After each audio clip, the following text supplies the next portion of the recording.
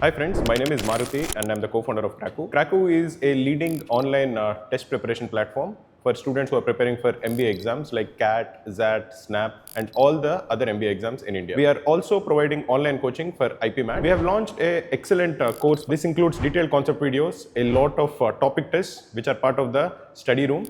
It also involves weekly live classes. The course is entirely designed by me and Saili. Saili is also a co-founder of Cracku and an alumna of IIM Ahmedabad. Definitely do check out the online coaching for IPMAT provided by Cracku. The link to check out the course is given in the description of this video.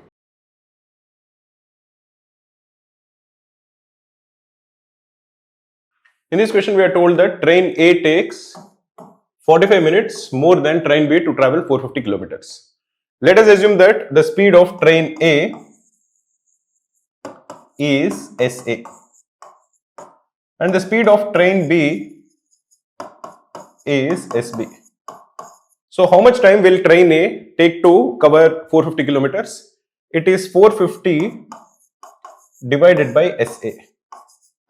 This is 450 divided by SB, which is the time taken by train B plus 45 minutes. 45 minutes is 3/4 of an hour.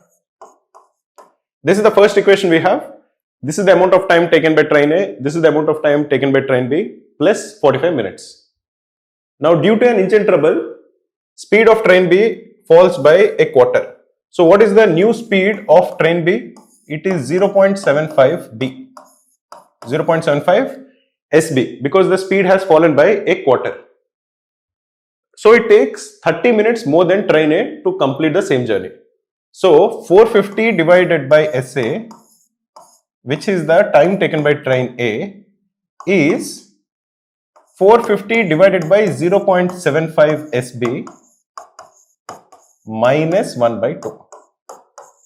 We are basically saying that time taken by train A after the speed of train B has fallen, train A takes half an hour lesser than train B to complete the journey. Now, you will notice that on the left hand side, it is 450 by SA in both the cases. So, these two have to be the same. That would imply that 450 divided by SB plus 3/4 is equal to 450 divided by 0.75 SB minus 1/2.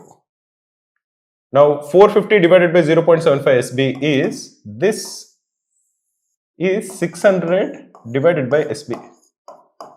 Because 450 divided by 0.75 is equal to 600. So 600 is equal to 450 by SB plus 3/4 and here we have minus 1/2. Or the value of 150 divided by SB is equal to 5/4. Or the value of SB is equal to 120 kilometers per hour.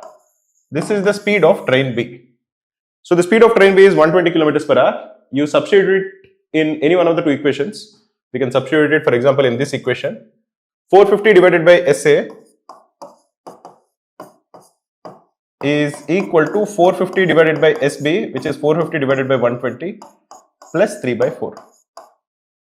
You can cancel these two. This will be 15/4 plus 3/4, which is equal to 18/4, which is 9/2. So 9/2 is 450 divided by SA, or the speed of train A, SA can be simplified. This will be equal to 100 kilometers per hour. So the answer for this question is option C, which is 100 kilometers per hour.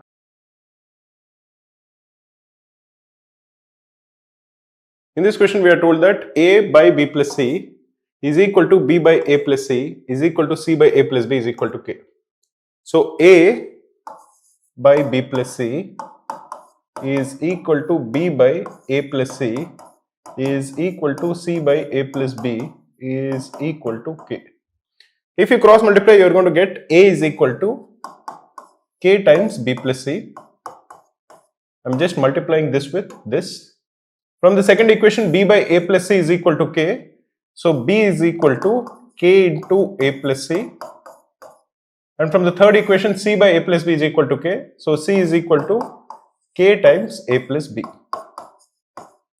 If I am adding all of these three equations, on the left hand side we have a plus b plus c,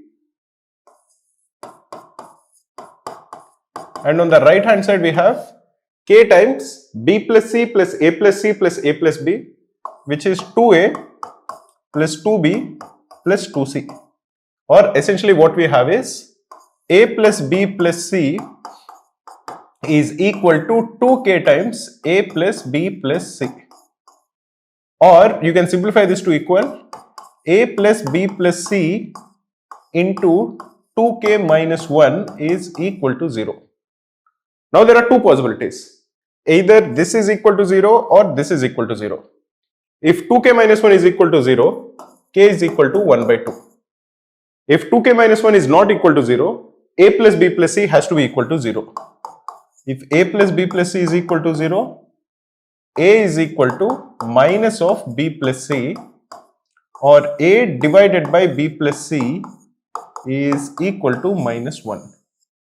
So what this would mean is that k is either equal to 1 by 2 or k is equal to minus 1, because a divided by b plus c is equal to k. So the two values that k can take are either 1 by 2 or minus 1, which is option B.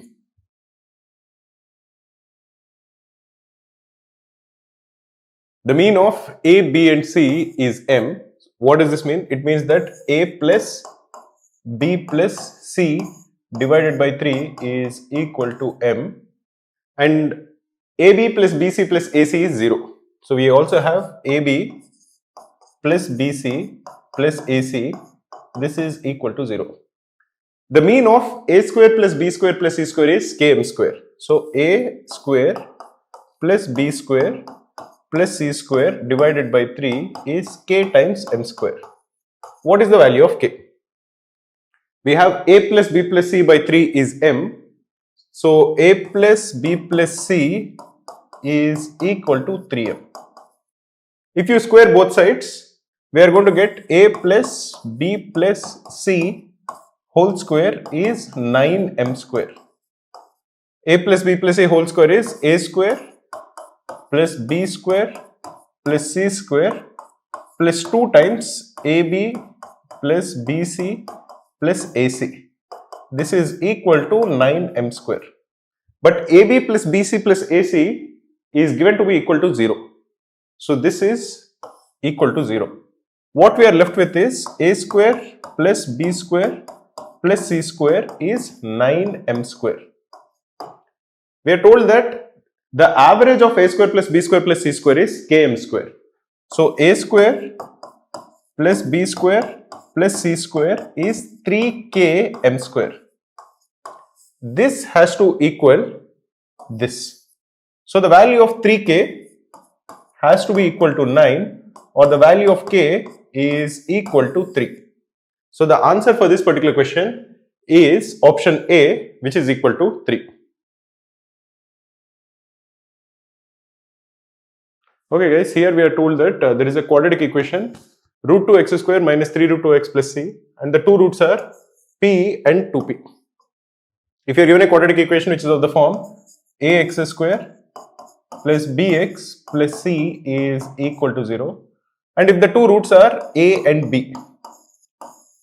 Now the sum of the roots a plus b is equal to minus b by a, and the product of the roots a into b is equal to c by a. Here we are told that the two roots are p and 2p. So the sum of the two roots is p plus 2p, which is 3p, will be equal to 3 by root 2 whole divided by root 2, which is equal to 3 by 2. So 3p is equal to 3 by 2, or the value of p is equal to 1 by 2. Now what is the product of the roots? The two roots are p and 2p. So the product of the roots is 2p square. 2p square is equal to c by root 2. Or 2 into 1 by 2 into 1 by 2 is equal to c by root 2. You can cancel these two, or the value of c is 1 by root 2. So P is 1 by 2, C is 1 by root 2. We are told that A is greater than 0 and one of the roots of this equation is 64 into P to the power 6 into C to the power 12. P to the power 6 is, if P is 1 by 2, P to the power 6 is 1 by 64. If C is 1 by root 2, C to the power 12 is also equal to 1 by 64. The sum of these two, P to the power 6 plus C to the power 12 is 1 by 32. So 64 times P to the power 6 plus C to the power 12 is 64 into 32, which is equal to 2. So one of the roots of the given equation is 2. What is the given equation? It is a square x square plus 12a minus 7 is equal to 0. X is equal to 2 is one of the roots of this. So if you substitute x is equal to 2, we are going to get 4a square plus 12a minus 7 is equal to 0, or 4a square plus 14a minus 2a minus 7 is equal to 0. This is 2a minus 1 into 2a plus 7 is equal to 0, or the value of a is equal to 1 by 2, or the value of a is equal to minus 7 by 2. These are the two possible values of a, but we are told that a is greater than 0. It is mentioned that a is a positive number, so a cannot be minus 7 by 2. So the only possibility is that a is equal to 1 by 2, which is option B.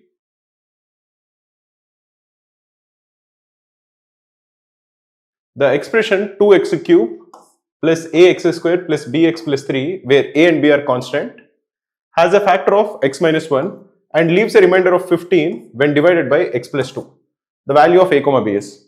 When you are given this cubic equation and we are told that x minus 1 is a factor, let us assume that this is f of x, we are just defining it. This is 2x cube plus ax square plus bx plus 3. If you are told that x minus 1 is a factor of f of x, what that implies is that if you substitute the value of x to be equal to 1 in this cubic equation, you are going to get 0. That is, instead of x, if you write 1, this will be equal to 0. That is what is implied when you are told that x minus 1 is a factor of f of x. So if you put x is equal to 1, you are going to get 2 plus ax square is a plus b plus 3 is equal to 0, or a plus b is equal to minus 5. Just on the basis of this, if you are looking at the options, it will have to be this option, it is not this option, it is not this option, and it is not this option. Once you get that x minus 1 is a factor, based on the options you can mark it as option B. But just for the sake of completeness, let us try to solve it properly. You are given one more information, you are told that the remainder is 15 when it is divided by x plus 2. So this is one equation that you have. You are also told that if you divide f of x with x plus 2, the remainder you are getting is 15. X plus 2 will be 0 when x is equal to minus 2. So if you substitute the value of x to be minus 2, this cubic equation will be equal to 15. So let us substitute x is equal to minus 2. This is 2 into minus 2 cube plus a into 2 square plus b into minus 2 plus 3, this is equal to 15. This is minus 16 plus 4a minus 2b plus 3 is equal to 15, or 4a minus 2b is equal to 28, or 2a minus b is equal to 14. This is the second equation, this is the first equation. If you add both of these equations, 2a minus b is 14, a plus b is minus 5. If you are adding both of them, we are going to get 3a is equal to 9, or the value of a is 3, and therefore the value of b is minus 8. So the answer for this question is, like we expected, option B.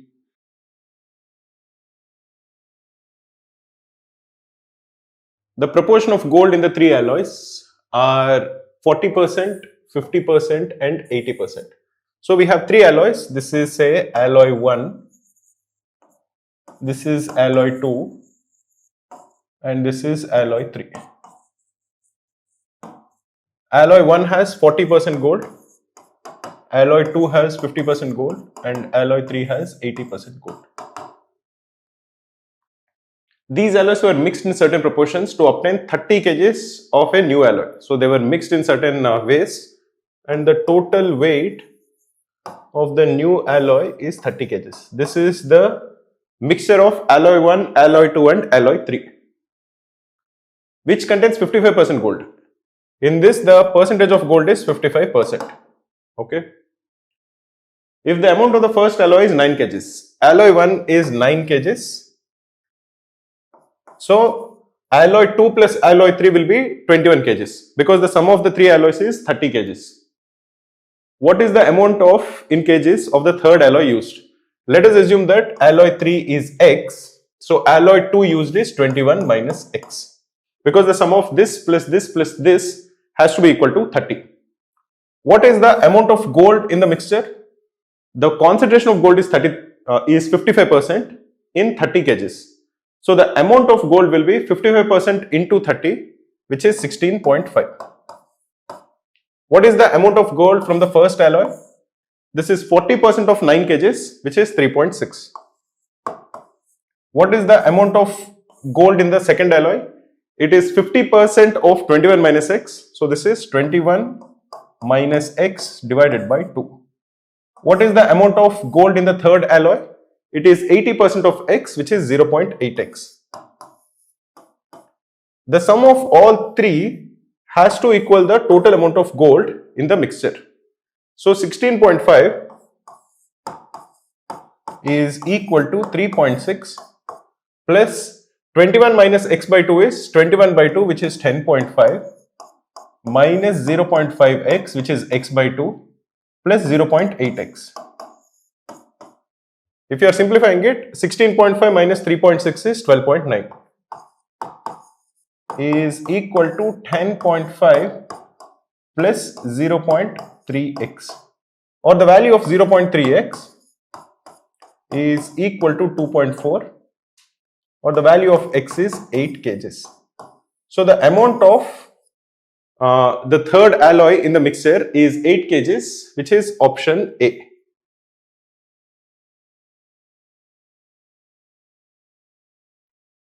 Here we are given three numbers. Let the three numbers be x, y and z. A is the sum of the first two numbers. So A is equal to x plus y. B is the sum of the first two numbers taken away from the third number. B is equal to z minus x plus y. C is the sum of all of these numbers. So C is equal to x plus y plus z. This is what is given to us. In addition to it, we are told that A by B is equal to B by C. If you have A by B is equal to B by C, it is clear that A into C is equal to B square. If A into C is equal to B square, this is A, this is C, is equal to B square. So x plus y into x plus y plus z is equal to z minus x plus y whole square. This is the equation that is given to us. We can simplify it. This is, for example, equal to x plus y whole square plus x plus y into z. I am just multiplying x plus y with x plus y and x plus y with z. X plus y into x plus y is x plus y whole square. X plus y into z is x plus y into z. This is equal to z square plus x plus y whole square minus 2 times x plus y into z. This is the equation that we have. We can cancel x plus y whole square, x plus y whole square. We can cancel one z from all the remaining terms. What we are essentially going to get is z is equal to 3 times x plus y. So the sum of the first two terms into 3 is equal to the third term. So the answer is that the third term is equal to thrice the sum of the first two terms.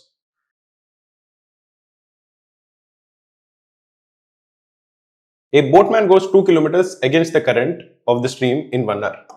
So what is the speed of the boat upstream, that is when he is going against the stream? The speed of the boat is 2 kilometers per hour. And he goes 1 kilometer along the current in 10 minutes. So speed of the boat downstream,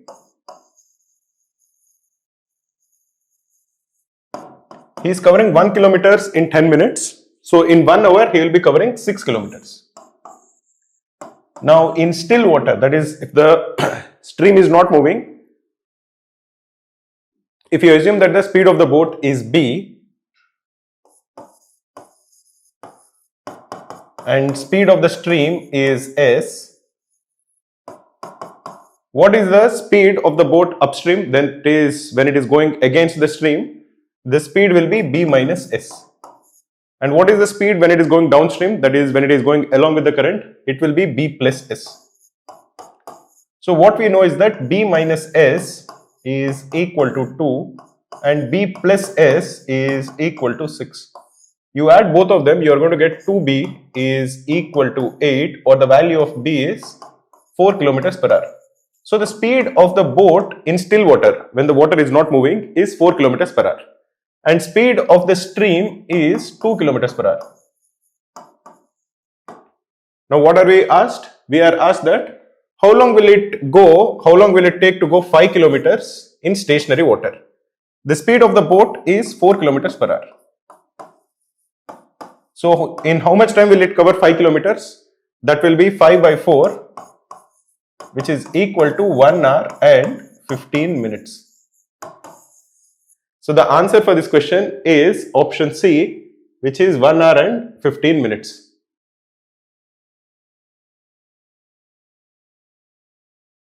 Let us try to solve this question. A can contains two liquids A and B in the ratio of 3:4. Some liquid is taken out and replaced with an equal amount of liquid A, after which the ratio of liquid A and liquid B in the can is inversed. What percentage of the liquid is taken out? So we have A and we have B, they are in the ratio of 3:4. Now some liquid is taken out. We don't know how much liquid is taken out. Let us assume that the liquid that is taken out is P. The total amount of liquid that is taken out is P. And after that, what is the ratio of A is to B? It is still 3:4. The volume of the solution has changed, but the ratio of A and B will remain the same. After P is taken out, let us assume that the amount of A is 3x and the amount of B is 4x. So what is the total volume of the solution now? It is 7x. This is after P liters are taken out. So what is the volume of the solution at the start? The volume of the solution at the start is 7x plus P. Now how much A is added back? To this, P of A is added back, because what we are told is some liquid is taken out and this is replaced with an equal amount of liquid A. We assume that P amount of the liquid is taken out and P amount of A is added back. So the volume of A will be 3x plus P, volume of B is 4x. Now the ratio is inversed. So 3x plus P divided by 4x is equal to 4 by 3. Now you can cross multiply, you are going to get 9x plus 3p is equal to 16x, or 3p is equal to 7x, or the value of p is 7x divided by 3. So what is the initial volume of the solution? Initial volume of the solution is 7x plus 7x by 3, which is equal to 28x by 3. From this, 7x by 3 of the solution is taken out and 7x by 3 A is added back. Now the ratio of A is to B has become 4:3. So the fraction of the liquid that is taken out will be from 28x by 3, we have removed 7x by 3. So the percentage that is taken out is 7x by 3 divided by 28x by 3 into 100. This is equal to 25%. So the answer for this question is option D, which is 25%.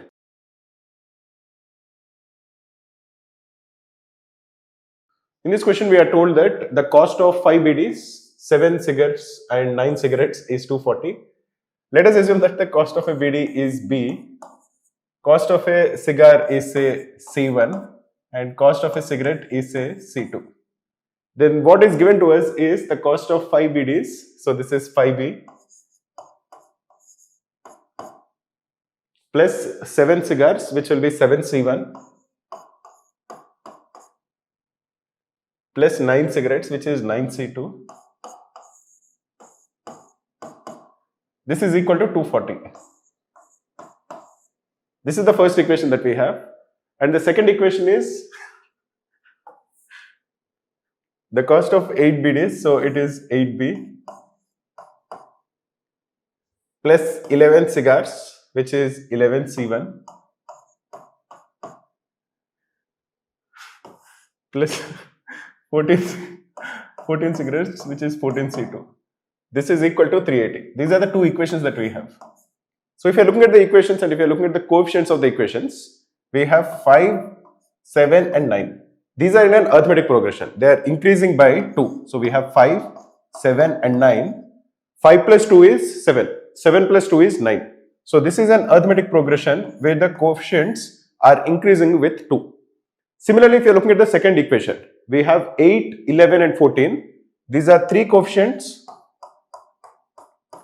They are increasing by 3. 8 plus 3 is 11. 11 plus 3 is 14. So in both of these cases, the coefficients are increasing in an arithmetic progression. In these kind of situations, you can easily calculate the value of B plus C1 plus C2. How do you do that? The coefficients are in an arithmetic progression of plus 2 in the first case and plus 3 in the second case. You interchange them and multiply the equations. That is, you multiply the first equation with 3 and the second equation with 2. This plus 2 you are multiplying with the second equation. This plus 3 you are multiplying the first equation. If you are multiplying the first equation with 3, you are going to get 15B plus 21C1 plus 27C2. This is equal to 240 into 3, which is 720. If you are multiplying the second equation with 2, you are going to get 16B plus 11C1 into 2 is 22C1 plus 14C2 into 2 is 28C2. This is 380 into 2, which is 760. Now if you notice both the equations that we got, and if you are looking at the coefficients of B, C1 and C2, in the first case it is 15, in the second case it is 16. For C1, the first coefficient is 21, the second coefficient is 22. C2, the first coefficient is 27, the second coefficient is 28. So if you multiply the first equation from the second equation, we are going to get B plus C1 plus C2. This is equal to 760 minus 720, which is equal to 40. Therefore, the answer for this particular question will be option C, which is equal to 40.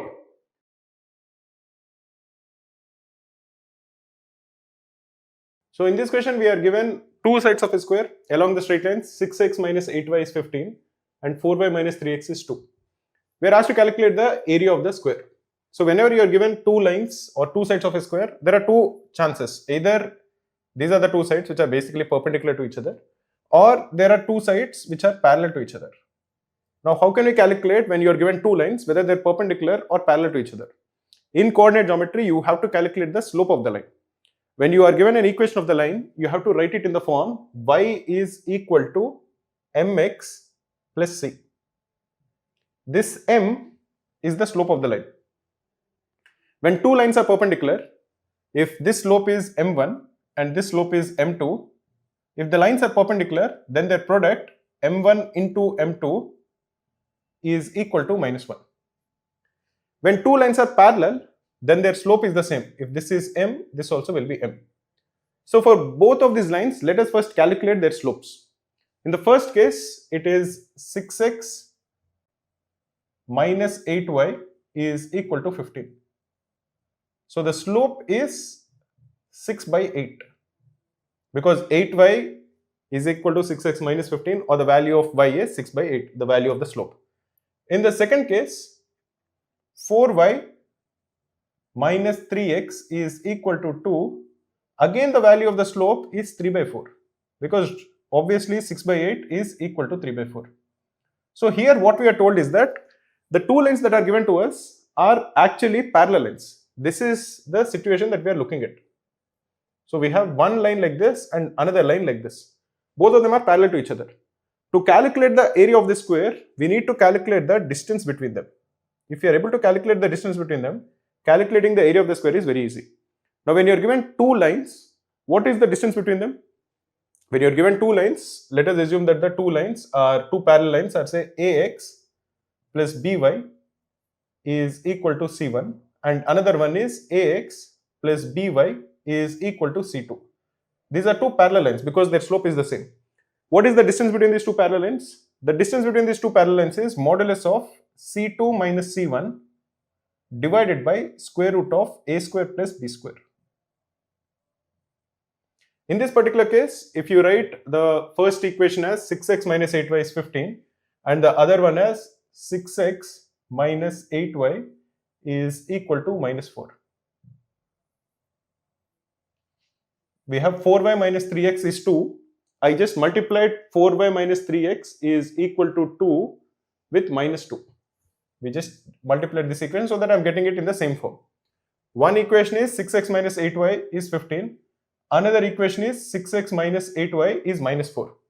So the distance between them will be 15 minus 4, 15 minus of minus 4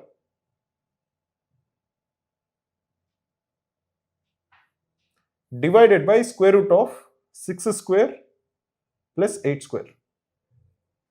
This is equal to 19 by 10, which is equal to 1.9. So the side of the square is 1.9. So the area of the square is 3.61 square units. This is equal to 1.9 whole square, which is 3.61. That is the answer for this question. This is the 13th question.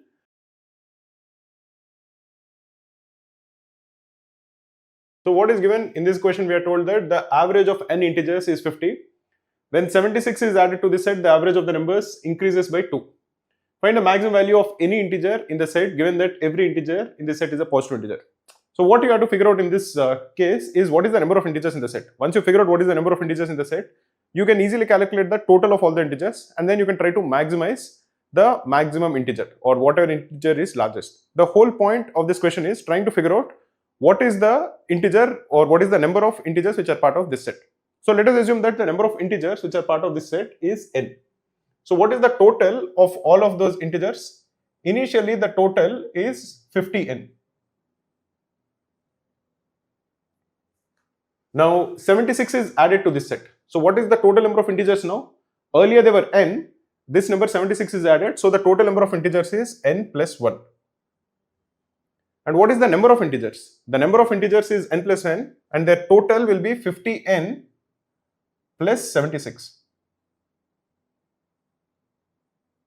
So what we are essentially told is that 50n plus 76 is given to us and this is equal to n plus 1,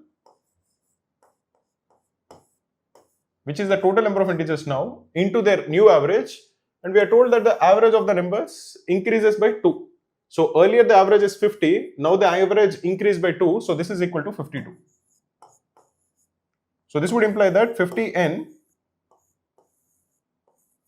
plus 76 is equal to 52n plus 52, or the value of 2n is equal to 24, or the value of n is 12. So what we can infer is that there were 12 integers in this particular case. The initial average is 50. So what is the total of all of these numbers? There are 12 integers, the total is 50. So the total is 50n, which is equal to 600. So we have 12 integers like this, 1, 2, 3, 4, 5, 6, 7, 8, 9, 10, 11 and 12. Suppose they are arranged in ascending order. This is the integer which you want to maximize. So you want to minimize all of these integers, but all of them have to be positive integers. It is given to us that all of them have to be positive integers. So this would imply that all of them have to be equal to 1. We are trying to minimize their sum. So these 11 will total to 11. So the maximum integer over here will be 600 minus 11, which is equal to 589.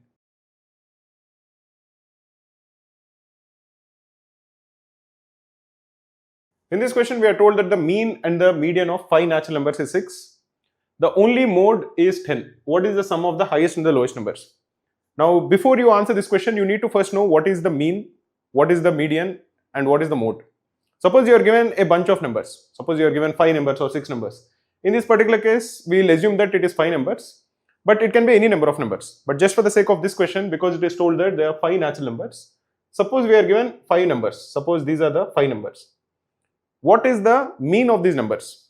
The mean of these numbers is the sum of all of these 5 numbers divided by 5. So if you add up all of these numbers, this plus this plus this plus this plus this, you are going to get some sum. That sum divided by 5 is equal to the mean. This is the mean. Mean is basically the sum divided by 5. What is the median? If you arrange the 5 numbers in ascending order, this is 5. Suppose the first number is less than the second number, is less than the third number, is less than the fourth number, is less than the fifth number. Then the middle number, this number, will be the median. Sum divided by 5 is the mean. Mean is basically just another word for average. Mean is average. Median is the middle number when you arrange it in ascending order. And what is mode? Mode is the number which is repeated most number of times. Suppose amongst the 5 numbers, you have one number which is repeated 4 times or 3 times. Then that number will be the mode. Suppose there is a number which is repeated 2 times and no other number is repeated 2 times. Suppose all the other numbers are distinct. There is only one number which is repeated 2 times. Then that number will be the mode. Mode is basically just the number which is repeated most number of times. In this particular case, the information that is given is that the mean is 6. Median is 6. So it would tell us 2 things. It would tell us that the sum of the numbers is equal to 30, which is mean into the number of numbers, which is 5. So that is equal to 30. The median is 6. So the middle number is 6. We are told that the only mode is 10. 6 is the third largest number. 6 is the number which is in the middle when you arrange the numbers in ascending order. Mode is 10 and it is the only mode. This would imply that this number has to be 10, this number has to be 10. So the total of these 3 numbers is 26. So the sum of these 2 numbers has to equal 4. Now there are multiple cases this can happen. Either these 2 numbers can be 1 and 3 or they can be 2 and 2. But in this particular case, we are told that there is only one mode. We are not told that 10 is one of the modes. If 2 is repeated 2 times, 2 will also be a mode. In that particular case, the mode will be 10 and 2. That is not the case, so we would imply that one of the numbers is 1 and the other number is 3. So the smallest number is 1, the largest number is 10. The sum of the smallest number and the largest number is equal to 11.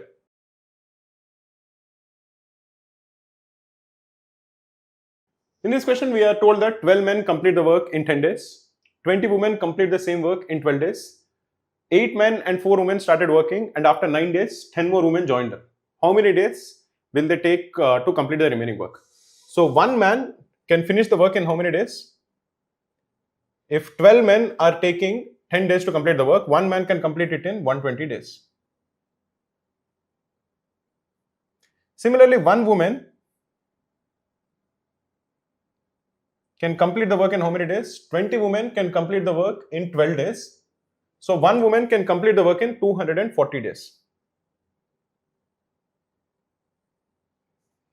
Now, whenever you are given the time it takes to finish a work, that is not super useful.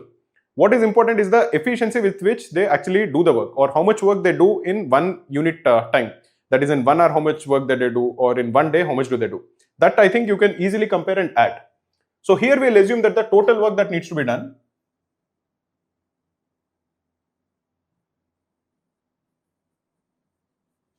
is the least common multiple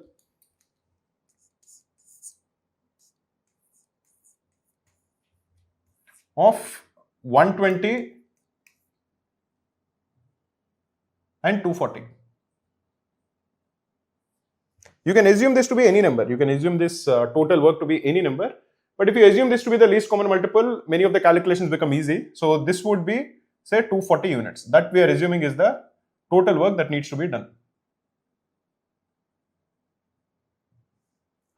Now, one man takes 120 days to do 240 units of work. So in one day, one man does how many units of work? He does 2 units of work. And one woman takes 240 days to do 240 units of work. So in one day, she does 1 unit of work. Now what we are told is, initially we have how many men? We have 8 men and 4 women. So 8 men and 4 women. How much work will they do in one day? One man does 2 units of work, one woman does 1 unit of work. So 8 men will do 16 units of work, 4 women will do 4 units of work. So in one day, this group does 20 units of work. And they work together for 9 days. So in 9 days, the amount of work which is done by them is 20 into 9, which is 180 units. Now what we know is that the total work that needs to be done is 240 units. 180 units was done by these guys. So how much work is left? The amount of work that is left is 60 units.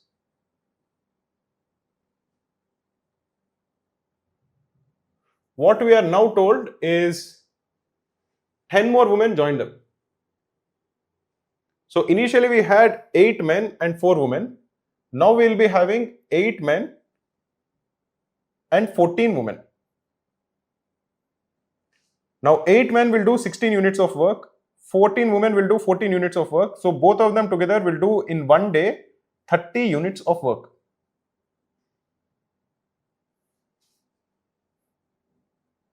The total work that needs to be done is 60 units. This group is doing 30 units of work per day. So how much time will they take to finish the job? They will take 2 more days. So the answer for this question is option A, which is 2 days.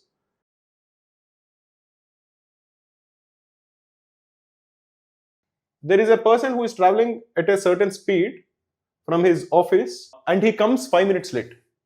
So let us assume that whenever you are given this kind of a question, that the speed of the person is, say, s. So at a speed of s, this guy reaches his office 5 minutes late. Let us assume that the time he needs to take, actual time that he should go to the office is, say, what does this mean? This means that the distance to the office is s into t plus 5. Why is it t plus 5? Because if he is going at speed s, he is always reaching 5 minutes late. He should have reached on time, but he is taking 5 minutes extra to go to the office. So the total journey time is t plus 5. So the total distance is s into t plus 5.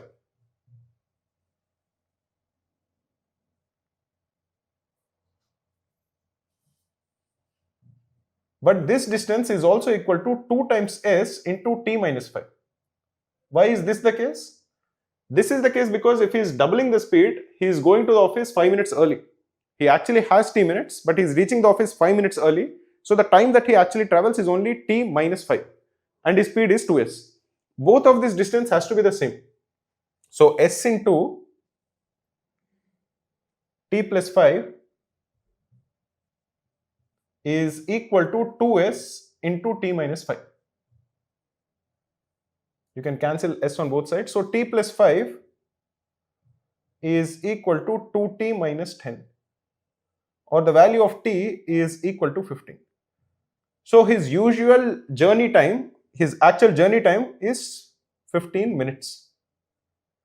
Now the distance between his office and home is 7,200 meters. So if he has to reach the office exactly on time, he has to travel 7,200 meters in 15 minutes. So what should his speed be? His speed should be 7,200 divided by 15 minutes. So this is 15 into 60. So you can cancel all of them. This is 120.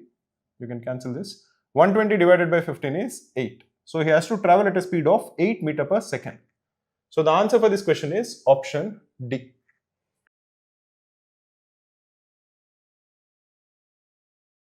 In this particular question, we are given one expression. We are told that y is a real number and what is the minimum value of y plus 3 divided by y square plus 4y plus 12. Now in this kind of a question, if you are able to figure out some sort of a pattern, or if you figure out an intelligent way in which you can factorize this kind of an expression, you don't need to use the method that I'm going to show you. But the method that I'm going to show you will ensure that you'll always get this kind of a question correct. It might be slightly lengthy, but you'll definitely get it correct.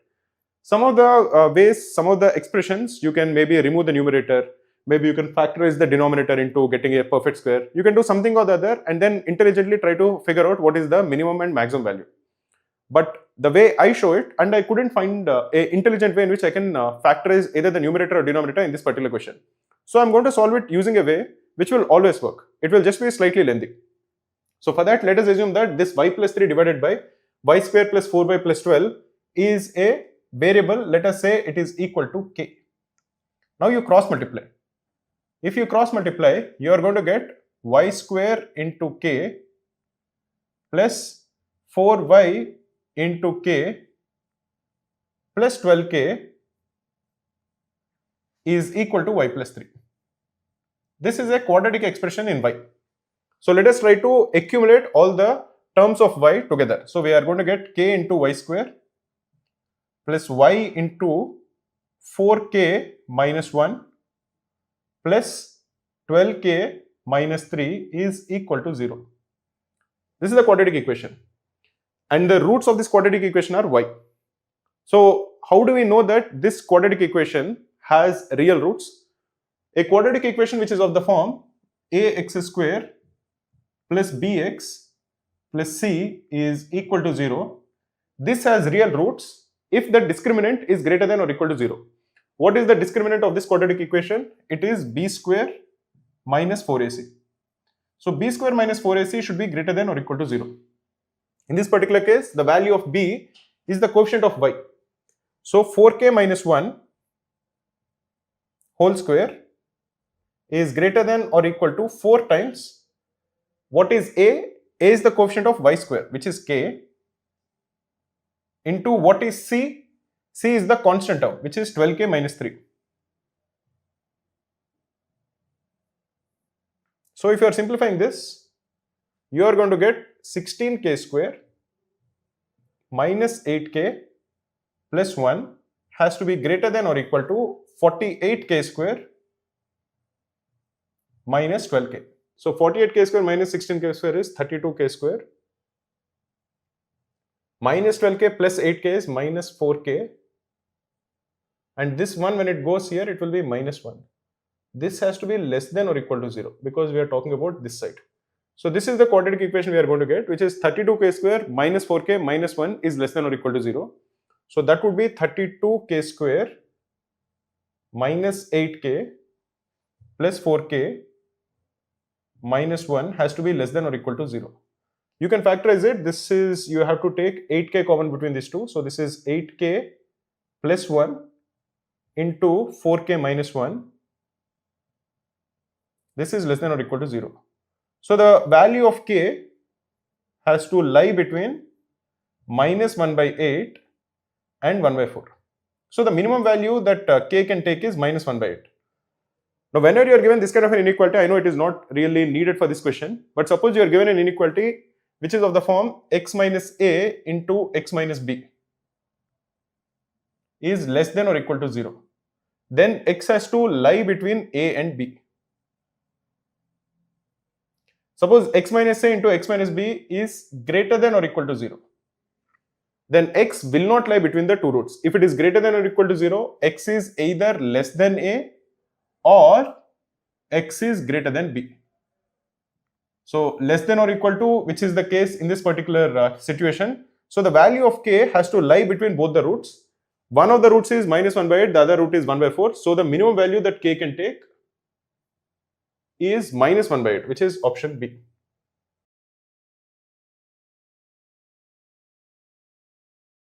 So in this question, we are told that in a certain group of families living together in a certain locality of Bangalore, 35% of the people own a smart television, 25% own a luxury hatchback, 55% own neither a smart television or a luxury hatchback, 15 families own both of them. How many families are there in a group? Whenever you see this kind of a question, whenever you see that there is an overlap between what people can own or what people can do, whenever there are two things and some people can do both, some people can do one, some people can do neither, it is a question which involves Venn diagrams. So basically draw two Venn diagrams. One is a smart luxury TV, the other is a hatchback.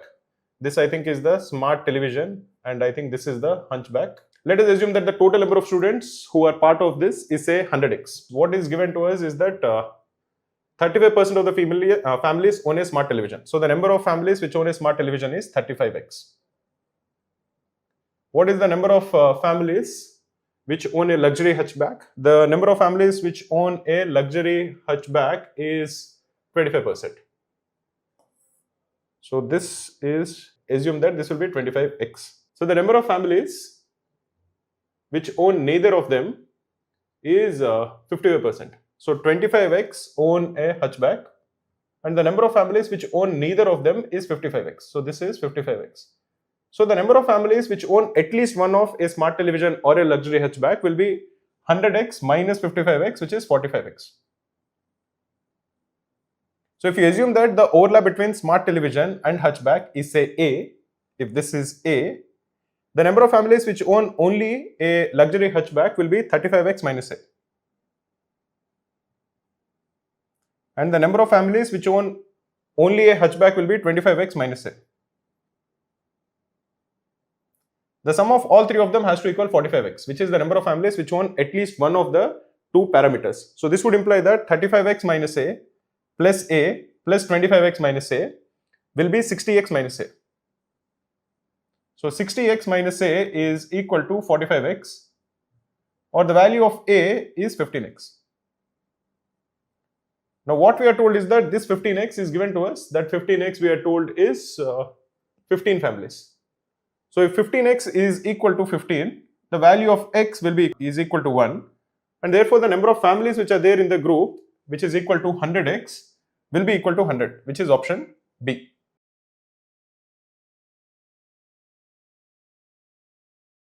Let us look at this one. What are the values of A for which the inequality is satisfied, which is A square minus modulus of A plus 3 plus A is greater than 0.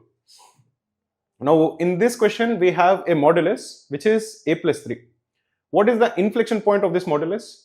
The inflection point is when the modulus changes its sign, and the modulus will change its sign when A plus 3 is 0. So the inflection point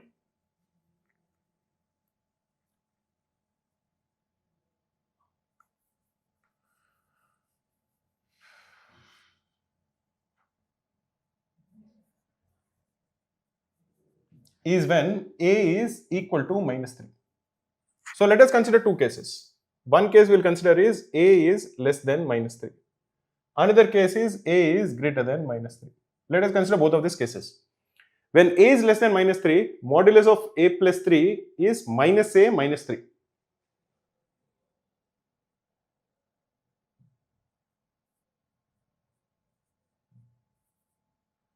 So this particular inequality becomes A square minus modulus of A plus 3 plus A, which is A square minus of minus, so this becomes plus A plus 3 plus A is greater than 0.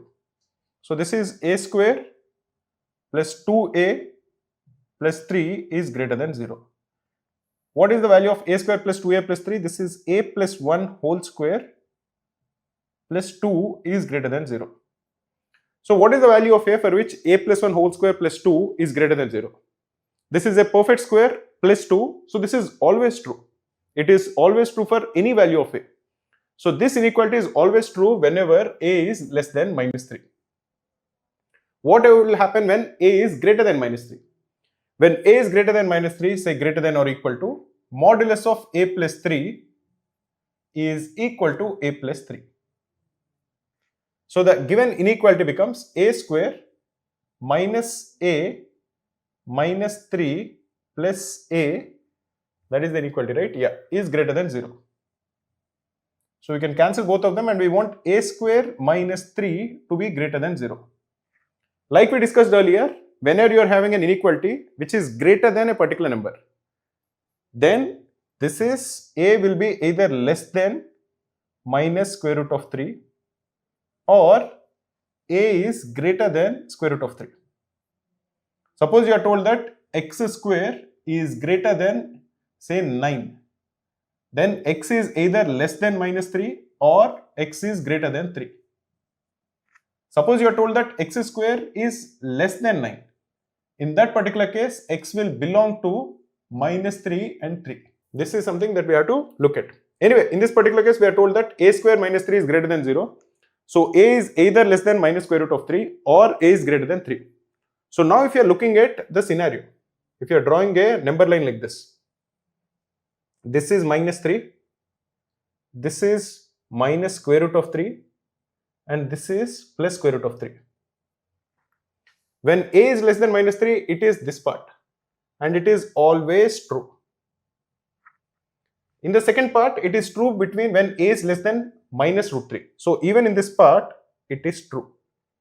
It is also true when a is greater than root 3. So it is also true in this part. The only part in which this inequality is not true is in this middle part. So the inequality is true when a is less than minus root 3 or greater than root 3, which is option D.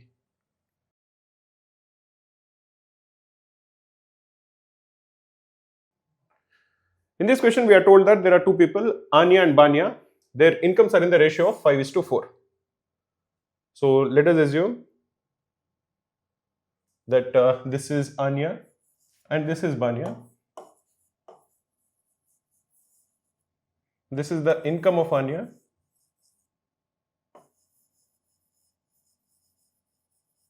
Let the income of Anya be 5x and let the income of Banya be 4x. Now how much do they spend on their rent? On their rent, Anya spends 20%, which is x. How much does Banya spend? Banya spends 18%. 18% of 4x is 0.72x. So their total rent will be x plus 0.72x, which is 1.72x. Now the new year, their salaries have increased. So what is the new income? The new income, Anya's rises by 20% and Banya's rises by 25%. If Anya's is rising by 20%, her new income becomes 6x. Because that will be 5x into 1 plus 20%, which is 1.2. Banya's becomes 4x, which is her original salary, into, because it increased by 25%, into 1.25, this is equal to 5x. But the rent remains unchanged. What is the approximate percentage decrease in the ratio of combined rent? Combined rent is 1.72x paid by Anya and Banya to their combined income. What is their initial combined income? Their initial combined income is 9x. The new combined income is 6x plus 5x, which is 11x. So the initial ratio is 1.72 divided by 9. The new ratio is 1.72 divided by 11. So the decrease is 1.72 divided by 9 minus 1.72 divided by 11 divided by 1.72 divided by 9. You can just cancel 1.72 everywhere. So this is basically equal to 1 by 9 minus 1 by 11 divided by 1 by 9. This is equal to 2 by 99 divided by 1 by 9. This is equal to 2 by 11, which comes to equal 18.18%. So the correct answer is option A.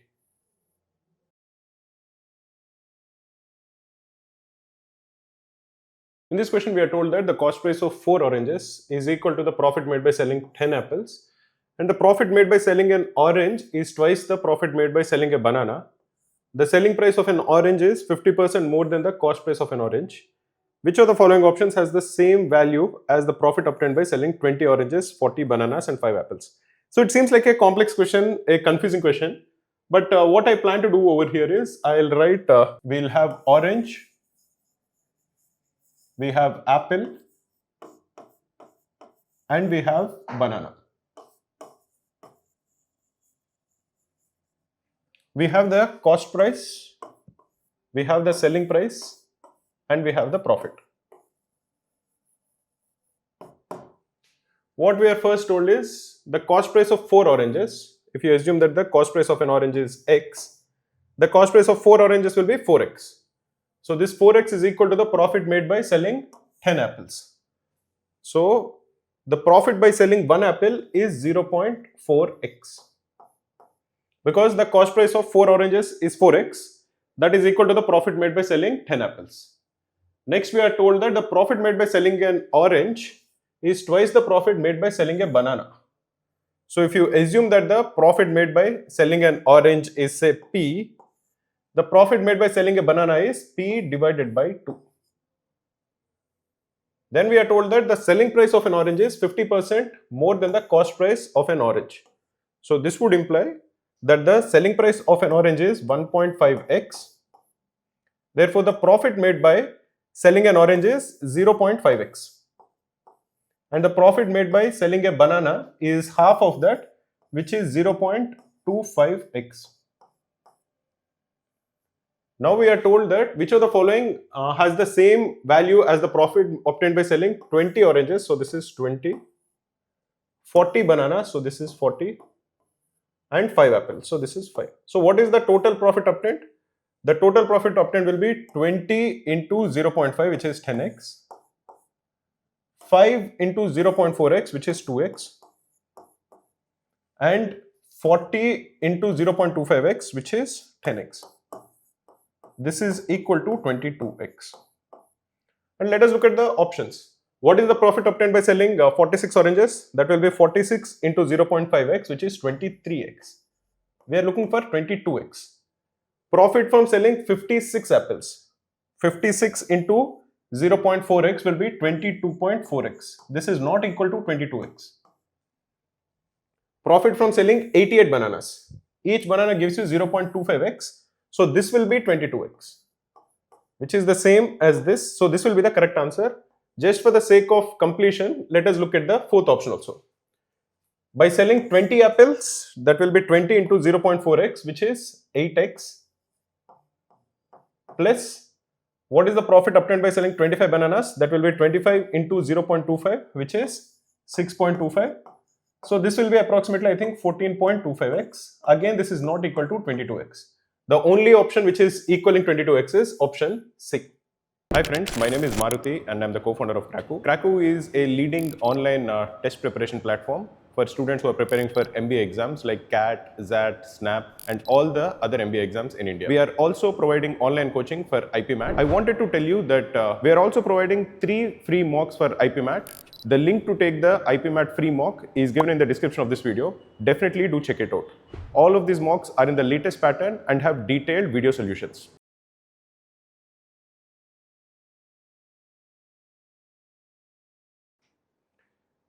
In this question, we are told that there are 3 workers, Raju, Ram and Ravi, who are equally efficient. They took 3 extra days to complete the work because they were absent for a certain number of days. Raju was absent 2 more days than Ram and Ravi was absent for 2 more days than Raju. What is the product of the number of days they were absent? So we have 3 people. We have Raju, we have Ram and we have Ravi. Let us assume that the number of days Raju was absent is A, number of days Ram is absent is B, number of days Ravi is absent is C. All of them are equally efficient. So let us assume that the number of units of work that each one of them does in one day is 1 each. So Ram does 1 unit, Raju does 1 unit and Ravi does 1 unit. So the total number of units of work that they do in one day, total in one day is equal to 3 units. Now if all of them were working regularly, the work would have finished on time, but it was delayed by 3 days. It was delayed by 3 days. Every day, the units that these guys would do is 3 units. So in 3 days, the total work done is 9 units. So because of their absenteeism, 9 units of work was delayed. This would imply that A plus B plus C has to equal 9.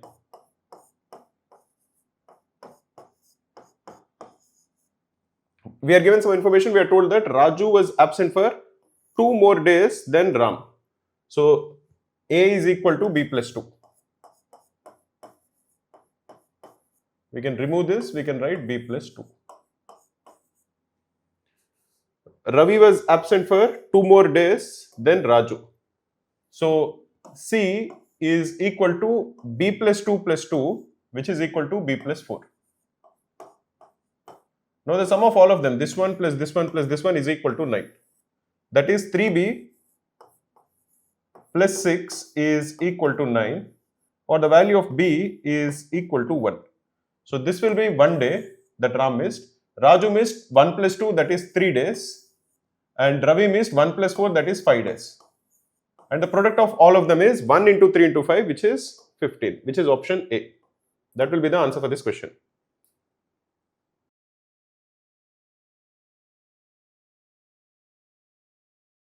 Let us solve this. But before I explain this question, suppose there is a circular track. And suppose there are 2 people. Let us assume that they are A and B. Let the ratio of their speeds be also A is to B. And let the ratio of the speeds in the smallest possible format be A is to B. That is, there is no common term between A and B. That is, if the speeds are say 6 and 4, the ratio we are expressing them as 3 is to 2, not as 6 is to 4. In that particular case, if both of them are going in the same direction, the number of points at which they meet is A minus B. If they are going in opposite directions, the number of points at which they meet is A plus B. What does this mean? I'll give you an example. Suppose the speeds are 10 and 5. What is the ratio of their speeds? The ratio of their speeds is 10 is to 5. When expressed in the lowest common form, that will be 2 is to 1. So if they are going in the same direction, they will meet at only 1 point. If they are going in opposite directions, they will be meeting in 3 points. This concept is important to solve this kind of a question, because now we are told that there are 3 people. We have A, B and C. They are going in a circle. They start at the same point. The speeds are A is 6 meter per second, B is 12 meter per second, and C is 18 meter per second. Now A and C run in the same direction. So the ratio of the speeds of A is to C is 1 is to 3. A and C are going in this direction, and B is going in the opposite direction. Okay.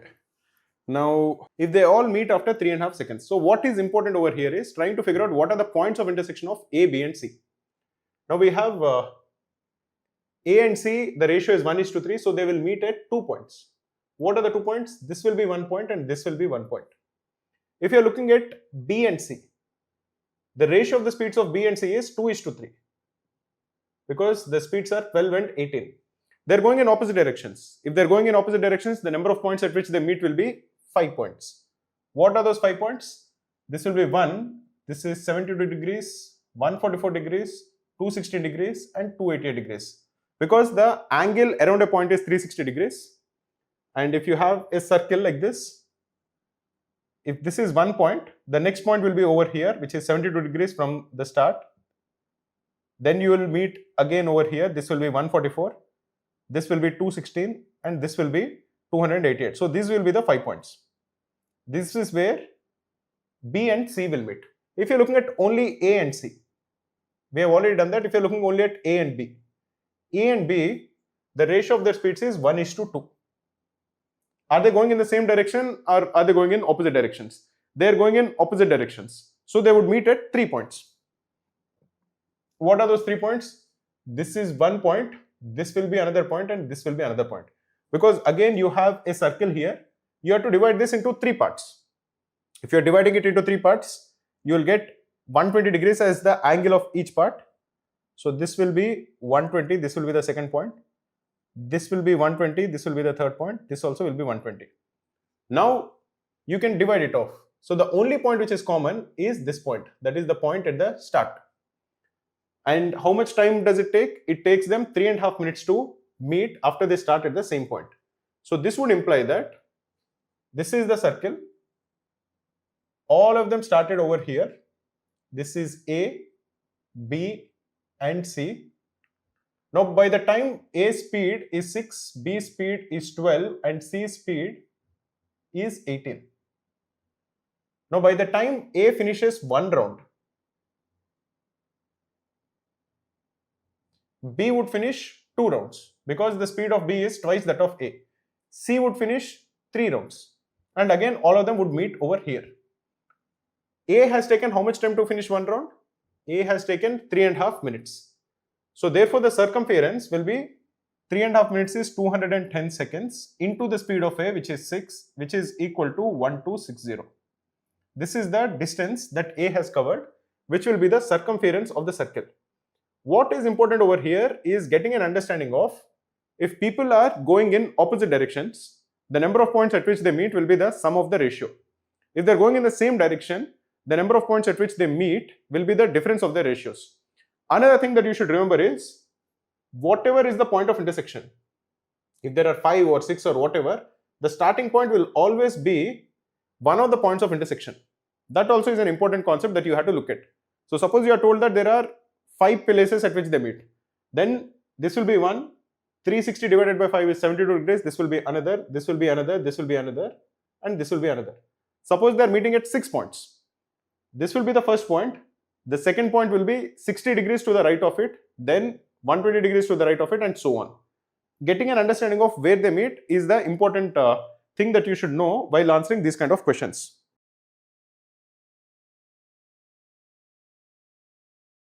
In this question we are told that the ratio of the radii of two pipes, pipe X and pipe Y, attached to tank A and tank B respectively is 4:3. So let us assume that we have a tank X here. Now this is pipe X which is attached to tank A, and this is pipe X, and this is tank B, and we have pipe Y attached to it.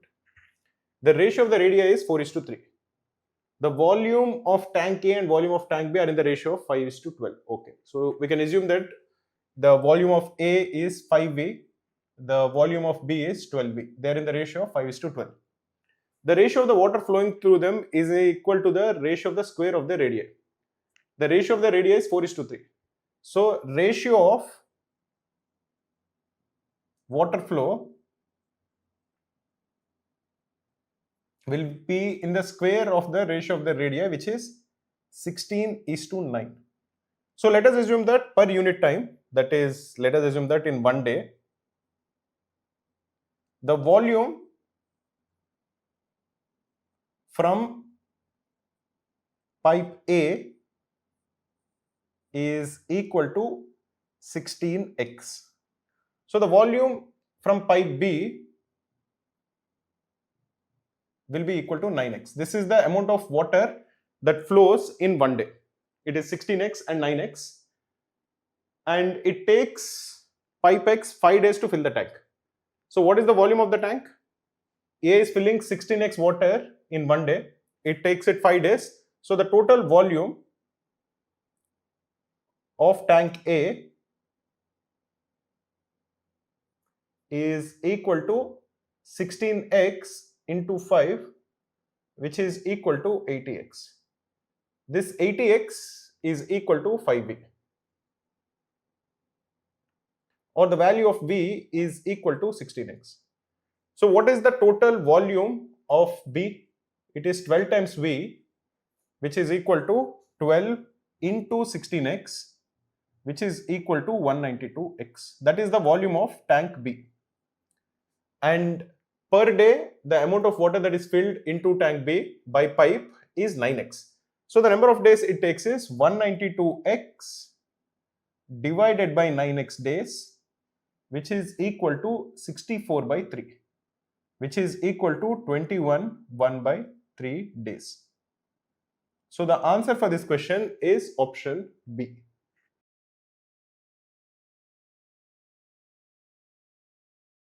Akash is traveling by his bike from Hyderabad to Pune, okay, such that he plans to reach Pune by 8 a.m. After some time, he realizes that his current speed would only cover 2/3 of the distance to Pune. So he increases his speed by 75% and reaches the destination on time. What fraction of the total distance did he travel at his initial speed? So if you assume that there are two parts of this journey, the first part he traveled at a speed of s, let the time taken be t1. The second part he traveled at 1.75 s, let the time taken be t2. So the total distance between Hyderabad and Pune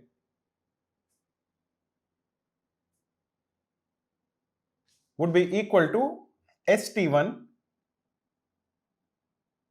plus 1.75 st2. Suppose he was traveling at s for the entire time, that is t1 plus t2. The total distance he would have traveled is s into t1 plus t2. This we are told would be just 2/3 of the original distance. So if he traveled at s for the entire time, he would have only traveled 2/3 into st1 plus 1.75 st2. You can cross multiply this. You can first cancel s.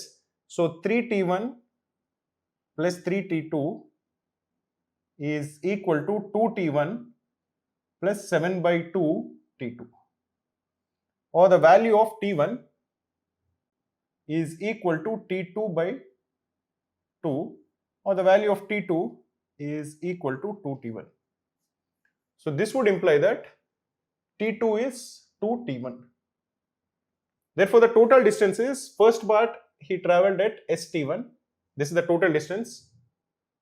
The second one is he traveled 1.75 s. This is the speed, and he traveled for a duration of 2t1. So this is 3.5 st1. So the total distance he traveled is 4.5 st1. The first part of the journey is st1. So the required fraction is st1 divided by 4.5 st1, which is 2/9. So the correct answer for this is option A.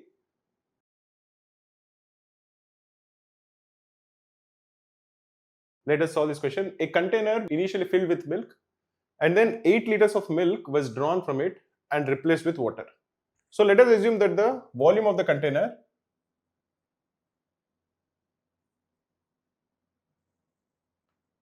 is say V.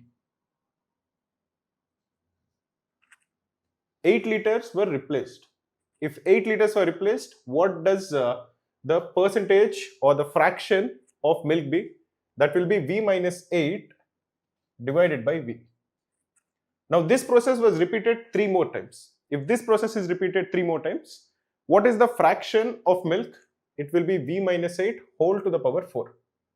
Why is that the case? Because if you have a container, suppose this contains milk, the ratio is say, it is say completely filled with milk, and you are removing, suppose the volume is V, and you are removing A liters. You are removing A liters of the solution, and you are again mixing it with water or something which is basically not milk. Then the first time, initially it was 100% milk. After you replace it for the first time, it becomes V minus A divided by V. If you do it again, the fraction becomes V minus A divided by V whole square. If you are doing it 3 times, it becomes V minus A whole cube, and basically it depends on the number of times it is done. That becomes the fraction of milk in the container. In this particular case, basically what we are told is this A which is being replaced is 8. And this has been done a total of 4 times. So the fraction of milk in the container is V minus 8 divided by V whole to the power 4. So we have milk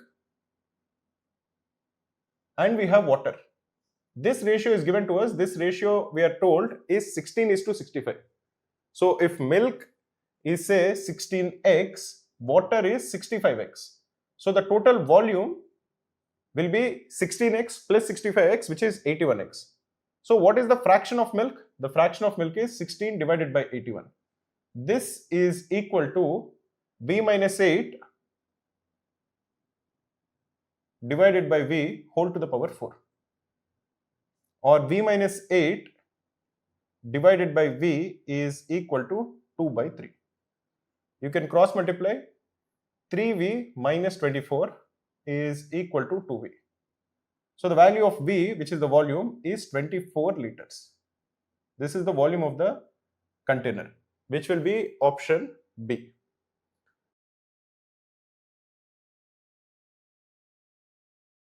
The ratio of the investments of two partners, P and Q, is 9:10. So if you're looking at the investment ratio of P and Q, there is P and there is Q. Investment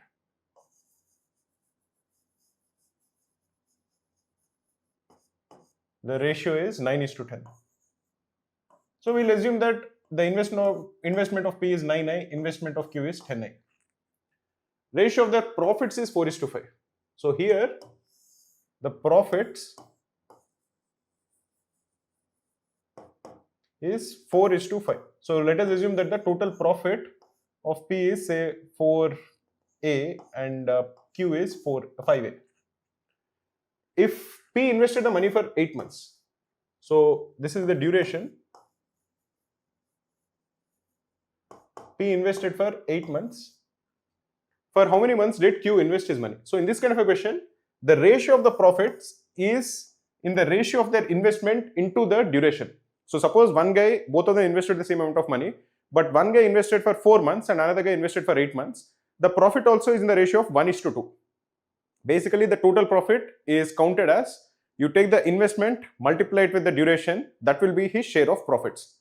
For example, the share of profit of P is 9i into 8.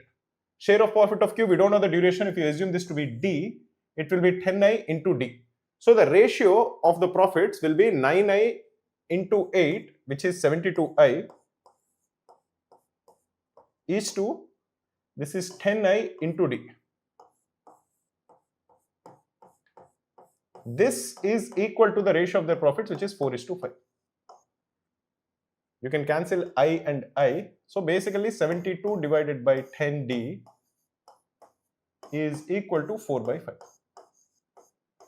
This is 2, this is 18, this is cancelled. So the value of D is 18/2, which is 9 months. So the answer for this question is option B.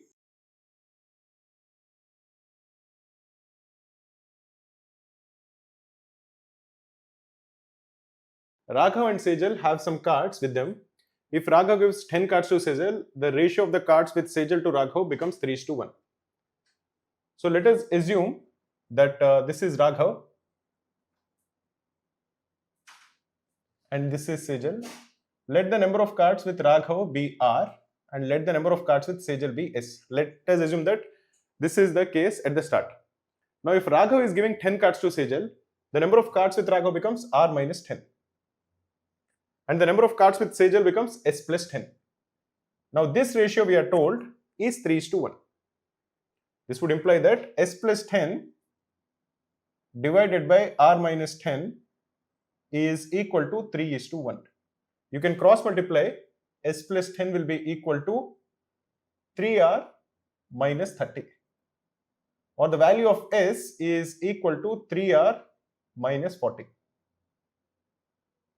This is the first equation.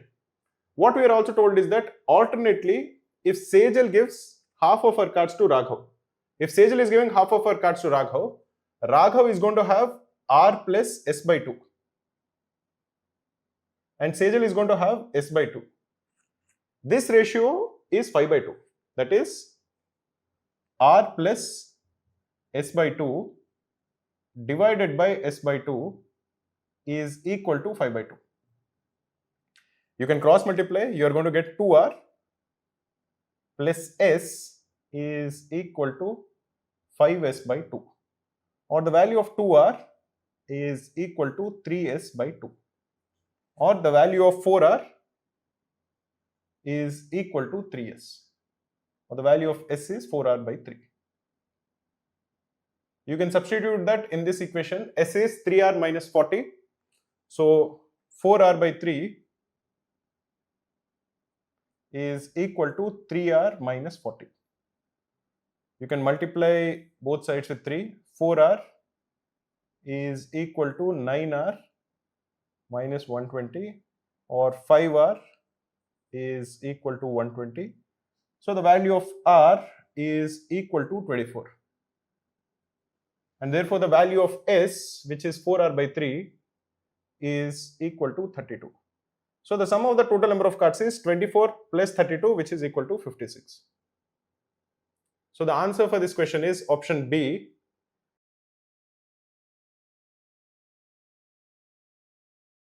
Hussein is an athlete. While running, the number of calories burnt by him per kilometer is directly proportional to the square root of his speed in kilometers per hour. So the number of calories burnt per kilometer is directly proportional. So let us assume that it is some constant k into the square root of his speed.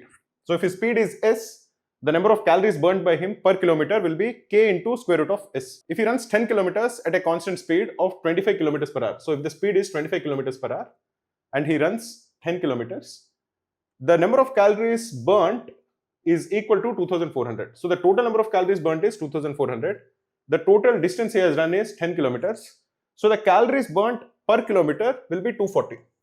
So 240 is equal to k into square root of what is his speed? His speed is 25 kilometers per hour. This is equal to 5k. This is 240. Or the value of k is equal to 48. Now if k is equal to 48, the calories burnt per kilometer will be 48 into square root of s. Now if he is running at a constant speed of 36 kilometers per hour and burnt 1800 calories, what is the distance run by him? We don't know the distance run by him. Let us assume that the distance run by him is, say, d kilometers.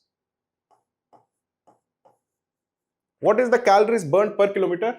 The speed is 36 kilometers per hour. So the calories burnt per kilometer is 48 into square root of 36, which is equal to 48 into 6. This is the calories burnt per kilometer. The total calories burnt is 1800 calories. So what is the total distance he has run? It will be 1800 divided by 48 into 6. This is equal to 300 divided by 48. You can divide the numerator and denominator with 12. This is equal to 25 divided by 4, which is equal to 6.25 kilometers. So the answer for this question is option B.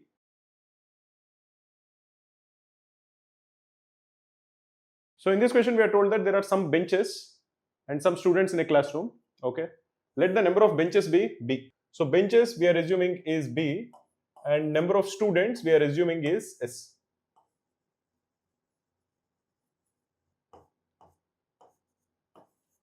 What we are told is that if one student sits on one bench, 10 students will be left without a bench. What does it mean? It means that if you are looking at benches like this is one bench, this is one bench, this is one bench, dot, dot, dot, dot, and there are all the benches. If one student is sitting on them, there will be 10 students who will be left here without a bench. So the value of the number of students is equal to the number of benches plus 10. But suppose 2 students are sitting on a bench, then 10 benches will be left with no students sitting on them. So again, let us assume that there are these benches 1, 2, 3, dot, dot, dot, dot, dot, dot, dot, dot. A lot of benches. If say 2 students are sitting, there will be 10 benches which will be left without any student on them, and this number of benches will be b minus 10. Here, if say 2 students are sitting in all of these benches, then these 10 benches will be left empty. So the second equation we are going to get is 2 times b minus 10 is equal to s. The first equation is s is equal to b plus 10. So we can input this. So this would imply that 2b minus 20 is equal to b plus 10. Or the value of b is equal to 30. So the value of s, which is equal to b plus 10, will be equal to 40.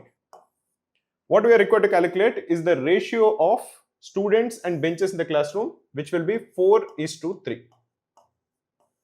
So the answer for this question will be option D.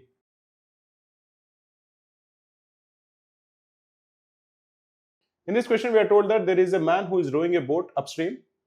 He crosses a leaf floating in the water. So let us assume that this is the water, this is the stream. There is one guy, and this is where, say, he crosses it. He travels upstream for x hours. Let the speed of the man be m, that is the speed of the boat, and let the speed of the stream be equal to b. At this point, the man is going this way and the stream is going this way. So the speed upstream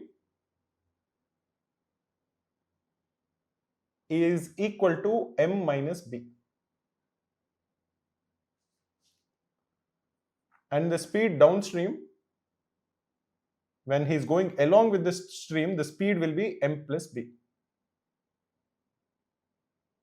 Initially, for x hours, guy will go upstream.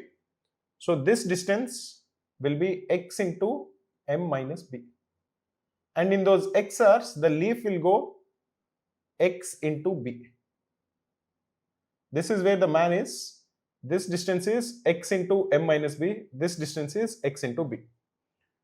So the distance between the man and the leaf at this point, the overall distance is x into m minus b plus x into b, which is equal to x into m. This is the distance between the man and the leaf.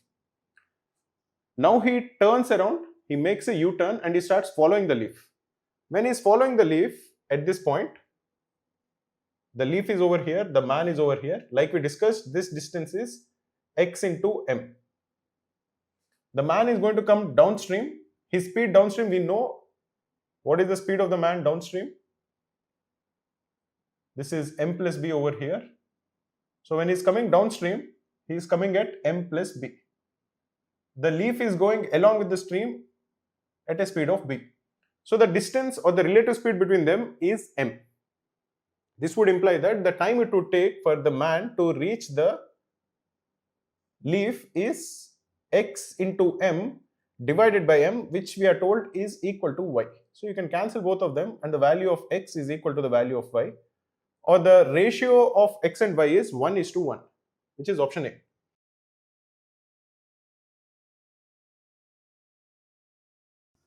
Here we are told that what are the values of x which satisfy the following equation. 25 to the power x minus 26 into 5 to the power x plus 25 is less than or equal to 0. Let us assume that 5 to the power x is equal to a. Therefore, 25 to the power x is equal to a square.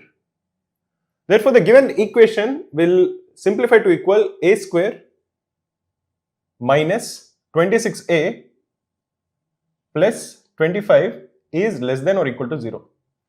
This can be factorized. This is equal to a square minus 25a minus a plus 25 is less than or equal to 0.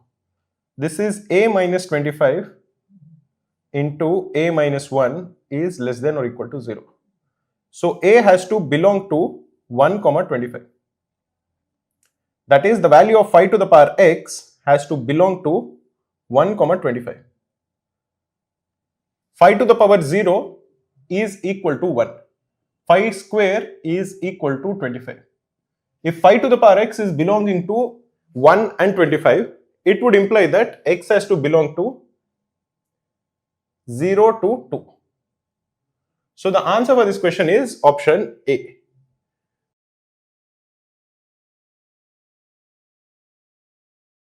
Here we are told that if one of the roots of x square minus ax plus b is the cube of the other, then let us assume that the two roots are p and p cube. What do we know about the sum of the roots? If you have a quadratic equation which is of the form ax square plus bx plus c is equal to 0, the sum of the roots is equal to minus b by a, and the product of the roots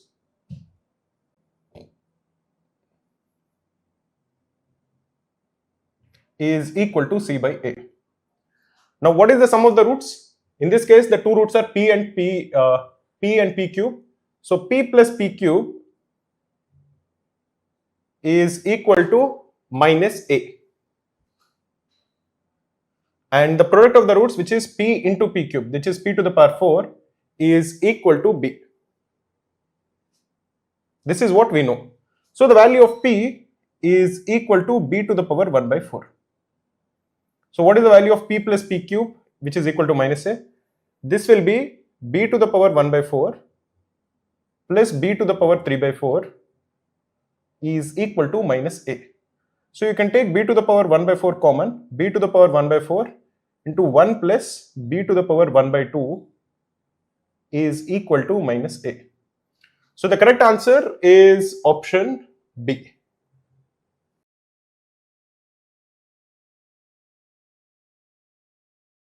Here we are given a cubic polynomial ax cube plus bx square plus cx plus d. This intersects the x-axis at 1 and minus 1 and y-axis at 2. Find the value of b. When you are told that there is a polynomial or a curve which is intersecting the x-axis, what does intersecting the x-axis mean? So if you have a y-axis and an x-axis, if you have any curve, it can be a line, it can be a quadratic equation, it can be a cubic equation, it can be anything. Whenever it is intersecting the x-axis, it would mean that the value of y is 0. So for example, if you have a line like this is the point at which it intersects the x-axis. Here the value of y is 0. This is x-axis and this is y-axis. And when it is intersecting the y-axis, the value of x is 0. So remember that whenever there is a curve which is intersecting the x-axis, at that point the value of y is 0. Similarly, when it is intersecting the y-axis, at that point the value of x is 0. Here we are told that it intersects the x-axis at 1 and minus 1. This would imply that when x is equal to 1, the value of this polynomial y is equal to 0. Similarly, when the value of x is equal to minus 1, the value of the polynomial y is equal to 0. So let us substitute x is equal to 1. We are going to get a plus b plus c plus d is equal to 0. We are also going to get, when we put x is equal to minus 1, this is minus a plus b minus c plus d is equal to 0. From these two equations, if you are adding both of them, you are going to get b plus d is equal to 0. And if you subtract both of them, we are going to get a plus c is equal to 0. Now, we are required to calculate the value of b. We are also told that it intersects the y-axis at 2. What does this mean? It means that if I put x is equal to 0, the value of y is equal to 2. What is y? Y is basically this polynomial. So if you put the value of y to be 2, the value of x will be 0. So if you substitute the value of x to be 0, this will become equal to a into 0 cube, which is 0, plus b into 0 square, which is 0, plus c into 0, which is 0, plus d. This we are told is equal to 2, or the value of d is equal to 2. We are told that b plus d is equal to 0. So the value of b is equal to minus 2. So the answer for this question is option A.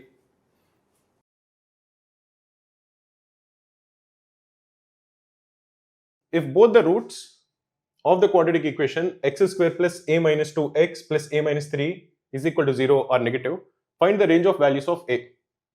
You are given a quadratic equation. Here the coefficient of x square is positive.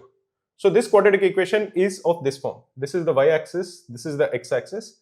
You are basically having a quadratic equation which is like this. You want this to be like this. Where you want, this is the origin, you want both of the intersection points to be on the left side of origin. In a quadratic equation which is of the form ax square plus bx plus c is equal to 0, if the two roots are p and q, if the two roots of this quadratic equation are p and q, the sum of the roots p plus q is given by minus b by a. And the product of the roots p into q is given by c by a. If both the roots are negative, if p and q are negative, the sum of the roots will be negative and the product of the roots will be positive. Because if p and q both of them are negative, p plus q is less than 0 and p into q is greater than 0. Because both of them are negative, the product of two negative numbers is positive. So this is what we will be using over here. We will basically say that the sum of the roots is negative. So minus of a minus 2 into a is less than 0, or a into a minus 2 is greater than 0, and we want the product of the roots to be positive and we want a minus 3 to be greater than 0. Both of these things should happen. Now a into a minus 2 is less than 0 if a is less than 0 or a is greater than 2. And a minus 3 is greater than 0 if a is greater than 3. Both of them should happen together. That will happen only when a is greater than 3.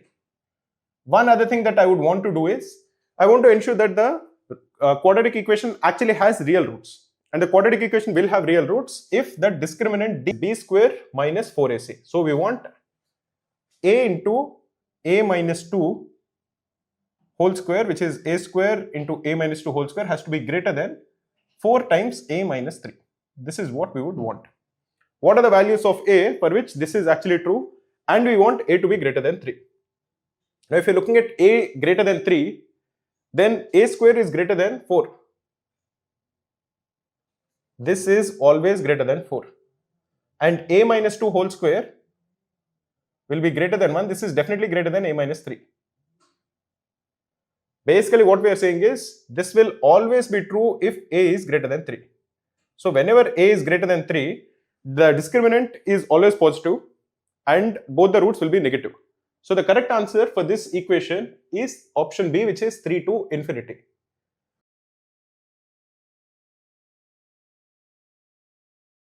Here we are told that the nth term of a series is given by n square plus 2n.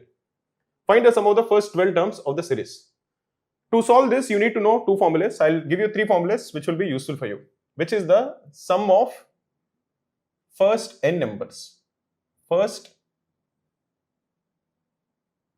n natural numbers. What is the meaning of the sum of the first n natural numbers? What I mean by that is 1 plus 2 plus 3 plus plus n. This is given by the formula n into n plus 1 divided by 2.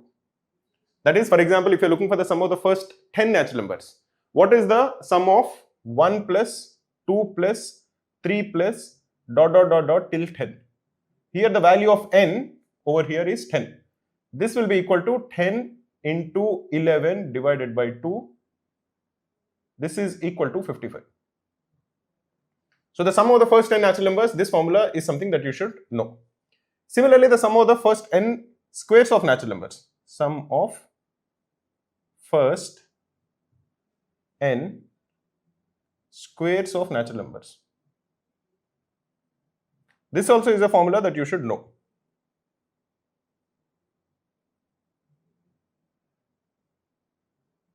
This is basically what we are saying is, what is the value of 1 square plus 2 square plus 3 square plus plus n square.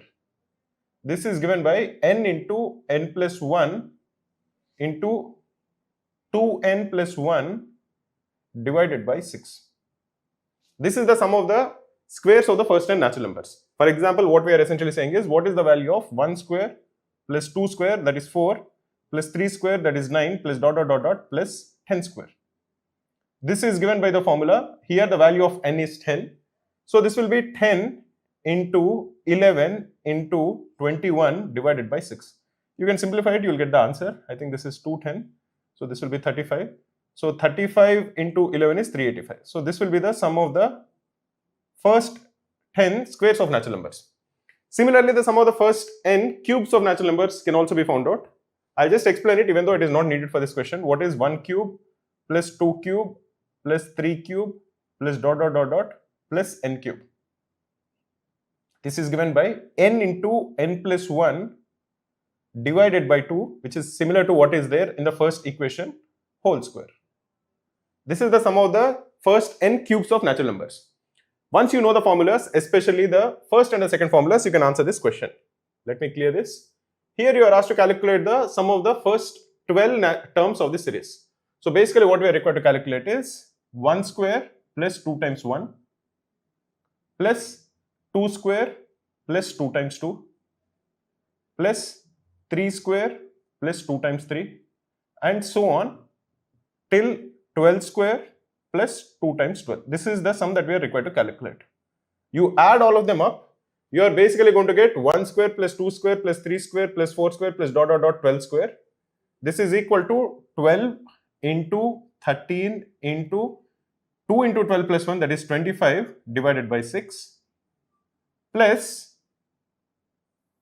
here you are having 2 into 1 plus 2 into 2 plus dot dot dot dot dot. This sum is basically equal to 2 into 1 plus 2 plus dot dot dot dot till 12. This is the sum of the first 12 natural numbers.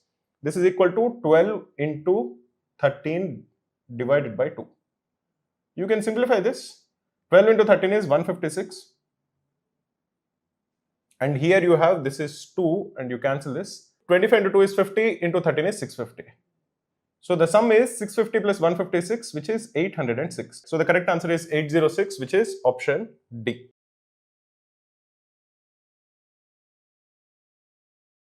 What is given in this question? What is told is that India played against England in a one-day international match of 50 overs and had a target of 340.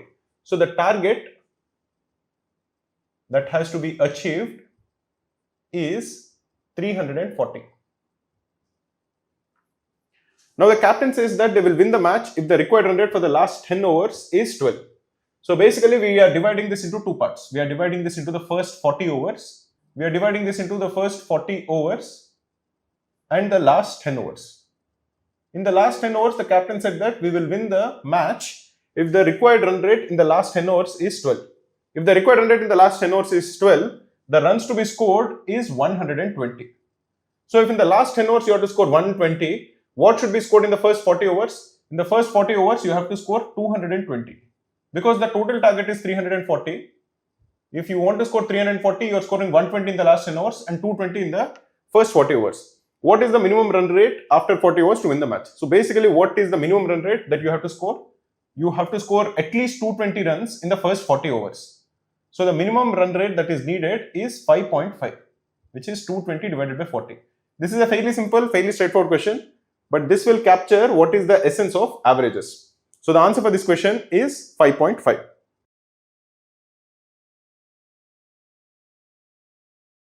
So basically what we are told is that the time taken by Ram, Rahim and Robert together to complete a job is half the time taken by Ram and 3 hours less than the time taken by Rahim or Robert. Find the total time taken by all three of them together to complete the job. So let us assume that the work done, in general in time and work, it is important that we focus on how much work is done per hour. So work done in 1 hour by Ram, let us assume this is A units. Similarly, the work done in 1 hour by Rahim, let us assume is B units. And the work done by Robert, the third guy, in 1 hour is say C units. Let us assume that all three of them together they take T hours to finish the job when all of them are together. And we know that this time taken is half the time taken by Ram alone. So Ram alone, how much time does it take? Ram alone will take 2T hours. And this is 3 hours less than the time taken by Rahim or Robert. So the time taken by Rahim will be T plus 3 hours.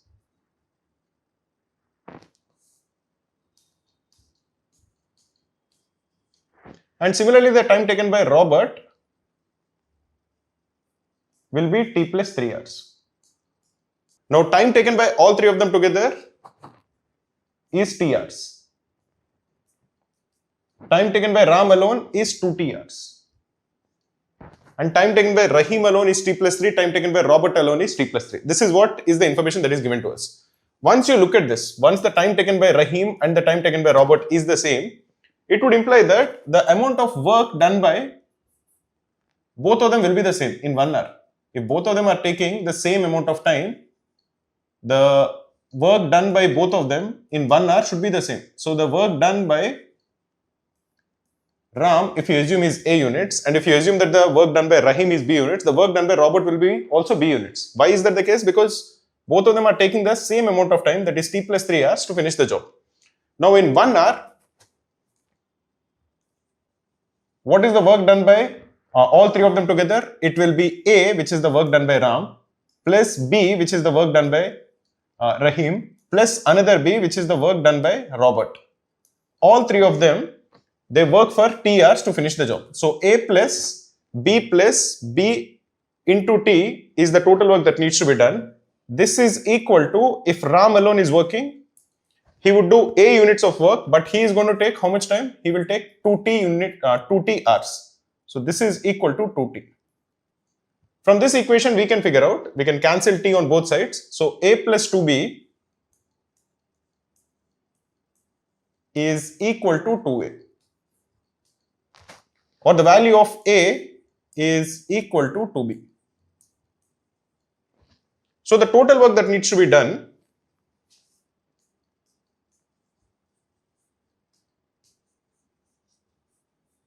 which is equal to the total time taken T into, in 1 hour, Ram does A units of work, Rahim does B units of work, and Robert also does B units of work. The value of A is equal to 2B. So this will essentially be equal to 4BT.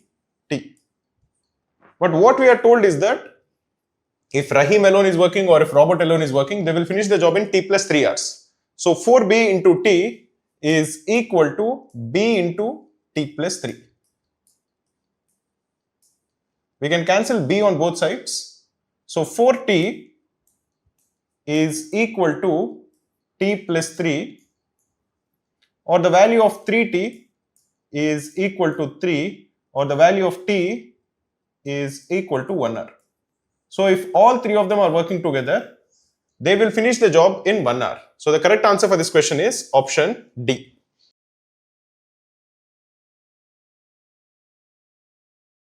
In this question, what we are told is that Amisha can complete a particular task in 20 days. So let us assume that in 1 day, the amount of work done by Amisha is, say, 1 unit. She can finish the work in 20 days. So total work that needs to be done is equal to 20 units. Because Amisha does 1 unit of work per day, she takes 20 days to finish the job. So total work that needs to be done is 20 units. Now, after working for 4 days, she fell sick for 4 days and resumed work on the 9th day. So if you assume that, we'll just draw a timeline like this. She worked properly for the first 4 days.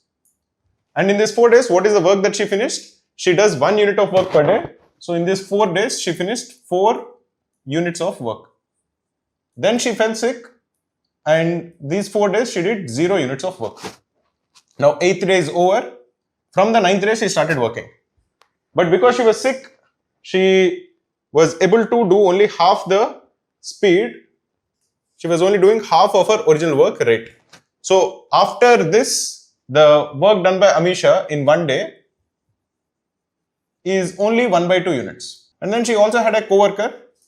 We don't know what is the amount of work that the co-worker does in a day. But let us assume that the co-worker is doing, say, A units of work. So both of them together in 1 day, what is the work done? Both of them together will do A plus 1/2 units of work. And then they finish the work on the 20th day. That is, they finish the work after 12 days of working. In those 12 days, what is the work that both of them combined do? They will be doing 12 into A plus 1/2. And before she got sick, Amisha did 4 units of work. So 12 plus 1/2 plus 4 has to equal the total work that needs to be done.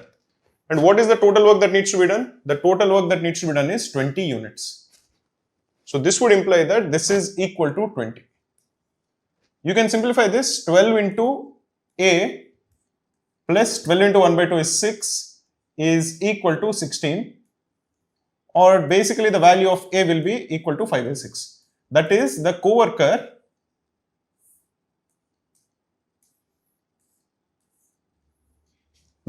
is doing 5/6 units of work every day. What is the total work that needs to be done? Again, let us remember that the total work that needs to be done is 20 units. The co-worker is doing 5/6 units every single day. So the total number of days that co-worker will take to finish the job is 20 divided by 5/6. which is equal to 4 into 6, which is equal to 24 days. So the co-worker will finish the job in 24 days. So the answer for this question is 24.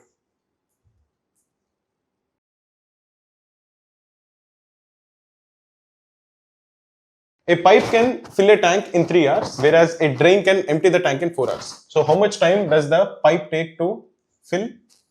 Pipe takes 3 hours and a drain takes 4 hours to empty. So let us assume that the volume of the tank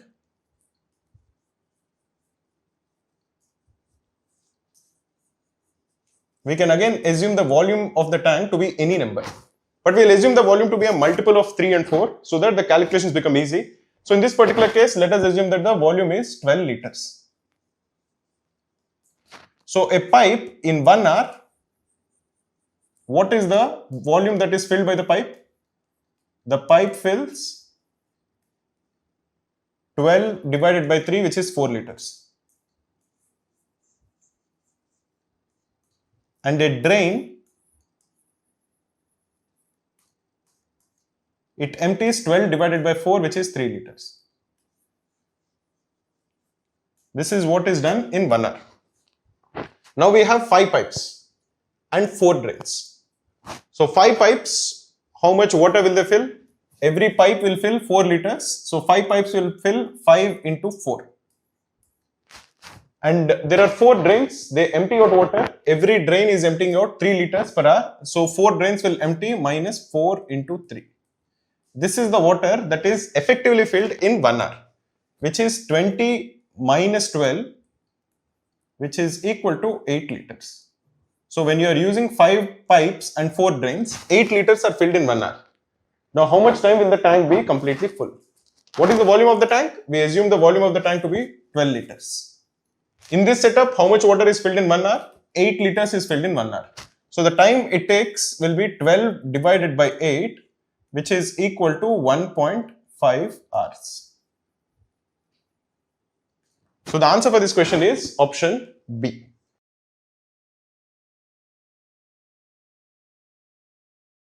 Ram completes 60% of the task in 15 days. So in 15 days,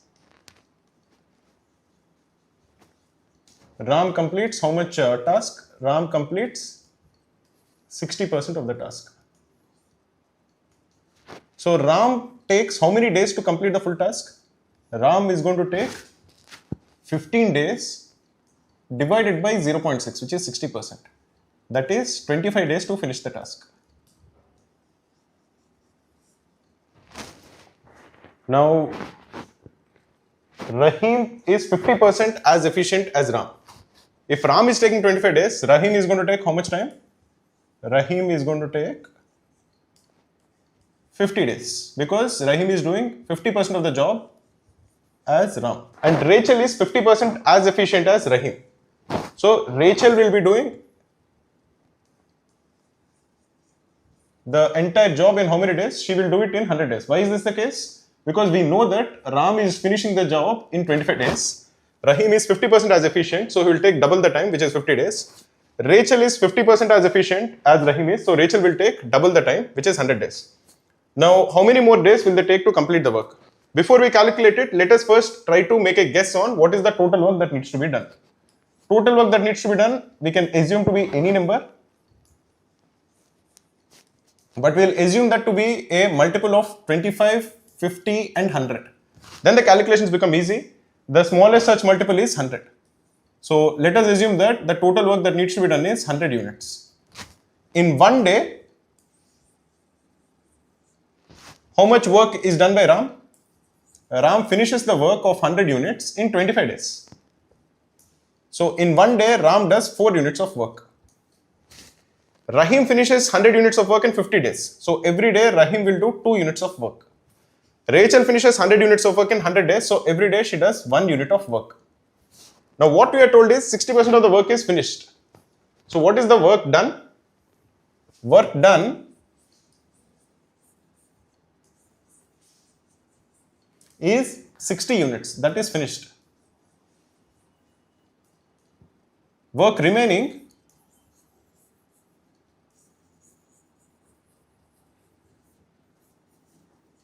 is 40 units. And this 40 units, Ram alone is not doing it. Ram is taking the help of Rahim and Rachel to do this 40 units of work. Ram does 4 units of work, Rahim does 2 units of work, Rachel does 1 unit of work. All three of them together will do 4 plus 2 plus 1, which is 7 units. So the time taken by them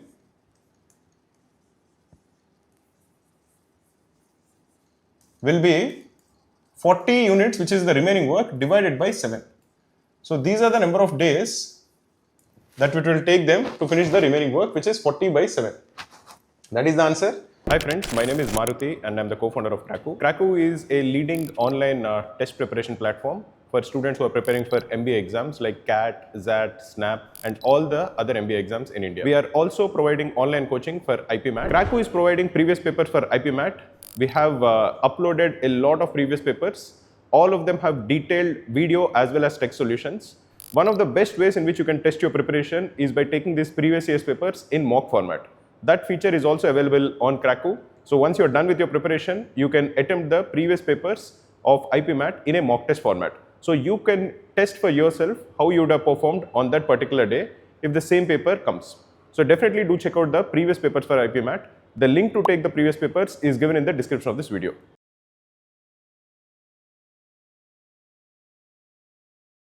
So let us assume that 4 men and 3 women, they finish a task in how many days? In 6 days. And 5 men and 6 women finish the same job in 4 days. So 5 men and 6 women finish the same task in how many days? And they finish it in 4 days. Whenever you are given the time it takes to finish a job, focus more on the work that is done per day. So here we have 6 days and 4 days. So let us assume that the total work that needs to be done is the least common multiple of 6 and 4,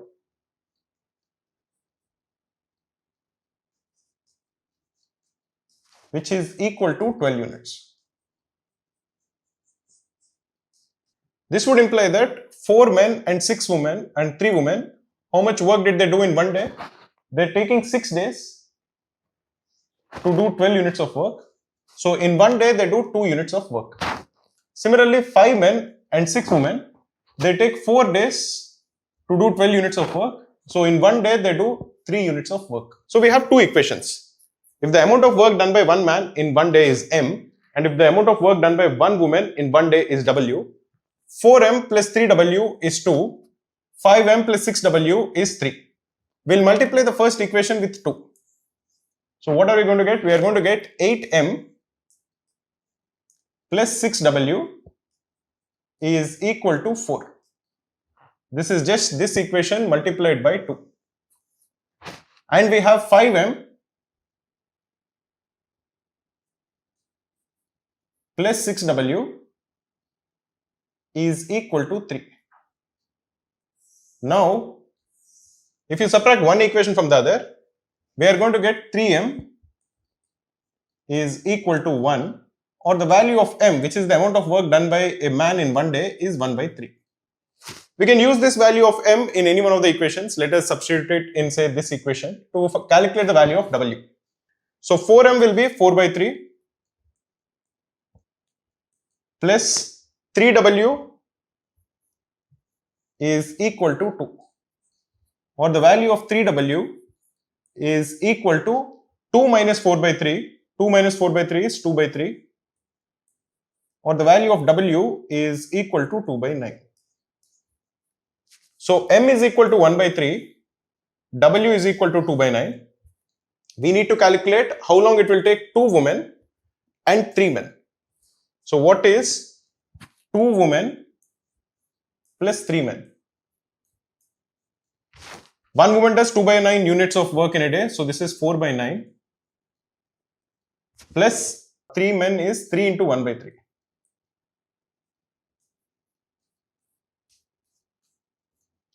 So this is basically equal to 1. So this is 4 by 9 plus 1, which is equal to 13 by 9. This is the amount of work done by this group in one day. What is the total work that needs to be done? The total work that needs to be done is 12 units. So the number of days it takes them is 12 divided by 13 by 9. This will come to equal 108 divided by 13, which is equal to 8.3, which is equal to 8.3 days.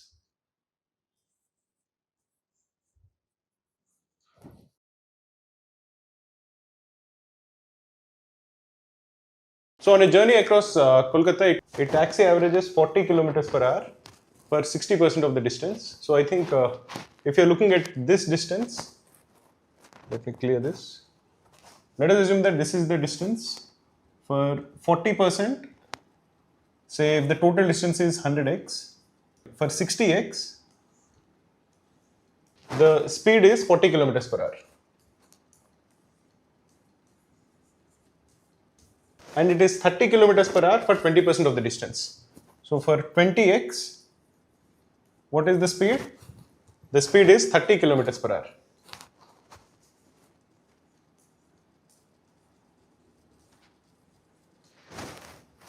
And it is 10 kilometers per hour for the remainder. What is the remainder? The remainder will be another 20x. And for this 20x, the speed is 10 kilometers per hour.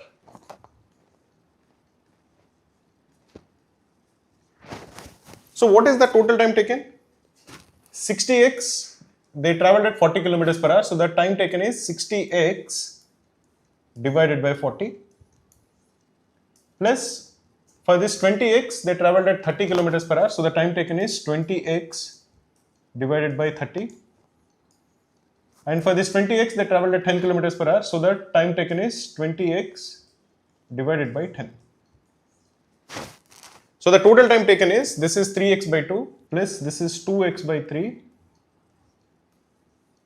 plus this is 2x. This would imply that the total time taken is, you divide it by 6, this is 9x plus this will be 6x and this will be 12x. So the total time taken will be 25x by 6. The total distance we assumed is 100x. The total time taken is 25x by 6. So the average speed is 100x divided by 25x divided by 6. This, if you simplify, will come to 24 kilometers per hour.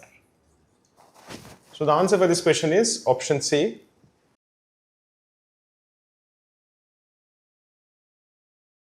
Let us try to answer this question, guys. Ashok started a business with a certain investment. So let us assume that the investment of Ashok is, say, I. And Bharat joined him after a few months, investing half the amount of Ashok. So what is the amount invested by Bharat? Bharat would have invested I by 2. Because his investment is half of Ashok's. At the end of the first year, the total profit was divided between them in the ratio of 3:1. So Ashok invested for the entire duration of the year, which is 12 months. Bharat invested only for some time. Let us assume that he invested for m months. So the ratio of the profit should be the investment of Ashok into the time duration for which Ashok invested, which is 12 months, divided by the investment of Bharat, which is I by 2, into the time duration for which he invested. This ratio, we are told, is the ratio in which the profits have to be divided, which is given to us. This is 3:1. So this is equal to 3 by 1. So if you simplify this, this is 24 divided by m because we can cancel I and this 2 will come to the numerator. 24 by m is equal to 3 by 1. Basically, that is 3. Or the value of m, which is the total number of months Bharat invested, is equal to 24 by 3, which is equal to 8 months. This is the time duration for which Bharat invested. So Bharat joined Ashok after how many months? Bharat invested for 8 months. Ashok invested for 12 months. So Bharat joined Ashok after 4 months. So the correct answer is option C.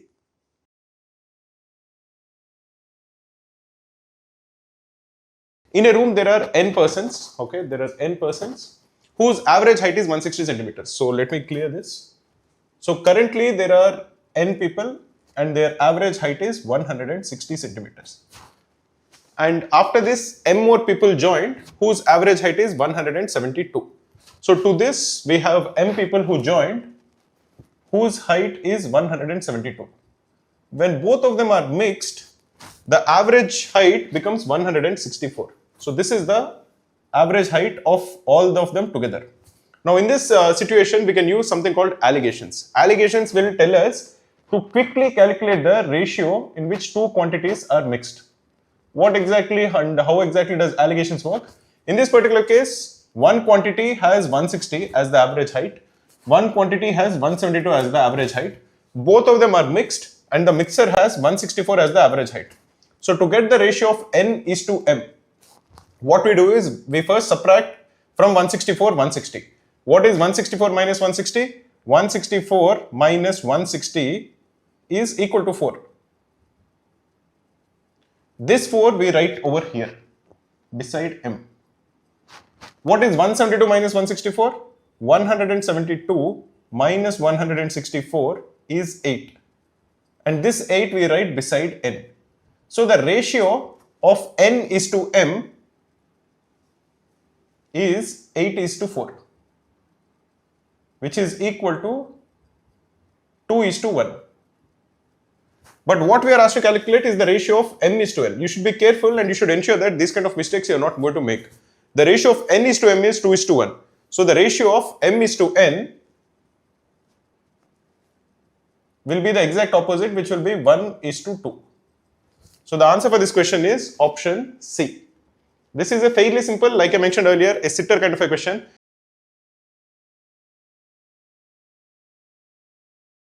In this question, we are told that log of 2 to the base 10 is equal to 0.3010. We are asked to calculate how many digits are there in 5 to the power 100. Whenever you are given an exponent, let us call this exponent to be equal to x, and you are asked to calculate what is the number of digits in x. One easy way to do it is calculate the value of logarithm of x to the base 10. Now once you calculate the logarithm, it will typically be something like some number dot some number. So something like, say, if it is a 2.5, I'm saying this 2 is called the characteristic and 5 is called the mantissa. So basically you take the integer part out of this logarithm. If it is a 2.5, the integer part will be 2 and you add 1 to it. So calculate the logarithm, that is the first step. Take the integer part out, add 1 to it. That is the number of digits in that logarithm. So in this particular case, we will calculate the value of logarithm of 5 to the power 100. Take the integer part out, add 1 to it. That will be the number of digits. So if you assume that x is equal to 5 to the power 100, what is logarithm of x? Logarithm of x is equal to logarithm of 5 to the power 100. This is equal to 100 log 5. But what is the value of log 5? We know that log 2 to the base 10 is 0.3010. Log of 10 to the base 10 is equal to 1. But 10 is 2 into 5. So log of 2 to the base 10 plus log of 5 to the base 10 is equal to 1. Log of 2 to the base 10 was given to us. Log of 2 to the base 10 is 0.3010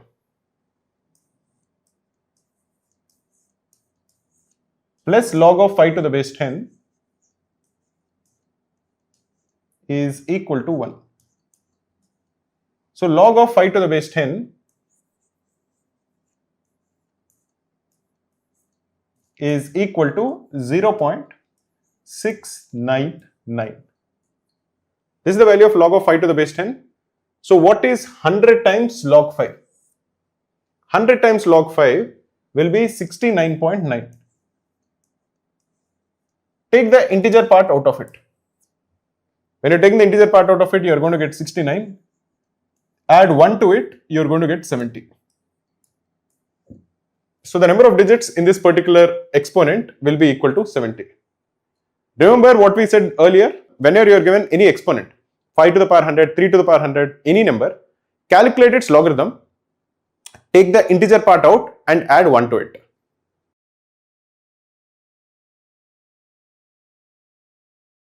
In a particular base system, we are given 456 in base n plus 1277 to the base n is equal to 1755 to the base n. We are required to calculate the value of base n. So what exactly is the value of a number if you are trying to convert it from base n to decimals? If you are given, for example, 456. 456 in base n is equal to, look at the last number, this units place, this is 6 into n to the power 0, which is basically 1, plus 5 into n to the power 1, plus 4 into n square. This is the value of 456 in base n. This is equal to 4n square plus 5n plus 6. Similarly, the value of 1277 to the base n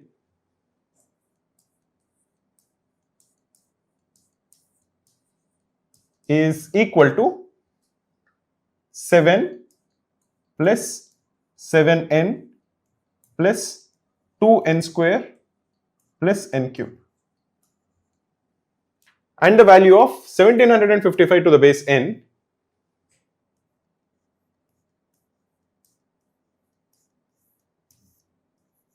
is equal to 5 plus 5n plus 7n square plus n cube. The sum of this plus this is equal to this. That is what we are told. The sum of 456 to the base n plus 1277 to the base n is equal to 1755 to the base n. If you are just equating it, 4n square plus 5n plus 6 plus n cube plus 2n square plus 7n plus 7 is equal to n cube plus 7n square plus 5n plus 5.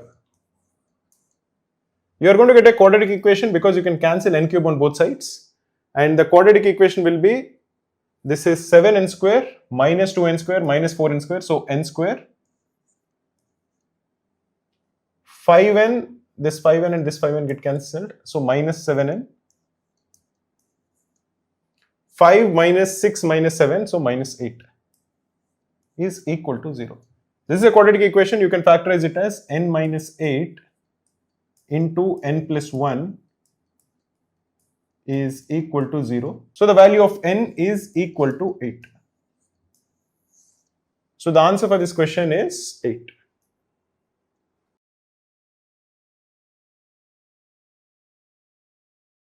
Now we have p and q are the roots of the equation ax square plus bx plus c is equal to 0.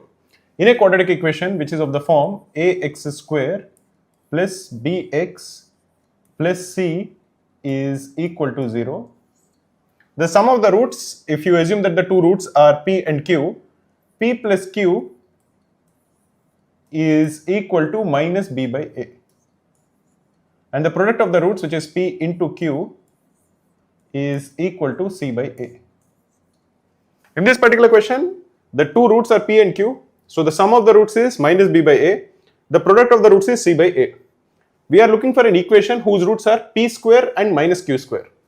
If the two roots are p square and minus q square, what is the sum of the roots? Sum of roots will be equal to p square minus q square. Do we know the value of p square minus q square? This is equal to p minus q into p plus q. We know p plus q, it is equal to minus b by a. We know p minus q because p minus q is given to us, it is equal to 1. So p minus q is 1 into minus b by a. So the sum of the roots is minus b by a. And what is the product of roots? Product of roots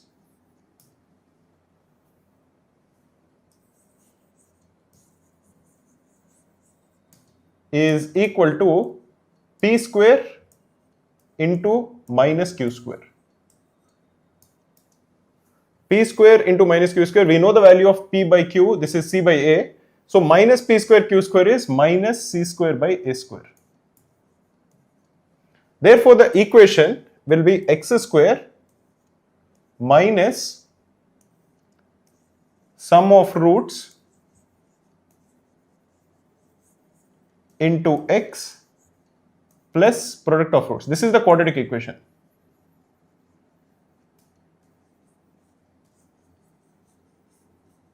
This is equal to 0.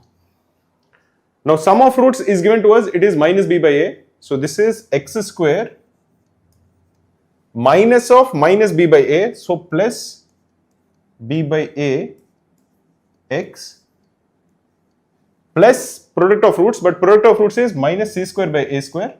So this is minus c square by a square is equal to 0.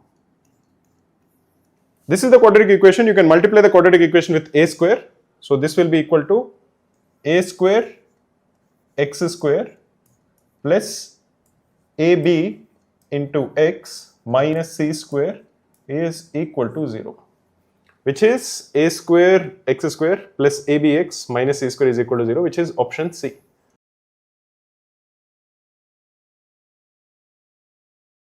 Here we are told that the cost of 2 apples, 5 oranges and 7 mangoes is 200. If you assume that the cost of an apple is A, cost of an orange is O and cost of a mango is M, what we are told is 2A plus 5O plus 7M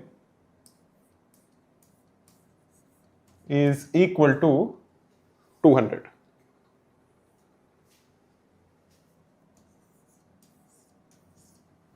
Similarly, the cost of 3 apples and 5 mangoes, that is 3A plus 5 mangoes,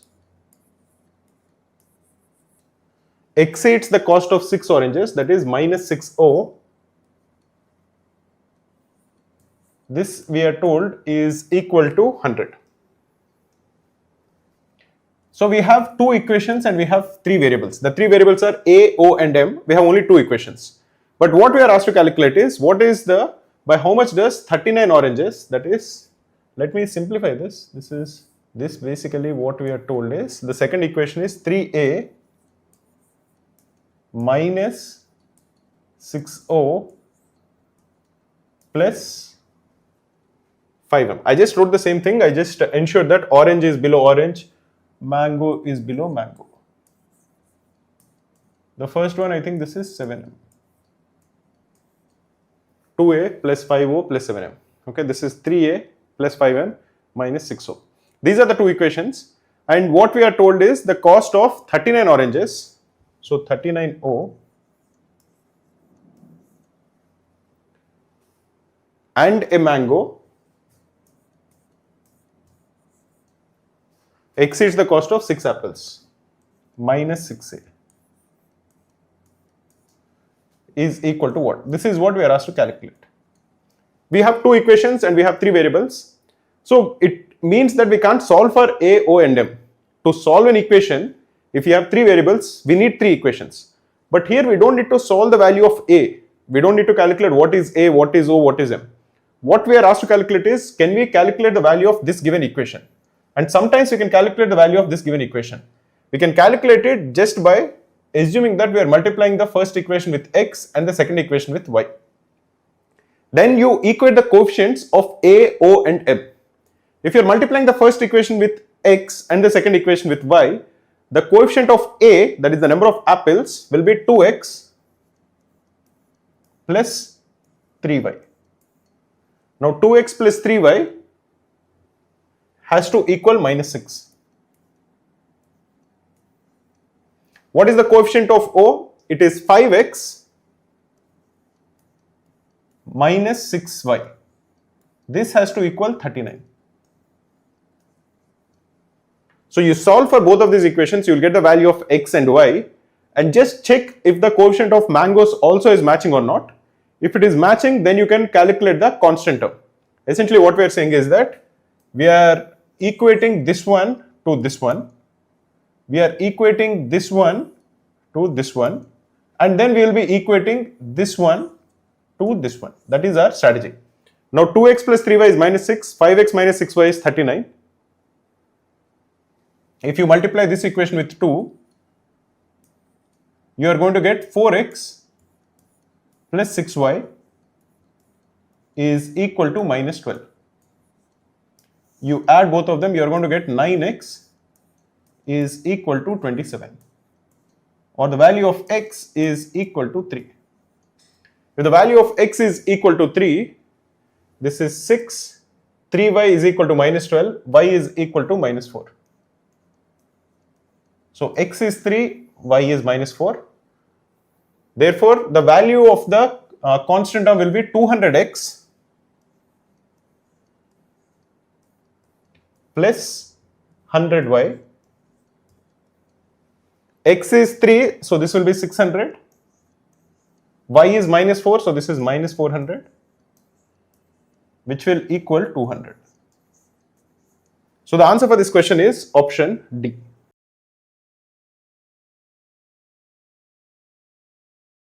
How many 5-digit numbers are of the form xy, x78, x greater than 0 are divisible by 11?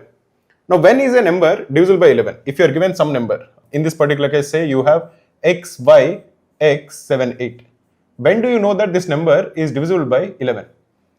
Sum of all the odd numbers, odd place digits. What are the odd place digits here?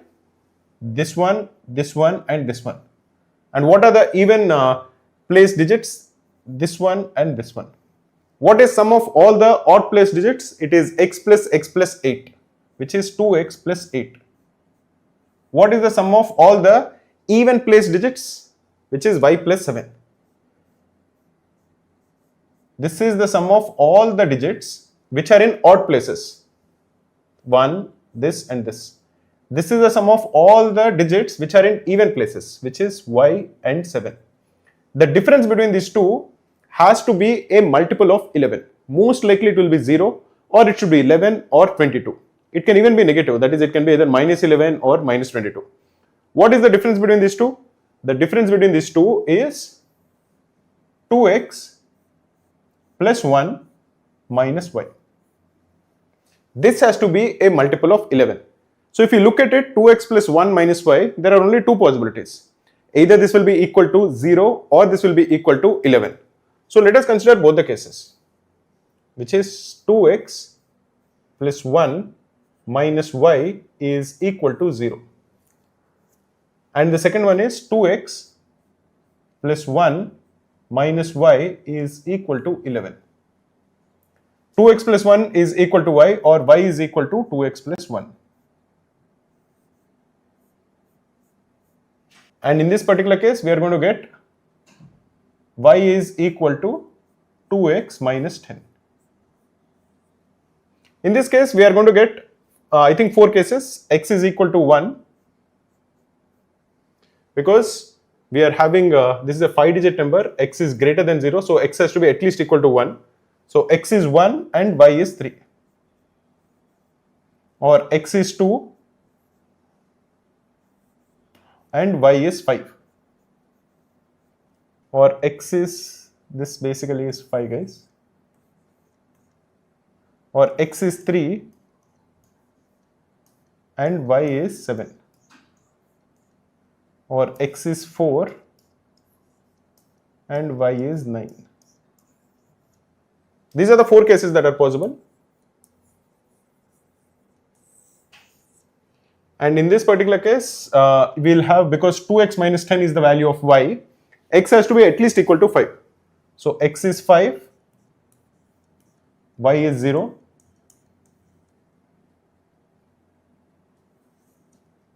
x is 6, y is 2, x is 7, y is 4, x is 8, y is 6, or x is 9 and y is 8. So here we have 5 cases. So in this particular case we have 4 cases, in this particular case we have 5 cases, so the total possibility is 9 cases, which is option C.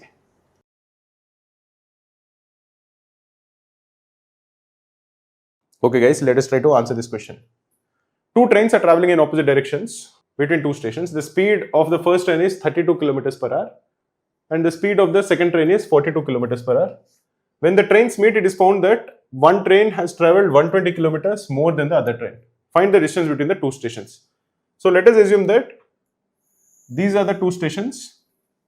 One train is going at 32 kilometers per hour.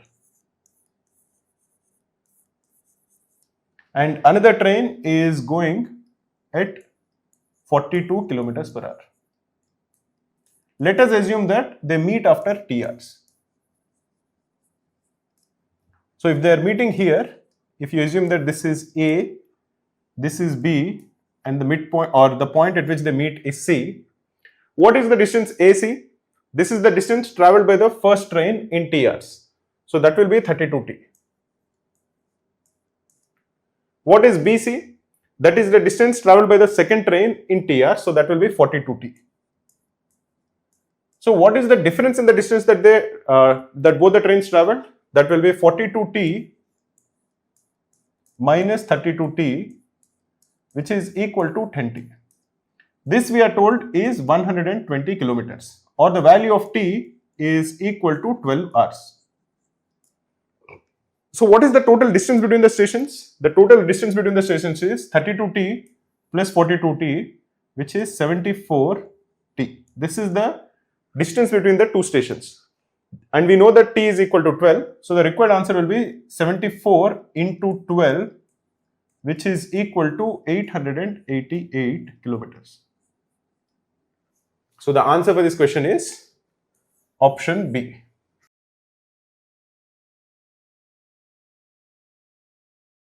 Here we are told that there is a square like this.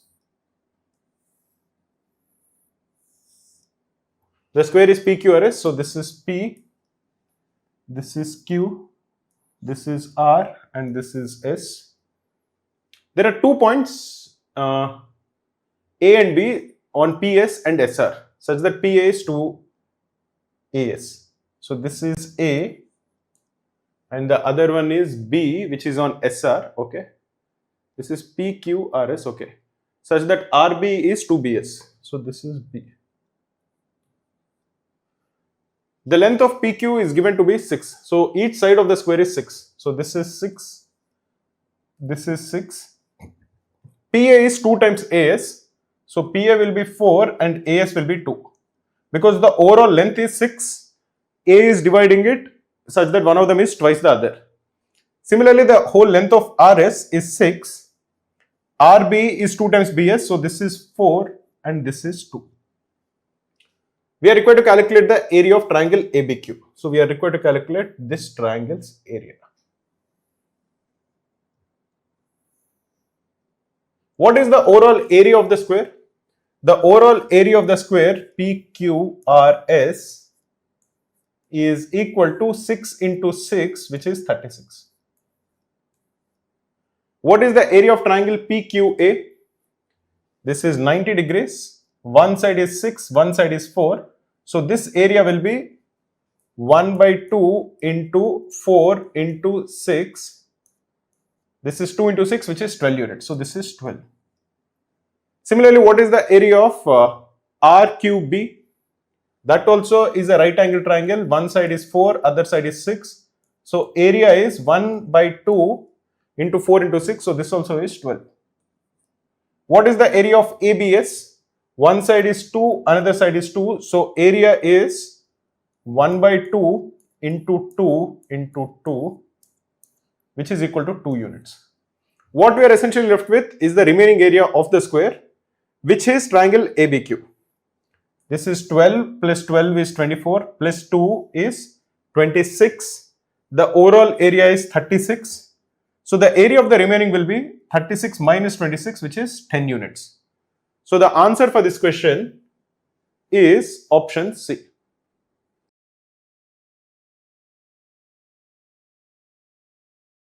Okay, in this question we are told that there is a hemisphere. This is filled with hot water to the brim. The contents of the bowl are transferred to a cylindrical vessel whose radius is 50% more than the height. The diameter of the bowl is same as that of the vessel. What is the volume of hot water in the cylindrical vessel is? Okay, let us assume that this is the hemispherical vessel. What is the volume of a hemispherical hemisphere? Volume is equal to 2 by 3 pi r cube. This is the volume of the hemisphere. Now once you have this, you are converting it from a hemisphere to a cylinder. This is how the cylinder is. What we are given about the cylinder is that the radius is the same. So this is equal to r. The height, we have been given some ratio between the height and the radius of the cylinder. We are told that the radius is 50% more than the height. Okay. So this would imply that r is equal to 1.5 h, or the value of h is equal to 2 by 3 r. This is for the cylinder. What is the volume of a cylinder? Volume of a cylinder is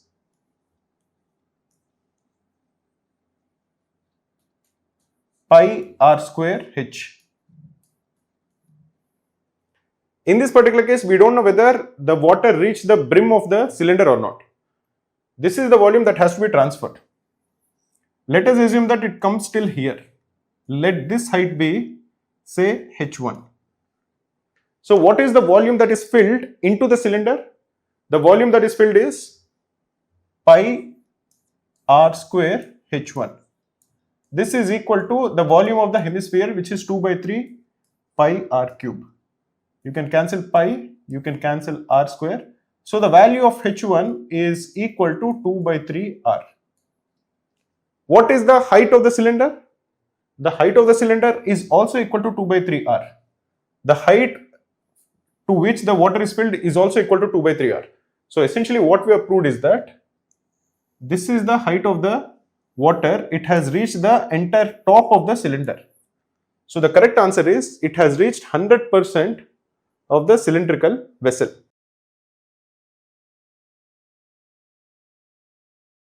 In this question, we are told that there is A and B. There is A and B. They are from P and Q. They are walking towards each other. The ratio of their speeds is 4:15. So let us assume that this is the line. This is point P and this is point Q.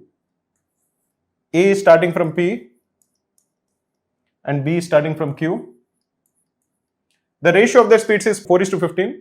Let us assume that the speed of A is 4s and the speed of B is 15s. Let us also assume that the time it takes for them to meet is t. So both of them start, A starts from P, B starts from Q, both of them are coming towards each other. They meet after t. So the distance that A walked will be 4st. Similarly, the distance that B walked will be 15st. And they meet at this particular point after t. What happens after that? After that, A's speed is 3 times that of his previous speed. Okay. So now the speed of A, earlier it was 4s, now the speed becomes 12s and is going this side. What happened to the speed of B? We don't know what happened to the speed of B. but we know that both of them reach their destinations at the same time. So let us assume that B speed is say y. Now A is going at 12s. He has to cover this distance. So what is the time that A will take? It will be 15 st divided by 12s. This is the same time that B takes to reach P. That is, he has to cover 4 st and his speed is y. Using this, we can calculate the value of y. We can cancel this, we can cancel this. Y is equal to 48s divided by 15, which is equal to 16s by 5. What is the original speed of y? The original speed of B is 15s. What is the new speed of B? It is 16s by 5. So what is the required fraction? That is 16s by 5 whole divided by 15s, which is equal to 16 by 75. So the answer for this question is option B, which is 16 by 75.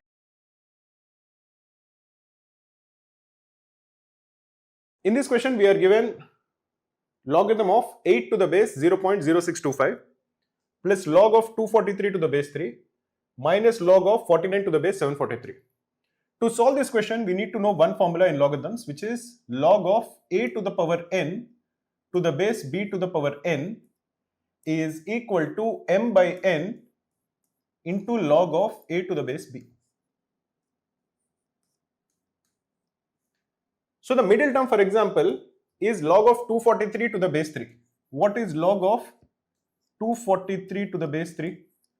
243 is 3 to the power 5.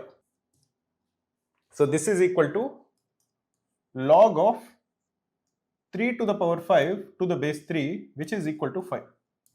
So the middle term over here is equal to 5. What is the last term? 49 is 7 square. 343 is 7 cube. So the last term is log of 49 to the base 343 is equal to log of 7 square to the base 7 cube, which is equal to 2 by 3. So this is minus 2 by 3. And what is the first term? What is 0.0625? 0.0625 is equal to 1 by 16, which is equal to 2 to the power minus 4. So this first term is log of 8, which is 2 cube, to the base 2 to the power minus 4, which is equal to minus 3 by 4. So this is minus 3 by 4. So overall, the expression that we have is minus 3 by 4 plus 5 minus 2 by 3, which is equal to, you divide it by 12, minus 9 plus 60 minus 8. This is equal to 43 by 12, which is equal to 37 by 12. So the answer for this question is option C.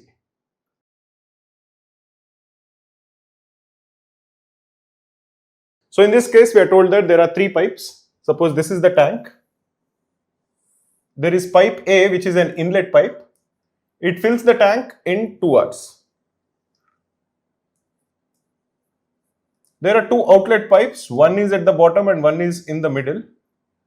The one at the bottom is B and the one in the middle is C. And one at the bottom can empty in 6 hours. This can empty in 6 hours. And one in the middle can empty in 3 hours. So one pipe takes 2 hours to fill, 2 pipes take 6 hours and 3 hours. In these kind of questions, we don't focus on the time that it takes for them to fill the tank or empty the tank. We look at their efficiency. To do that, let us assume that the volume of the tank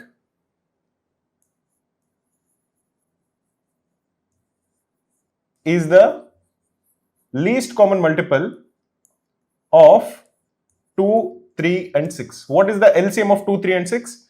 That is 6 liters. We can assume this to be any number, but if you assume it to be the LCM, many of the calculations become easy. So A takes 2 hours to fill 6 liters. So in 1 hour, it fills 3 liters. B takes 6 hours to empty 6 liters. So in 1 hour, it empties 1 liter. C takes 3 hours to fill 6 liters. So in 1 hour, how much does it empty? It empties 2 liters.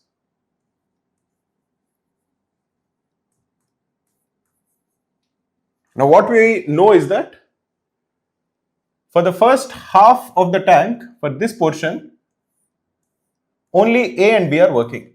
A is filling 3 liters every hour, B is emptying 1 liter every hour. So when A plus B are working, the amount of water that is filled is 2 liters per hour.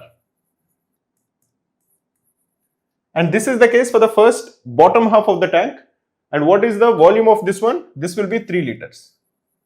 Because we assume that the total volume is 6 liters.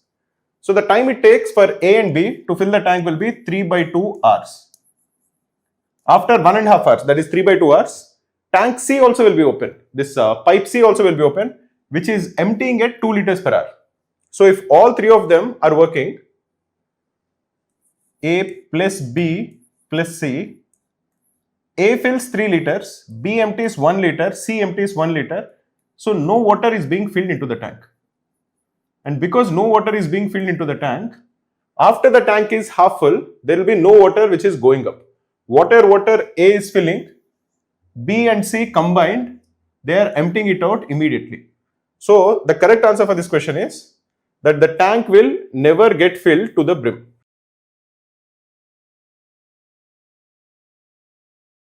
In this question, we are told that in the olden days, there used to be 1 paise, 4 paise and 16 paise coins. If 1 rupee is 100 paise, in how many ways could one pay the exact change for rupees 1 if one did not use more than 10 coins of one type? Let us assume that 1 paise coins he used A, 4 paise coins he used B, and 16 paise coins he used C. So what is the total amount of money that he paid? He paid A plus 4B plus 16C. This has to equal 1 rupee, which is 100 paise. Now looking at this, what we are also told is that he doesn't want to pay more than 10 coins of one type. So A, B and C are less than or equal to 10. Now from this equation, we know that 4B is a multiple of 4. We know that 16C is a multiple of 4. We know that 100 is a multiple of 4. So this is a multiple of 4, this is a multiple of 4 and this is a multiple of 4. So A has to be a multiple of 4.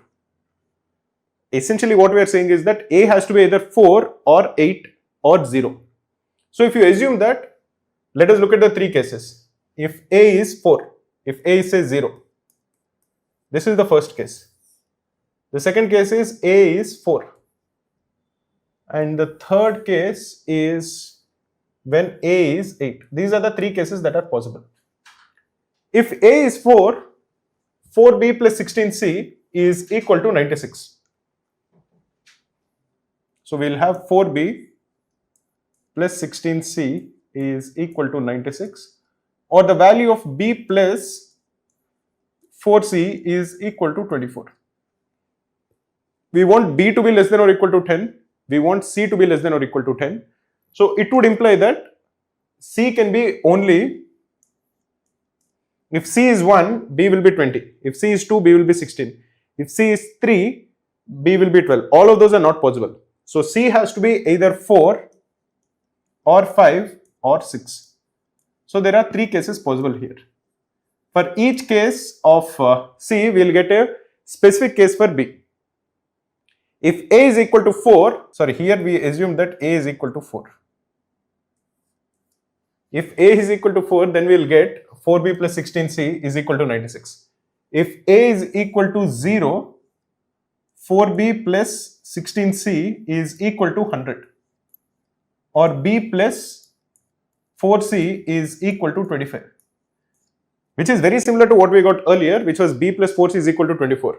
Again, c can be either 4 or 5 or 6. For each one of them, we'll get a specific value for b, which is less than 10, less than or equal to. If a is equal to 8, 4b plus 16c is equal to 92. So the value of b plus 4c is equal to 23. Here c can be either 4 or 5. C cannot be equal to 6 because 4c will be 24. So this has 3 cases. The first one has 3 cases and the last one has 2 cases. So the total number of cases possible is 3 plus 3 plus 2, which is equal to 8, which is option A.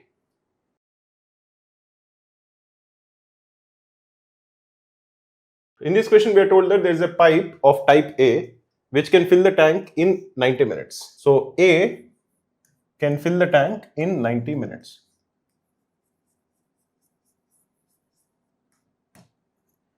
And pipe of type B can empty the tank in 120 minutes. So pipe of type B can empty the tank in 120 minutes. Now, 3 pipes of type A and 2 pipes of type B are connected to the tank. Okay. Before we go there, we are given the time it takes for pipes A and B to fill and empty the tank. But we want to focus on their efficiency. That is, how much do they actually fill, not on how much time that they take to fill. So let us assume that the volume of the tank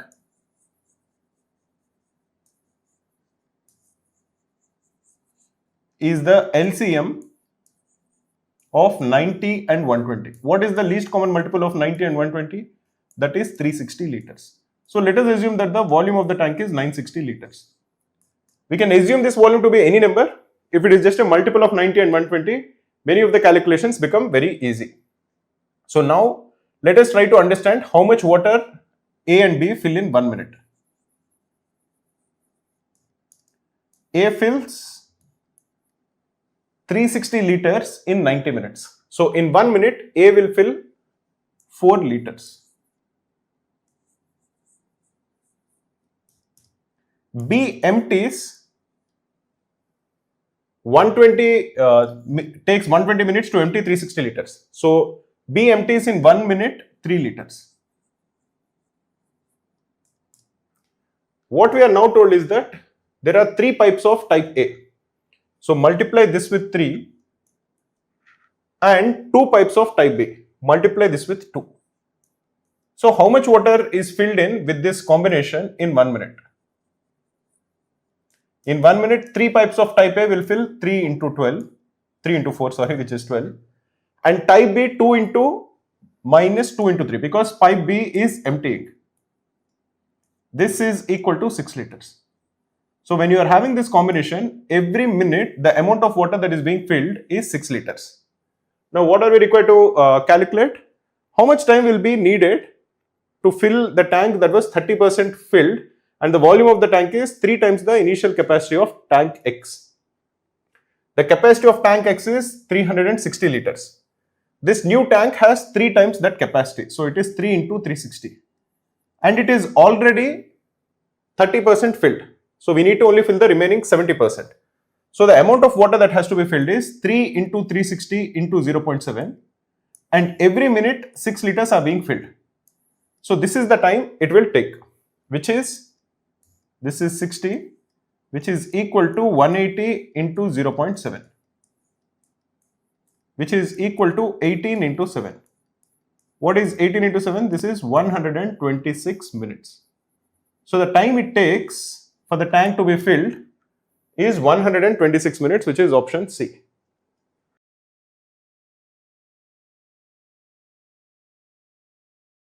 In this question, we are told that there are 2 numbers in the base system B, which are 2061 to the base B and 601 to the base B. The sum of these 2 numbers in the decimal system is 432. Find the value of 1010 to the base B in decimal system. So what is the value of 2061 in base B when you're converting it into decimals? 2061 to the base B. When you're converting it into decimals, this will be 1 over here plus 6b from this plus 2b cube from this. What is the value of 601 to the base B? When you're converting it into decimals, this is equal to 1 plus 6b square. So the sum of these two in decimal system will be 2b cube plus 6b square plus 6b plus 2. This is equal to 432. This is given to us. You divide the entire equation with 2. You are going to get b cube plus 3b square plus 3b plus 1 is equal to 216. This is b plus 1 whole cube. This is equal to 216, which is equal to 6 cube. This would imply that b plus 1 is equal to 6, or the value of b is equal to 5. So now if you are asked to calculate what is 1010 in base B, this will be 1010 in base 5. This is equal to 0 plus 5 plus 0 plus 5 cube. This is equal to 5 plus 125, which is equal to 130. So answer for this question is option C.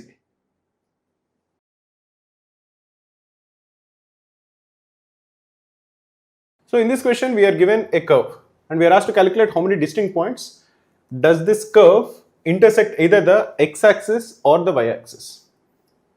Now on the x-axis, what is the x-axis? On the x-axis, the value of y is 0. This is the x-axis. Every point on the x-axis, the value of y is 0. This is the y-axis, and on the y-axis, the value of x is 0.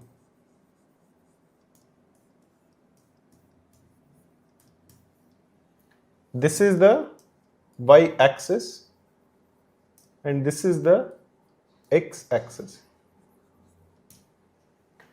Now, if you are given this curve and you are asked to calculate where it intersects the x-axis, if you are looking for where it intersects the x-axis, the value of y is 0. So if the value of y is 0 in this particular case, it will be x cube minus 5x square plus 4x is equal to 0. What are the values that x can take? This is x into x square minus 5x plus 4 is equal to 0. This is x into x minus 1 into x minus 4 is equal to 0. So the value of x is either 0 or 1 or 4. So if the value of y is already 0, so the points that we are looking for on the x-axis is 0, 0, 1, 0 and 4, 0. These are the 3 points on the x-axis. What about the y-axis? For the y-axis, the value of x will be 0. So the equation will be y cube minus 4y is equal to 0, or this is y into y square minus 4 is equal to 0. So this is y into y minus 2 into y plus 2 is equal to 0. So the value that y can take is either 0 or 2 or 4. The value of x is anyways equal to 0 already. So the points that we are looking for are 0, 0, 0, 2 and 0, 4. But note that this point is common to both the sets. So overall the number of distinct points will be 5. 1, 2, 3, 4 and 5. So the answer for this question is option B.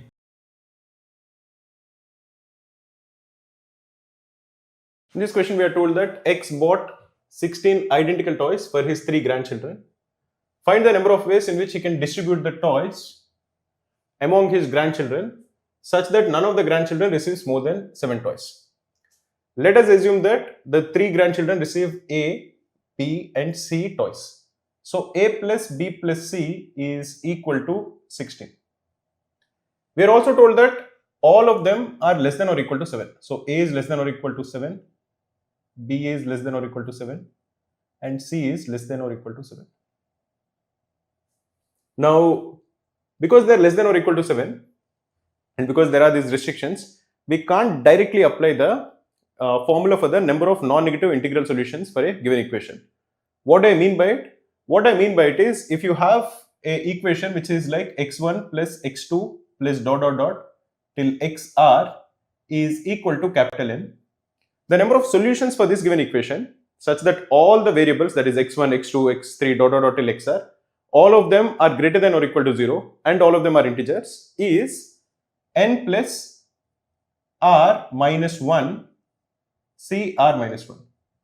But there should be no restrictions. There should not be any restriction that, okay, r cannot be greater than 5 or r cannot be greater than 7 or something like that. Then you can apply this formula. Here you can't apply that formula directly because there are these restrictions that all of these terms have to be less than or equal to 7. So what we'll do is a slight smart way of doing it. What we'll say is that because a is less than or equal to 7, let a be 7 minus a1. B is less than or equal to 7, so let B be 7 minus B1. C is less than or equal to 7, so let C be 7 minus C1. What is the sum of A plus B plus C? A plus B plus C will be 21 minus A1 minus B1 minus C1. But A plus B plus C we know is equal to 16. Because A plus B plus C is equal to 16, A1 plus B1 plus C1 is equal to 5. Now there are no restrictions on A, B and C. They have to be just positive numbers, greater than or equal to 0 numbers. So we can apply the formula that we wanted. And how many solutions are there for A1 plus B1 plus C1 is equal to 5.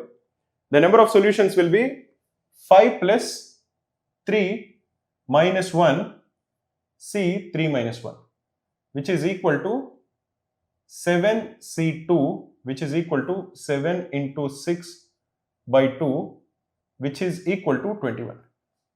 So the answer for this question is 21. Hi friends, my name is Maruti and I'm the co-founder of Cracku. Cracku is a leading online test preparation platform for students who are preparing for MBA exams like CAT, XAT, SNAP and all the other MBA exams in India. We are also providing online coaching for IPMAT. We have launched free IPMAT daily targets. Daily targets are basically daily tests which includes one test in Quant, one test in verbal and one test in data interpretation. All of these tests have detailed video solutions and they are taken every single day by hundreds of students. Definitely do check out the free IPMAT daily target. The link to take the daily targets is given in the description of this video.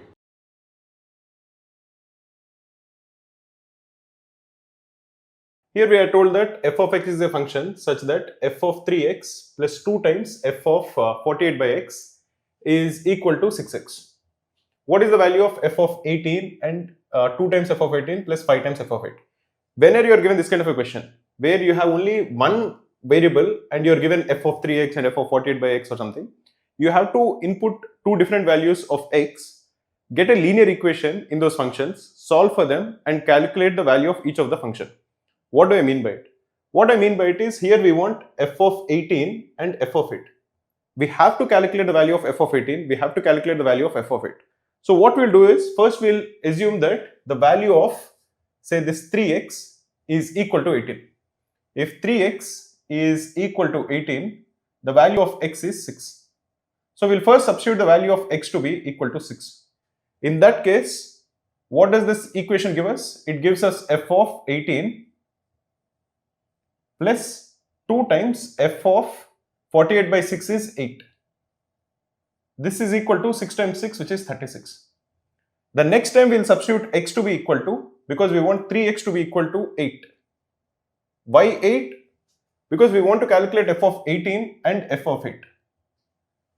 So if 3x is equal to 8, the value of x is 8 by 3. If the value of x is 8 by 3, what we are going to get is f of 8 plus 2 times f of 48 divided by 8 by 3. This is equal to 18.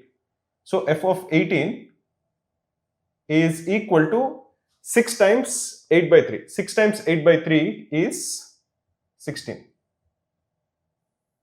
You add both of these equations. We are going to get 3 times f of 8 plus 3 times f of 18 is equal to 52. Or the value of f of 8 plus f of 18 is equal to 52 by 3. The value of f of 8 plus 2 times f of 18 is 16. The value of f of 8 plus f of 18 is 52 by 3. So we can calculate the value of f of 18. This is equal to 16 minus 52 by 3, which is equal to minus 4 by 3. And the value of f of 8 we can get from this equation is 52 minus f of 18, which is equal to 56 by 3. So we have calculated the value of f of 8 and the value of f of 18. What we are required to calculate is 2 times f of 8 plus 5 times 2 times f of 18 plus 5 times f of 8, which is you multiply this with 2 and you multiply this with 5. This will be equal to 280 by 3 minus 8 by 3, which is equal to 272 by 3. What is the value of 272 by 3? It is 92 by 3, which is equal to 90.66. So the answer for this question is option A.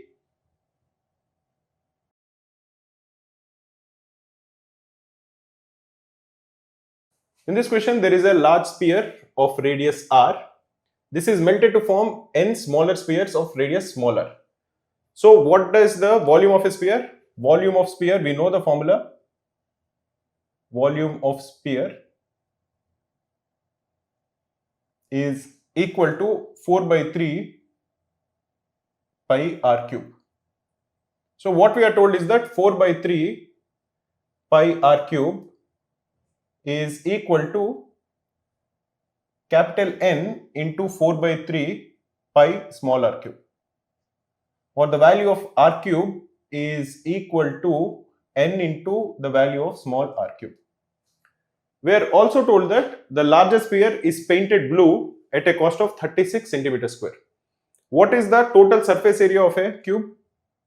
The formula for the total surface area is 4 pi r square. Now what we are told is that per centimeter square the cost is 36 centimeter square. So the total cost is 36 into 4 pi r square. Now each of the smaller cubes were also painted, smaller spheres are also painted at a cost of 1 per centimeter square. What is the total volume? There are n such smaller spheres. Each of them has a volume of 4 pi small r square. This we are told is the same. So again we are getting another equation. We can cancel 4 pi, we can cancel 4 pi. So n is equal to 36 capital R square by small r square. N is also equal to capital R cube by small r cube.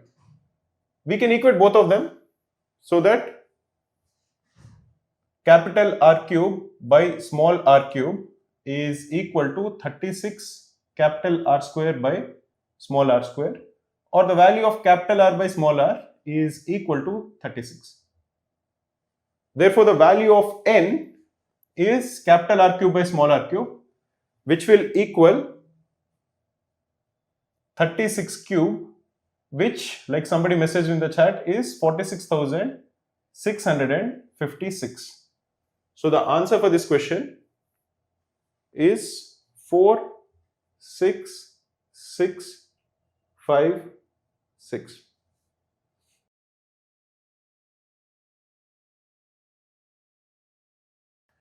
In this question, we are told that Rishi invested 5,000 rupees in a mutual fund. In the first year, the investment grew by certain percentage. Let us say that it grew by X percent. However, due to a recession in the market the following year, the investment fell by percentage equal to 1/5 of the growth rate in the first year. After 2 years, the investment was 6,750. Find the percentage loss in the second year if it is known that the value of his investment never exceeded 10,000 rupees. So let us assume that the investment grew by X percent in the first year. So after first year, the investment value is 5,000 into 1 plus X percent. The next year, the market fell by 1/5. So this will be X by 5%. So the market fell by 1/5 of what it grew in the first year. So the value of the market after the second year is 1 minus X by 5%. This we are told is 6,750. We can simplify this. So 1 plus X percent into 1 minus X by 5% is equal to 1.35, which is 6,750 divided by 5,000. We can, because I want to just remove percentages, we can assume that X percent is equal to a variable A. So X by 5% is equal to a variable A by 5.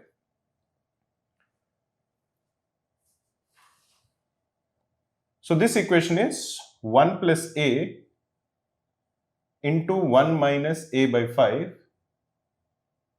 is equal to 1.35, or 1 plus A minus A by 5 minus A square by 5 is equal to 1.35. This would imply that A square by 5, this is plus 4A by 5, so that will be minus 4A by 5 plus 1.35 is equal to 0. It will be not 1.35, it will be 0.35. We can multiply the entire equation with 5. So we are getting A square minus 4A plus 1.75 is equal to 0. This is A minus 3.5A minus 0.5A plus 1.75 is equal to 0, which is A minus 3.5 into A minus 0.5 is equal to 0. So the value of A is either 0.5 or A is 3.5. But because the value of the investment never grew to 10,000 rupees, the initial investment is 5,000. If it grew to 10,000, it would imply that A is greater than 1, because the value of the investment doubled in 1 year. If it doubled in 1 year, the rate of interest is greater than 100%. So A cannot be greater than 1. This would imply that A is not equal to 3.5. A has to be 0.5. And so the value of X will be 50. But what are we required to calculate? We are required to calculate what was the percentage drop in the second year. The percentage drop in the second year is X by 5. If X is 50, the correct answer therefore will be option D, which is 10.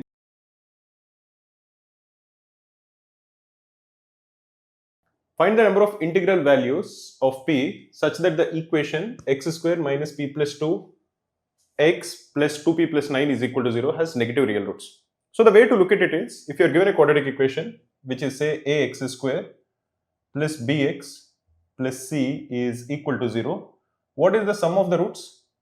The sum of the roots is minus b by a. And what is the product of the roots? The product of the roots is c by a. Now, if you are told that both the roots are negative, the sum of the roots will be negative. And the product of the roots, if both the roots are negative, will be positive. This is the first thing that you have to confirm. If you are told that both the roots are negative, you want the sum of the roots to be negative and you want the product of the roots to be positive. It is not relevant to this question, but suppose you are told that both the roots are positive.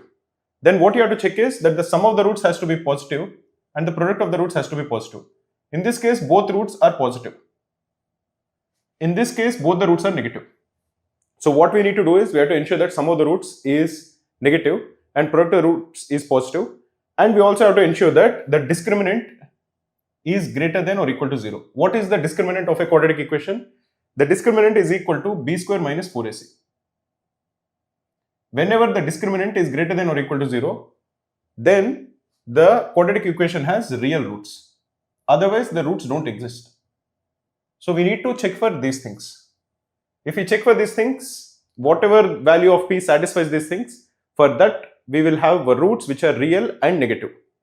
So what is the sum of the roots? The sum of the roots is p plus 2. So we want p plus 2 to be less than 0, or we want p to be less than minus 2. What is the product of the roots? It is 2p plus 9. So we want 2p plus 9 to be greater than 0, or we want p to be greater than minus 4.5. So as we are looking only for integers, the two integers which satisfy both of these conditions is p is equal to minus 3 and minus 4. But that is not about it. We also have to ensure that the quadratic equation has real roots. So you want the discriminant, that is b square minus 4ac, to be greater than or equal to 0. What is the discriminant of this? It is p plus 2 whole square minus 4 times 2p plus 9. This has to be greater than or equal to 0. Or you want p square plus 4p plus 4 minus 8p minus 36 to be greater than or equal to 0, which is p square minus 4p minus 32 is greater than or equal to 0. This is p plus 8 into p minus 4 is greater than or equal to 0. This is an inequality which is greater than or equal to 0. This will happen if p is, sorry, this is p minus 8, I didn't factorize it properly. This is p minus 8 into p plus 4. This is the factorization of this quadratic equation. If this is greater than or equal to 0, we want p to not lie between the roots. So p is either greater than or equal to 8, or p is less than or equal to minus 4. This has to happen. Now the only two values of p which satisfy whatever we wanted earlier is p is minus 3 and minus 4. P is equal to minus 3 doesn't satisfy this given requirement, but p is equal to minus 4 satisfies this given requirement. So the only value of p for which this is satisfied is minus 4. What we are asked is the number of integral values for p which will be equal to 1. So the answer for this question is 1.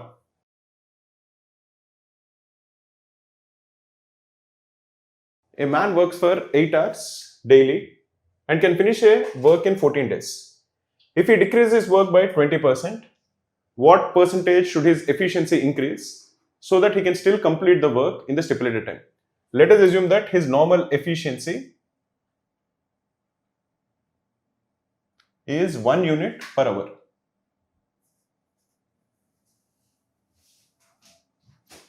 Now he can finish the job by working for 8 hours and 14 days. So total hours that he takes will be equal to 8 into 14, which is equal to 112. So total work done will be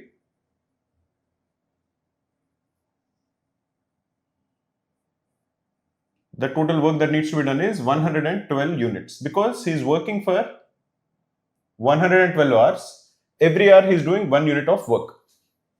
What we are told is that the work hours decrease by 20%. So this would imply that the total hours that he has will be 112 into 0.8. This is the hours that he has, but he has to finish the work. So suppose the new efficiency or the amount of work that he is doing in a given hour becomes, say, E.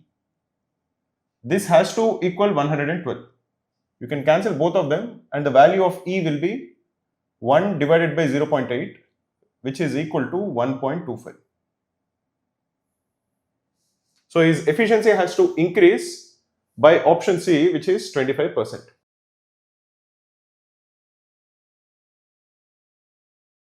In this question, we are told that there are 10 inlet pipes which fill the tank in 4 hours. So one inlet pipe will fill the tank in 40 hours.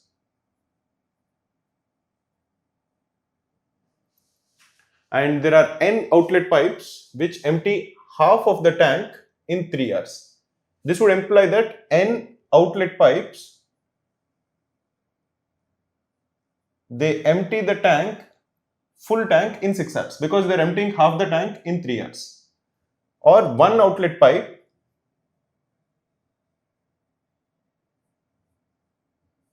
empties the tank in 6n hours. So what fraction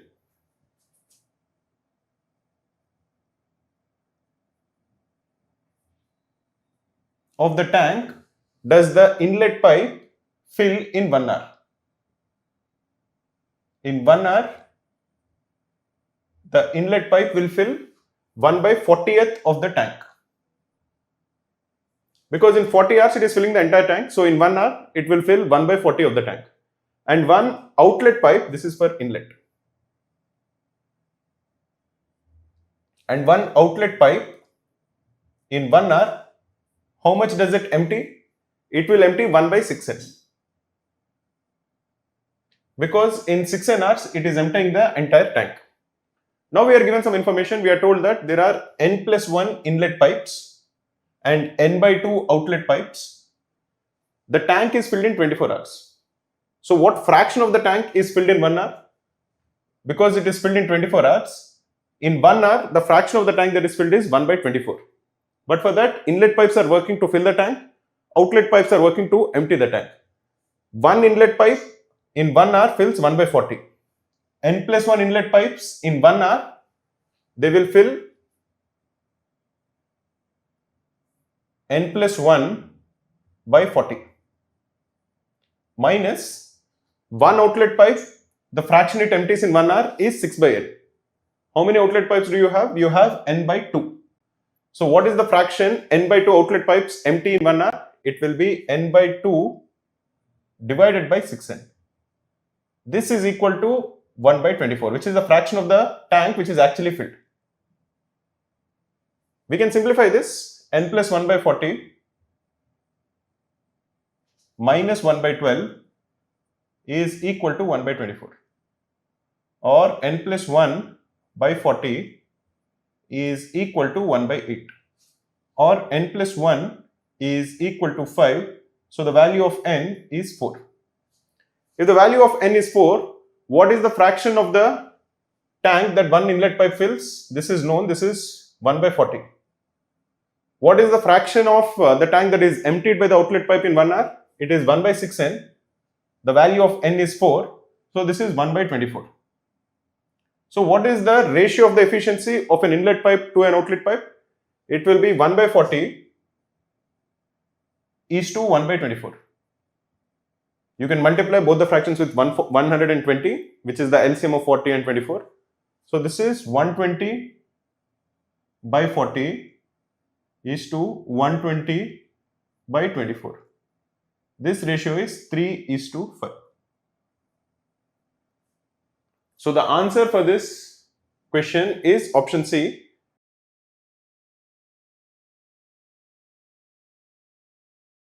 Here the density of an object is mentioned as mass divided by volume. So basically mass of an object is equal to density into volume. Now the ratio of the masses of an iron sphere of radius 21 centimeters is, and a copper cube of edge length 10.5 centimeters is denoted as x. Find the value of 3x. So basically we are given the volumes of an iron sphere and a copper cube. So what is the volume of iron sphere? If I call it IS, what is the volume of a sphere? The volume of a sphere is 4/3 pi r cube. This is the formula for the volume of a sphere.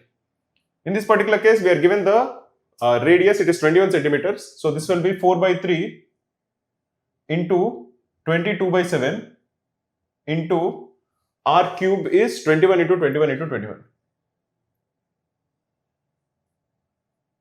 Now what is the volume of a that copper cube, volume of copper cube is equal to the volume of a cube is side cube, S into S into S. In this particular case, the volume of the side is 10.5. So this will be 10.5 into 10.5 into 10.5. The key for these kind of questions is not actually simplifying these numbers. There is no point in actually calculating the value of 10.5 whole cube. Similarly, there is no point in actually calculating this number, simplifying it, because we will try to keep all of them like that, try to see if there are any cancellations that are happening, and then after that, whatever is needed at the end, only that number will calculate. That way you will save time. Here the density of iron is given, it is 7000 kg per meter cube. Density of copper is given, it is 8000 kg per meter cube. So if you're looking at the volumes, the ratio of the volumes, it is density into volume. What is the density of iron? It is 7000 into what is the volume of the iron sphere? This is the volume of the iron sphere, which is 4 by 3 into 22 by 7 into 21 into 21 into 21.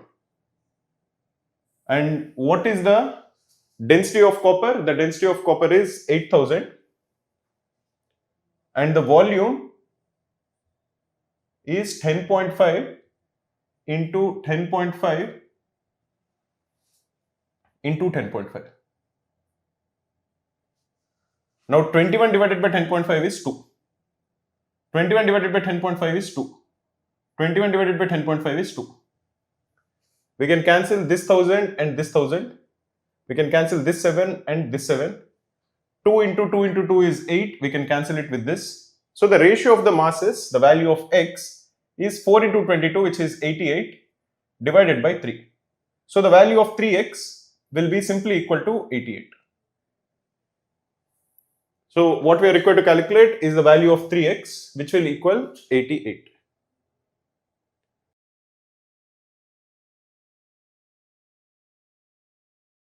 In this question, the value of log of 70 is given as a, log of 28 is given as b, and log of 245 is given as c. Find the value of log of 5. Let us find out the prime factorization of these numbers. By prime factorization, I mean expressing those numbers as product of primes, because then things get easy. 70, for example, is 2 into 5 into 7. 28 is 2 into 2 into 7. 245 is 5 into 7 into 7. Why is the reason we wrote this? The reason we wrote this is because we can now express the logs as sum of log of 2, log of 5 and log of 7. So log of 70, for example, is equal to log of 2 plus log of 5 plus log of 7. This we are told is equal to a. The next one is log of 28. Log of 28 is equal to 2 times log of 2 plus log of 7. This we are told is b. And log of 245 is equal to log of 5 plus 2 times log of 7. This we are told is equal to c. Now, what are we required to calculate? We are required to calculate log of 5. So let us try to eliminate the other logs. For example, in this particular case, what is log of 7? Log of 7 is equal to c minus log of 5 divided by 2. We can put that over here and we can eliminate log of 2 also, or basically explain log of 2 in terms of log of 5. So 2 times log of 2 plus c minus log of 5 divided by 2 is equal to b, or 2 log of 2 is equal to b minus c minus log of 5 divided by 2. which is equal to 2b minus c plus log of 5 divided by 4 is basically the value of log of 2. Once we have log of 2 and log of 7 in terms of log of 5, we can just write this. The sum of all three of them has to be equal to a. So 2b minus c plus log of 5 divided by 4, which is log of 2, plus log of 5 plus what is log of 7?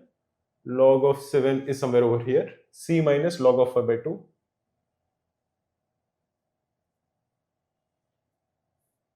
is equal to a. Let us multiply this product, this equation with 4. So we are going to get 2b minus c plus log of 5 plus 4 times log of 5 plus 2c minus 2 log of 5 is equal to 4a. Let us now just cancel things. Log of 5, 4 log of 5 is 5 log of 5 minus 2 log of 5 is 3 log of 5. And we have 2b minus c plus 2c is 2b plus c. So the value of log of 5 we can simplify and calculate is equal to 4a minus 2b minus c divided by 3, which will be option B.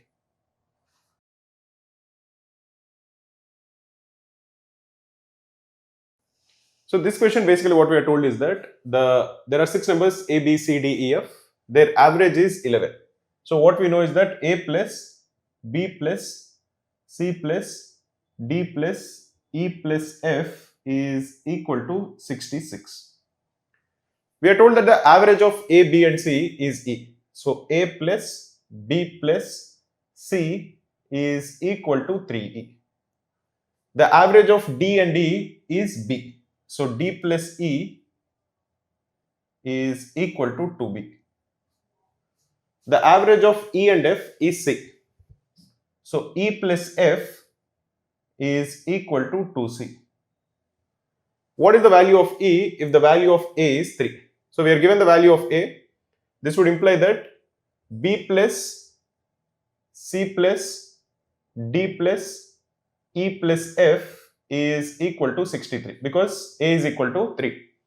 Similarly, b plus c is equal to 3e minus 3. So we have this b plus c in terms of e, we can substitute over here. If we have d plus f in terms of e, we can calculate the value of e. That is what you should really look at. So if you add both of this together, we are going to get d plus e plus f is equal to 2 times b plus c. But what is 2 times b plus c? It is 2 times this, which is equal to 6e plus 6, or d plus f, sorry, this is 6e minus 6. D plus f is equal to 4e minus 6. So b plus c we can substitute over here, d plus f we can substitute over here with this equation, and we will get an equation only in terms of e. So b plus c is equal to 3e minus 3 plus d plus f is 4e minus 6 plus e is equal to 63. From this particular equation, we have b plus f from here, we have d plus f from here, and we can solve it. So we are going to get this is 8e is equal to 72, or the value of e is equal to 9. So the answer for this question is 9.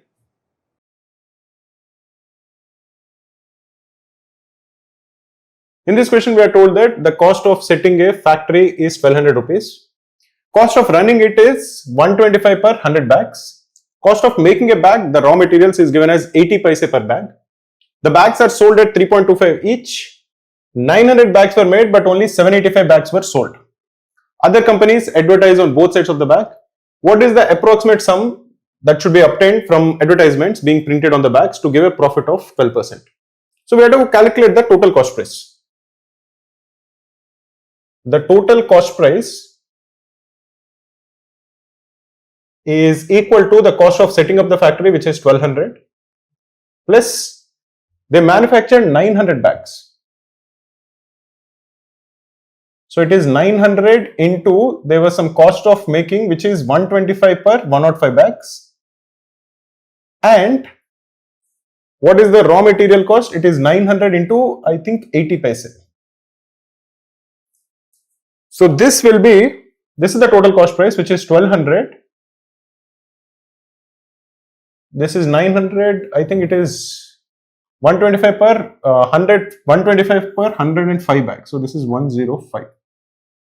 105 is 7 into 15, 900 is 60 into 15. So this is plus 60 into 125. 60 into 125 is 7500 by 7 plus 720. So the total cost price is 1920 plus 7500 by 7. What we are told is that the profit percentage has to be 12%.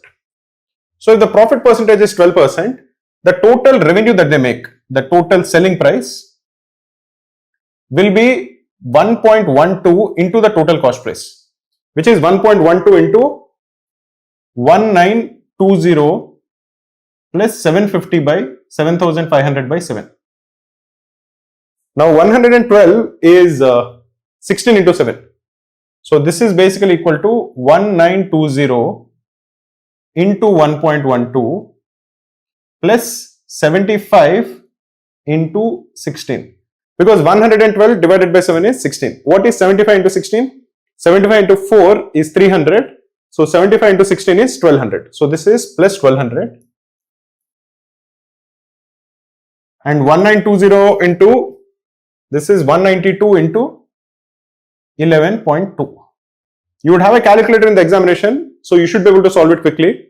I don't have it, but I can try to figure it out. 192 into 11 is 1920 plus 192, which is equal to, this is 2, 1. This will be 1. So if I make a mistake, let me know. This is 1 and this is 2. This is 192 into 11. Now 192 into 0.2 is 38.4. So the total is, this is 0.4, this is 0, 1, 5, 1. So this is 2150, 0.4 plus 1200. This is equal to 3350.4. This is the money that they have to make. Now what is the money that they made? I think it is 3.85, right? What is the selling price per bag? The selling price per bag is 3.25 per bag. And how many bags did they sell? They sold 785. So basically the money that they make is 785 into 3.25. This is the money that they already made. Now this is tough. I don't know how to simplify it. But again, I'll try. What is 785 into 3.85? This is 785. I think you have to just use a calculator. This is 785, right? 785 to 3.25. Okay, 3.25 is easier to calculate. 3.25 is easier to calculate because I can write this as 6.5 divided by 2, which is basically 13 divided by 4. And 785 into 13 can be calculated, or basically I'll just write 785 as, all of this is unnecessary if you have a calculator, but just for fun I'm trying to solve it. This will be 785 divided by 4 is 196 into 13 plus, this is 784 plus 13 by 4. If I'm wrong, correct me somewhere. So this is 1960 plus 196 into 3 will be 588. Yeah. This is 8, this is 4, this is 1, this is 5, and this is 2 plus 3.25. So the total money that they already made is 2551.25. So the money that they have to get from the advertising has to be the difference of these two, which is 0.15, and this is 9 and 9 and 7. So this is 799.15, which I think is one of the options, which is 799.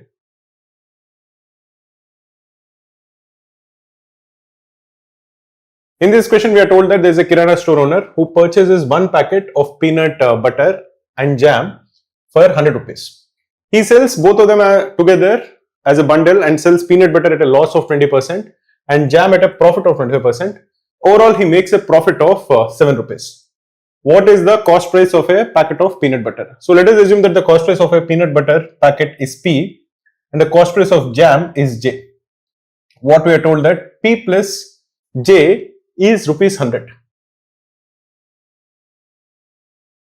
Now if you are selling peanut butter at a loss of 20%, you are selling it for 0.8p.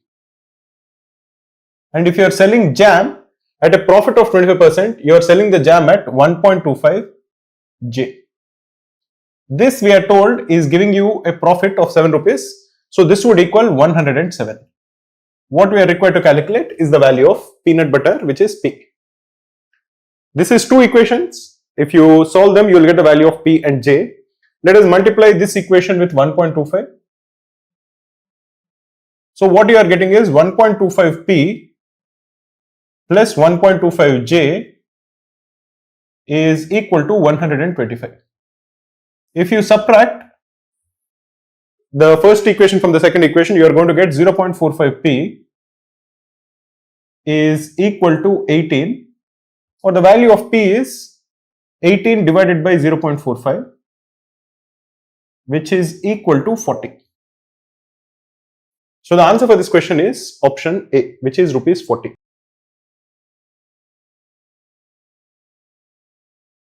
A piece of work can be done by 50 men working 10 hours per day for 45 days. So what is the total man hours that is needed? Total man hours to finish this piece of work will be 50 into 10 into 45.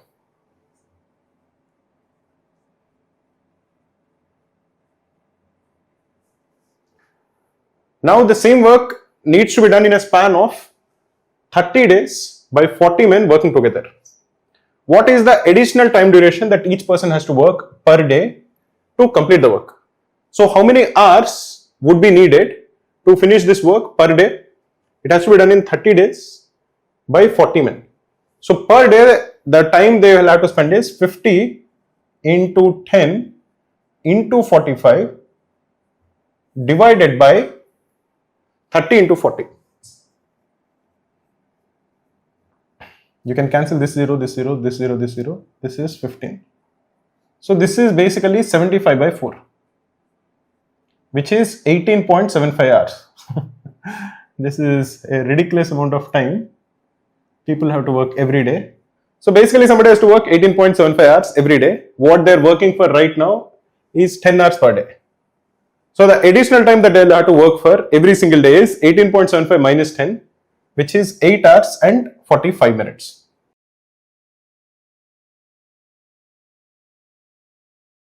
So what we are told is that in a Bilaspur village, there are 12 men and 18 boys.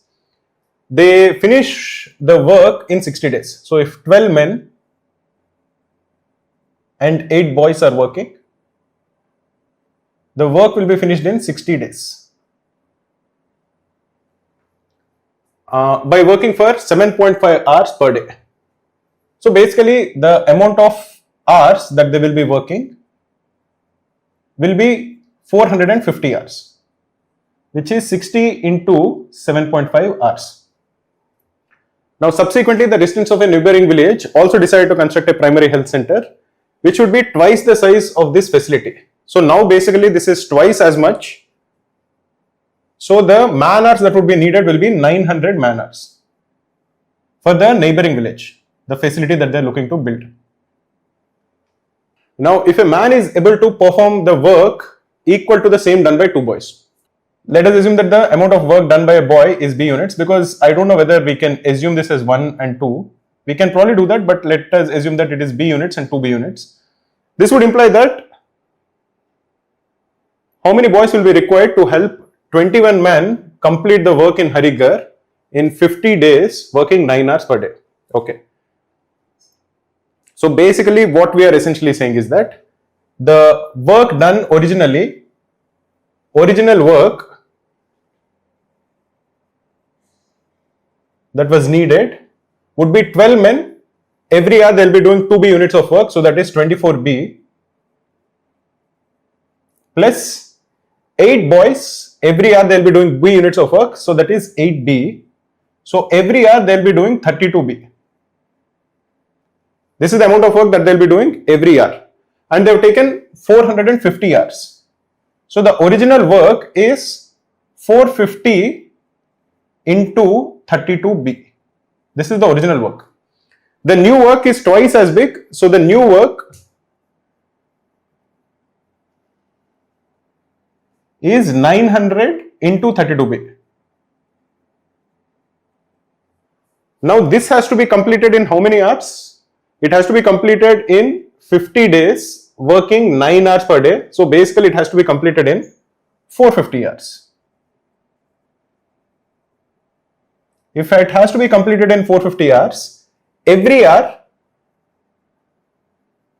the amount of work that has to be done will be 900 into 32b divided by 450. This will be equal to, I'm sorry man, this is 12 men and 18 boys. I made some mistake, I was figuring out that. So it is 12 men and 18 boys. So the original work done is 24b plus 18b, which will come to 42b here.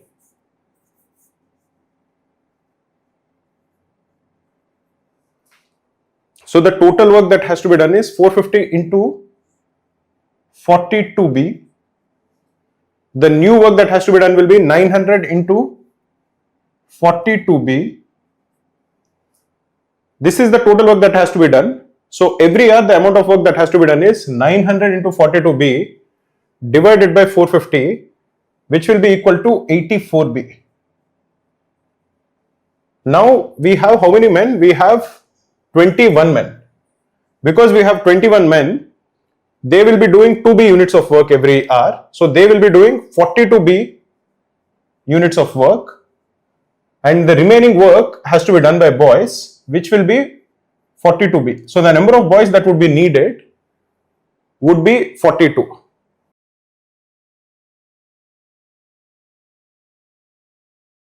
The cost price of an article A is 200 more than the cost price of an article B.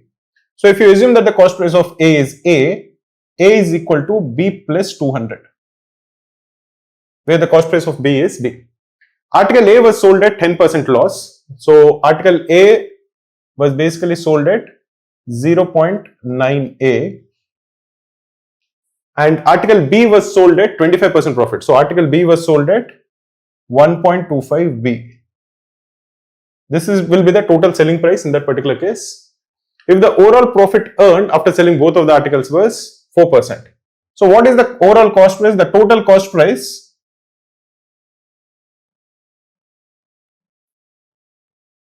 is A plus B. If A is sold at a loss of 10%, it is 0.9A, that is the selling price. If B is sold at a profit of 25%, the selling price of B is 1.25B. Both of them together, they are getting a profit of 4%. So this is equal to 1.04 into the total cost price, which is A plus B. This would tell us that 0.9A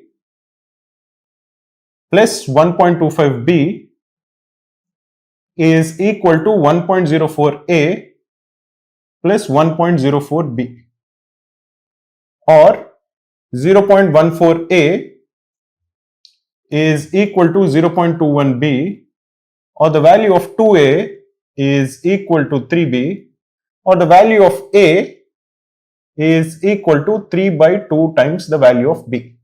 But what we know is that A is B plus 200. So this would imply that 3 by 2B is equal to B plus 200, or the value of B by 2 is equal to 200. So the value of B is equal to 400, and the value of A, which is equal to 3 by 2 times the value of B, is equal to 600.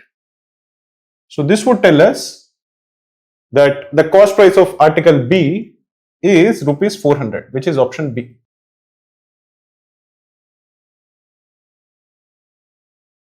In a reputed college, engineering college in India, the total expenses of a trimester are partly fixed and partly varying linearly based on the number of students. So total expenses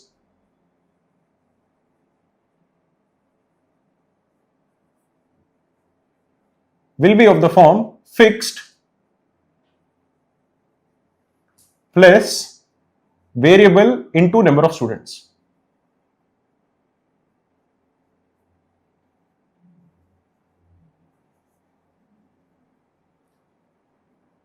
This is basically what is told to us. We are told that the total expenses, some of it is fixed and some of it is variable, and it is varying linearly with the number of students.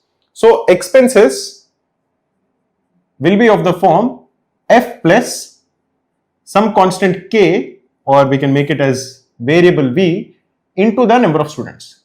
This is the total expenses. We are given some information. We are told that the average expense per student is 400 when there are 20 students. If the average expense is 400 when there are 20 students, what is the total expense? The total expense will be 400 into 20, which is 8,000.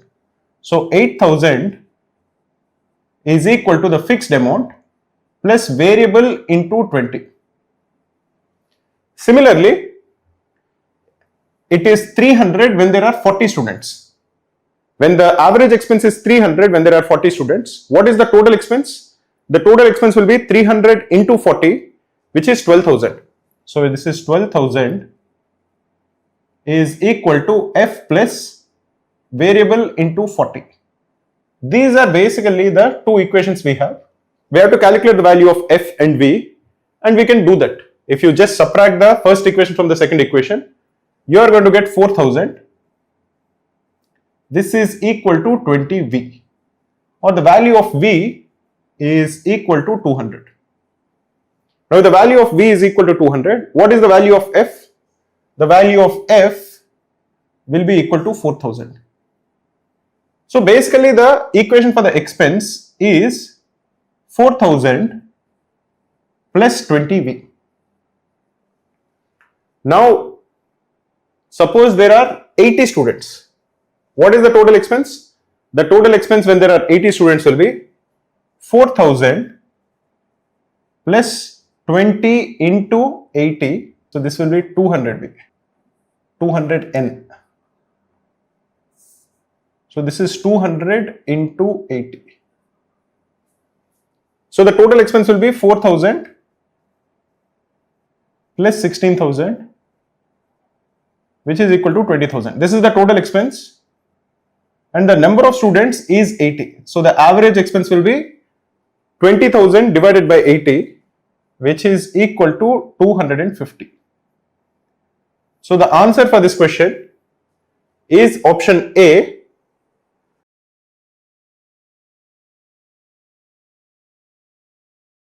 In this question, there are two taps, X and Y, that can fill a tank in 20 minutes and 30 minutes. So X will take 20 minutes to fill a tank. Y takes 30 minutes to fill a tank. Normally what we are looking for is the amount of water that they fill in a particular time, that is their efficiency, and not really how much time that they take. So let us assume that the volume of the tank is the LCM of 20 and 30. What is the least common multiple of 20 and 30? That is 60 liters. So let us assume that the volume of the tank is 60 liters. This would imply that in 1 minute, the amount of water X will fill, because it is taking 20 minutes to fill 60 liters, in 1 minute it will fill 3 liters. Similarly, Y takes 30 minutes to fill 60 liters. So in 1 minute it fills 2 liters. Now there is a tap C that can fill a fully filled tank in 25 minutes. It can empty. Okay, so there is C which takes 25 minutes. So in an ideal situation, I should have assumed that the volume of the tank is the LCM of 20, 30 and 25. But because I already assumed it to be 60 liters, let us continue with it. So as the volume is 60 liters and it can empty it in 25 minutes, every minute the amount of water that is emptied by it will be 60 divided by 25, which is equal to 12 by 5. This is equal to 2.4 liters. So now, what is the ratio of the time taken by A and B? I am assuming this is X and Y to fill the tank when C is open to that of when C is closed. So here we have two taps X and Y, here we have two taps A and B. I am assuming both of them are the same. So let us ignore that. So when only X and Y are filling, the amount of water that they will fill in 1 minute will be 3 plus 2, which is 5 liters. When X plus Y minus C, that is C also is there but C is emptying, when all three of them are open, they will fill 2.6 liters every minute. So the time taken when only X and Y are there will be 60 divided by 5, and when all three of them are open, the time taken will be 60 divided by 2.6. This is the ratio that we are looking for. That ratio when A and B fill the tank when C is open to when C is closed. So the required ratio is 60 divided by 2.6 is to 60 divided by 5, which will be equal to 5 is to 2.6, or this is 25 is to 13 if you are just multiplying both of them with 5. So the ratio of this required ratio is 25 is to 13, which is option B.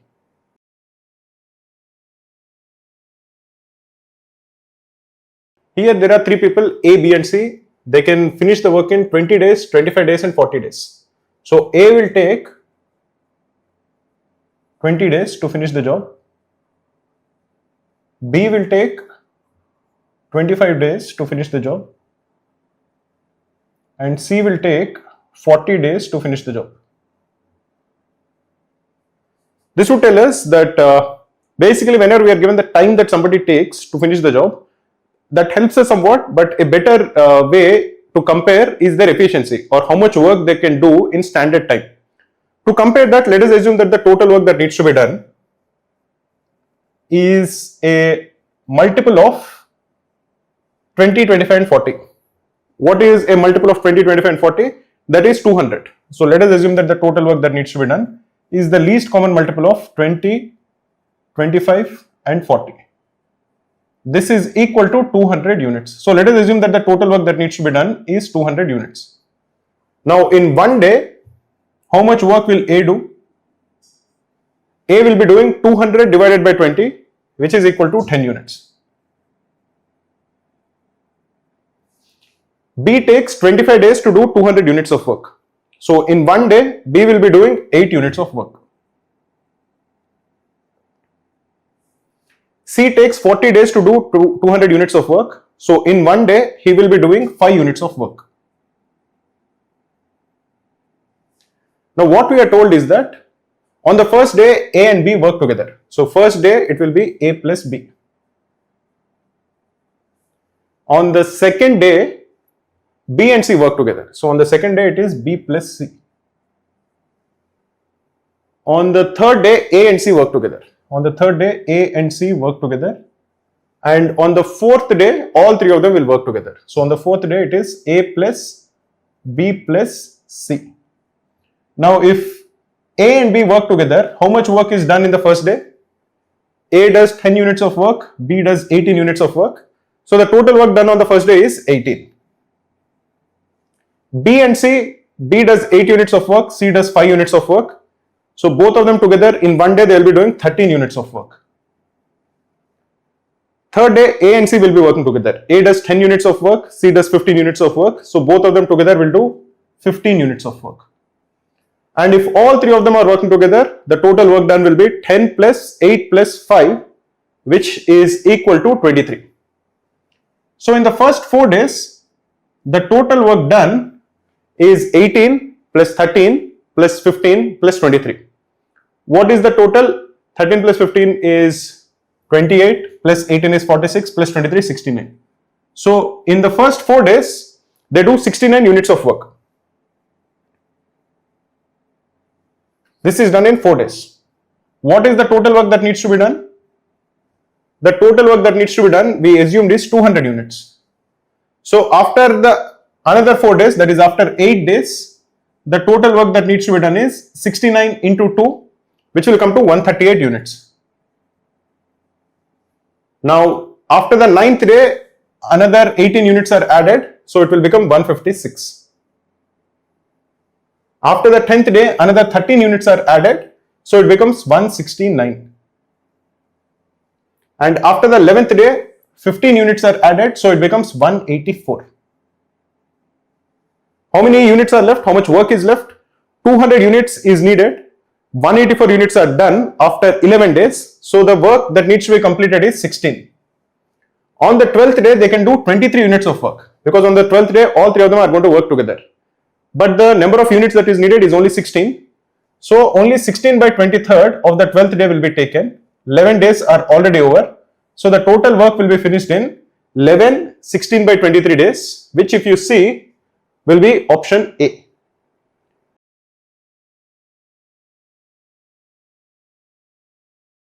The respective ratio between the present age of Manisha and Deepali is 5:x. So we have two persons, Manisha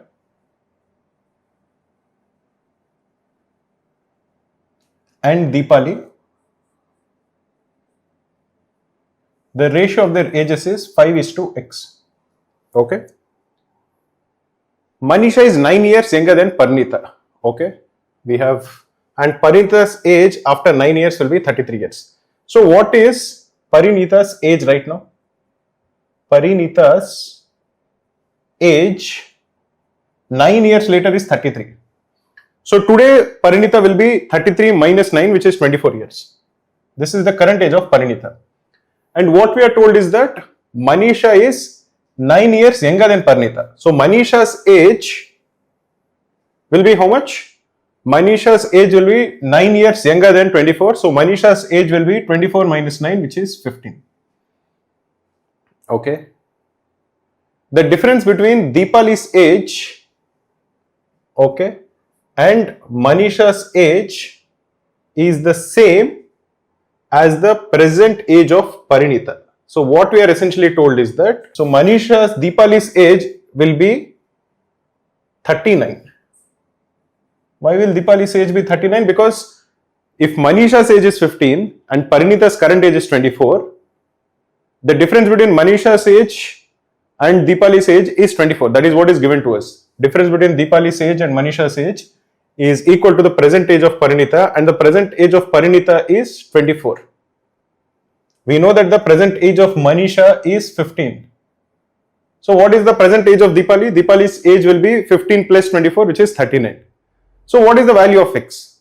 The value of x will be 5 by x is equal to 15 by 39. This is 3. So the value of x is simply equal to 13. So the answer for this question is option D, which is none of this, because the correct answer is 13, but that is not given in the options.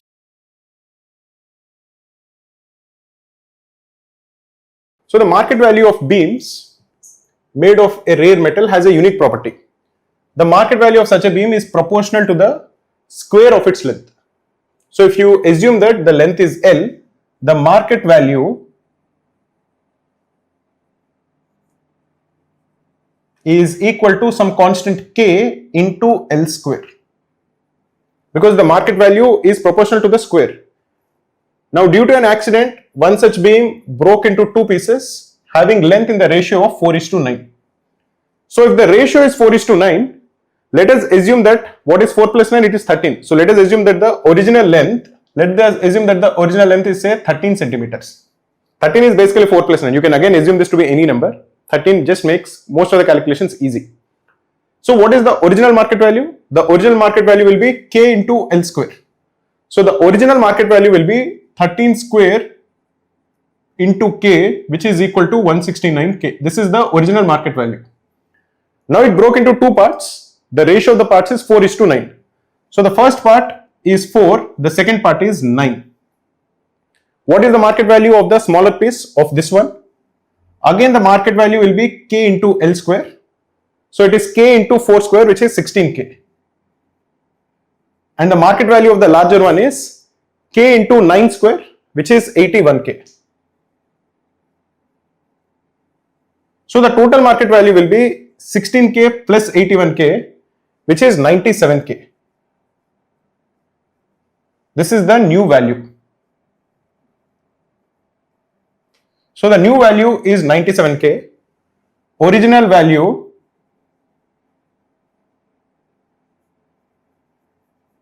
is equal to 169k. So the decrease in the value is 169k minus 97k, which is equal to 72k. So the decrease percentage will be 72k divided by 169k into 100. This will be approximately 7200 divided by 69. You can figure it out, it will be approximately 42%, 169. So the answer for this question is a loss of 42.60%, which is option B.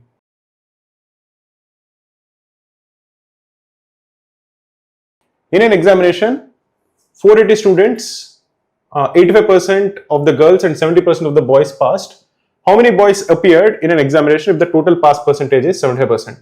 To solve this question, I would definitely use allegations.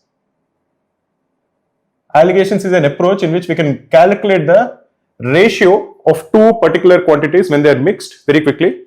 Suppose you are given two quantities, like in this particular case. We have girls, and amongst the girls 85% passed, and amongst the boys 70% passed. When you are mixing both of them, the overall pass percentage is given. This is 75%. So the way you would use allegations is, and you use this allegations method in ratio and proportion to get the ratio in which they are mixed very quickly. So if you use that, you can quickly get the ratio in which girls are there, the number of girls to the number of boys. How do you do it? You basically calculate 85 minus 75. What is 85 minus 75? It is 10. So write 10 over here, alternate it. You subtracted the average amongst girls from the overall average, whatever you are getting, you attribute it to boys. Then from 75, you subtract 70. How much are you going to get? You are going to get 5. Again, interchange it, give it to girls. So basically the ratio of the number of girls to the ratio of the number of boys is 5:10, which is, when simplified, equal to 1:2. So now we are asked to calculate the number of boys who appeared in the examination. This is a pretty easy question.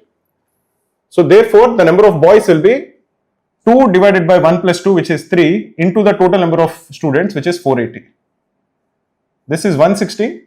This will equal 320.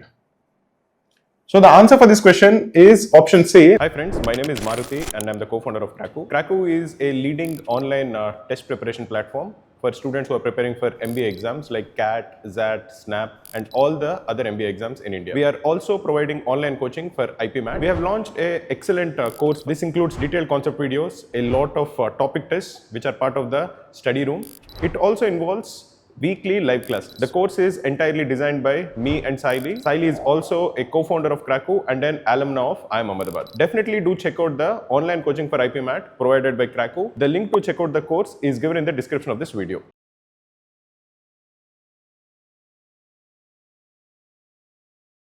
A watch shop owner buys 50 watches from a wholesaler at 2/3 of the market price. So let us assume that the market price is say M. So he is buying at 2/3 the market price. He plans to sell the watches at a minimum of 30% profit. So if the profit percentage is 30%, what is the selling price? The selling price would be cost price, which is 2/3 M into 1 plus profit percentage, which is 1.3. So this will be equal to 2.6 M divided by 3. Now what is the maximum discount that he can give to the customers to earn the minimum profit? The minimum profit basically is 30% profit. So what is the maximum discount that he can give? The mark price is M, the selling price is 2.6 M by 3. So the discount he can give is M minus 2.6 M divided by 3, and because you want to calculate it as a percentage, you divide it again by M and you multiply it with 100. This will be 0.4 by 3 into 100, which is equal to 40 by 3 percentage. This will come to 13.33%. So the answer for this question is option C.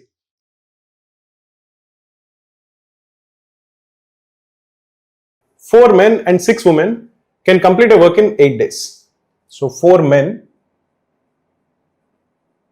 and 6 women, they can complete a work in 8 days. Now one woman is replaced by 1 man. If a woman is replaced by 1 man, we have 5 men and 5 women. Now they can complete the work in 7 days. Now we want to compare the amount of work done by each person, not the time that they take. So let us do two things. Let us assume that the amount of work done by 1 man in 1 day, let us assume that this is equal to M. And let us assume that the amount of work done by 1 woman in 1 day, let this be equal to W. Let us also assume that the total work that needs to be done, let this be a multiple of 7 and 8. Why 7 and 8? Because this is the time that these arrangements have taken. One combination takes 8 days, another combination takes 7 days. So let us assume that the total work that needs to be done is the LCM of 7 and 8, which is 56 units. So this combination of 4 men and 6 women, in 8 days they are doing 56 units. So in 1 day, they will be doing 7 units. This combination of 5 men and 5 women, they are taking 7 days to do 56 units of work. So in 1 day, they will be doing 8 units of work. So basically the equation that we have 2 equations. We have 4M plus 6W. This is equal to 7. And we have 5M plus 5W. This is equal to 8. This is the second equation. So we have 2 equations and 2 variables. We have to solve for the value of M and W. In the second one, we can just divide the entire equation with 5. So we are going to get M plus W is equal to 1.6. So you multiply this with 4. So we are going to get 4M plus 4W is equal to 6.4. From this equation, if you subtract this equation, we are going to get 2W is equal to 0.6, or the value of W is equal to 0.3. M plus W, this we are told is 1.6. So the value of M will be equal to 1.3 units. So we have the amount of work done by 1 man in 1 day.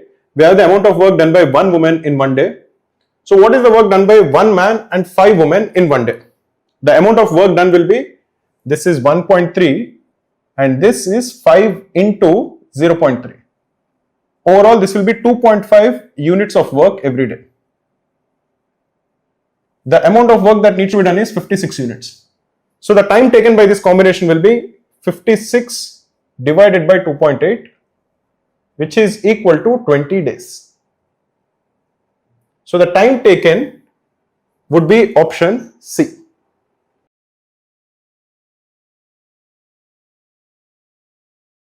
A shopkeeper marks up the prices of pens by a certain percent. Okay. He then offers a discount of 25% on the marked price of pens.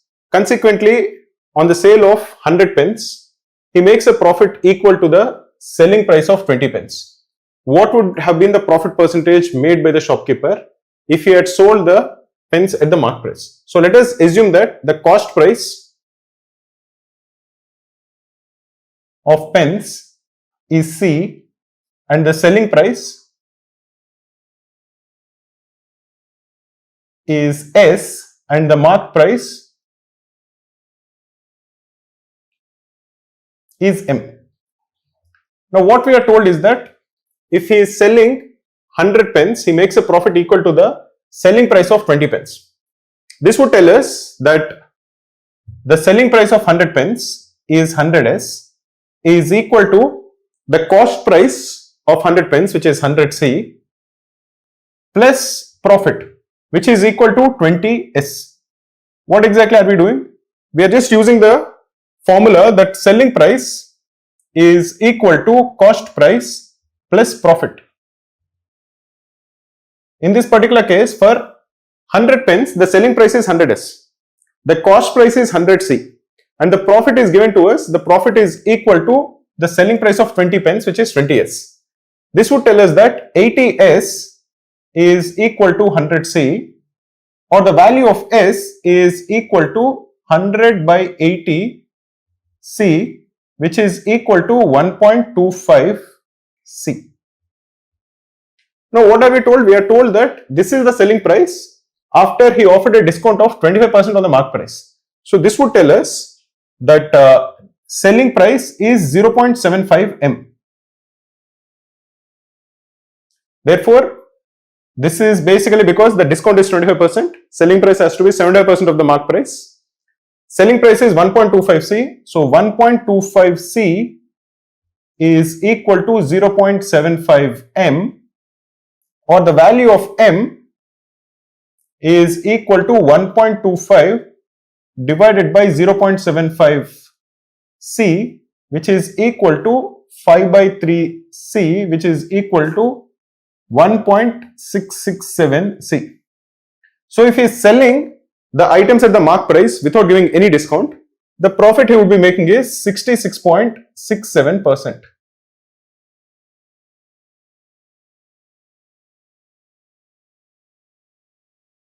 Aruna purchases a certain number of apples for rupees 20 each. So number of apples, let us assume, is A, and certain number of mangoes for 25 rupees each, and let us assume that the number of mangoes is M. If she sells all the apples at 10% profit, the cost price is given, it is 20. So now she is selling the apples at 22. So the total money that she makes from apples is 22A, and all the mangoes at 20% loss. The cost price of mangoes is 25. If she is selling at a loss of 20%, the selling price of mangoes will be 25 into 0.8. This is equal to 20. So the total money that she makes from mangoes will be 20M. This is the total money that she makes in this transaction. She makes neither profit nor loss. Okay. So this would imply that the total cost of the apples is 20A plus the total cost of mangoes, because the cost price of mangoes is 25, will be 25M. This would tell us that 2A is equal to 5M. This is one equation in A and M. We are given another transaction. We are told that instead, if she sells the apples at 20% loss, the cost price of apples is rupees 20. If she is selling them at a loss of 20%, the apples are being sold at 20 into 0.8, which is equal to 16. So the total money that she makes from the apples will be 16A plus, and mangoes at 10% profit. The cost price of mangoes is 25. If mangoes are being sold at a profit of 10%, they are being sold at 27.5. So this is 27.5M. This is equal to, what are we told? We are told that she makes a loss of 150. The cost price is 20A plus 25M. So this will be 20A plus 25M minus 150. You can simplify this. You are going to get that 4A minus 150 is equal to 2.5M. But we know that 2a is 5m. So 4a will be 10m. So 10m minus 150 is equal to 2.5m, or the value of 7.5m is equal to 150. So the value of m is equal to 20. So the number of mangoes that were bought is equal to 20. This would imply that the number of apples that were bought can be calculated. 5m will be 100, so a will be equal to 50. What are we asked to calculate? We are asked to calculate the number of apples purchased by Aruna. The number of apples purchased is equal to 50. So the answer for this question is 50.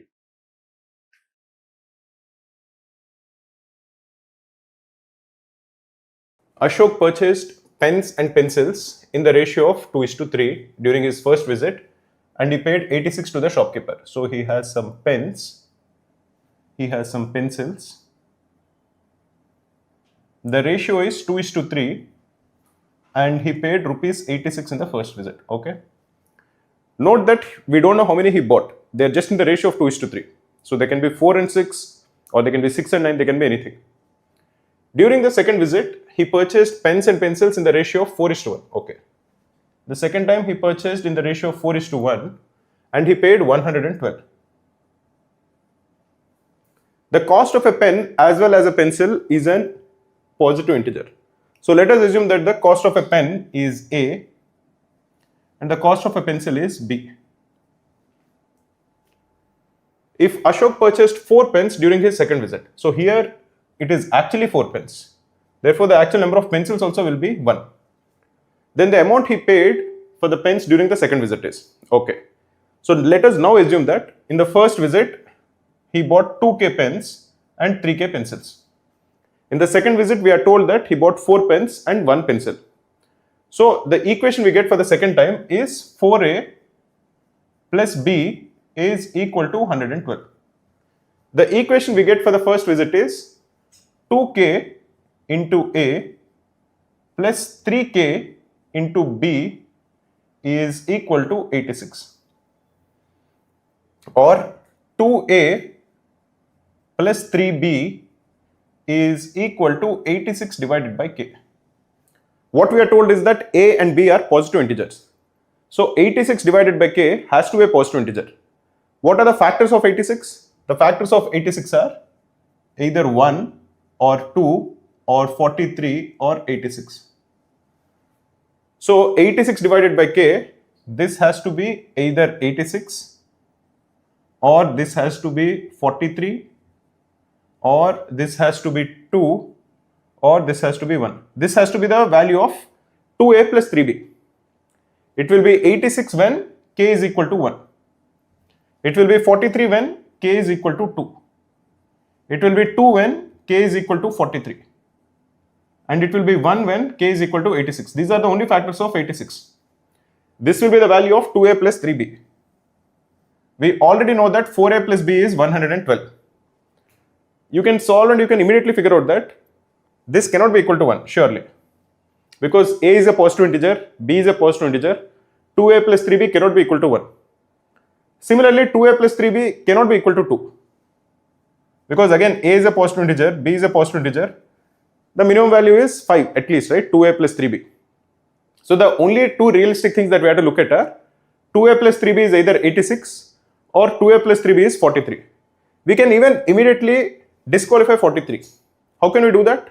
If 2a plus 3b is equal to 43, you multiply this with 2, you are going to get 4a plus 6b is equal to 86. But here 4a plus b is equal to 112. So 4a plus 6b cannot be equal to 86. It cannot be less than 112. In that case, b will be negative. Therefore, 2a plus 3b cannot be equal to 43. The only possibility therefore is that 2a plus 3b is 86 and 4a plus b is 112. So 4a plus b is 112, 2a plus 3b is 86. You multiply this with 2, you are going to get 4a plus 6b is equal to 172. So from this equation, if you subtract this equation, you are going to get 5b is equal to 60, or the value of b is 12. If b is 12, 4a will be equal to 100, or the value of a is equal to 25. Now what are we required to calculate? What we are required to calculate is the amount he paid in rupees for the pens during the second visit. So for the pens during the second visit, he bought 4 pens, that is 4a is what we are required to calculate. That will equal 100.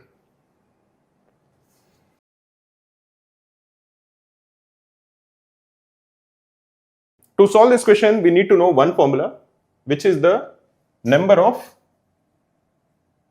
non-negative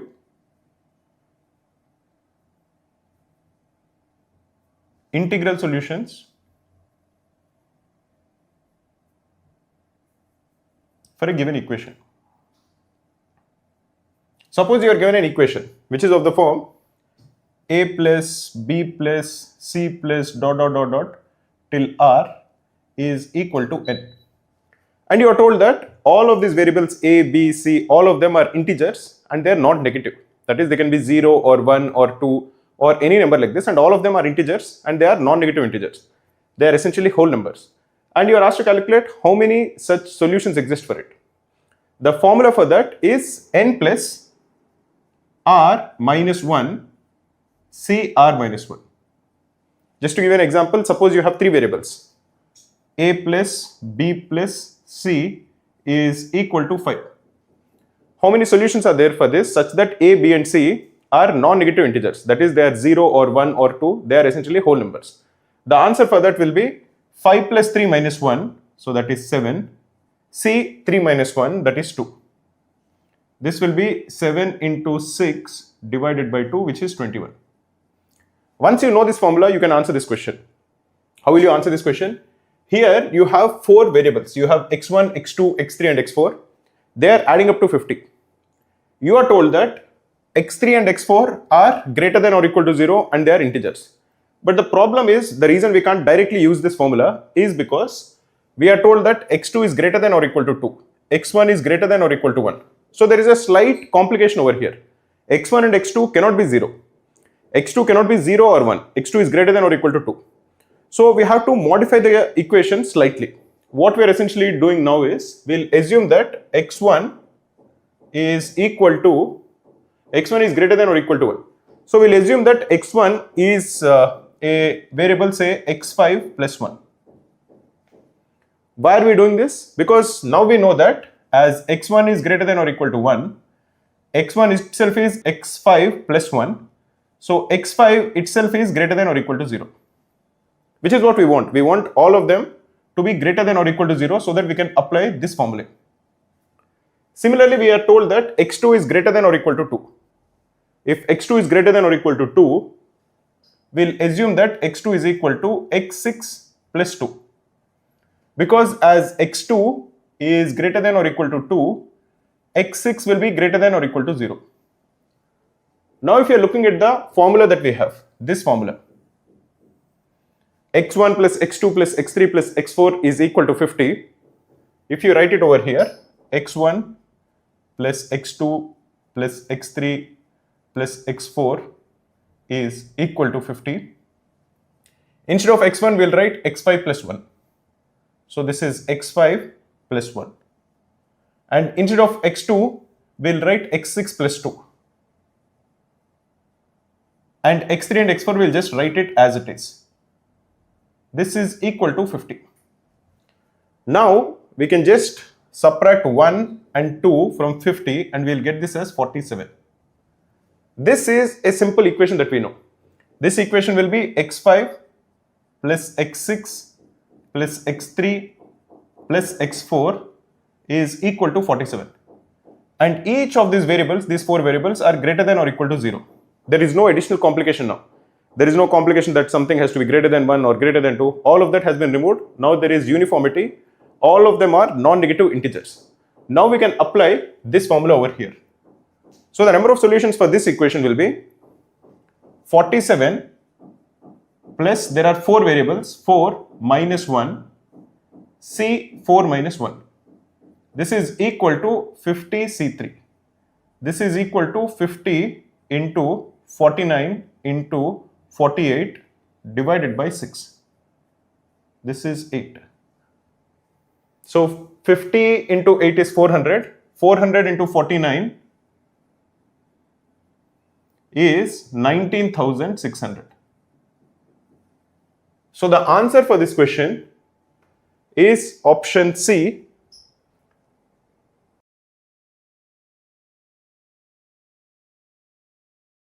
In this question we are told that k is y to the power 4 plus 1 by y to the power 4 plus 1 divided by y square plus 1 by y square plus 1. Which of the following is not a valid value of k for any real value of y?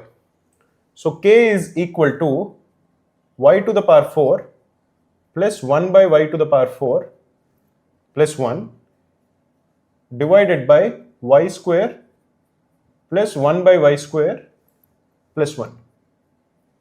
So if you assume that the expression y square plus 1 by y square is equal to p and you square it, what are you going to get as y to the power 4 plus 1 by y to the power 4 plus 2 is equal to p, or y to the power 4 plus 1 by y to the power 4 is equal to p minus 2.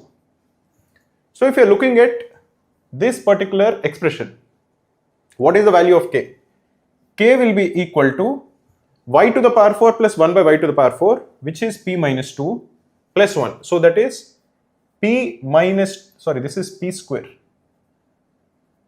So this is p square minus 2 plus 1 divided by y square plus 1 by y square plus 1, which is p plus 1. This is equal to p square minus 1 divided by p plus 1, and we know the value of p square minus 1 divided by p plus 1. P square minus 1 is p minus 1 into p plus 1. You divide it by p plus 1, this will be equal to p minus 1. Now what are the values that p can take? P is y square plus 1 by y square. What we know is that y square plus 1 by y square divided by 2 is always greater than square root of their product, which is y square into 1 by y square, which is 1. So y square plus 1 by y square is always greater than or equal to 2. Therefore, p is always greater than or equal to 2. So p minus 1 is always greater than or equal to 1. So the value of k is always greater than or equal to 1. So this value is possible, this value is possible, this value is possible. This is the only value which is not possible because this is less than 1. So the only value that k cannot take amongst the 4 given option is option D.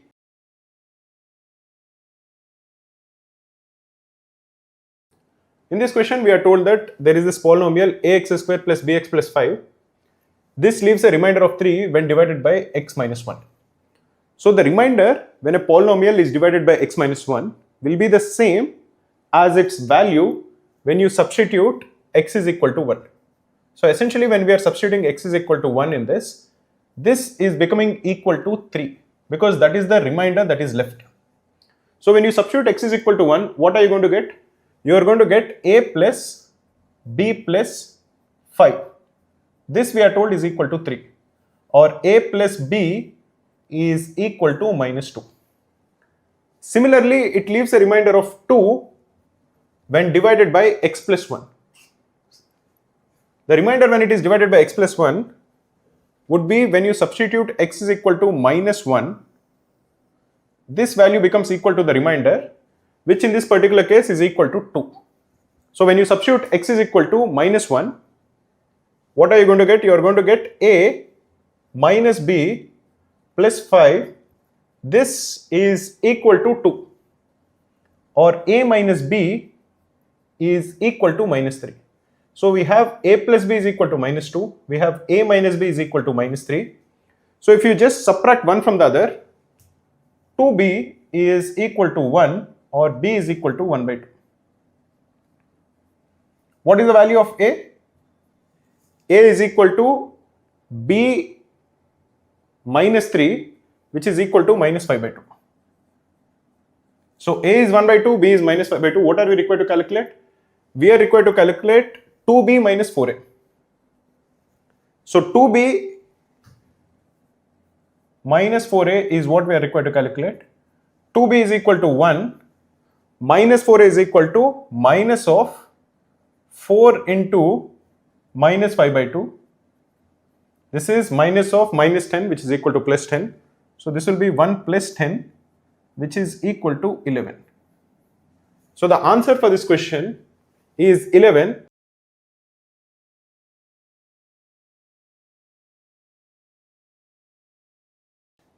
If the highest common factor of x square minus px minus q and 5x square minus 3px minus 15q is x minus 3, then the value of p and q is. So we are told that x minus 3 is a factor of two quadratic equations. So if you know that it is a factor, if you substitute x is equal to 3, because x minus 3 is a factor, this becomes 0 and this becomes 0. Whenever you are given an equation and you are told that x minus a is a factor, if you substitute the value of a in that, you are going to get 0. So if x is equal to 3 in this particular case, this becomes 9 minus 3p minus q is equal to 0. Because x minus 3 is a factor of this quadratic equation, again if you substitute x is equal to 3, it has to equal 0. So that would imply that 5 into x square is 3 square, that is 9, minus 3p into 3 minus 15q is equal to 0, or 9p plus 15q is equal to 45. Or if you divide that equation with 3, first if you simplify this equation, this is 3p plus q is equal to 9, and that equation is 3p plus 5q is equal to 15. So if you substitute one equation from the other, you are going to get 4q is equal to 6 or q is equal to 1.5. If q is equal to 1.5, 3p will be equal to 7.5, or the value of p is 2.5. So the value of p comma q is 2.5 comma 1.5. If you are looking at the options, that will be option C.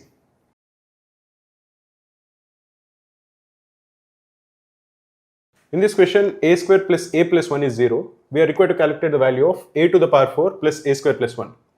So if you are told that a square plus a plus 1 is equal to 0, you divide the entire equation with a, you are going to get a plus 1 by a is equal to minus 1. If you square this, you are going to get a square plus 1 by a square plus 2 is equal to 1, or a square plus 1 by a square is equal to minus 1. If you multiply the entire equation with a square, you are going to get a to the power 4 plus 1 is equal to minus a square, or a to the power 4 plus a square plus 1 is equal to 0. So the answer for this question is option A.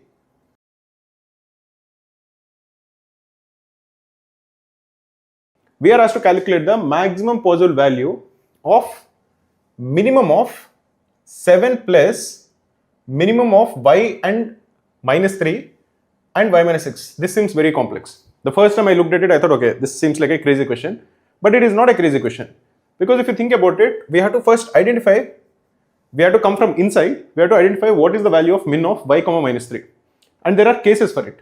One case is if y is less than or equal to minus 3. The second case is when y is greater than minus 3. These are the two cases. When y is less than or equal to minus 3, minimum of y and minus 3 will be equal to y. when y is greater than minus 3, minimum of y and minus 3 is equal to minus 3. So in the first case, when y is less than or equal to minus 3, this entire expression becomes equal to minimum of y plus 7 and y minus 6. And always y plus 7 is greater than y minus 6. For whatever is the value of y, if you are adding 7 to it, that will be greater than when you are subtracting 6 from it. So minimum of y plus 7 and y minus 6 is always equal to y minus 6. And here we know that y is less than or equal to minus 3. So in this particular case, the maximum value of y minus 6 is when y is equal to minus 3 and it will equal minus 9. This is the max possible value in this particular window.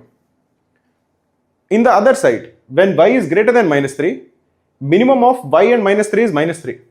Now this expression will become equal to minimum of 7 minus 3 and y minus 6.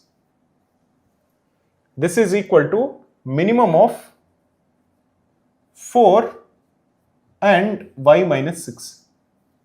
Now what is the maximum value of it? The maximum value will be equal to 4. Why is that the case? Because if y minus 6 is less than 4, the value will be y minus 6.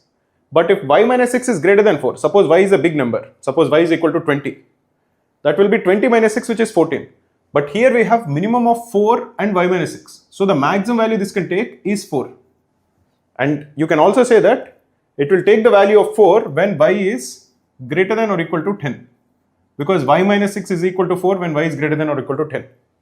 Anyway, in the second part, the maximum value that the expression can take is 4. In the first part, the maximum value the expression can take is minus 9. So overall, the maximum value that the expression can take is 4.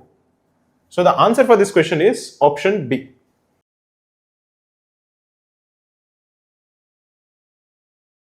In a family, each daughter has the same number of brothers as she has sisters, and each son has twice as many sisters as he has brothers.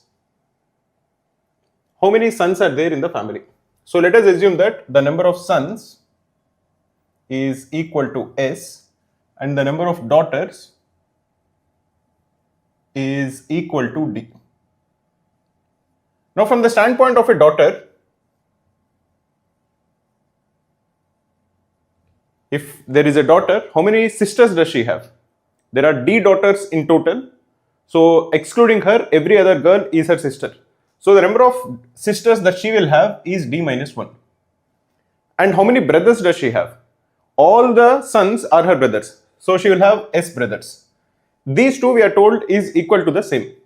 So D minus 1 is equal to S, or the value of D is S plus 1.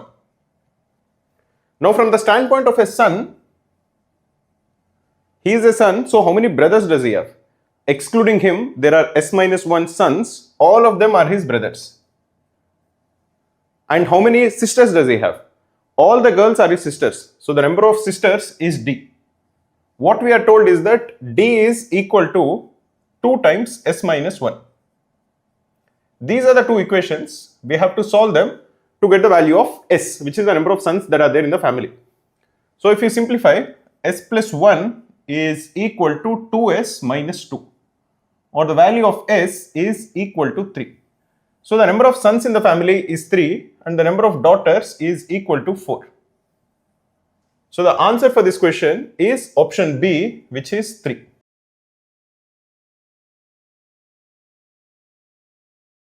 In this question, what we are told is f of x is equal to ax square plus bx plus c. Let me change the color to white. So f of x is equal to ax square plus bx plus c, and a is not equal to 0. We are told that f of 9 is equal to 9 times f of 1, and f of x is equal to 0 has equal roots. Which of the following is a possible root of f of x is equal to 0? Like we discussed earlier, if you have an equation, a quadratic equation, which is of the form ax square plus bx plus c is equal to 0, this will have equal roots if and only if the discriminant d is equal to 0. What is the discriminant of a quadratic equation? It is b square minus 4ac. So we want this to be equal to 0. And we also are given f of 9 is equal to 9 times f of 1. F of 9 is equal to 81a plus 9b plus c. This is equal to 9 times f of 1, which is 9 times a plus b plus c, or 72a is equal to 8c, or the value of c is equal to 9a. This is one equation in a and c. The second thing that we know is that f of x is equal to 0 has equal roots. That would imply that the discriminant is equal to 0. If the discriminant is equal to 0, b square is equal to 4ac. So b square is equal to 4 times a into c is basically 9a. This is equal to 36a square. So the value of b is either 6a or minus 6a. So the quadratic equation is of the form ax square plus 6ax plus 9a is equal to 0. This is if b is equal to 6a, or ax square minus 6ax plus 9a is equal to 0. In this form, if you divide the entire equation with a, this is basically x square plus 6x plus 9 is equal to 0. Or again, if you divide it by a, x square minus 6x plus 9 is equal to 0. This is x plus 3 whole square is equal to 0, or x minus 3 whole square is equal to 0. So x is either equal to minus 3 or plus 3. These are the two possible roots for this given quadratic equation. We are given 1, 2, 3, 4. So only 3 is matching. So the answer for this question is 3.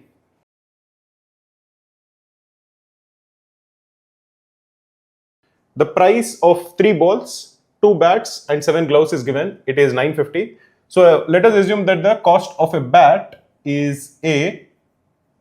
The cost of a ball, let us assume, is A. That is the first one. The second is bat. So let us assume that the cost of a bat, which is the second parameter, is B. And the cost of gloves is, say, C. What we are given from the first equation is 3 balls plus 2 bats plus 7 gloves is 950. So 3A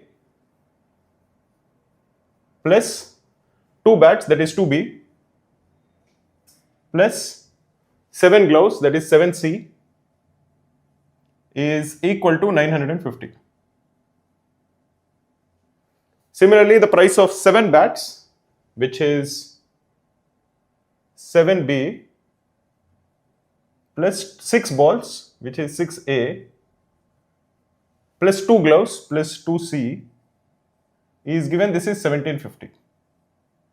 What we are asked to calculate is the price of a bat, that is A, or sorry, this is B, a ball, that is A, and a glove, that is C. What we are essentially asked to calculate is the value of A plus B plus C. Whenever we are given this kind of an equation, where you have 2 equations and 3 variables, try to see if you can change them or add them, do something so that you can have a combination of these 2 equations to get the third equation. In this particular case, it is quite simple. If you just add both of these equations, you are going to get 3A plus 6A, which is 9A, plus 2B plus 7B, which is 9B, plus 7C plus 2C, which is 9C. This is equal to 950 plus 1750, which is 2700. Or if you divide this entire equation with 9, you are going to get A plus B plus C is equal to 300. So the answer for this question is option A.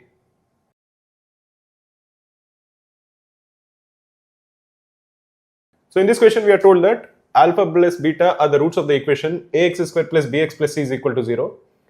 And we are required to calculate the value of this particular expression It seems complex, but it is not complex. In general, most of the quadratic equation questions are not complex. So if ax square plus bx plus c is equal to 0, what we know is that the sum of the roots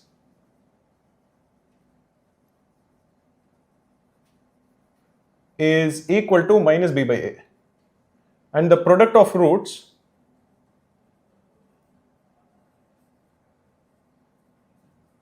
is equal to c by a. So what we know is that alpha plus beta is equal to minus b by a, and alpha into beta is equal to c by a. This is what we know.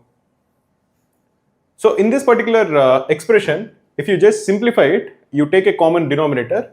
This will be, you divide it, it will be a into alpha plus b into a into beta plus b, and the numerator is a beta plus b plus a alpha plus b. So now if you simplify it, the numerator is a times alpha plus beta plus 2b, and the denominator is a square alpha beta plus, this is b alpha beta, that is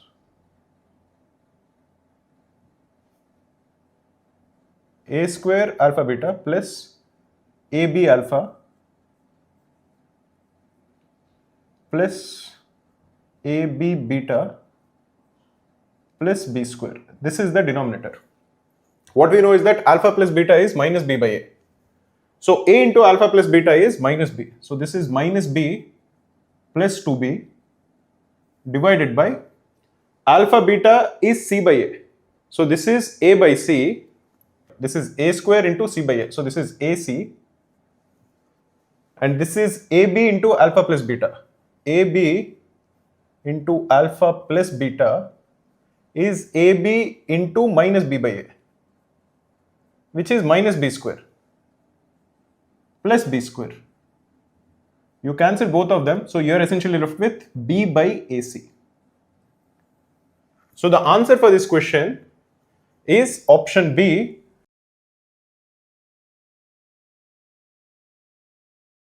So in this question we are told that p plus q plus r is 0. What can be said about the roots of the quadratic equation? P square minus qr into x square plus 2q square minus prx plus r square minus pq is equal to 0. In a quadratic equation which is of the form ax square plus bx plus c is equal to 0, what is the discriminant of a quadratic equation? If you denote it by d, this discriminant is b square minus 4ac, and this discriminant is very useful in a quadratic equation.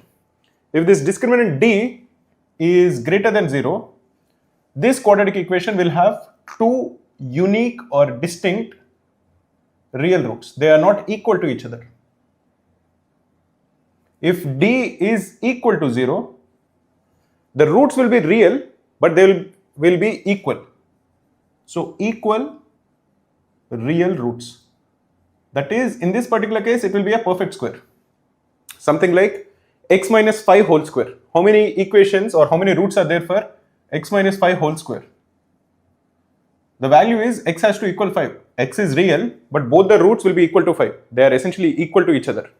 Those kind of things happen when d is equal to 0. That is, the discriminant is equal to 0.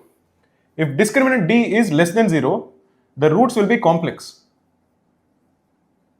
What is complex? Complex is basically not needed for CAT, but just for you to understand, if say you are told that x square is equal to minus 9, x square is negative. If x square is negative, the roots will be complex. So that will happen in this kind of a situation, and it is not needed for CAT. What we are looking for in this case is trying to see if the discriminant is greater than 0 or the discriminant is equal to 0. If you are looking at it, what is the discriminant of this entity? The discriminant d is equal to the square of the coefficient of x, which is 4 into q square minus pr whole square minus 4 times a into b, that is p square minus qr into r square minus pq. This is the discriminant. So if you remove 4, if you write basically d divided by 4, this will be q square minus pr whole square, which is q to the power 4 minus 2q square pr plus p square r square minus p square r square, or I can just add this over here so that there is no confusion, r cube q minus r cube q minus p cube q plus p q square r. This is the discriminant. This is, if you simplify, q to the power 4, you can cancel these two, okay, plus q r cube plus q p cube minus 3 q square pr. Now most of you would figure out what exactly needs to be done. You just take q common and you are going to get p cube plus q cube plus r cube minus 3pqr. Now this is equal to 0 if p plus q plus r is equal to 0. Remember this always, if a plus b plus c is equal to 0, then a cube plus b cube plus c cube minus 3 times abc will be equal to 0. So in this particular case, we are told that p plus q plus r is 0. We are told that in the question itself. P plus q plus r is 0. Therefore, this discriminant is equal to 0. And what will happen to a quadratic equation when the discriminant is 0? The roots are equal and they are real. So that would be option B.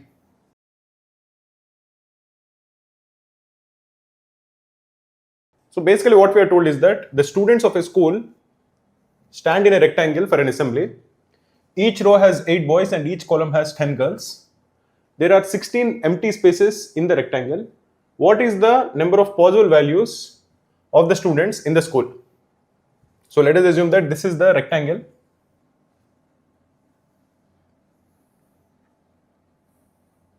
Now all the students are standing like this.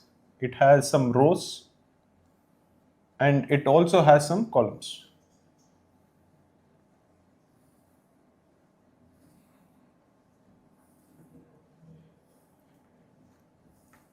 Now let us assume that in this rectangle, the total number of rows is A. The total number of columns is B. What we are essentially saying is that assume that in this rectangle, there are A rows and B columns. So the total number of vertices, all of these points, will be A into B, and there are 16 empty spaces. So this would imply that the total number of students is A into B minus 16. Now, how many boys are there? We are told that each row has 8 boys. So the number of boys is equal to 8A. How many girls are there? We are told that there are 10 girls in every column. So the number of girls is equal to 10B. It would imply that the number of boys, which is 8A, plus the number of girls, which is 10B, has to equal the total number of students, which is A into B minus 16. So essentially what we are asked is to calculate how many solutions does this equation have. In this kind of an equation, it is important for you to know that in a linear equation, these kind of equations come often. You have to try to find or complete a product over here. What I mean by this is, you can write this as AB minus 8A minus 10B is equal to 16. This is from here. Here you have the product of the variables AB. You have A and B in linear terms. One has minus 8 and one has minus 10. So essentially this will be of the form A minus 10 into B minus 8. Because if you are looking at A minus 10 into B minus 8, what are the terms of this product? The product will be A into B minus 10B minus 8A plus 8A. Essentially what we are saying is that this product is AB minus 10B minus 8A plus 80. Here we have AB minus 10B minus 8A. We just need this constant term of plus 80. So we'll add plus 80 over here and we'll add plus 80 over here. Now this left hand side is equal to A minus 10 into B minus 8. This is equal to 16 plus 80, which is 96. This form of completing a product is very important in many of the questions. So try to learn how to do it. It is very simple. You have to use this kind of a method when you have the product of the variables A into B and you have a linear term in A and in B. In this kind of a question, you can always complete a product. Now, how many values of A and B are there? That depends on how many factors 96 has. So let us try to express 96 as a product of two terms. 96 can be expressed as 1 into 96 or 2 into 48 or 3 into 32 or 4 into 24 or 6 into 16 or 8 into 12. These are all the ways in which we can express 96 as a product of two terms. In this particular case, A minus 10 can be 1 or 2 or 3 or 4 or 6 or 8, or A minus 10 can be 12 or 16 or 24 or 32 or 48 or 96. There are 12 factors for 96. A minus 10 can be any one of those 12 factors, and correspondingly the other number will be equal to B minus 8. So in each one of these cases, we are going to get a value for A, we are going to get a value for B, and we'll get a value for A plus B. So the correct answer for this, how many possible values are there for the total number of students, which is equal to A into B minus 16, will be equal to the number of factors of 96, which is equal to 12.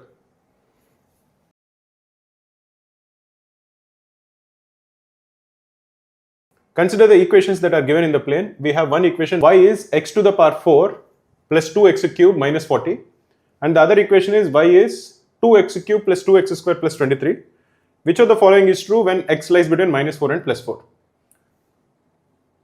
So we are basically looking for the number of points of intersection if you are looking at the questions. So if you assume that the point of intersection is, say, when x is equal to a variable, say a, if say this is the point of intersection, then the value of y will be, from the first equation, a to the power 4 plus 2a cube minus 40, and the value of y from the second equation will be 2a cube plus 2a square plus 23. Both of them have to be the same. If both of them have to be the same, what we are going to get is a to the power 4 plus 2a cube minus 40 is equal to 2a cube plus 2a square plus 23. We can cancel 2a cube from both sides. What we are left with is a to the power 4 minus 2a square is equal to 63. Immediately we should identify that if I add 1 to the right hand side and if I add 1 to the left hand side, what I am going to get is a square minus 1 whole square is equal to 64. Or a square minus 1 is equal to either 8 or a square minus 1 is equal to minus 8. So either a square is equal to 9 or a square is equal to minus 7. Now a square is a perfect square, it cannot be negative, so this case doesn't exist. So the only case is that a square is equal to 9. So the value of a is either equal to 3 or it is equal to minus 3. So in the interval that is given between minus 4 and 4, we have 2 points of intersection.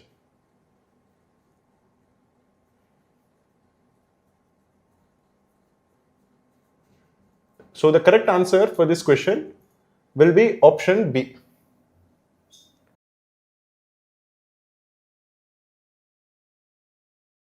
If m and n are positive integers such that 7m plus 11n is 200, then the minimum possible value of m plus n is. In this kind of an equation, when you are given one equation, two variables m and n, and you are required to calculate the values, all the possible values, the best way to do it is first use trial and error.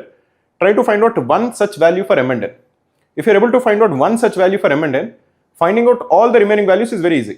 But to find out the first value, there is no better way than just trial and error. That is the fastest way, that is the quickest way. In this particular case, you have 7m plus 11n. Like I mentioned earlier, the first thing you should do, the tricky part is identifying one pair of m and n which solve this equation, and just do trial and error. You have 200, look for the multiples of 11 which are less than 200. That will apply for 11n. You have 220 which is 20 into 11. You have 209 which is 19 into 11. You have 198 which is 18 into 11. But that would imply that 7m has to be 2. So this is not possible. What is the next smaller multiple of 11? That will be 17 into 11 which is 187. In that case, 7m will be 13. But this also is not a multiple of 7, so this also cannot be the answer. If you look for 16 into 11, that will be 176. And 7m therefore will be 24.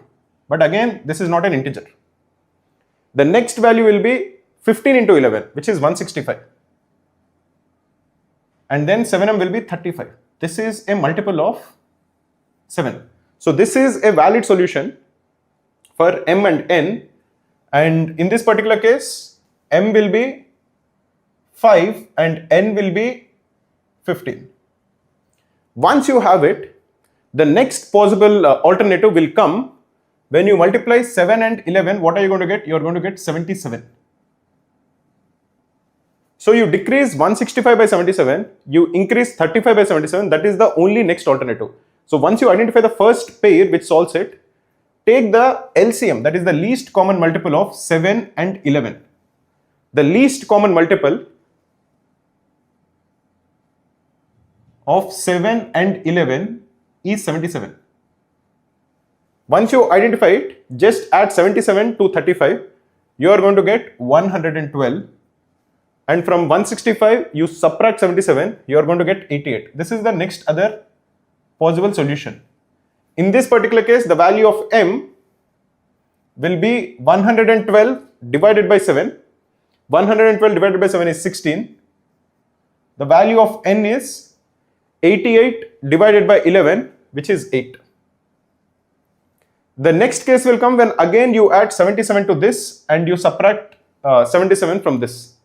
If you add 77 to 112, you are going to get 189. If you subtract 77 from 88, you are going to get 11. This is the next solution.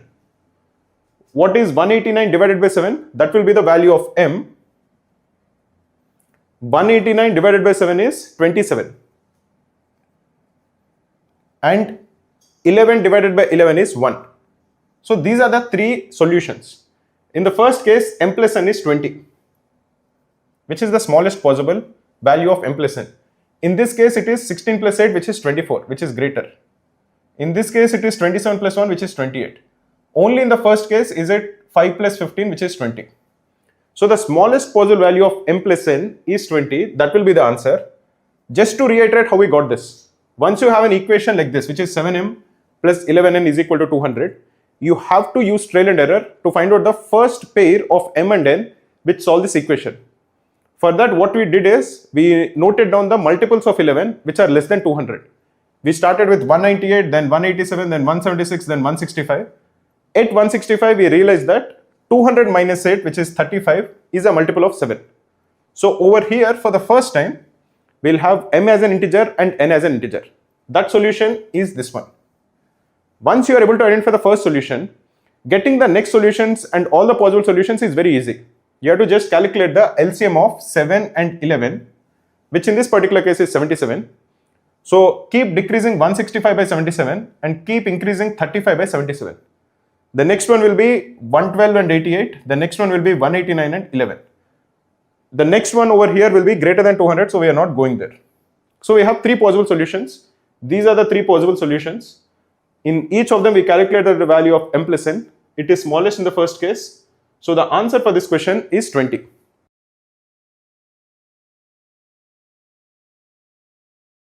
Ajay buys X shirts at a discount of A% and sells about 20 shirts at a premium of A% from the initial mark price. Okay. If the initial investment is 7,200 and the cash received from sales is 6,600, what is the number of shirts he bought? Initial mark price is 100. If the initial mark price is 100, what is the cost price? That is, for Ajay, he is getting it at a discount of A%. So each shirt would be costing 100 into 1 minus A%. And what is the price at which Ajay is selling?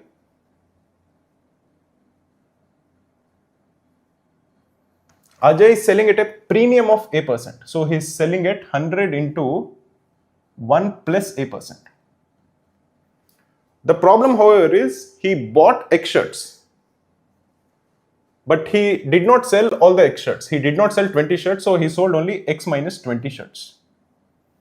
So if you're looking at the total investment, that will be X into the cost price. So the first equation we'll have is X into 100 into 1 minus A% is equal to 7,200, or X into 1 minus A% is equal to 72. This is the first equation from whatever he bought. The second equation is from whatever he sold. He sold X minus 20. Let me write it here. And each of them cost 100 into 1 plus A%. And he made 6,600. You can cancel both of them. So the second equation you will get is X minus 20 into 1 plus A% is equal to 66. So you have two equations. And you have to find out the value of the number of shirts he bought. That is, we have to calculate the value of X. In these kind of questions, the easiest way to do it is to eliminate A. That is, in this question, 1 minus A% in this equation is 72 divided by X. Or A% is equal to 1 minus 72 by X. In this equation, 1 plus A% is equal to 66 by X minus 20.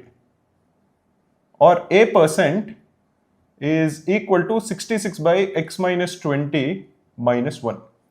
Both of them have to be the same. And here we are required to calculate the value of X. So we'll just equate this to this and we'll solve the question. The equation, whatever equation you get, we'll try to solve it. So 66 by X minus 20 minus 1 is equal to 1 minus 72 by X. Or this is 86. 66 minus X plus 20. 86 minus X by X minus 20 is equal to X minus 72 by X. We can cross multiply. What we are going to get is 86X minus X square is equal to X square minus 92X plus 1440, because that is X minus 72 into X minus 20. X minus 72 into X minus 20 will be X square minus 92X plus 1440. You simplify this, you are going to get 2X square minus 178X plus 1440 is equal to 0. We can divide this by 2. X square minus 89X plus 720 is equal to 0. This is X minus 80 into X minus 9 is equal to 0. So the value of X is either 80 or it is equal to 9. So the number of shirts that he bought at the start is either 80 or he bought 9 shirts at the start. He can't buy 9 shirts at the start because we are told that he sold all but 20 shirts. So the number of shirts he sold has to be definitely greater than 20. So the number of shirts he bought is equal to 80. So the answer for this question is option D. Hi friends, my name is Maruti and I'm the co-founder of Cracku. Cracku is a leading online test preparation platform for students who are preparing for MBA exams like CAT, ZAT, SNAP, and all the other MBA exams in India. We are also providing online coaching for IPMAT. I wanted to tell you that we are also providing 3 free mocks for IPMAT. The link to take the IPMAT free mock is given in the description of this video. Definitely do check it out. All of these mocks are in the latest pattern and have detailed video solutions.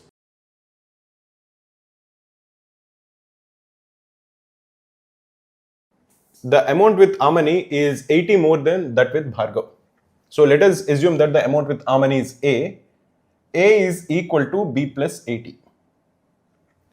And Chindu has 50 less than the amount with Bhargav. So C is equal to B minus 50. David has 120 more than the sum of the amount with Bhargav and Chindu. Okay, so David has a lot of money. So D is equal to B plus C plus 120. The money with them when pulled together is in denominations of 10 and 20 rupees only. So all of them basically have only 10 and 20 rupees only. And together they have 500. So A plus B plus C plus D is equal to 500. So we have 4 variables A, B, C, D. And we have 4 equations. We should be able to solve all of them. We are required to calculate the least number of 10 rupee notes that they have. So let us first solve them. Let us first calculate the value of A, B, C, D, and then we will try to answer this question.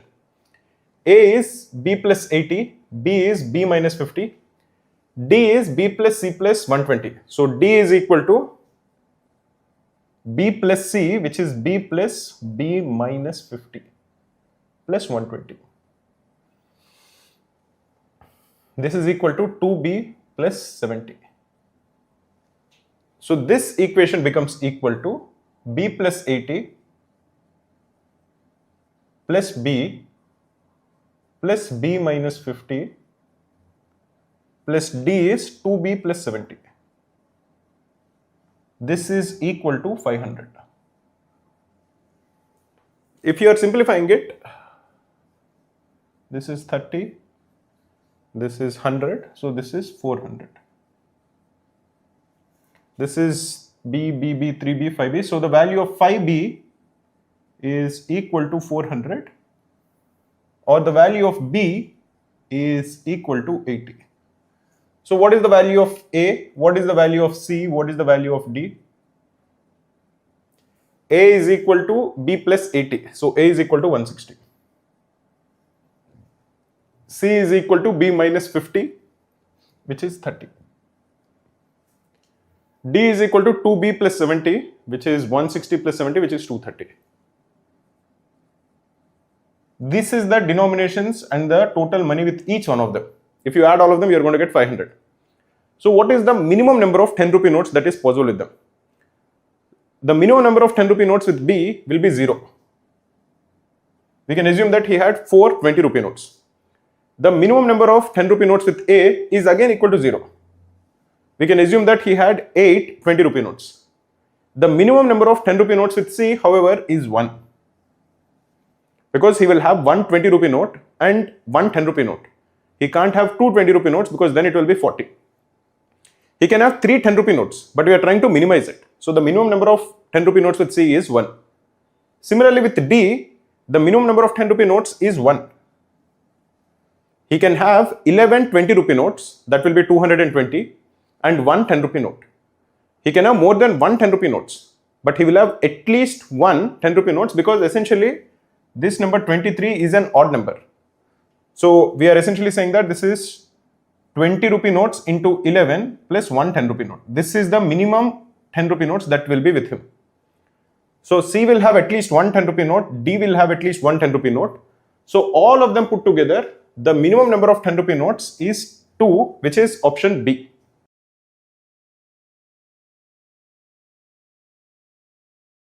An ATM contains 100 notes. The notes are 5 rupee notes, 10 rupee notes and 20 rupee denominations. The total value of the notes is 1500 rupees. If the number of 10 rupee notes and 20 rupee notes is exchanged, the net value goes down by rupees 400. The number of 20 rupee notes in the machine is. What we will assume is that the number of 5 rupee notes is A. the number of 10 rupee notes is B and the number of 20 rupee notes is C. Now what we know is that the total number of notes is given to us, that is equal to 100. So A plus B plus C is equal to 100. This is the first equation we'll write. We also know that the total value of the notes is 1500. This would imply that 5A, which is the value of the 5 rupee notes, plus 10B plus 20C is equal to 1500. We are also told that if the number of 10 rupee notes and 20 rupee notes is alternated, the value drops by 400. So 5A plus 20B plus 10C is equal to 1100. In this kind of questions, it is also important that you have to figure out which variable you have to calculate. There are 3 equations and 3 variables, so we can definitely solve it to calculate the value of A, B and C. But in CAT, every second matters, so you have to identify what is it that we are required to calculate. We are required to calculate the number of 20 rupee notes. So we have to calculate the value of C. If you identify it, maybe you will save 10 seconds or 15 seconds or 20 seconds. That matters. So in this particular case, we will divide this equation with 5. We will divide this equation with 5. So the second equation would tell us that A plus 2B plus 4C is equal to 300. And the third equation says that A plus 4B plus 2C is equal to 220. You subtract one equation from the other, you are left with 2C minus 2B is equal to 80, or the value of C minus B is equal to 40. So we have one equation in C and B. We will eliminate the value of A in this equation. So the value of A is equal to 100 minus B minus C, and from this equation the value of A is equal to 300 minus 2B minus 4C. Basically these two have to be the same. We are trying to eliminate the value of A, that variable A. So 300 minus 2B minus 4C is equal to 100 minus B minus C. So 200 is equal to B plus 3C. And here we have C minus B is 40. Here we have B plus 3C is 200. We are required to calculate the value of C. So if we add both of these equations, we are going to get 4C is equal to 240, or the value of C is equal to 60. We can also calculate the value of B. The value of B will be 20, but the value of C is what we need, which is equal to 60. So the answer for this question is option D.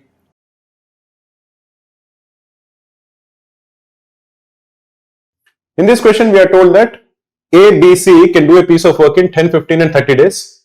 A can do it in 10 days. B can do it in 15 days. C can do it in 30 days. Like I mentioned many times, what we are interested in is not the time that they take to finish the job, but how much work that they do in unit time. So let us assume that the total work that needs to be done is the LCM of 10, 15 and 30. What is the least common multiple of 10, 15 and 30? That is 30 units. So in one day, what is the amount of work done by A? A takes 10 days to do 30 units of work. So in one day, he does 3 units of work. B takes 15 days to do 30 units of work. So in one day, he does 2 units of work. C takes 30 days to do 30 units of work. So in one day, C does 1 unit of work. Now B and C both assist A on every third day. So on the first day, A works alone and A finishes 3 units of work. On the second day, again A works alone, he does 3 units of work. On the third day, A, B and C, all 3 of them work, and the amount of work that they will finish is 3 plus 2 plus 1, which is 6 units. Therefore, after 3 days, the total work that is done is 3 plus 3 plus 6, which is 12 units. This is the work that is done on 3 days. So after 6 days, the total work that is done will be 24 units.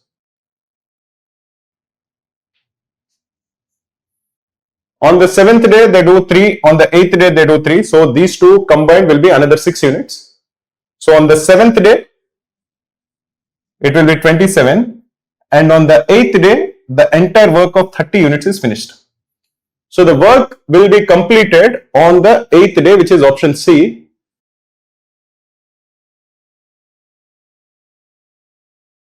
In this question, we are told that Ajay, Alay and Vijay, they start at 80, 50 and 40 kilometers per hour. They start from the same point in the same direction. Ajay and Vijay, they start at 11 a.m. and 5 a.m. respectively. So let us assume that this is the point. Ajay starts here. I think he starts at 80 kilometers per hour. And he starts at 11 a.m. Vijay starts here. He starts at 40 kilometers per hour. And he starts at 5 a.m. Now, at what point would they both meet? At 11 a.m. when Ajay starts, Vijay has some sort of a head start. What is the head start? Because Ajay is starting at 11, Vijay is starting at 5. So, Vijay has a 6-hour head start. This would imply that by the time Ajay starts, Vijay would have already reached this distance.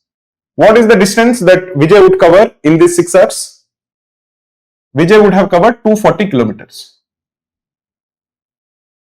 So at 11 a.m. when Ajay is starting, Vijay is over here. And he is continuing to go this side. Now if he is going this side, he is going at 40 kilometers per hour. Ajay is chasing him at 80 kilometers per hour. The difference between these two is 40 kilometers per hour. That is the relative speed. So at what time would both of them meet? They would meet, this is at 11 a.m. They would meet at 240 kilometers, which is the head start that Vijay has, divided by 40 kilometers per hour, which is the relative speed between both of them. This is 80 minus 40. This is equal to 6 hours. So they meet 6 hours after 11 a.m., which is 5 p.m. So both of them meet at 5 p.m. So what is the total distance that they have covered? This total distance that they have covered would be the total time that they have traveled, which is 80 kilometers per hour into they traveled for 6 hours, which is 480 kilometers. Now what are we required to calculate? What we want to happen is we want this guy Alay to also reach this 480 kilometers away at 5 p.m. To do that, he will start slightly later. So he starts at this point, he reaches this 480 kilometers and he reaches at 5 p.m. What is the speed of Alay? The speed of Alay is given, it is 50 kilometers per hour. So how much time will Alay take to travel that 480 kilometers? He would take 480 divided by 50, which is equal to 9.6 hours, which is equal to 9 hours and 36 minutes. So Alay would reach that 480 kilometers after 9 hours and 36 minutes. So he will have to start at 5 p.m. minus 9 hours and 36 minutes, which will be 7:24 a.m. So if Alay starts at 7:24 a.m., he is going to take 9 hours and 36 minutes, and then he would reach the destination at exactly 5 p.m. and at exactly 5 p.m. the other two people, Ajay and Vijay, also would meet. So the answer for this particular question would be option A, which is 7:24 a.m.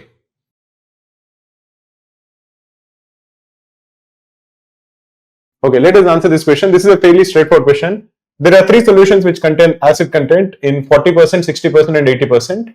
The volume is A liters, A plus 1 liters and A plus 2 liters. So when A liters are there, the concentration is 40%. A plus 1 liters, it is 60%. and A plus 2 liters is 80%. Now, the final, when all these three are mixed, the acid concentration is 64.44%. What is the total volume of the resultant solution? It will be A plus 1 plus A plus 2, which will equal 3A plus 3. What is the acid content in the first one? It is 40% of A, which is 0.4 A. What is the acid content in the second one? It is 0.6 into A plus 1. And what is the acid content in the third one? It is 0.8 into A plus 2. What is the acid content in the resultant mixture? It is 0.644 into 3A plus 3. If you equate this, you are going to get the value of A. If you are simplifying this, this is 0.4A plus 0.6A plus 0.8A, which is 1.8A, plus 0.6 plus 1.6, which is 2.2. This is equal to 0.644 into 3, A plus 1. What is 0.644 into 3? What is 6,444 into 3? This is 2, 1, 3, 1, 3, 1. So this will be 1.9332A plus 1.9332. You can simplify this. So you are going to get that 0.13332A is equal to 2.2 minus 1.9332, which is approximately 0.2668, I think. You can simplify this. So A is very close to being equal to 2. So the answer for this question is option B, which is 2.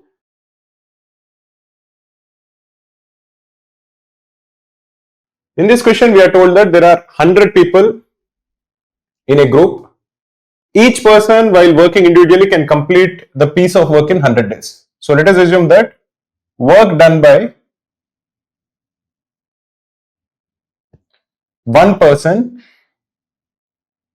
in 1 day is 1 unit. So total work that needs to be done, because one person takes how many days? One person takes 100 days to finish this job. So total work that needs to be done is 100 units. What we are told is that one person starts working on the project. So on the first day, the work done is 1 unit.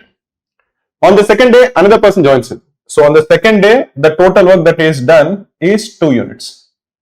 On the third day, one more person joins the first two. So on the third day, the total work that is done is 3 units, and so on.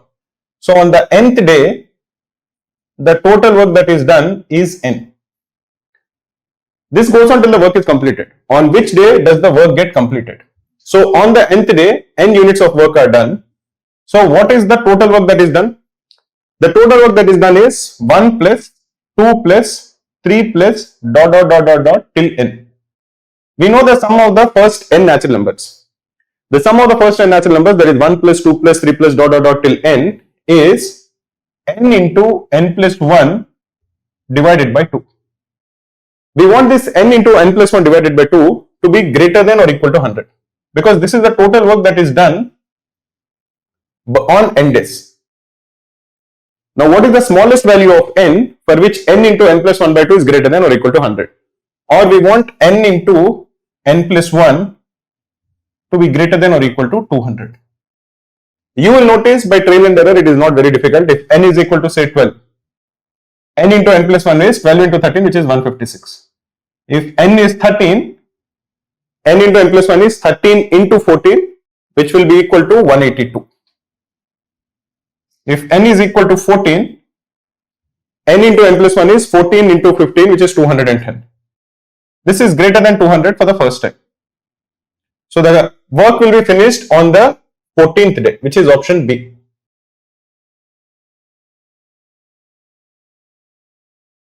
A can complete a piece of work in 2 days, which can be completed by B in 3 days and C in 6 days.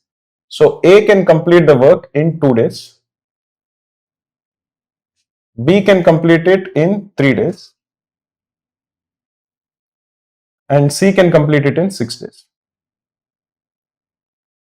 Let us assume that the total work that needs to be done in this particular case is say 6 units. Why are we assuming that this is 6 units? Because 6 is the least common multiple of 2, 3 and 6. So in one day, the amount of work done by A is 3 units, because A is taking 2 days to do 6 units of work. So in one day, A will do 3 units of work. B is taking 3 days to do 6 units of work. So in one day, he does 2 units of work. C is taking 6 days to do 6 units of work. So in one day, he does 1 unit of work. So this is the amount of work that they do in one particular day. Now a new project is given by that which they can complete in 4 days if they work together. If all of them are working together, the amount of work that they will do is 3 plus 2 plus 1, which is 6 units. So they do 6 units of work in one day. So the new project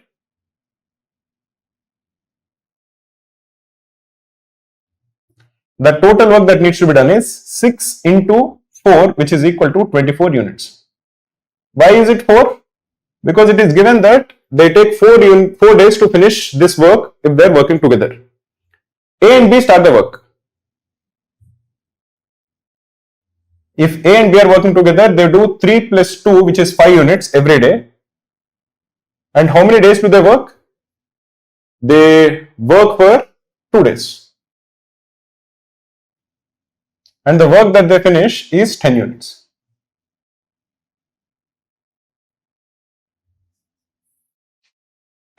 B leaves and C replaces him for 3 days. So after A and B, it is A and C. And A and C, how much work do they do? C does 1 unit, A does 3 units, so that is 4 units. So this is 4 into they work together for 3 days. So the total work that they do is 12 units. So how much work is finished? It is 10 plus 12, which is 22 units is finished. What is the total work that had to be done? 24 units. So what is the work remaining?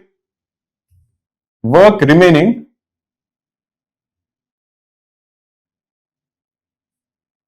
will be 2 units. Now who is doing these 2 units?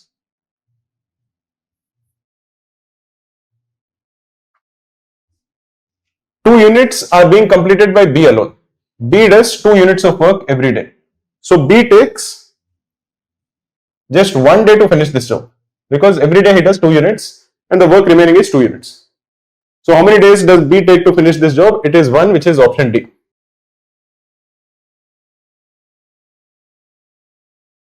A man can complete a given job in 8 days working alone. However, if 2 or more men work together, their individual efficiency decreases by 20% due to friction. How many men are needed to finish this job in 1 day? Let us assume that the work done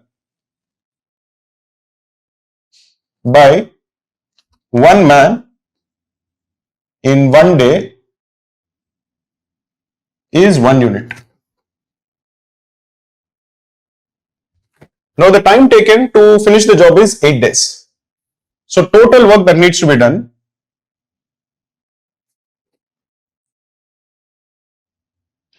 will be 8 units. But now if more than 1 people are working, each man can't do 1 unit of work. Their efficiency decreases by 20%. So the new work done by 1 man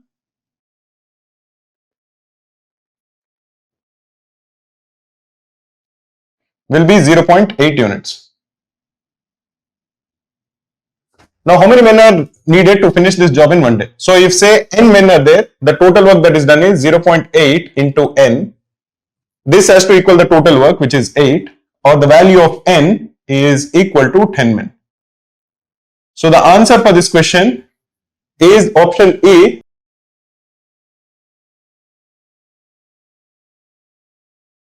In this question, there is P who can do a piece of work in 10 days. So the number of days P takes to finish the job is 10 days. Now B in 15 days. B can do it in 15 days. Now they work for 5 days. Normally when you are given the time that it takes for anybody to finish a job, we are not interested in the time itself, we are interested in how much work they do in unit time. So let us assume that the total work that needs to be done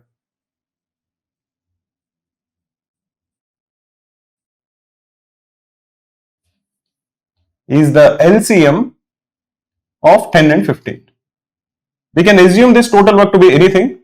If it is a multiple, then there won't be any fractions and the calculations are easier.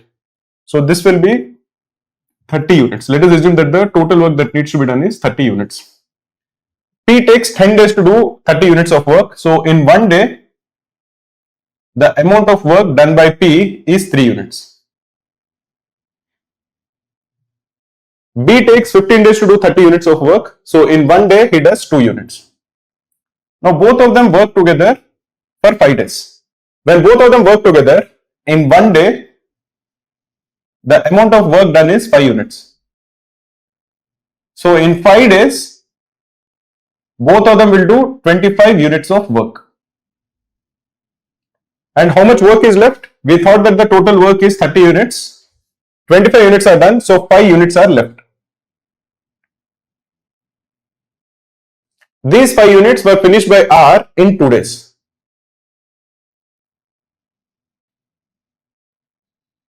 So the amount of work done by R in one day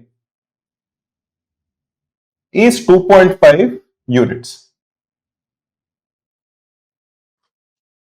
What we are told is that they got a total of 1500 rupees for the total work. That is, for the total of 30 units, they got 1500 rupees. So how much money do they get per 1 unit? The money that they will get will be 1500 divided by 30, which is rupees 50. So the sum of the daily wages of B and R is, B does 2 units every day, R does 2.5 units every day. So both of them together will do 4.5 units. So the total work that they will do in one day is 4.5 units. For every 1 unit, 50 rupees are paid. So total daily wages will be 4.5 into 50, which is rupees 225. This is the sum of the daily wages of B and R, which is option D.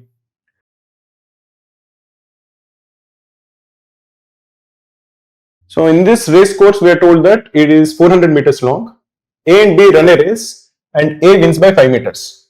What does this mean? By the time A finishes 400 meters, B finishes 395 meters. So this is the ratio of the speed of A and B. Similarly, B and C run over the same course and B wins by 4 meters. So the ratio of the speed of B to the ratio of the speed of C is basically 400 divided by 396, because in the same time that B is running 400 meters, C is running 396 meters. Now C and D also run, but this time D wins. So the ratio of the speed of C to the ratio of the speed of D is 384 divided by 400, because by the time D runs 400 meters, C runs only 384 meters, because D is winning the race by 16. Now, if you multiply this one, and this one, on the left hand side, what will happen? S by A into S by B into S by B into S by C into S by C into S by D will basically give us S by A divided by S by D. Because S by B in the denominator and S by B in the numerator gets cancelled. S by C in the denominator, S by C in the numerator gets cancelled. The only thing which will be left is SA in the numerator and SD in the denominator. But what will happen to the right hand side? That will be 400 divided by 395 into 400 divided by 396 into 384 divided by 400. You can cancel 400 and 400 divided by 395 is 100 divided by 99. and 100 divided by 396, both of them can be, sorry, this is not 100 divided by 99. This is 400 divided by 395. This is just a calculation intensive one. 400 divided by 396 is 100 divided by 99. Now 100 divided by 395, you are dividing both of them with 5. This is 20 and this is 79. Let me know if I'm making a mistake. Now it is just a lot of calculation. So this is basically 384 into 20. You can, I think, divide this with 3. This is 128 and this will be 33. What is 128 into 20? So this is 2560 divided by 79 into 33. For these kind of things, I would just use the calculator. I don't have it right now, so I'll just try to figure it out. What is 80 into 33? 33 into 8 is, I think, 2640. This is 33 into 80. From this, you subtract 33. So this is 2607. So this will be 2560 divided by 2607. I hope I'm right. This is the ratio of the speed of A divided by D. So now if you want to figure out what is the distance that A would have run by the time D would have run 400 meters, it would be 2560 divided by 2607 into 400. This is basically the distance that A would run by the time D would have run 400 meters, because we have the ratio of their speeds. You can just use a calculator to calculate it. I think you'll get it something close to, I think, 393 meters or something like that. So the answer for this is, I think, D will win, and he will win by, I think, 7.2 meters, something like this.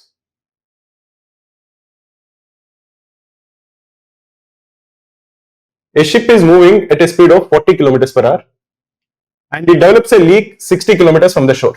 So what is the time taken to reach the shore?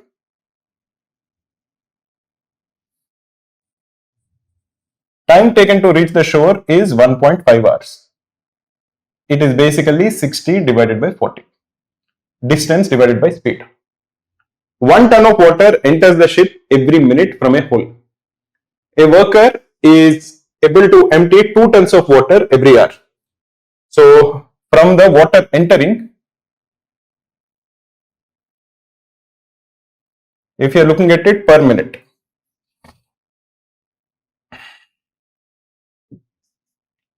every minute water entering is 1 and worker emptying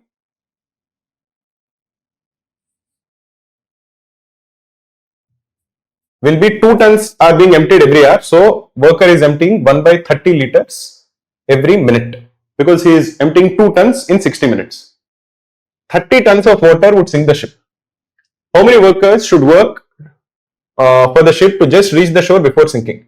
Let us assume that M workers are working. One worker empties 1 by 30 tons in 1 minute. So if M workers are working, how much water would they empty in 1 minute? They would empty M by 30. How much water is actually being filled? 1 ton of water is being filled by the hole every minute. So effectively the amount of water that is entering is every minute 1 minus M by 30. This is what is entering the ship every minute. How many minutes does the ship take to reach the shore? It takes 1.5 hours, which is equal to 90 minutes. So what is the total amount of water that enters? It is 1 minus M by 30 into 90 is equal to 30 liters, 30 tons. That is the water that is needed for the ship to sink. You solve this, you will get the value of M. This is basically 1 by 3. Or M by 30 is equal to 2 by 3, or the value of M is equal to 20. So if there are 20 men, they would just about take the ship to the shore. So the answer for this question is option C, which is 20.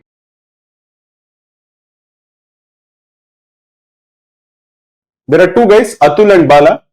They are traveling from P to Q. So this is P and they're going like this. They want to go to Q. The faster person reaches Q, immediately turns back and proceeds towards P. They meet at a point which is 30 kilometers from Q. They meet somewhere over here. Let us assume that they meet at a point R. This is 30. If the ratio of their speeds is 5:2, find the distance between P and Q. Let us assume that the distance between them is S kilometers and we are required to calculate the value of S. Now, if Q to R is 30 kilometers, P to R will be S minus 30. So what is the distance that the faster person traveled? The faster person went from P to Q and then came back to R. So he traveled S plus 30. And what is the distance that the slower person traveled? The slower person traveled S minus 30. This ratio, we are told, is equal to 5:2.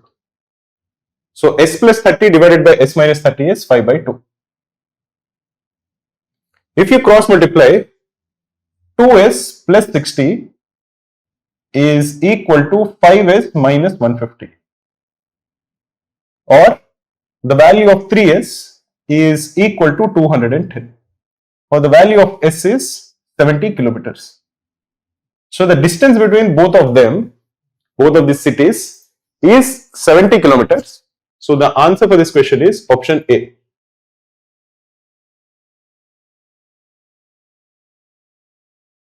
In this question, we are told that there is a 10-liter cylinder that contains a mixture of water and sugar, with the volume of sugar being 15% of the total volume. A few liters of mixture is released and an equal amount of water is added. The same procedure is essentially repeated for a second time. As a result, the sugar content becomes 10% of the total volume. What is the approximate quantity of mixture that is released each time? Before we solve this particular question, let us assume that there is a mixture. It can be any mixture or any solution. Let us assume that the concentration of the solution is C%. Now, whenever amount of this solution is being replaced with water, suppose the volume of this container is say V, and every time suppose A liters are being replaced. This A is being replaced and this V minus A is remaining. Now A liters are removed from the mixture and replaced with water. This happens multiple times. Suppose this happens n times. Then the final volume or the final concentration of the liquid after this process is repeated n times is given by the formula C%, which is the original volume, into V minus A divided by V whole to the power n. So whatever is the amount that is remaining when A is being replaced, divided by the volume of the container, and you raise it to n. This is the number of times this process is being repeated. This will be the final concentration of the liquid. In this particular case, the initial concentration is 15%. Now the amount or the volume of the cylinder is 10 liters. V is 10. The amount that is being replaced, we don't know. Let us assume that it is A. The final concentration is 10%. So in this particular case, the information that we have is 0.15, which is the original concentration, into 10 minus A divided by 10 whole to the power. How many times was this process repeated? This process was repeated 2 times. This has to equal the final concentration, which is 0.1, which is 10%. If you are simplifying it, 10 minus A divided by 10 whole square is equal to 2/3. You can take the square root of it. 10 minus A divided by 10 is square root of 2/3, which is 0.67 approximately. This will be approximately 0.81. Or the value of 10 minus A is equal to 8.1, or the value of A is approximately equal to 1.9. If you are looking at the options that are given, the closest option is 2 liters.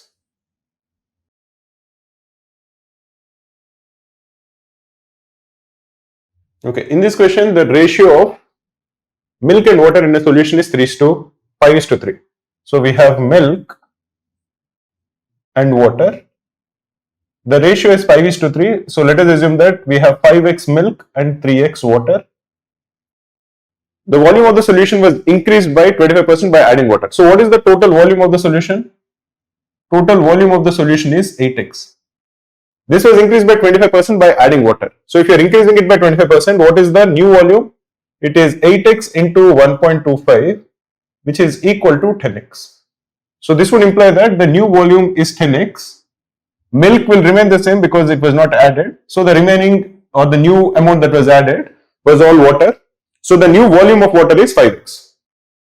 From the resulting solution, 100 liters were removed and replaced with water. If you are removing 100 liters from this, what is the amount of milk that will be removed? Notice that around here, milk and water are the same. So if you are removing 100 liters, 50 will be milk and 50 will be water. So once this is removed, what is the amount of milk? It is 5x minus 50. What is the amount of water? 5x minus 50.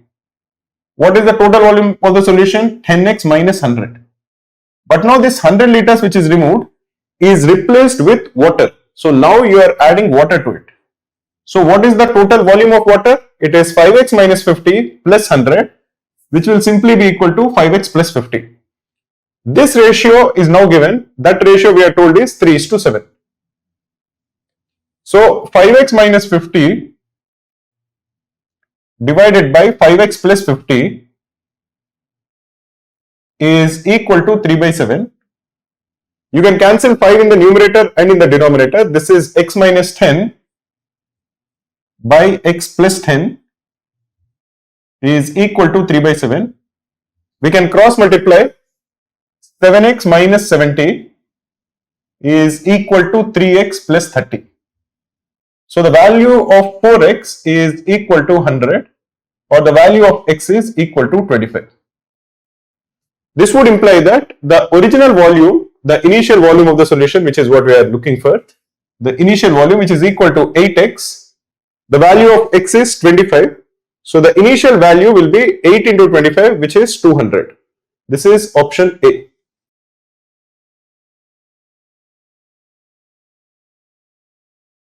Okay, in this question, there are two cities, Ahmedabad and Surat. They are 250 kilometers apart. Ahmedabad and Surat, they are 250 kilometers apart. One day, Ambika starts traveling from Ahmedabad to Surat at 9 a.m. So let us assume that this is Ahmedabad. This is where IMA is. Let us give a star for that. And we have Surat.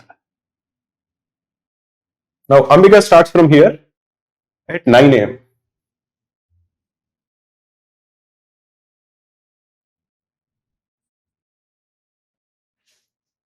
And she is going at 50 kilometers per hour.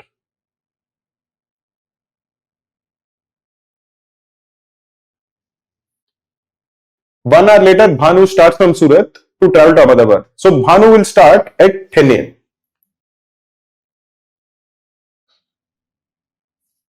So at 10 a.m., where is Ambika? Ambika would be somewhere over here. The distance that she would have covered is 50 kilometers, which is her speed. This is 10 a.m. So what is the distance that is remaining between these two? The distance, because they are 250 kilometers apart, Ambika already traveled 200 kilometers. This distance is 200 kilometers at 10 a.m. Now they meet at 12 noon. So they meet at some point over here. At 12 noon, what is the speed of Bhanu? Ambika will continue to travel at 50 kilometers per hour. If the speed of Bhanu is say B, what is the relative speed? One of them is coming at 50, another one is coming at B. So the relative speed is 50 plus B, and the distance between them is 200 kilometers. The time it takes for them to meet is, they meet at 12 noon, and we know that they were 200 kilometers apart at 10 a.m. So this will be 2 hours, or 50 plus B is equal to 100, or the value of B is 50 kilometers per hour.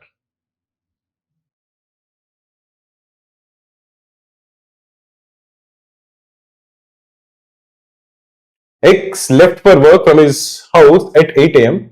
and his speed is 30 kilometers per hour. So X is here. He left at 8 a.m. and his speed is 30 kilometers per hour. His brother started at the same place at 8:15. This guy started at 8:15 a.m. and his speed is 35 kilometers per hour. Now, so the brother started 15 minutes later. In those 15 minutes, how much distance did X travel? This is 1/4 of an hour into 30 kilometers. So he traveled 7.5 kilometers. So at that point, at 8:15, X is here and his brother is here. His brother started at 35 kilometers per hour. X is continuing to go at 30 kilometers per hour. So the relative speed of the brother with respect to X is 5 kilometers per hour. The distance that they have to catch up is 7.5 kilometers. So the time taken for the brother to catch X is 7.5 kilometers, which is the distance between them, divided by 35 minus 30, which is the relative speed of both of them, which is 5. This is equal to 1.5 hours.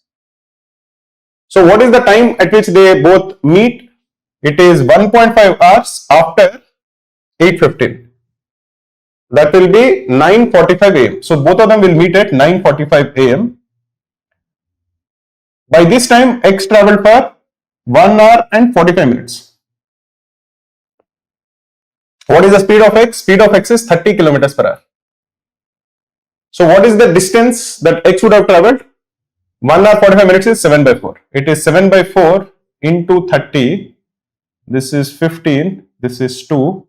Which is equal to 105 divided by 2, which is 52.5 kilometers. So the time taken, the time at which they would meet is 9:45 a.m. and the distance would be 52.5. This is a fairly simple, straightforward question.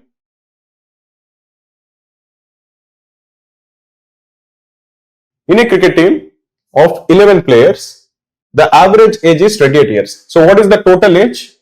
The total age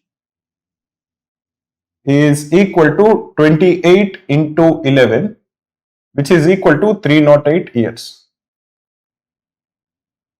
Now the average age of 3 groups of players who were removed is 25, 28 and 30. So first group of 3 players is 25. Second group of 3 players is the average age is 28. Third group of 3 players, the average age is 30. So what is the total age of these 9 guys?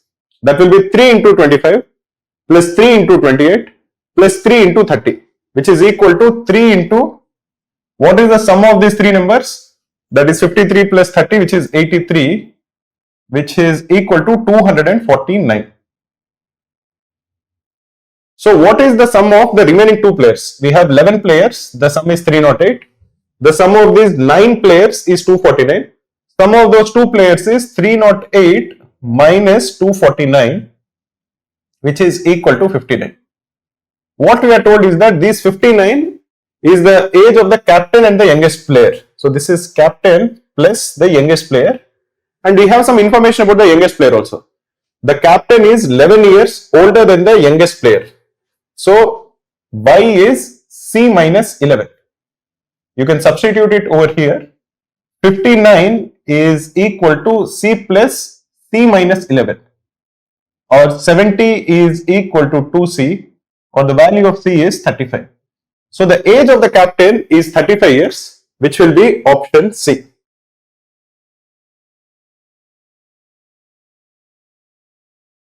There are 3 people, A, B and C. They are starting to run simultaneously in a circular track of length 2400 meters. So this is the circular track. This is where the 3 guys A, B and C are running. Their speeds are 8 meter per second, 10 meter per second and 12 meter per second in the same direction. What is the minimum time after which they meet at the starting point? So what is the time A takes to finish one rotation around the center? The circumference is 2400. Speed of A is 8 meter per second. So A will take 300 seconds. After 300 seconds, A will be at the starting point. How much time will B take to finish one rotation? Again, the circumference is 2400 meters. B speed is 10 meter per second. So B will be at the starting point after 240 seconds. C The speed of c is 12 meter per second. So after 2400 divided by 12, which is 200 seconds, c will be at the starting point. So what is the first time? All three of them will be at the starting point. That will be the LCM of 300, 240 and 200, which is equal to 1200 seconds, which is equal to 20 minutes. Now, if you did not understand why I took LCM, what I am basically saying is that A is at the starting point after 300 seconds. So, he is at the starting point after 300 seconds, after 600 seconds, after 900 seconds, after every multiple of 300, A will be at the starting point, and so on. This is A's time at the starting point. B similarly will be at the starting point after every multiple of 240. So B will be at the start after 240, 480, 720, 960, 1200, 1440 and so on. C will be at the starting point after every multiple of 200 seconds. So C will be at the starting point after 200, 400, 600, 800, 1000, 1200, 1400 and so on. Now all three of them will be at the starting point when the number is a common multiple of each of this list and this list. What is the least common such multiple? The smallest number which is part of all the three lists is 1200. Therefore, all three of them will be at the starting point simultaneously after 1200 seconds, which is 20 minutes, which is option C.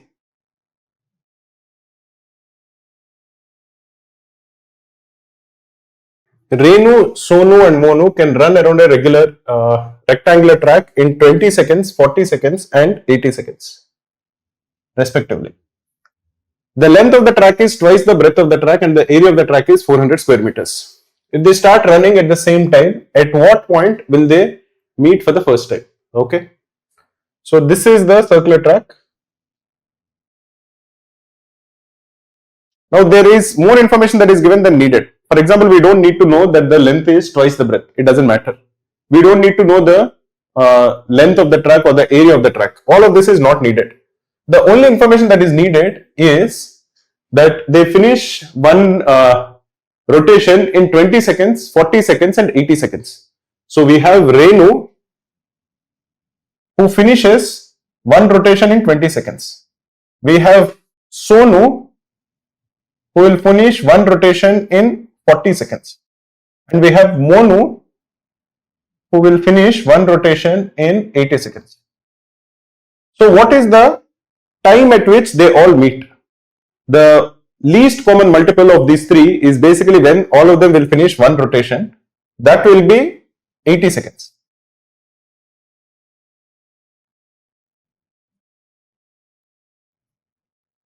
Which is equal to 80 seconds. So where exactly will they be after 80 seconds? All of them will be at the starting point. For example, Renu would complete the one rotation after 20 seconds. She will be at the starting point after 40. She will be next at 60 and finally at 80. Similarly, Sonu will complete one rotation at 40 and 80. Monu would complete one rotation after every 80. So this would basically tell us that the point at which they would meet will be after 80 seconds, and after 80 seconds all of them will be at the starting point. So the answer for this question is option A.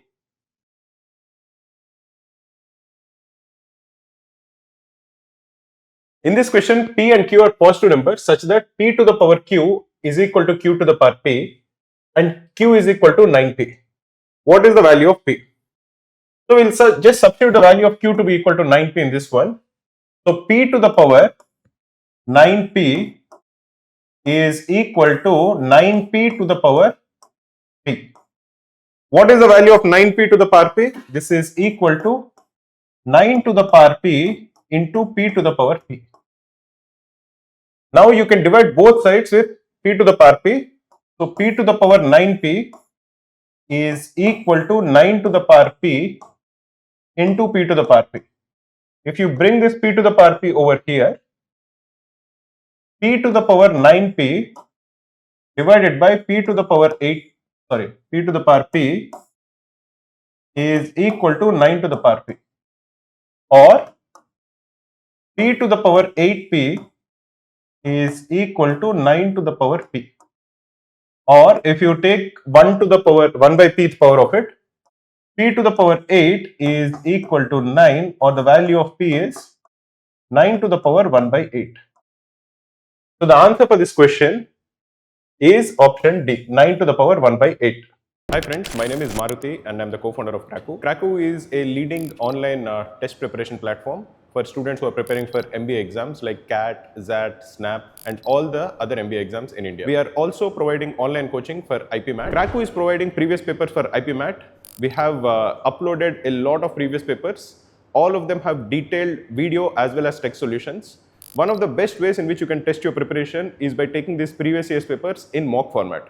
That feature is also available on Cracku. So once you're done with your preparation, you can attempt the previous papers of IPMAT in a mock test format. So you can test for yourself how you would have performed on that particular day if the same paper comes. So definitely do check out the previous papers for IPMAT. The link to take the previous papers is given in the description of this video.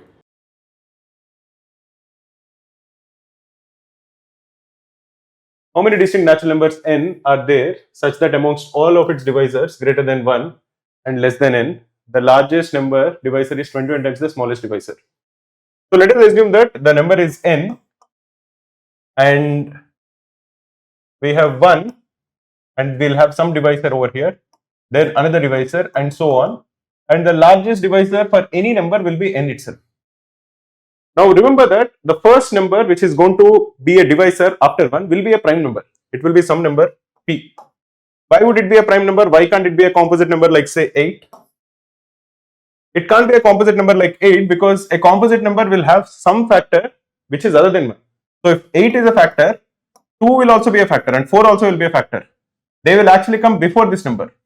But if you are saying that after 1 I am looking at the smallest possible divisor, and if that divisor is p, we are saying that p has to be a prime number. P has to be a prime number because if p has some factors, those factors will be less than p and they will also divide n. That is the first thing I want you to remember. Secondly, if you are looking at the largest factor which is less than n, that will be n by p. So now what we are told is that if n by p we are told is equal to 21 times p, or the value of n is equal to 21 into p square. One thing you should immediately note is that 21 is 3 into 7. So 3 is a factor of n and 3 is a prime number. So this p which we are assuming is the lowest factor, smallest factor of n will be either 2 or 3. It cannot be a prime number which is greater than 3. Suppose the prime number is say 5. If you are saying that there is 1 and there is 5, there is no other factor which is between 1 and 5. That will be a contradiction because 3 is a factor of n. So if you are looking at the smallest factors of n, it has to be either 2 or 3. So we will have two cases. In one case, the value of n will be 21 into 2 square, which is 21 into 4, which is 84. In another case, the value of n will be 21 into 3 square, which is 189. So basically in the first case, it will be 1, 2, 3, when n is equal to 84. And we will get 42 here and 84. 42 is 21 times 2. When n is equal to 189, the factors will be 1, 3, 9, maybe I think 7 also will be there, I don't know. Yeah, 1, 3, 7, you will get 63 and you will get 189. Again, 63 is 21 times 3. So these are the two possibilities. Or the answer for this question is option C, which is 2.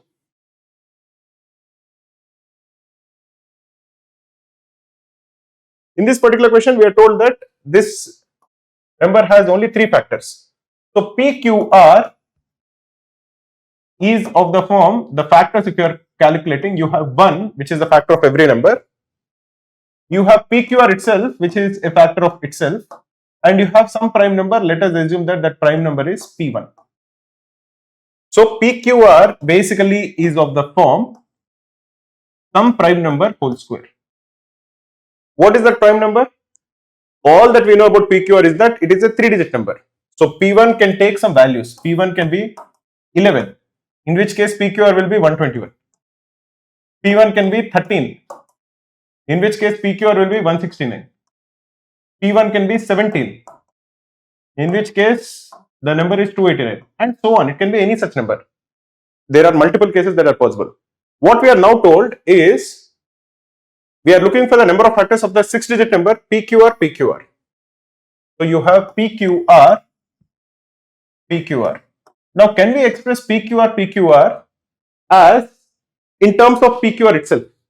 So PQR is basically, this is PQR 000 plus PQR. This is PQR into 1000 plus PQR. This is PQR into 1001. That is basically the value of PQR, PQR. One other thing I want you to remember is 1001 is a particularly interesting number. 1001 is 7 into 11 into 13. So PQR, which is a prime number P1 square into 7 into 11 into 13. This is the value of PQR, PQR. How many factors does this have? To figure out how many factors this has, there are multiple cases that are possible. Either P1 is 11 or 13, or P1 is not equal to 11 or 13. For example, if P1 is equal to 11, this number will be equal to 7 into 11 cube into 13. How many factors will this have? This will have 7 to the power 1 and 13 to the power 1. So the number of factors of this number can be calculated. It is the product of the exponents plus 1. That is, the number of factors of this number will be 1 plus 1, which is 2, into 3 plus 1, which is 4, into 1 plus 1, which is 2. This is equal to 16. So when P1 is equal to 11, the number of factors is 16.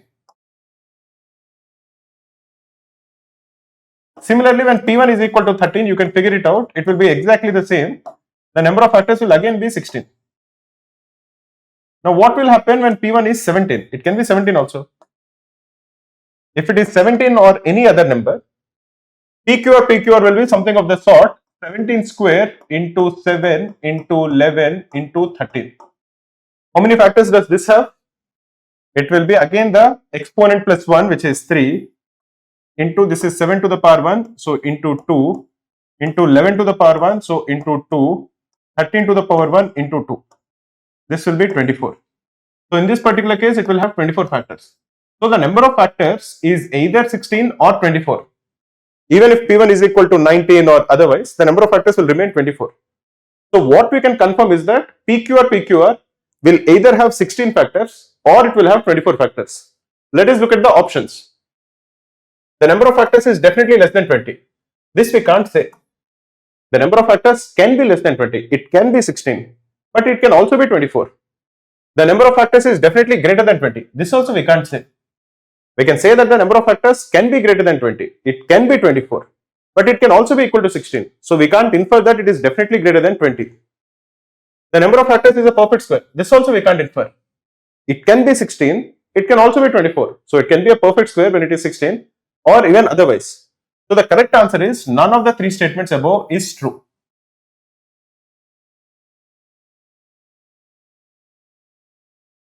Here you have been asked to select a positive integer n which is less than 1000, such that it is either a multiple of 4 or a multiple of 6 or an odd multiple of 9. So we want it to be either a multiple of 4 or 6 or an odd multiple of 9.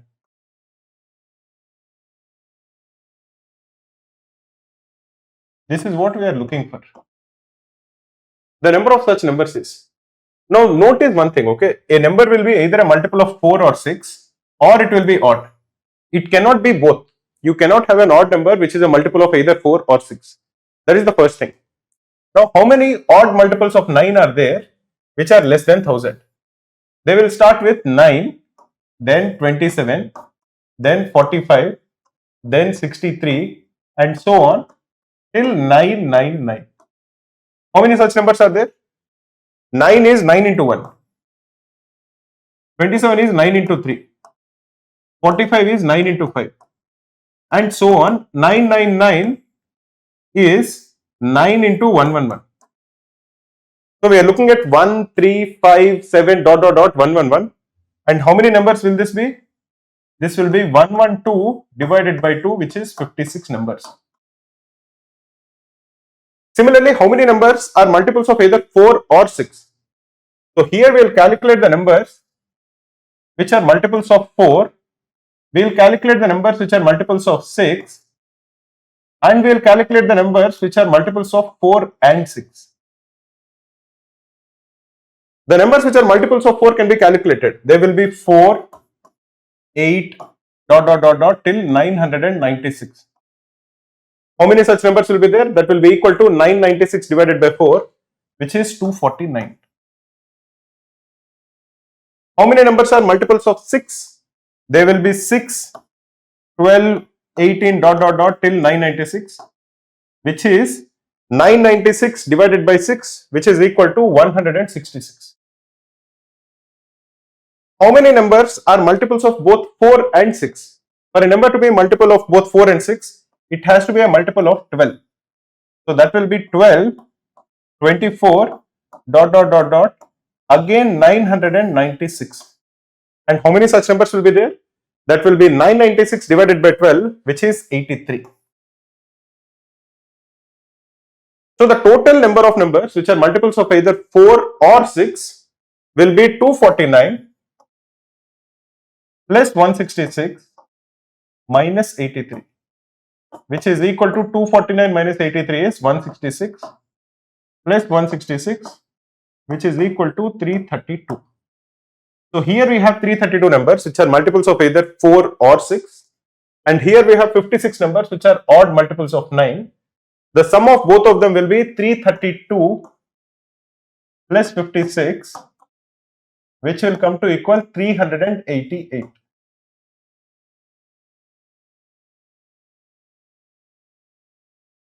A 2-digit number is 7 times the sum of its 2 digits. Let us assume that the 2-digit number is AB. What do you mean by AB? If the value of n is AB, if it is written as AB, what is its value? Its value will be equal to 10A plus B. Basically, what I mean by this is, if suppose the 2-digit number is say 53, we are writing it as 53. The value of 53 is 5 into 10 plus 3. This is 53. Now what we are told is that the number that is found by reversing its digits is 18 less than the original number. Okay, we'll come to it.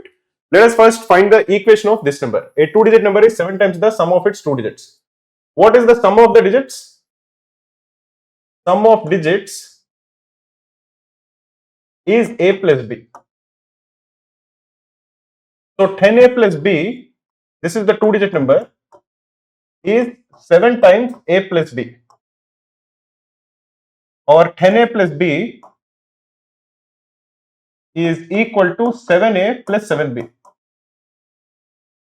or 3A is equal to 6B, or the value of A is equal to 2B. This is one equation that we get about the relationship between the 2 digits. The second one is that the number that is found by reversing its digits is 18 less than the original number. What is the number that is found by reversing its digits? It is BA. Now, what is the value of BA? It is 10B plus A. This is the number found by reversing its digits. We are told that this is 18 less than the original number. The original number is 10A plus B. So 10A plus B minus 10B plus A is equal to 18. Or the value of, so 9A minus 9B is equal to 18 or a minus b is equal to 2. So a minus b is equal to 2, a is equal to 2b. The only value that will satisfy this is a is equal to 4 and b is equal to 2. So the value of the number will be 42, which is option B.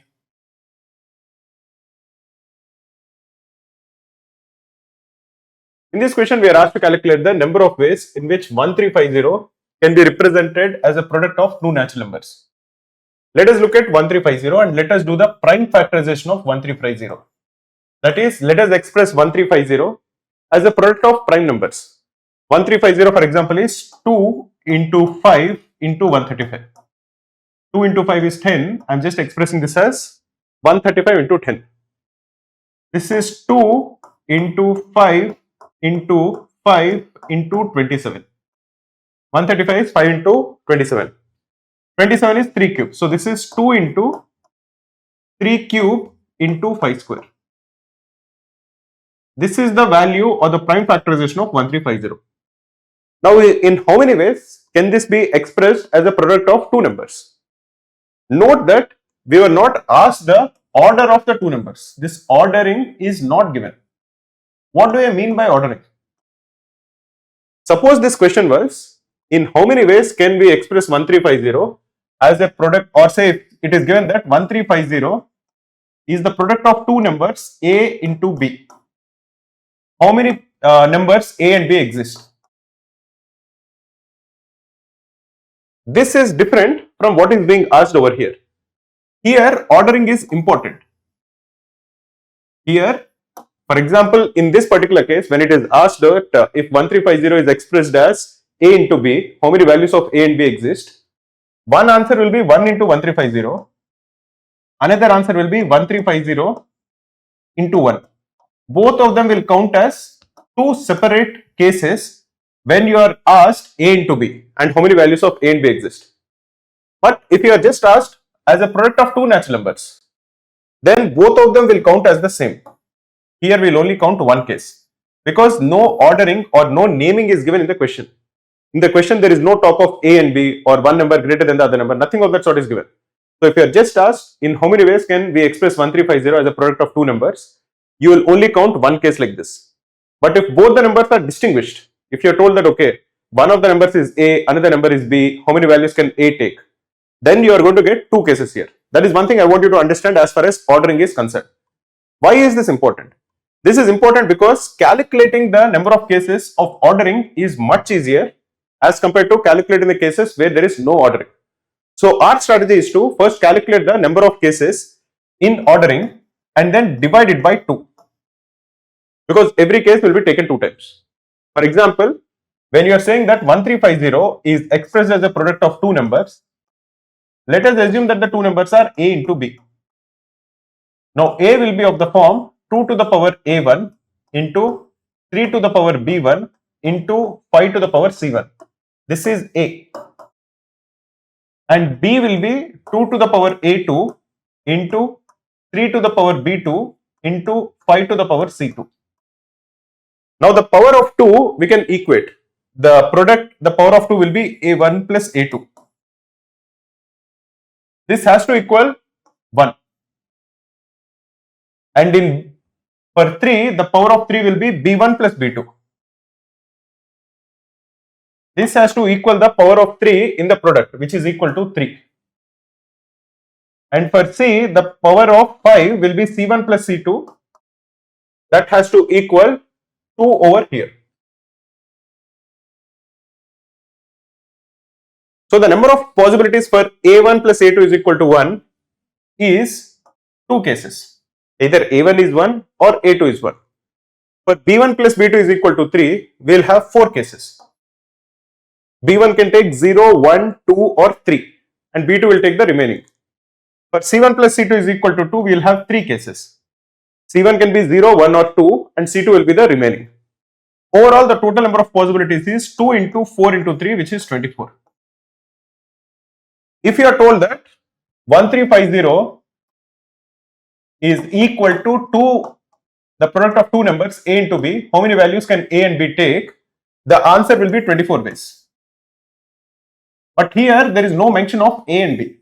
You are not told that the two numbers are called A and B. You are just asked in how many ways can 1350 be expressed as a product of two numbers. Then you divide this by 2 and the answer will be 12 ways. Why is this happening? Because for every case like this 1350 into 1, when A and B are distinguished, when 1350 into 1 and 1 into 1350 are given, when ordering is there, A can be 1350, B can be 1, this is one case. Another case is A is equal to 1 and B is equal to 1350. So we are counting both of them as two separate cases. But here, when there is no ordering given or there is no mention of the two variables, we will have to count both of them as only one case. So the number has to be divided by 2. Anyway, the answer for this question will be 12.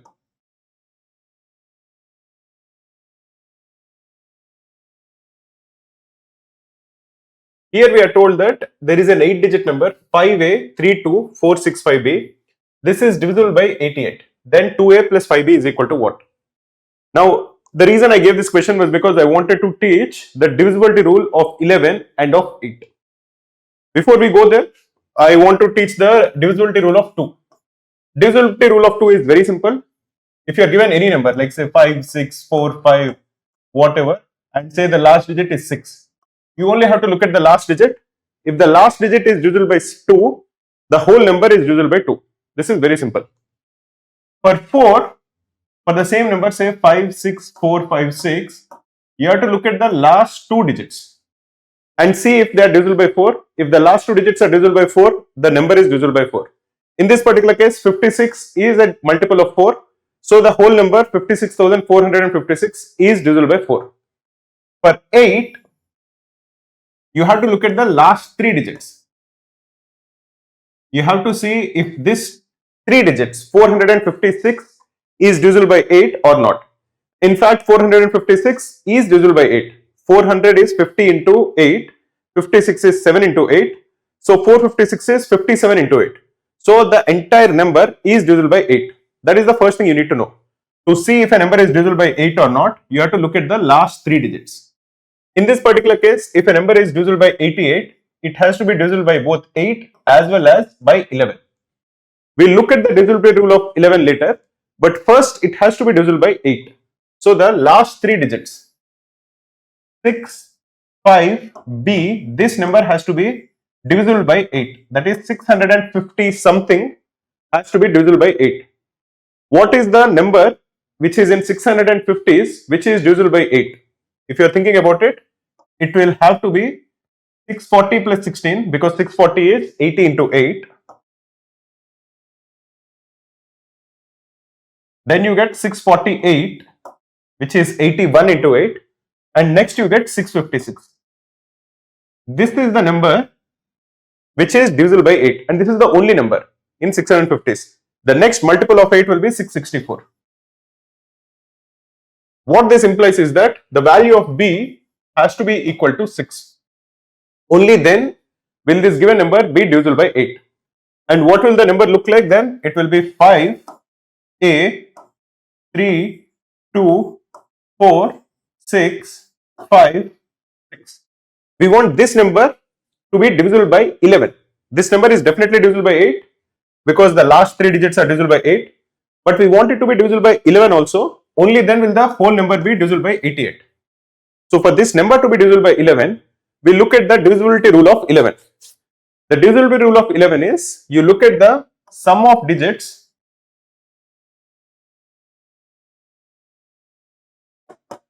in even place. Let this be E and find out the sum of digits in odd place. Let this be equal to O.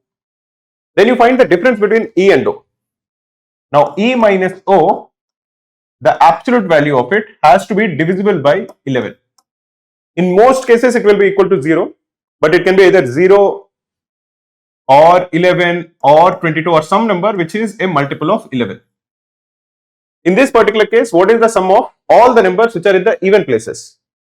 It is A plus 2 plus 6 plus 6, which is equal to 14 plus A.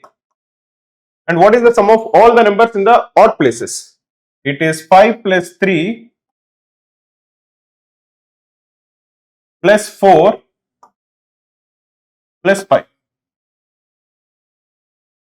This is equal to 17. The difference between both of them has to be a multiple of 11. The difference between both of them will be A plus 14 minus 17, which is equal to A minus 3. A minus 3 has to be either 0 or 11 or 22 or so on. The only possibility is that A has to equal 3, because A has to be a single digit number. Therefore, A is 3 and B is 6. And what are we required to calculate? We are required to calculate 2A plus B. The value of 2A plus B will be 6, 2A plus 5B will be 6 plus 30, which is equal to 36. So the answer for this question is option A.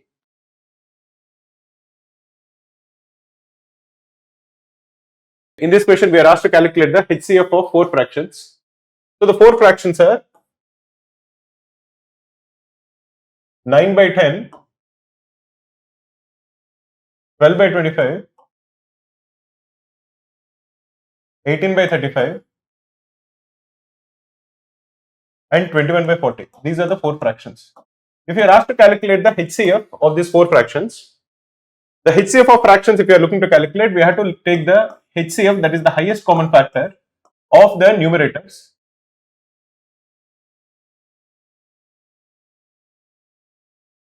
and you divide it by the least common multiple, that is the LCM of the denominators.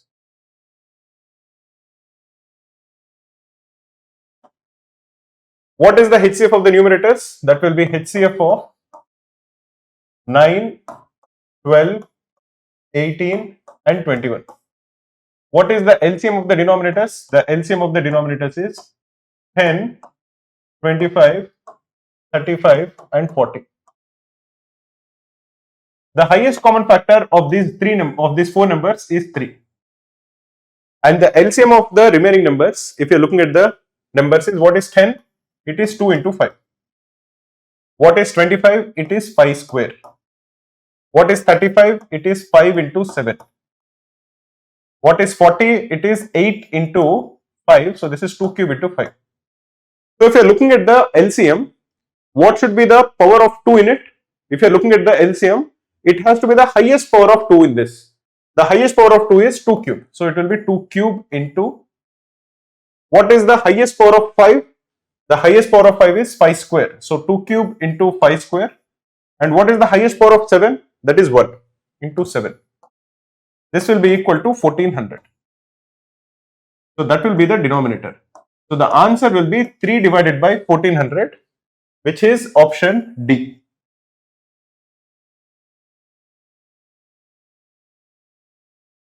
What is the units digit of 743 to the power 85?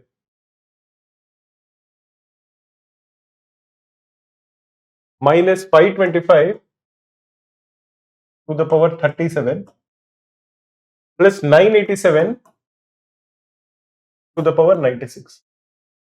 We'll have to just find out the units digit of 3 to the power 85 for this. From that, subtract the units digit of 5 to the power 37, and to that add the units digit of 7 to the power 96. The powers of numbers always have a cyclicity, that is, they keep repeating after a particular number of powers. For example, if you are looking at the powers of 3, initially it will be 3, then 3 square is 9, then 3 cube is 27, the last digit will be 7, 3 to the power 4 is 81, last digit is 1, then again we are going to get 3 to the power 5 is 243, the last digit is 3, 9, 7, 1 and so on. So the cyclicity is 4. After every 4 times, the power of 3, the unit digit keeps repeating. So 3 to the power 85, 85 is a multiple of 4, that is 84 plus 1. So the unit digit will be equal to 3. For powers of 5, the advantage is that the unit digit is always 5. You will have 5 5 square is 25, last digit is 5. Then we have 125, last digit is 5. Then we have 625, last digit is 5, and so on. So the power of 5, the last digit will be definitely 5. What about 7? The last digit of powers of 7 also have a cyclicity. First it starts with 7. Then we have 49, the last digit is 9. Then we have 343, the last digit is 3. Then we have 343 into 9, into 7, which is 2401. It is 1. And again the last digit will be 7, 9, 3 and 1. So again this keeps repeating every 4 times. Here we have 96, which is a multiple of 4.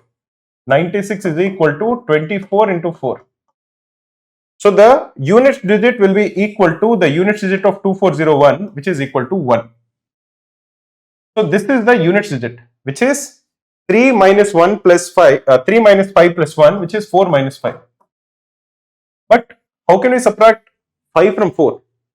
What we have to look at is, we have ignored the initial powers. We are only concentrating on the last digit, and in the last digit we are getting 4 minus 5. Here we can just take a simple carry and make it 14 minus 5 and say that the last digit will be equal to 9, which is option A.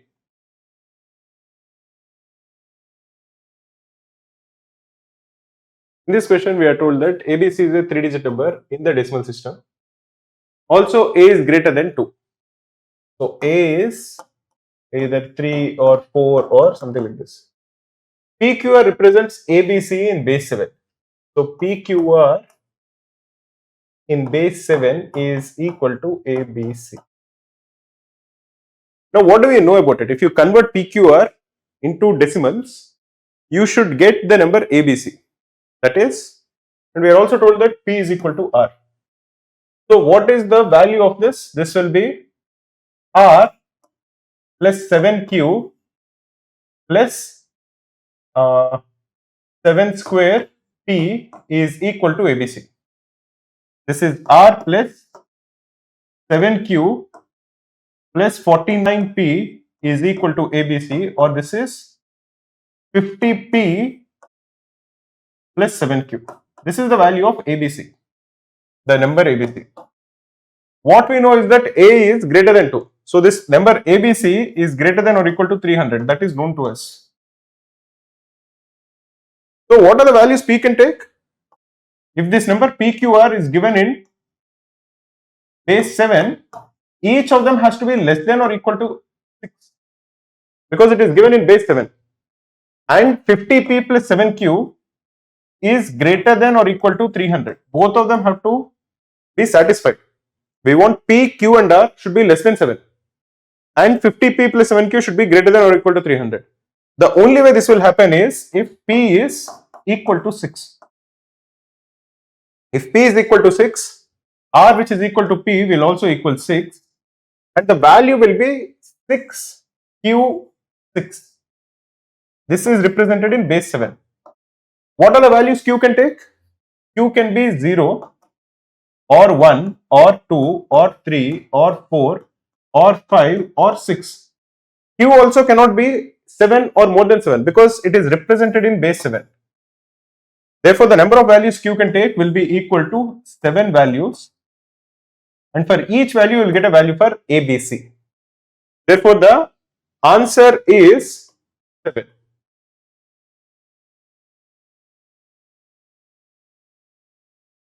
When the square of the difference of two natural numbers is subtracted from the square of the sum of the same two numbers and the result is divided by 4, we get. Let us assume that the two numbers are A and B. Now, what is the difference between these two natural numbers? It is A minus B, and the square of it is A minus B whole square. And what is the sum of the same two numbers? The sum of the same two numbers is A plus B whole square. So A plus B whole square minus A minus B whole square is the difference in the sum of the squares. This will be A square plus B square plus 2AB. And from that you are subtracting A square plus B square minus 2AB. So A square plus B square gets cancelled and you are left with 2AB plus 2AB, which is 4AB. But what you are told is this difference is again divided by 4. So you divide 4ab by 4, you are essentially getting the product of the two numbers a into b. Now one thing that I want you to remember, and the reason I gave this question even though it's a very simple question, is I want you to really remember this formula. It is a very simple formula, but you should know it. The LCM, that is the least common multiple of a number, of two numbers a and b, into the highest common factor, that is the HCF of two numbers a and b, is equal to the product of the two numbers a into b. This is a fairly simple formula, but I want you to remember it. So here a into b is basically the product of the LCM and the HCF, which is option B.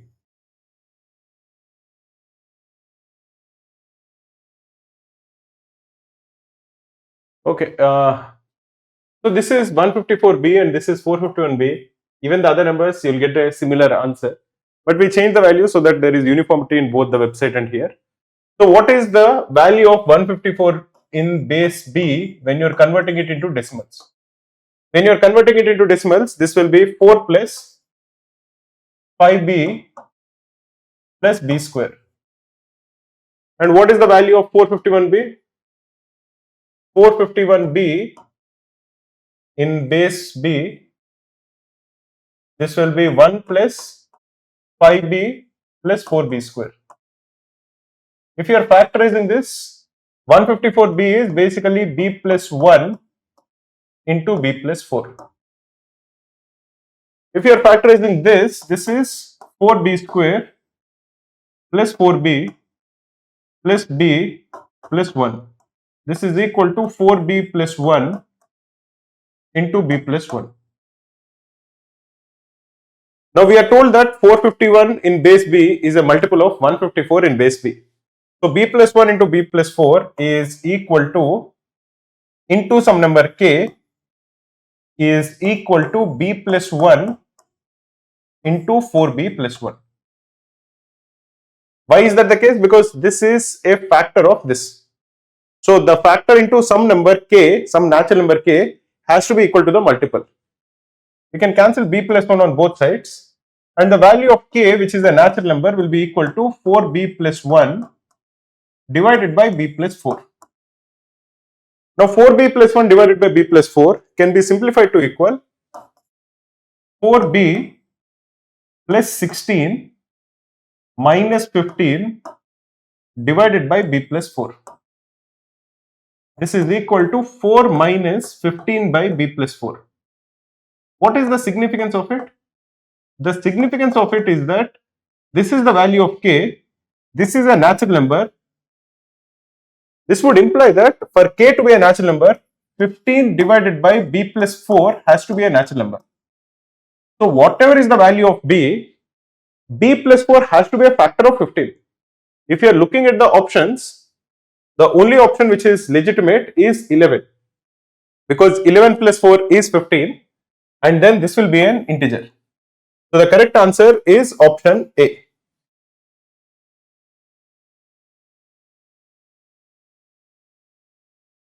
In this question, we are told that the HCF of two numbers a and b is 7. Whenever you are given this, that the HCF of two numbers is 7, let us assume that a is equal to 7 times a1 for some number a1, and let b be equal to 7 times b1 for some number b1.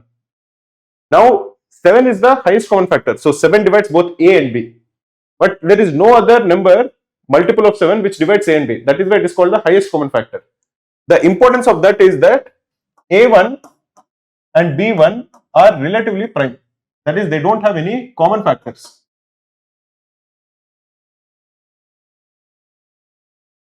Why are we saying that? Why can't say a1 and b1 have a common factor like say 2? Why can't a1 and b1 have some number which is common?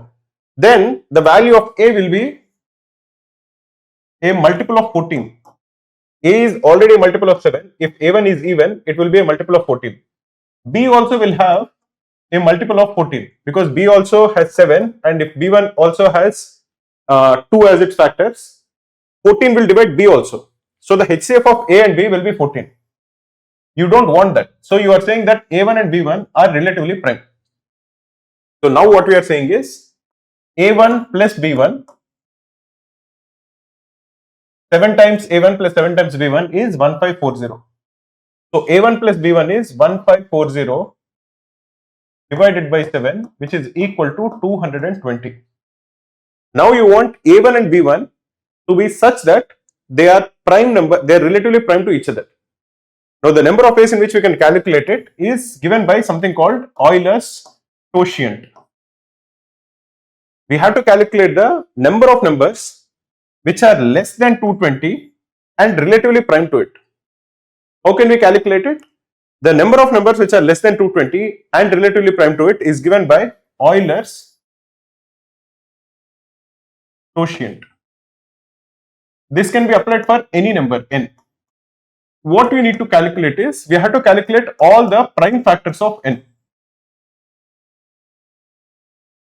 Once you calculate all the prime factors of n, if you assume that the prime factors are say p1, p2, p3 and so on, the Euler's quotient of n will be n into 1 minus 1 by p1 into 1 minus 1 by p2 into 1 minus 1 by p3 and so on.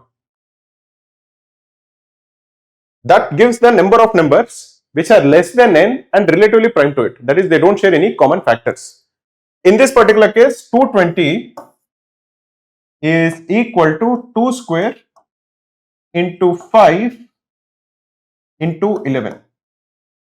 So what are the prime factors of 220? The prime factors are 2, 5 and 11. So what is the Euler's quotient of 220? That will be 220 into 1 minus 1 by 2 into 1 minus 1 by 5 into 1 minus 1 by 11.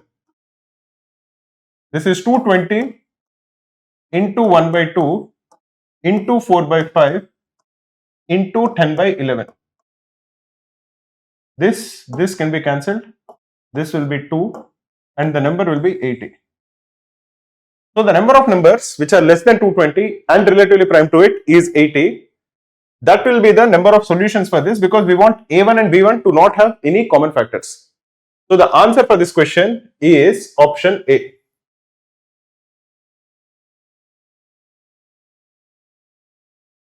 In this question, we are told that A and B together, they can do a task in 20 by 9 days.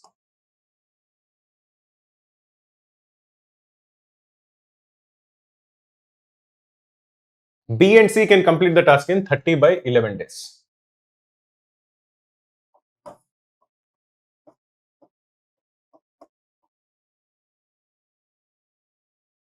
Now, all three of them together, A plus B plus C, they can complete the task in 60 by 37 days. We are told that A works on the first day, B works on the second day, C works on the third day, and this cycle repeats. When will the work be done? What we are given is the time it takes for these guys to complete the job. What we are more interested is, what is their efficiency, or how much work do they do in unit time. That is what we are more interested in. Not really interested in how much time that they take, even though both of them are related. Because efficiencies you can add. If you are told that A does 5 units of work and B does 4 units of work, both of them together will do 9 units of work. That addition is much more simple. So what we will assume is that the total work that needs to be done is the LCM, the least common multiple, of the days it takes for them to finish the job, which is 20 by 9, 30 by 11 and 60 by 37. Now, why are we assuming this to be LCM? We can assume this to be any number. If you assume it to be the LCM, there won't be any fractions and calculations become easy. That is why we assume it to be LCM. Now we are given LCM of fractions. How can we calculate the LCM of fractions? If you are given the LCM of fractions, what you need to calculate is LCM of numerators divided by HCF of denominators.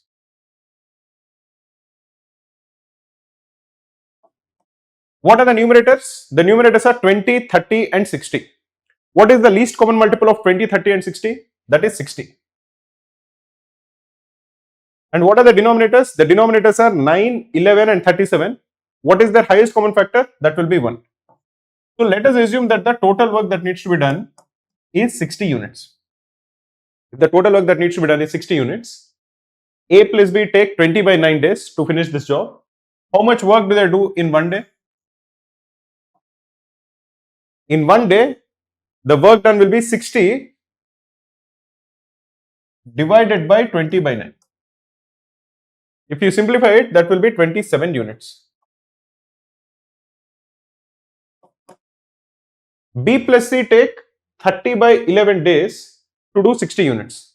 So in one day, the work done will be 60 divided by 30 by 11. This will come to 22 units. So the work done by B plus C in one day is 22 units. A plus B plus C, all three of them together, they take 60 by 37 days to do 60 units of work. So in one day, the amount of work done by them will be 60 divided by 60 by 37. This will be 37 units.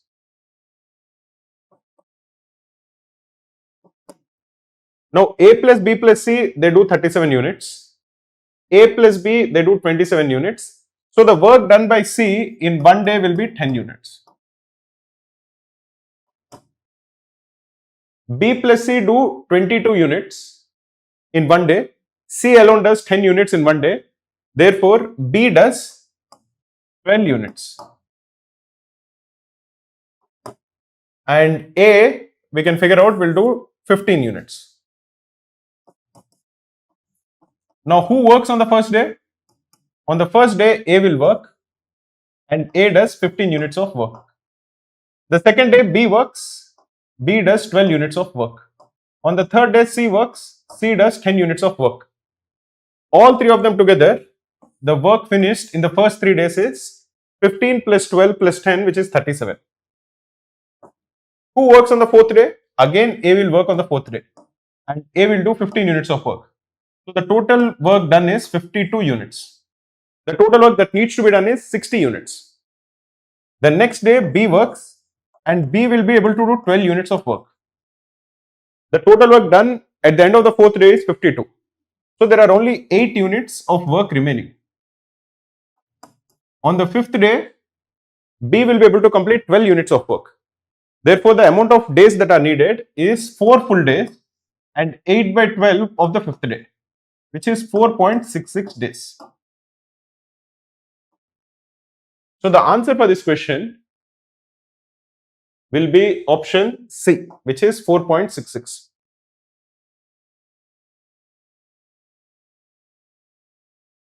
We are told that log of x to the base 4 is A.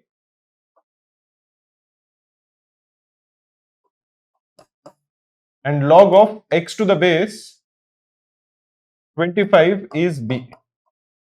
Now, one thing we know about logarithms is if you take the reciprocal of the logarithm, the base and the arguments gets interchanged. What do I mean by it? What I mean by it is log of a to the base b is equal to 1 divided by log of b to the base a. So in this particular case, if log of x to the base 4 is a, what is the value of 1 by a? 1 by a is equal to log of 4 to the base x. Similarly, if log of x to the base 25 is b, what is the value of 1 by b? 1 by b is log of 25 to the base x. If you are adding both of them, what is 1 by a plus 1 by b? That will be log of 4 to the base x plus log of 25 to the base x. You add both of them, you are going to get log of 100 to the base x. Now, what is log of 100 to the base x? 100 is 10 square. So this is 2 times log of 10 to the base x. This is 1 by a plus 1 by b, which is a plus b divided by ab. Or what we are required to calculate is log of 10 to the base x. This will be a plus b divided by 2ab. So the answer for this question is a plus b divided by 2ab, which is option C.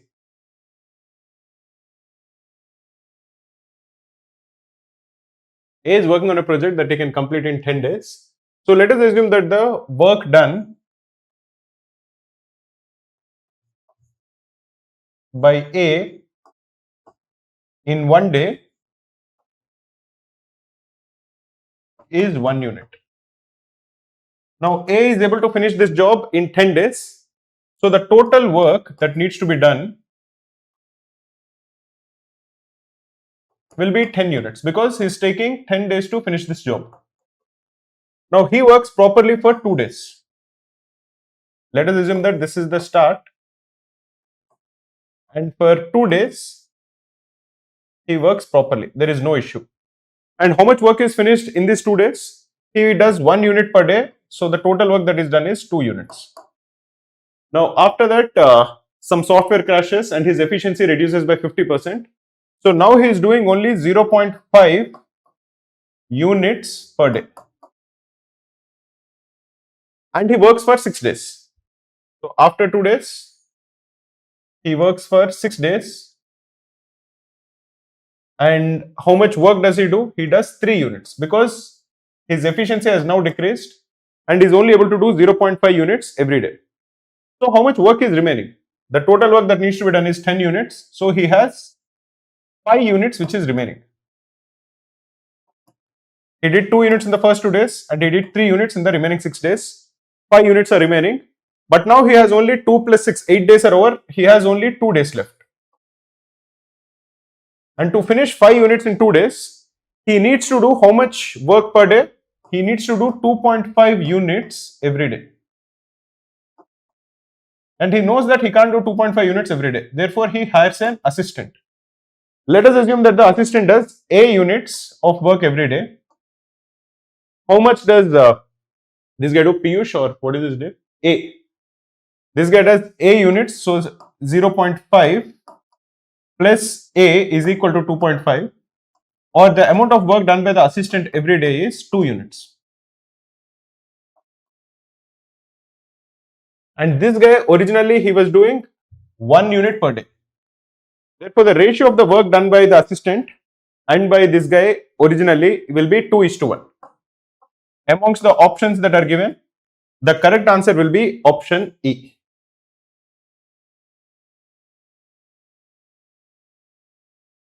Before we solve this question, one thing I wanted to tell you is, if you have a quadratic equation which is of the form ax square plus bx plus c is equal to 0, what is the sum of roots?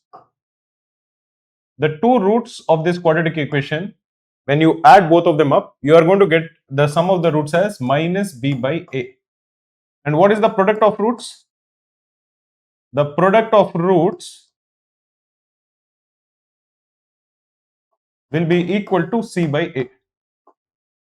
In this particular question, what we are told is that this guy solved, both of them solved the quadratic equation. One guy made a mistake in writing the constant term and ended up with roots which is 4 and 3.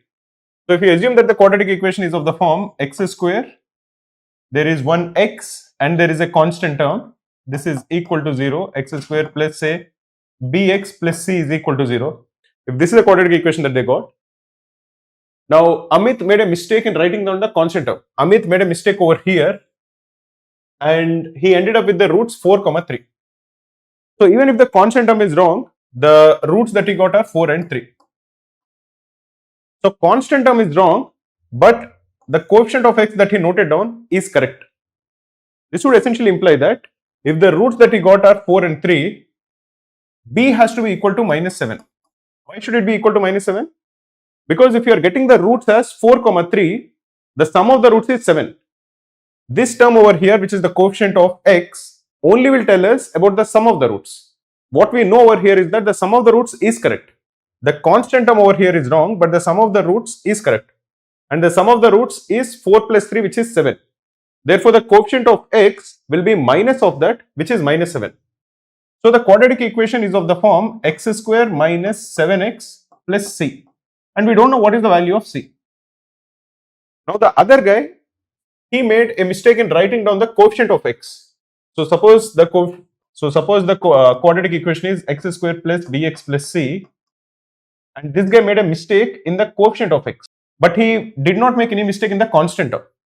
If you don't make a mistake in the constant term is helpful in figuring out the product of the roots. Because you remember over here, the sum of the roots is the coefficient of x. The product of the roots is the constant term.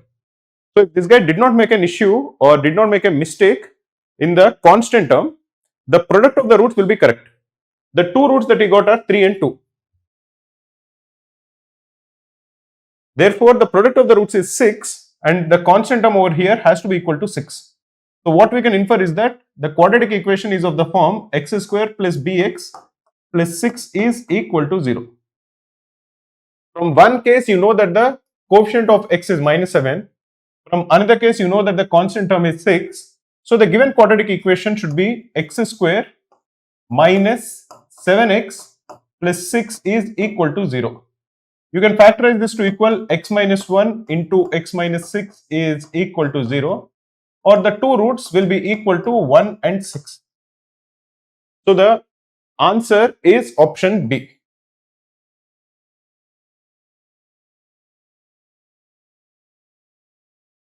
Okay, let us assume that the three terms are A, B and C. If these three are in arithmetic progression, A plus C will be equal to 2B. That is what we know about AP. If three terms are in arithmetic progression, A plus C will be equal to 2B. That is the sum of the extreme terms is 2 times the sum of the mean. In this case, this is the first term, this is the second term, and this is the third term. So log of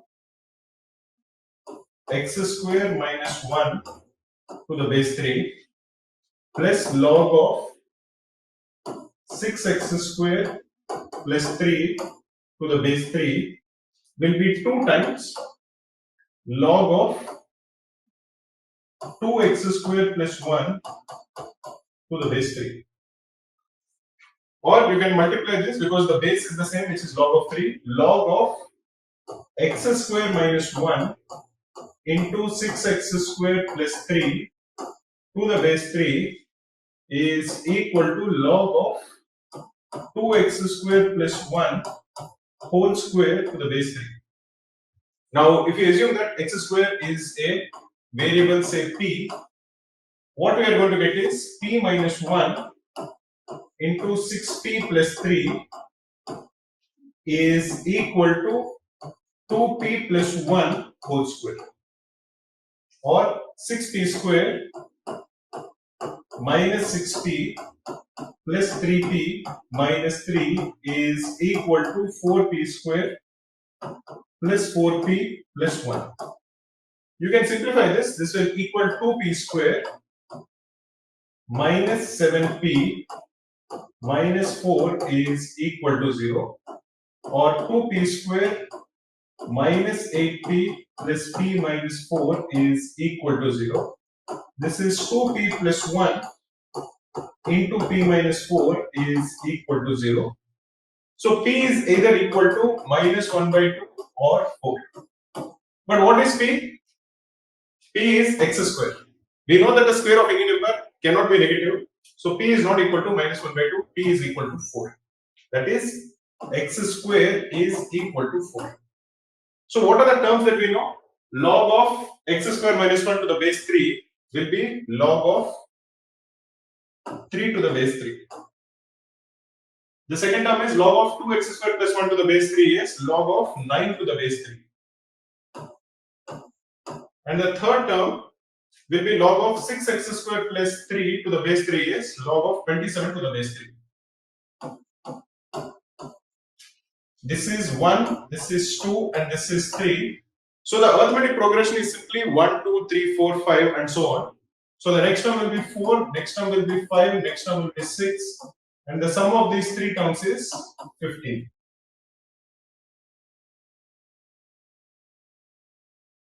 Before solving this particular question, I'll tell you two useful formulas which you can remember for this kind of a question.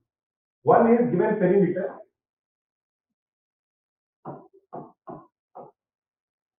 What is the number of triangles that can be formed where all the sides are integers?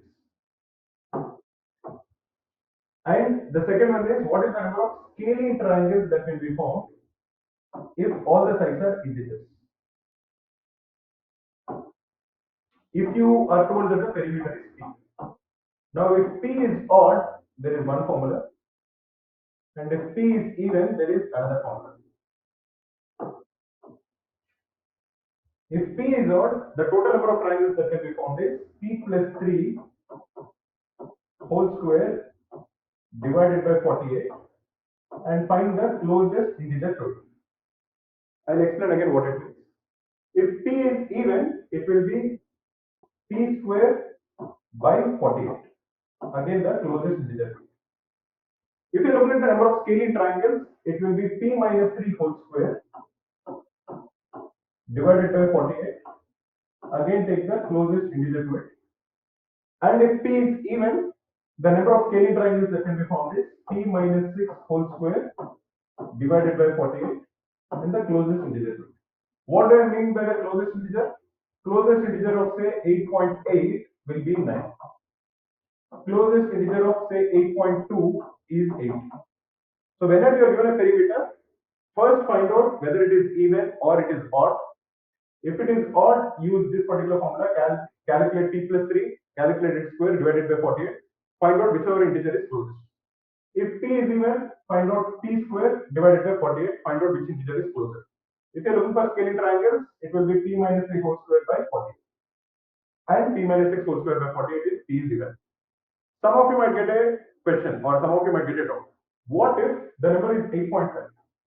Then should we use it as 9 or should we use it as 8? What I can tell you is, in this particular case, whenever you are squaring any particular number and you divide it by 48, it will not be 0.5. The decimal will never be 0.5. A perfect square divided by 48 will be either greater than 0.5, the decimal, or it will be less than 0.5. So this question of what will happen if it is 8.5 or 9.5 will not arise for this particular case. So don't worry about it. This I have thought about it and I have actually proved it. It is not needed for you to prove it. You can just trust me when I say it. A perfect square divided by 48, the decimal will not be 0.5. So whenever you are calculating that number, you will either get it to be closer to one of the two integers. So you can easily figure it out. There won't be any ambiguity. In this particular case, what we are told is the perimeter is 99 units. So here we are told that P is 99. And we are required to calculate the number of scaling triangles. So we have to look at this particular column. And 99 is odd. So this is the formula we have to use. So the correct answer will be 99 minus 3 whole square divided by 48. Whichever integer is closest to it will be the answer. This will be 96 square, which is 96 into 96 divided by 48. This is 2, this is 190. So the answer for this particular question will be option C, which is 192.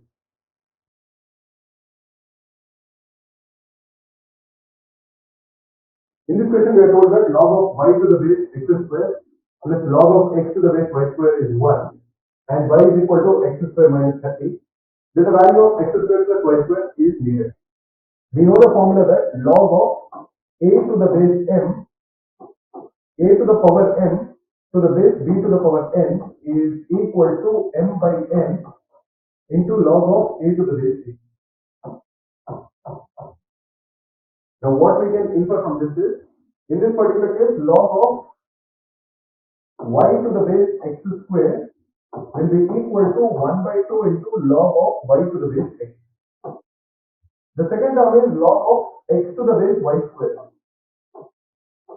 This will be 1 by 2 into log of x to the base y.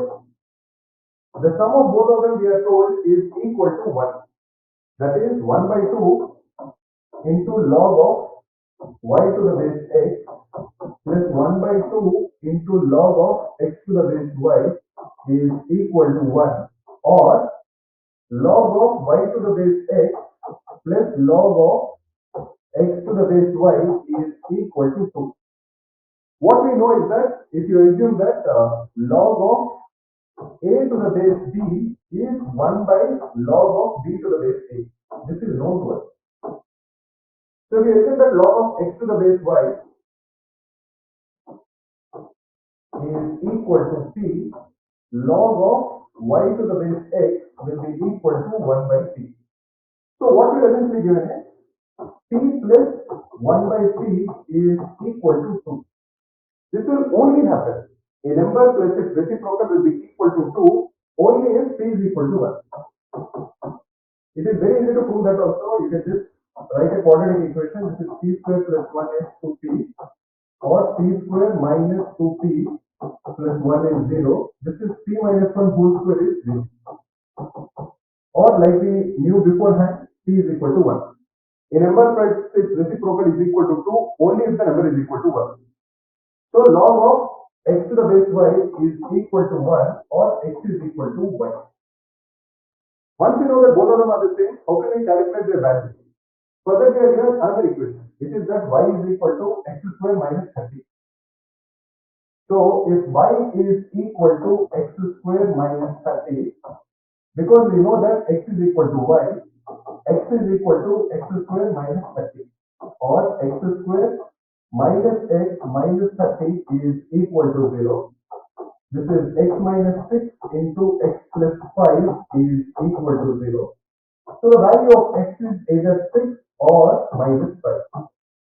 But what we do know is log of x is given in the argument in a particular logarithm. So it cannot be negative. So x has to equal 6, and therefore y also is equal to 6, and therefore x square plus y square is equal to 36 plus 36, which is equal to 72.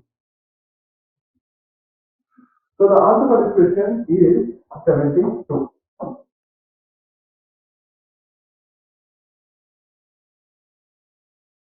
The cost of 3 pens, 2 notebooks and 4 erasers is 80. Let us assume that the cost of a pen is P, cost of a notebook is N, and cost of an eraser is E. So what is the cost of 3 pens? It will be 3P. What is the cost of 2 notebooks? It is 2N. And what is the cost of 4 erasers? It is 4E. This would tell us that 3P plus 2N plus 4E will be equal to 80. And what is the cost of 5 pens? Over here, the cost of 5 pens will be 5P. What is the cost of 6 notebooks? The cost of 6 notebooks will be 6N. And what is the cost of 4 erasers? Again, it will be 4E. This we are told is 176. Now, one thing you should notice is that the sum of the coefficients of P, N and E are the same. That is, if you are adding both of these equations, 3P plus 5P is 8P. 2N plus 6N is 8N. 4E plus 4E is 80. This will be equal to 256. You divide the entire equation with 8, you are going to get P plus N plus E will be equal to 256 divided by 8, which is 32. Therefore, the sum of a pen, notebook and an eraser will be equal to 32, which is option A. Hi friends, my name is Maruti and I'm the co-founder of Cracku. Cracku is a leading online test preparation platform for students who are preparing for MBA exams like CAT, ZAT, SNAP and all the other MBA exams in India. We are also providing online coaching for IPMAT. We have launched free IPMAT daily targets. Daily targets are basically daily tests which includes one test in Quant, one test in verbal and one test in data interpretation. All of these tests have detailed video solutions and they are taken every single day by hundreds of students. Definitely do check out the free IPMAT daily target. The link to take the daily targets is given in the description of this video.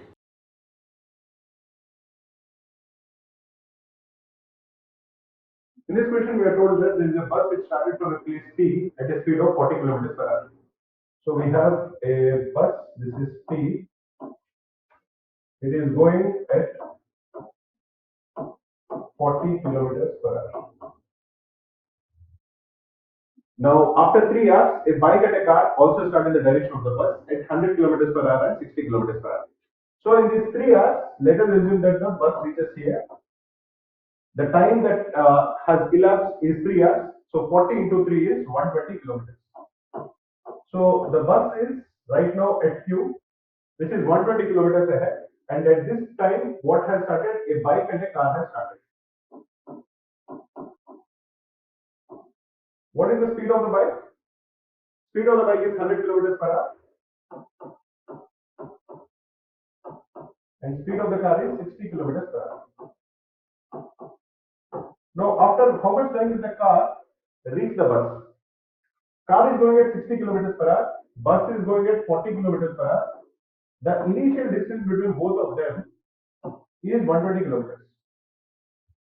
The rate of speed at which the car is catching up with the bus, or the relative speed of the car with respect to the bus, is 60 minus 40, which is 20 kilometers per hour. So the time it takes for the car to reach the bus is 120 divided by 20, which is 6 hours. So the car will reach the bus in 6 hours. Now, what is the bike doing this meantime? The bike goes to the bus, comes back to the car, then again goes to the bus, comes back to the car, again goes to the bus, and it continues to go in this zigzag format. But the point is, at any time, the distance, the speed of the bike remains the same. It is 100 kilometers per hour. At one point, it is going towards the bus. Once it catches the bus, it will come back to the car, then again goes to the bus, and so on. But the speed is always constant. It is 100 kilometers per hour, and this continues for 6 hours. So the total distance traveled by the bike will be 100 into 6, which is 600 kilometers. So the time it takes is 6 hours. The distance traveled by the bike is 600 kilometers.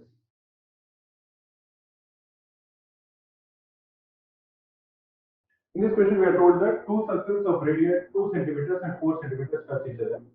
Find the area of the triangle formed by all the three common tangents to the circles. So let us draw both the circles. This is one circle, and this is the second circle. Let us assume that these are the two circles.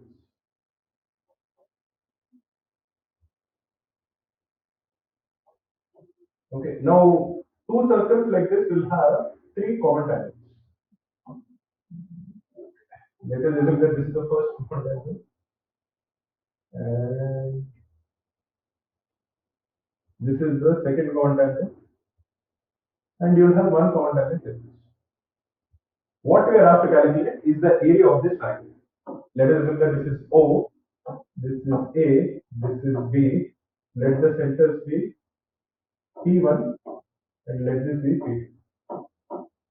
The one thing I always tell students is whenever you are given a tangent and circles, it is always a good thing to join the center of the circle to the points of intersection of the tangent and the circle.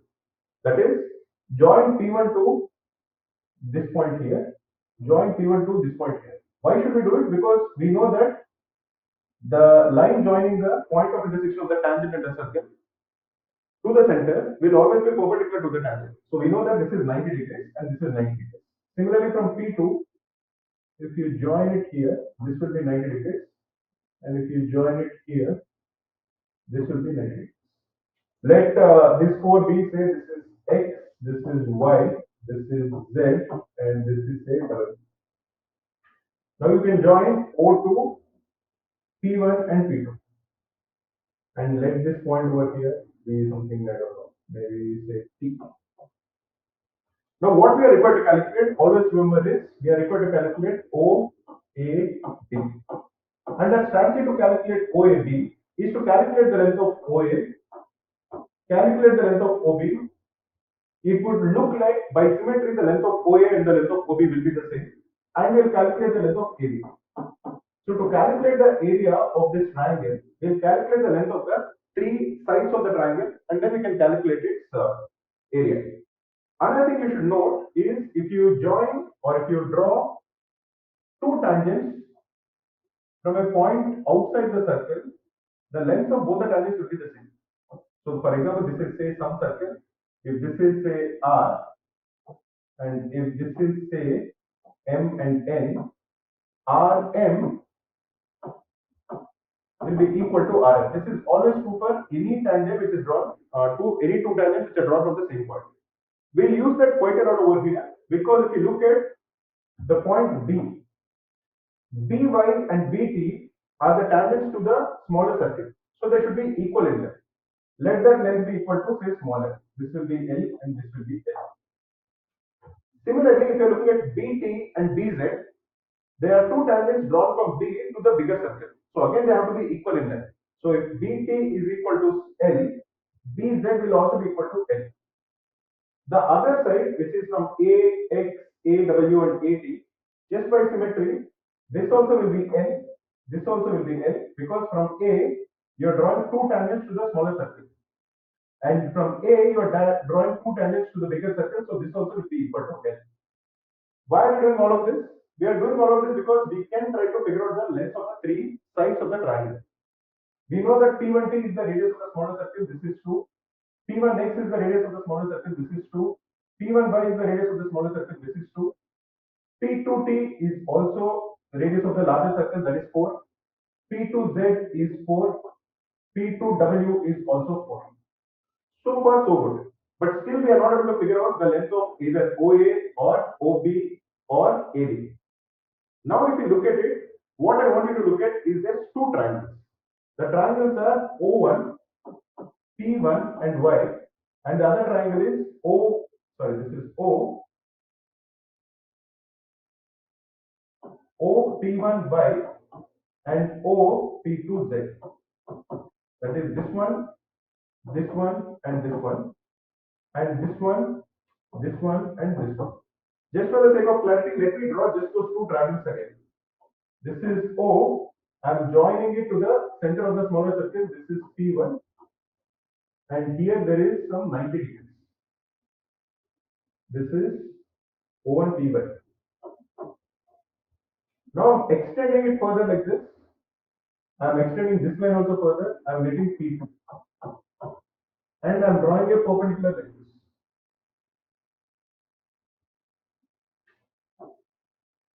This is Z. This is basically what we are doing. From O1, we drew P1, we extended it to P2. From O, we drew a line to Y, we extended it till Z. This is how it looks. What we know is that P1Y is 2. This is the radius of the smaller circle. P2Z is 4. This is the radius of the larger circle. We know P1, P2. P1, P2 is 6 centimeters. Because remember that P1T is 2 and P2T is 4. So the sum of both of them is 4. Using this, can we actually calculate the length of OY and OZ? Now you will realize that we can actually do it. How can we do it? Because the triangle OP1Y is similar to the triangle P2Z. So if you assume that OP1 is a L divided by L plus 6 will be equal to 2 by 4. Or the value of L is equal to, or the value of 2L will be L plus 6, or the value of L is 6 centimeters. So this will be 6 centimeters. OP1 is 6. Now OP1Y is a right angle triangle. OP1 is the hypotenuse. So we can calculate this length of OY.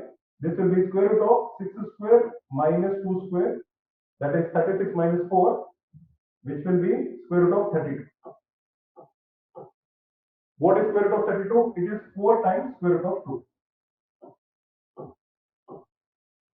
Similarly, if you are looking at OP2, the sum is 6 plus 6, which is 12 centimeters. That is the hypotenuse. 4 is the other side.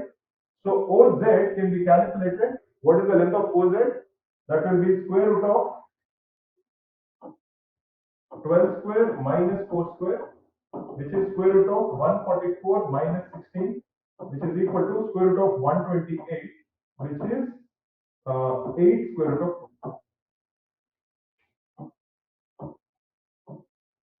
Why did we do all of this? We did all of this because now if you look at it, this length we have calculated is 4 square root 2. This bigger length that we calculated is 8 square root 2. The difference between both of them is 2L. 4 square root 2 and this is 8 square root 2. The difference between them is 2L. So the value of L is equal to 2 square root 2. So this will be 2 square root 2. This will be 2 square root 2. This and this are also 2 square root 2. Now I am just drawing the diagram of OAB, and we also know the length of OP1. OP1 is 6 centimeters. That also we have calculated. This is just 6. So if you are just drawing this by ignoring the circles, okay, just to avoid any confusion, let us assume that this is O, this is P1, this is P2, and over here in the middle somewhere we have P also, right? This is this P. OP1 we assume is 6, PT is 2, P2T is 4. I'm just ignoring the circles, and we have a right angle triangle in this. This we have calculated. This is 2. This is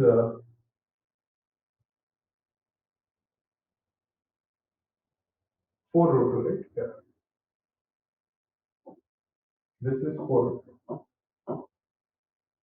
And we have drawn something like this. This also we have calculated. This is 2 and this is 4 root 2. This is basically what we have calculated. And we have drawn this. This will be A and this will be B. This is 2 root 2 and this is 2 root 2. So what we know is we wanted OA. OA will be equal to 6 root 2. We wanted OB. OB is also equal to 6 root 2. And we wanted AB. That also can be calculated.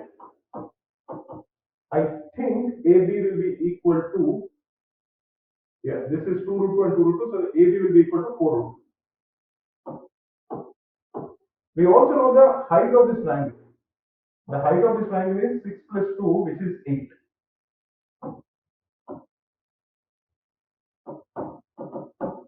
So basically we have a triangle like this. This is O, this is B, this is A, this is 6 root 2, this is 6 root 2, this is 4 root 2, this over here is 8. We need to calculate the area of this triangle. There are multiple ways we can do it. The simplest way is that this is the base and this is the height. Therefore, the area of the triangle is half into 8 into 4 root 2. This will be 2. So this is equal to 16 root 2. So the answer for this question will be 8 square root 8, which if you simplify is just equal to 16 square root 2. Because square root of 8 is 4 into 2. So that will be 16 into square root of 2.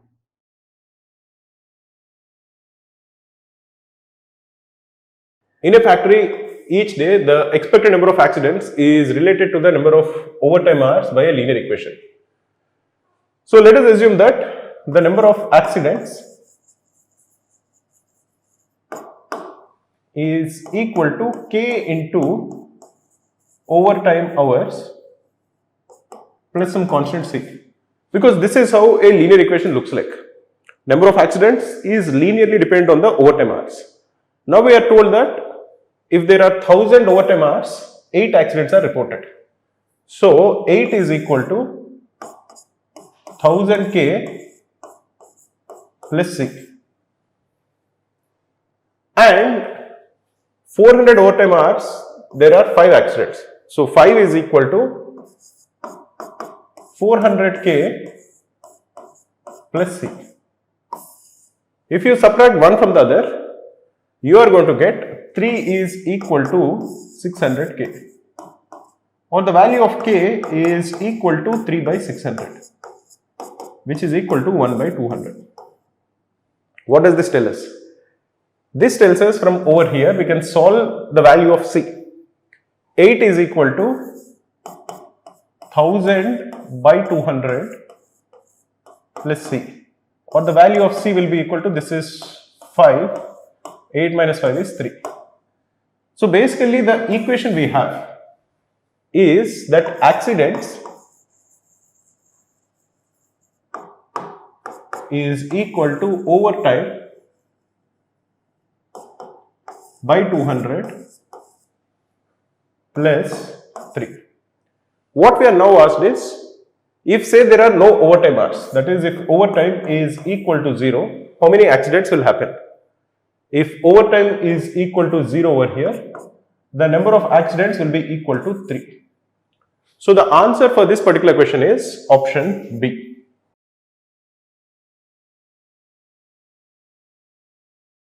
A man purchased 40 fruits, apples and oranges for rupees 17. So a man purchased some apples and he purchased some oranges. We don't know the cost price of an apple and an orange. Let us assume that the cost price of an apple is A and the cost price of an orange is O. We even don't know what is the number of apples he bought and the number of oranges he bought. What we do know is that the total fruits that he bought is 40. So let us assume that he bought X apples and 40 minus X oranges, because the total number of fruits that he bought is 40. What is the cost price of A apples? That will be A into X. What is the cost price of 40 minus X oranges? That will be O into 40 minus X. This will equal rupees 17. Now suppose he interchanges the number of apples and oranges. That is, suppose he buys 40 minus X apples and suppose he buys X oranges. Then what will the total cost be? What is the cost of 40 minus X apples? It will be A into 40 minus X. And what is the cost price of X oranges? It will be O into X. This we are told is equal to rupees 15. So here we have two equations. What will happen if you are adding both of these equations? If you are adding both the equations, we are going to get AX plus A into 40 minus X. That is A into 40, which is 40A, minus AX. Plus, we are going to get O into 40 minus X, which is 40O minus OX plus OX. This will be equal to 17 plus 15, which is 32. You will notice that we can cancel AX and minus AX. We can also cancel minus OX and OX. So what we are essentially left with is 40A plus 40O is equal to 32. Or this is basically 40 times A plus O. So A plus O is equal to 32 by 40. And 32 by 40 is 0.8. So the cost price of an apple and one orange is equal to 0.8 rupees, or that will equal 80 paise, which is option C.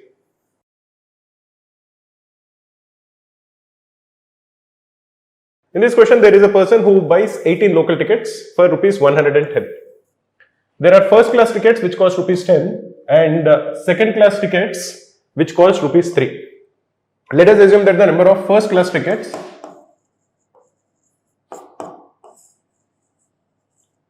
is A, and let the number of second class tickets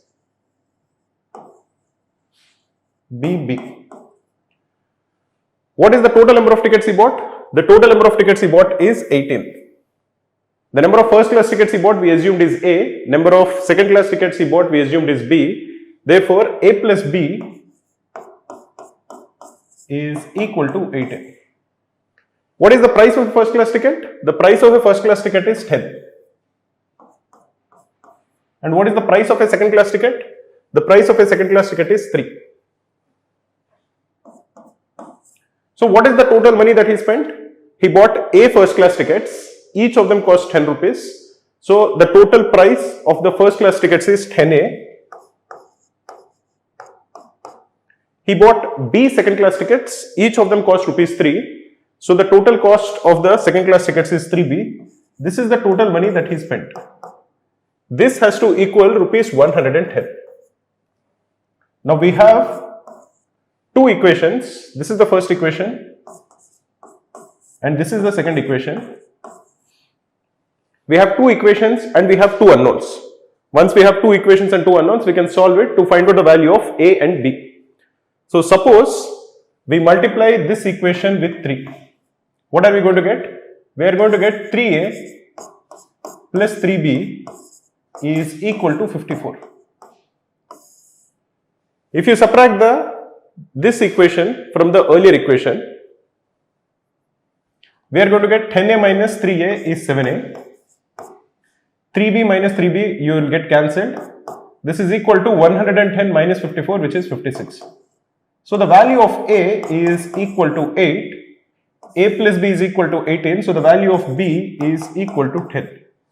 So the number of first class tickets that he bought is equal to 8. And the number of second class tickets he bought is equal to 10. What we are told is, if the number of first class tickets and second class tickets are interchanged, how much will it cost? So what we are basically saying is, if the number of first class tickets is 10 and the number of second class tickets is 8, what is the total cost? Every first class ticket costs 10 rupees. Every second class ticket costs 3 rupees. So the total money that is spent is 10 into 10, which is 100, plus 8 into 3, which is 24, which equals 124 rupees, which is option D.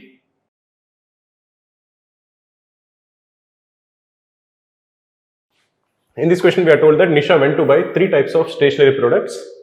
Each of them were priced at 5, 2 and 1 rupees. So let us assume that the 3 types of products that Nisha went to buy are A, B and C. The cost of A is rupees 5. The cost of B is rupees 2. And the cost of C is rupees 1. So the total money that was spent in buying A products will be 5A. The total money that was spent buying B products is 2B. And the total money that she spent buying C products is C. But after buying these 3, the guy actually gave her 3 products of C. So she did not get just C, she went and got 3 more products of rupees 1 each. So the total products of this variety that she got is C plus 3. This will equal 20. This is basically the equation that we have. So 5A plus 2B plus C is equal to 17. We are also told that A, B and C are greater than 1. If A, B and C are greater than 1, what is the value A can take? A is not equal to 1. A can be either 2 or 3. Because if A is 4, 5 into 4, this itself will be 20, which is greater than 17. Similarly, if A is equal to 3, what will happen if A is equal to 3? If A is equal to 3, 5A will be 15. 15 plus 2B plus C is equal to 17, or 2B plus C is equal to 2. If B is greater than 1, if C is greater than 1, 2B plus C cannot be equal to 2. So this is definitely not possible. So it would imply that A has to equal 2. If A is equal to 2, 5A will be equal to 10. So 2B plus C is equal to 7. Now what are the values B can take? B is greater than 2. So B is again equal to either 2 or 3. B cannot be equal to 4 because 2B will be equal to 8 and C will be minus 1. Again, if B is equal to 3, what will happen? If B is equal to 3, 2B will be 6. 6 plus C is equal to 7, or C will be equal to 1. But we want C to be greater than 1. So again, that is not possible. So B has to equal 2. If B is equal to 2, 4 plus C is equal to 7, or C is equal to 3. So the value of C will be equal to 3. These are the number of products that Nisha bought initially. But the shopkeeper gave her 3 more products of C because he did not have change. So the total number of products that Nisha bought home will be 2 plus 2 plus 3 plus 3, which is equal to 10. This will be option D.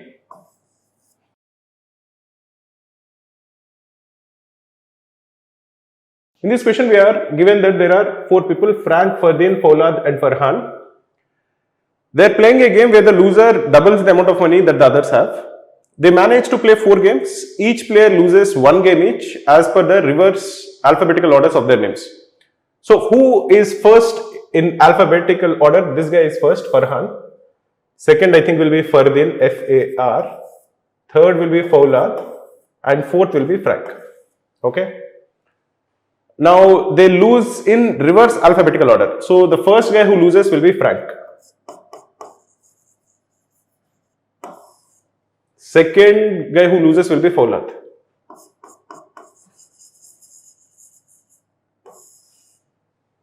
Third guy who loses will be Ferdin.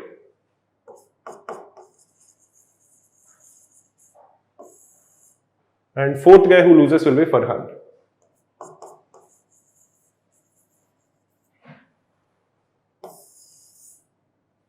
So if you are looking at it, let us assume that this is the price with them at the start.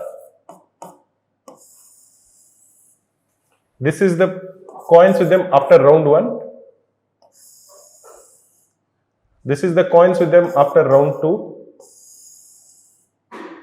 This is the coins with them after round 3.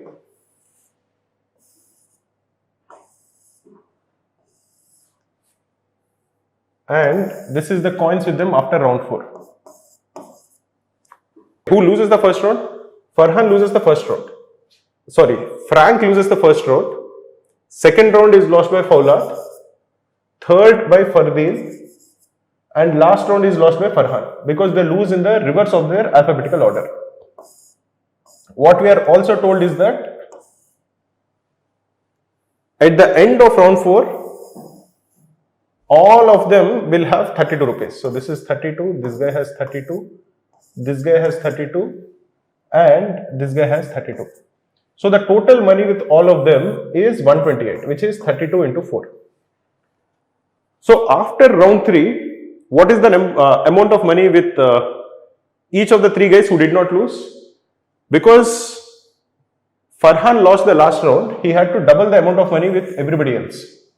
So this would imply that these guys had 16, 16 and 16. 16 plus 16 plus 16 is 48.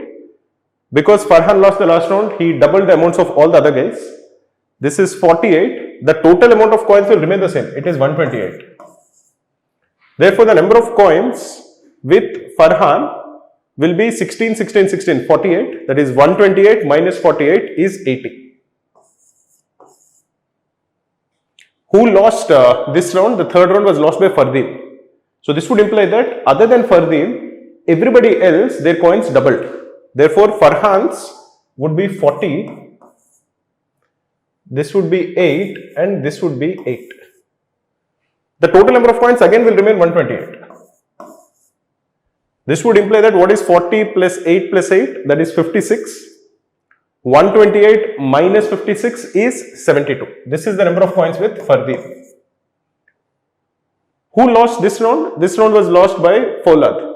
So other than this guy, everybody else's number of coins doubled. So the number of coins with Frank will be 4, with Ferdin will be 36 and with this guy will be 20. The total number of coins is anyways 128. This is not changing. 36 plus 20 is 56 plus 4 is 60. Out of 128, 60 coins are with these guys. This would imply that this guy has 68 number of coins.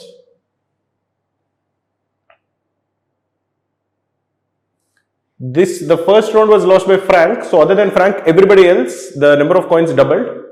So Poulad had 34. Frank had 18 and Farhan had 10. The total number of coins is 128, which is remaining unchanged. So this is 34 plus 18 is 52 plus 10 is 62. 62 coins are accounted for. 128 minus 62 is 66. This is the number of coins at the start. Frank had the highest number of coins. So the answer for this question is option C.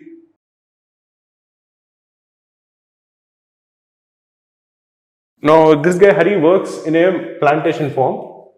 Each mango tree at the farm contains 240 mangoes on an average. So we have Hari, and each tree has 240 mangoes per tree. How many trees are there? There are n trees. Now suppose he plucked x mangoes from each tree. If he is plucking x mangoes from each tree, how many mangoes are there per tree? There are 240 minus x. So the number of mangoes left in the farm is 5200. This would imply that n into 240 minus x is equal to 5200. But suppose he had plucked 20 more mangoes from each tree. If he plucked 20 more mangoes from each tree, how many mangoes will be there per tree? There will be only 220 minus x per tree. So the total number of mangoes that will be left is n into 220 minus x. This we are told is 4400. We are asked to calculate the value of x. So if you divide one equation by the other, if you are dividing the first equation by the second equation, we can cancel n. And we are left with 240 minus x divided by 220 minus x is equal to 5200 divided by 4400, which is 52 divided by 44. This is equal to 13 by 11. If you cross multiply, you are going to get 240 into 11 minus 11x is equal to 220 into 13 minus 13x. This will be 2x is equal to 220 into 13 minus 240 into 11. This you can simplify, you can divide both equations by 2. You can calculate it anyways, but I would say divide both the equations by 2. What is 220 divided by 2? It is 110. So this is 110 into 13 minus 120 into 11. This is equal to 1430 minus 1320. This is equal to 110. So the value of x will be equal to 110, which is option D.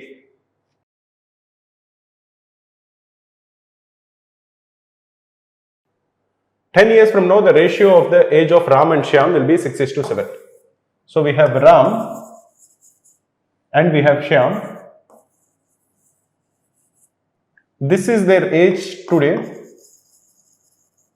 This is their age 10 years from now. So if their ratio of their age is 6:7, 10 years from now, let us assume that Ram's age is 7x, 6x and Shyam's age is 7x. This is their age 10 years from now. So what is their age today? Their age today will be 6x minus 10 and 7x minus 10. And what is their age 15 years from now?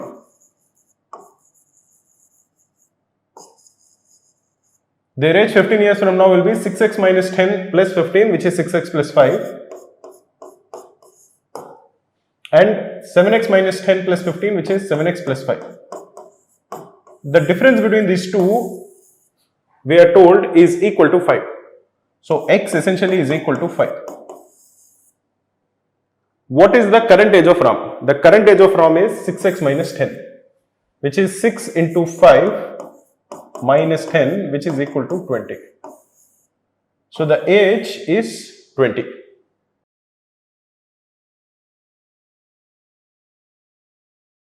In this question, we are told that Arjun brought two cousins to the playground whose names were Atul and Arun. Let the age of Atul be x and let the age of Arun be y. When his friends asked their ages, he told them that the sum of the ages of Atul and the inverse of the age of Arun, what does this become? Age of Atul is x plus inverse of the age of Arun is 1 by y.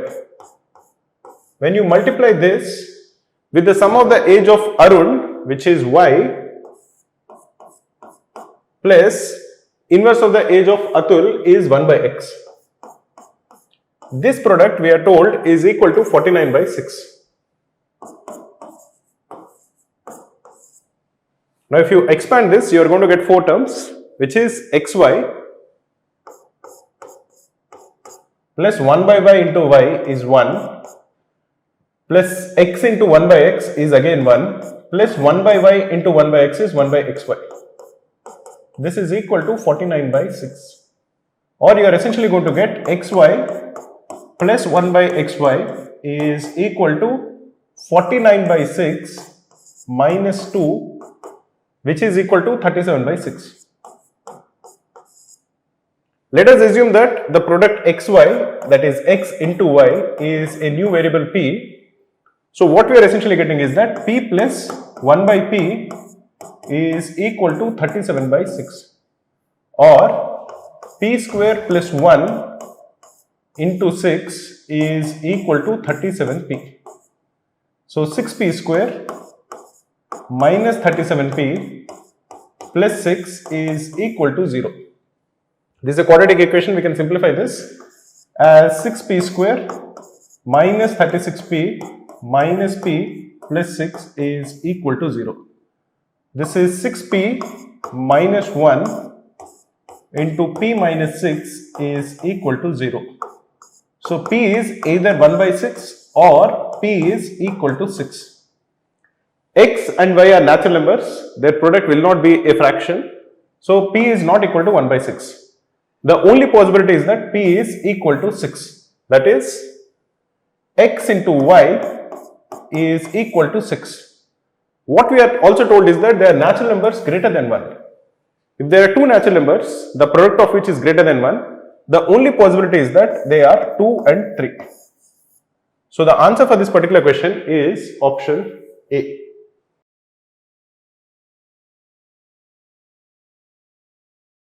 In this question, we are told that there is a function f of x which is equal to ax square plus bx plus c, which satisfy the property f of x is less than x. This is true for all x which belongs to the real numbers. Which of the following statements must be always true? So, if f of x is less than x, we are told that ax square plus bx plus c is less than x, or ax square plus b minus 1 into x plus c is less than 0. Now this is a quadratic equation. If this quadratic equation is always less than 0, what does it mean? Now if you are having a quadratic equation, there are two possibilities. If there is a quadratic equation which is always greater than 0, it will look something like this, where if this is the quadratic equation and if this is the x-axis, both of them are never meeting and the quadratic equation is always greater than x-axis. If this is the quadratic equation which is ax square plus bx plus c, if this is always greater than 0, firstly a has to be greater than 0. Secondly, we want the discriminant to be less than 0, because if the discriminant is equal to 0, the quadratic equation will touch the x-axis. If the discriminant is greater than 0, remember what we discussed. If the discriminant is greater than 0, the quadratic equation will have two roots. How does that look? If a is greater than 0, the quadratic equation will be something like this. If discriminant is less than 0, this is how the quadratic equation will look like. X-axis will be below it, the quadratic equation will be above it.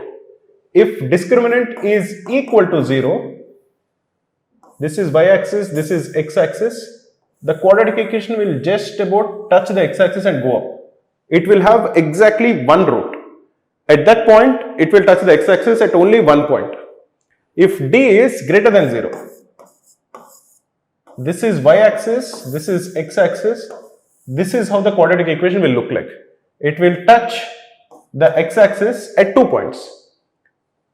In this interval, the quadratic equation is greater than 0.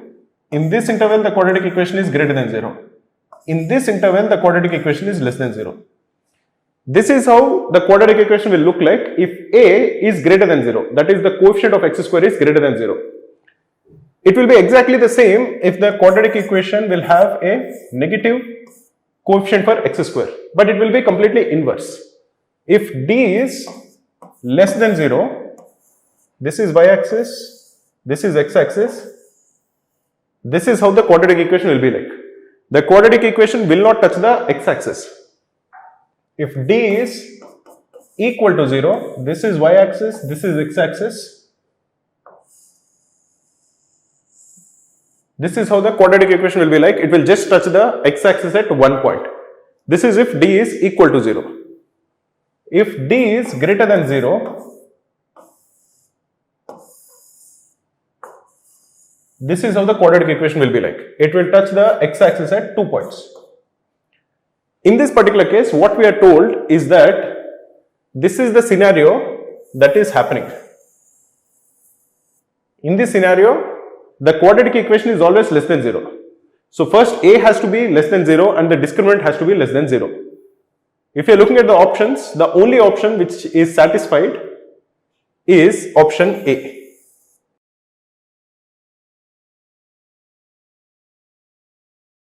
Now we are given a quadratic equation which is x square minus a minus 3x minus a minus 2. For what value of a will the sum of the squares of the roots be 0? Now if you assume that the two roots of a given quadratic equation which is of the form ax square plus bx plus c is equal to 0, if the two roots are alpha and beta, the sum of roots which is alpha plus beta is equal to minus b by a, and the product of roots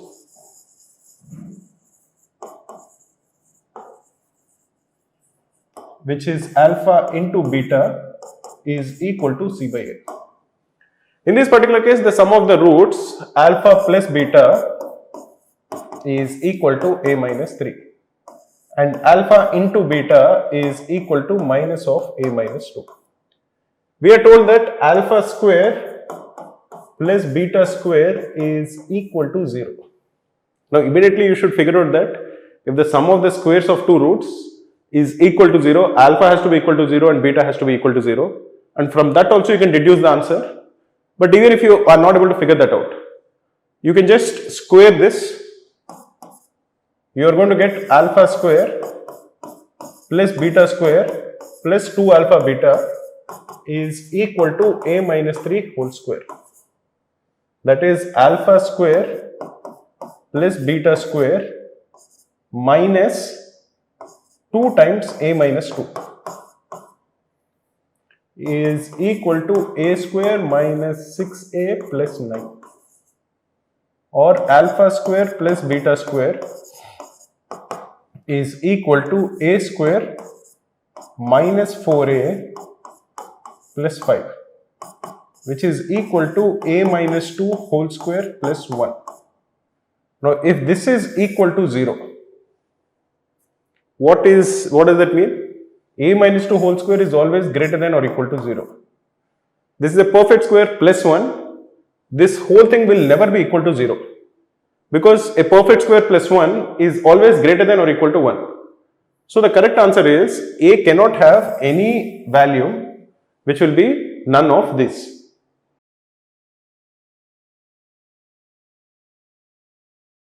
We are required to calculate the sum of all roots of the equation x minus 1 whole square minus 5 times modulus of x minus 1 plus 6 is equal to 0.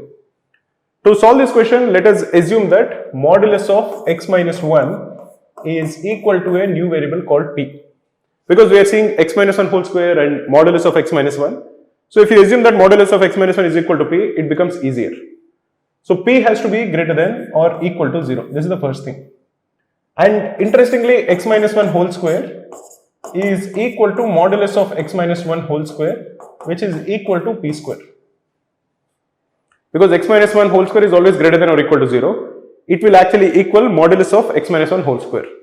So the given quadratic equation becomes equal to p square minus 5p plus 6 is equal to 0, and we want p to be greater than or equal to 0.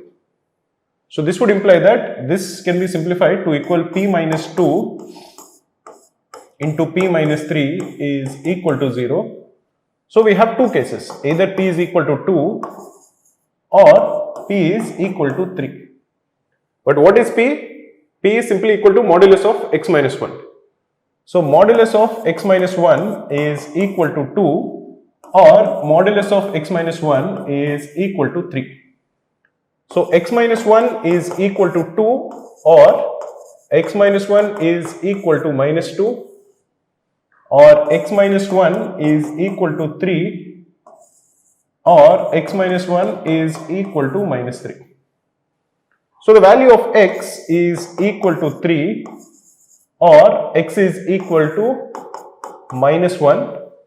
Here x is equal to 4 or x is equal to minus 2. So the given equation has 4 roots. The roots are 3 minus 1, 4 and minus 2. The sum of these two is equal to 2. The sum of these two also is equal to 2. So the overall sum of all the roots will be equal to 4, which is option A.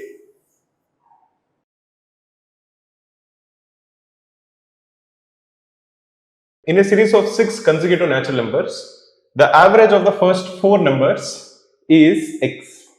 What is the average of all the 6 numbers? Here we are looking at 6 consecutive natural numbers. So let the natural numbers be n, n plus 1, n plus 2, n plus 3, n plus 4 and n plus 5. These are the 6 consecutive natural numbers. What are we told? We are told that the average of the first 4 numbers is x. What is the sum of the first 4 numbers? These are the first 4 numbers. What is their sum? Their sum, if you are calculating,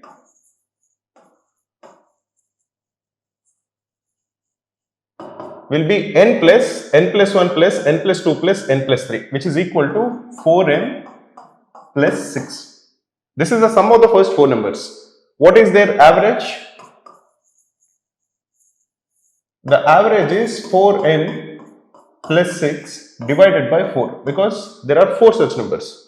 This will be equal to n plus 6 by 4. What is 6 by 4? 6 by 4 is 1.5. So n plus 1.5 is the average of the first 4 numbers. This we are told is equal to x. Now what is the sum of all the 6 numbers? Sum of 6 numbers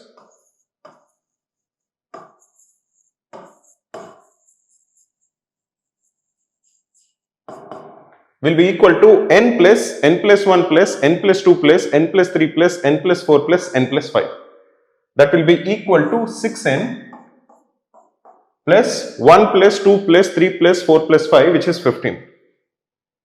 And how many numbers are there? There are 6 numbers. So what is their average?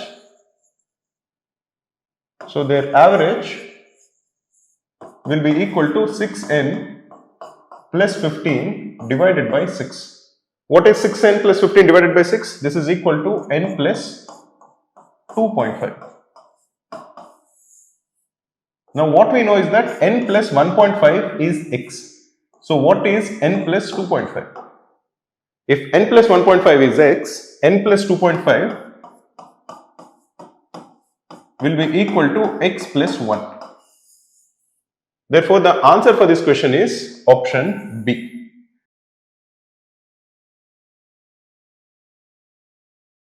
So in this question we are told that 3 men or 5 women can do the work in 12 days. So 3 men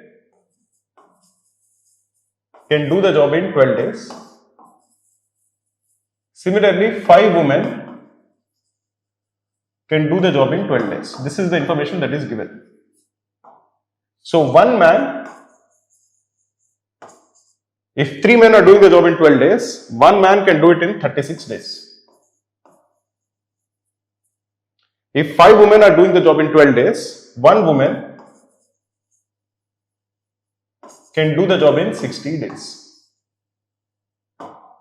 One man does the job in 36 days, one woman does the job in 60 days. So let us assume that the work that needs to be done is the LCM, that is the least common multiple of 36 and 60. We can assume the work to be done to be any number. If you assume it to be a multiple of 36 and 60, many of the fractions won't come, so the calculations will become slightly easier, which is equal to 180 units. One man takes 36 days to do 180 units of work. So the amount of work done in one day by one man will be 180 divided by 36, which is 5 units. And the amount of work done in one day by one woman will be 180 divided by 60, which is 3 units.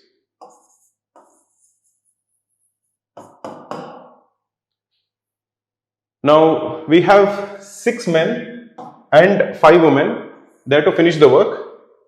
If there are 6 men and 5 women, what is the total work that they will do? It will be 6 into 5, which is 30, plus 5 into 3, which is 15. If one man does 5 units in a day, 6 men will do 30 units in a day. If one woman does 3 units in a day, 5 women will do 15 units in a day. So the total work done by this group will be 45 units in a day. The total work that needs to be done is 180 units.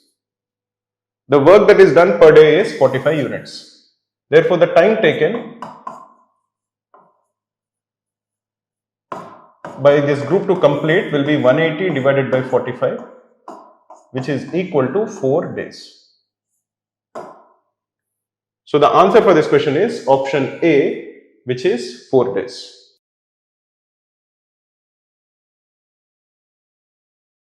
Now there is a car which covers 35 kilometers of its journey in 45 minutes and it covers the remaining 69 kilometers in 75 minutes. What is the average speed of the car? What is the total distance traveled by the car? The total distance traveled by the car is 35 plus 69,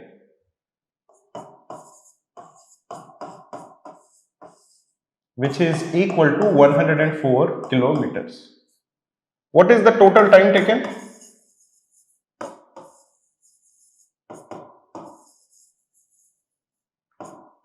The total time taken is 45 minutes plus 75 minutes.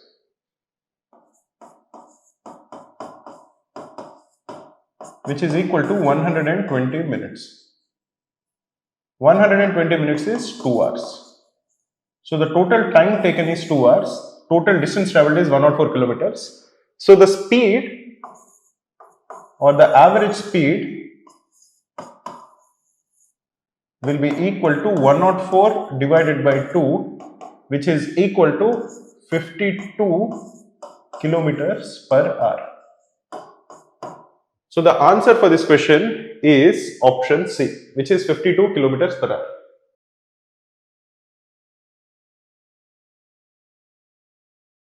In this question, we are told that X alone can do a piece of work in 15 days.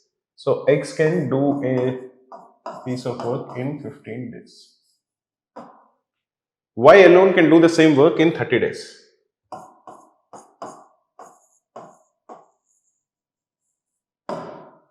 If all three of them were working, X, Y and Z, they can finish the job in just 9 days.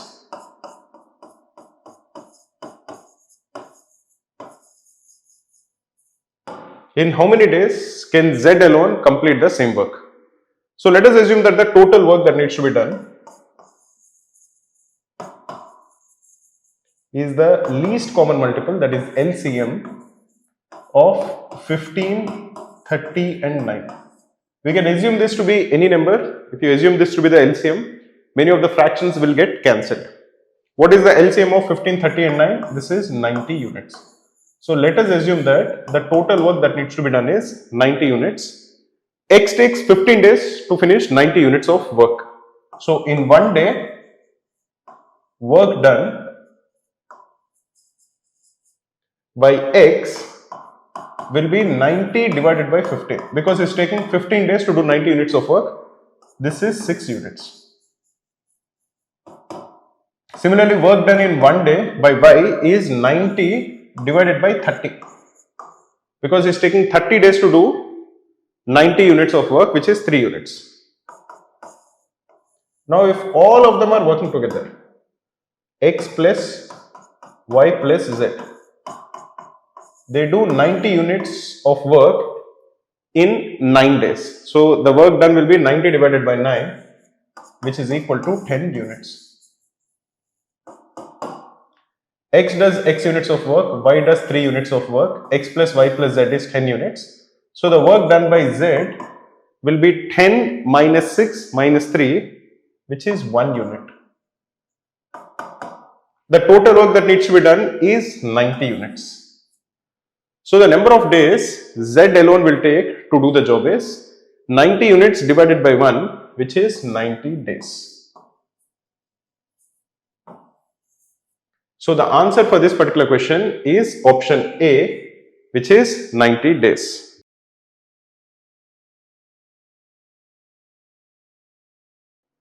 In this question, it is told that the difference between compound and simple interest on a certain sum of money for 3 years is 2% per annum is 604. Then what is the sum? Let us assume that the sum is P. The rate of interest is 2%. We'll assume that this is R for some time and then we'll substitute the value of R to be 2%. Now what is the simple interest for 3 years? Simple interest will be 3PR. What is the amount in compound interest for 3 years? It will be P into 1 plus R whole cube. Therefore, the compound interest for 3 years, which is equal to amount minus principal, will be P into 1 plus R whole cube minus P. So the difference between the compound interest and the simple interest will be P into 1 plus R whole cube minus P minus 3PR. You can simplify it because P into 1 plus R whole cube is P into 1 plus 3PR plus 3PR square plus R cube minus P minus 3PR. So you can cancel one P here and here. You can cancel a 3PR here. So basically this is 3R square. This is 3R. P is outside, so let us not just get confused. So the difference is 3PR square plus R cube. Basically this will be P into 3R square plus R cube. This we are told is how much? This we are told is equal to 604. The rate of interest is 2%. So this would imply that P into 2 by 100, we are taking R square common, into 2 by 100 into 3 plus 2 by 100 is equal to 604. This is P into, this is 1 by 2500 because this is 1 by 50 into 1 by 50 into 302 by 100 is equal to 604. This is 2 times. So the value of P is equal to 5000 into 100, which is 5 lakhs. This is the principal, which is option A.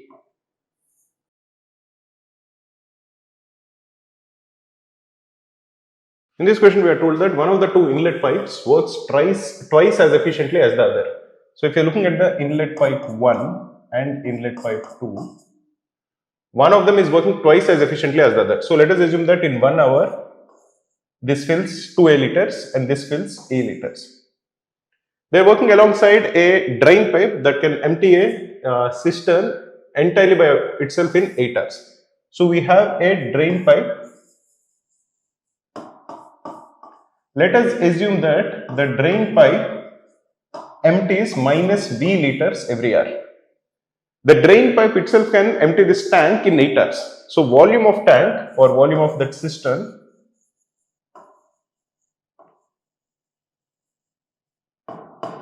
is equal to 8 V. Now this can fill an empty cistern if all 3 of them are open in 8 hours. So if all 3 of them are open, the amount of water that is filled in an hour is 2A plus A minus V. So 3A minus V is the amount of water that is filled by all 3 of them are open in 1 hour. So in 8 hours, the total amount that is filled is 3a minus v into 8. This is equal to the volume of the system, which is 8v. Or 3a minus v is equal to v, or 3a is equal to 2v, or the value of a is 2 by 3 into v. So the amount of water that is filled by the smaller pipe is 2v by 3. The amount of water filled by the larger pipe is twice that, which will be 4v by 3. What we are required to calculate is how many hours does the less efficient inlet pipe take to fill the empty cistern. This is the less efficient pipe. So the time it takes is the volume of the cistern, which is 8v. This is the volume of the cistern. You divide it by the efficiency of the pipe, which is 2v by 3. So this will be equal to 8 into 3 by 2. This is 4, which is equal to 12 hours. So the answer for this question is option A, which is 12 hours.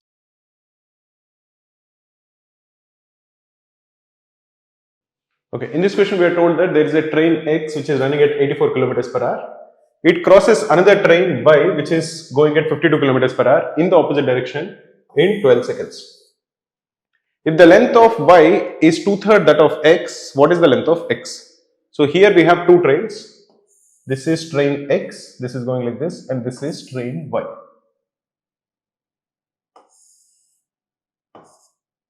This is X and this is Y. The length of Y is given to be 2/3 of X. So if you assume that the length of X is X meters, the length of Y will be 2/3 of that, which is 2x by 3 meters. What is the speed of X? X is 84 kilometers per hour.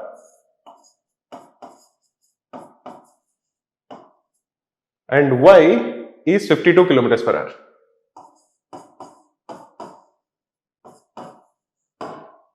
So the relative speed of both of them, that is the pace at which they are coming towards each other because they are going in the opposite directions, is 84 plus 52, which is equal to 136 kilometers per hour. This is the relative speed at which they are moving, and the time they take is 12 seconds.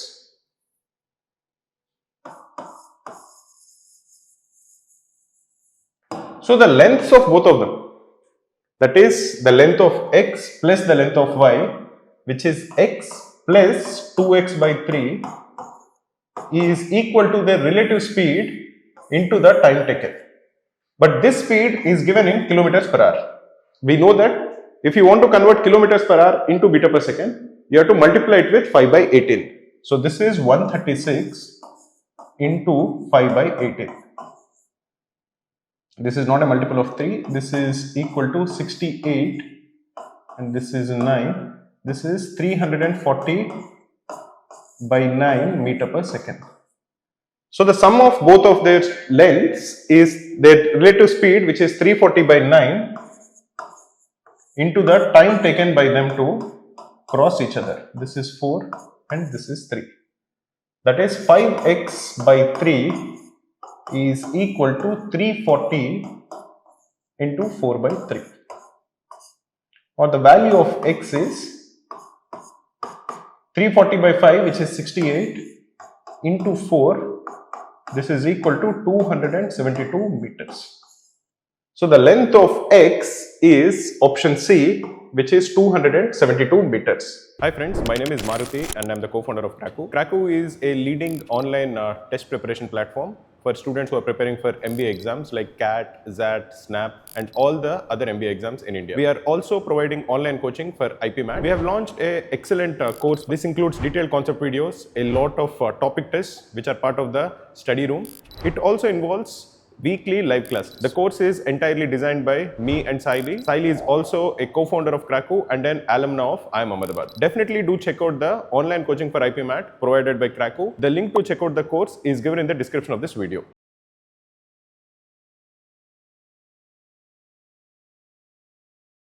Two persons working 2 hours a day assemble two machines in 2 days. So there are two people, they are working 2 hours every day and they assemble for 2 days. So what is the total hours that these guys have worked, total man hours that they worked?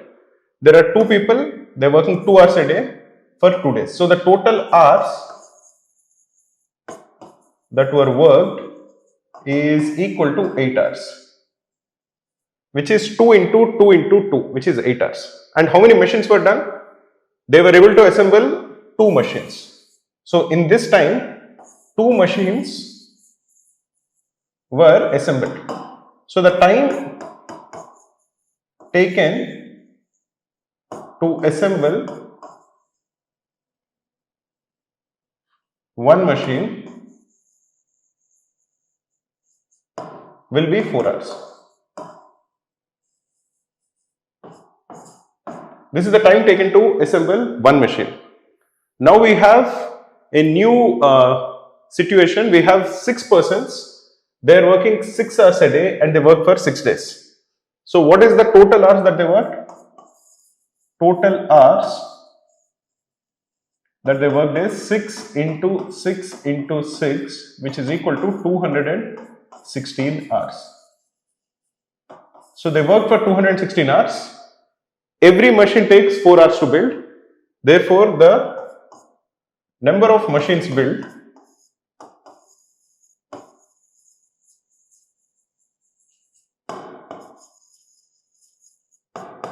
will be 216 divided by 4, which is equal to 54. So the number of machines built is 54, which is equal to option D.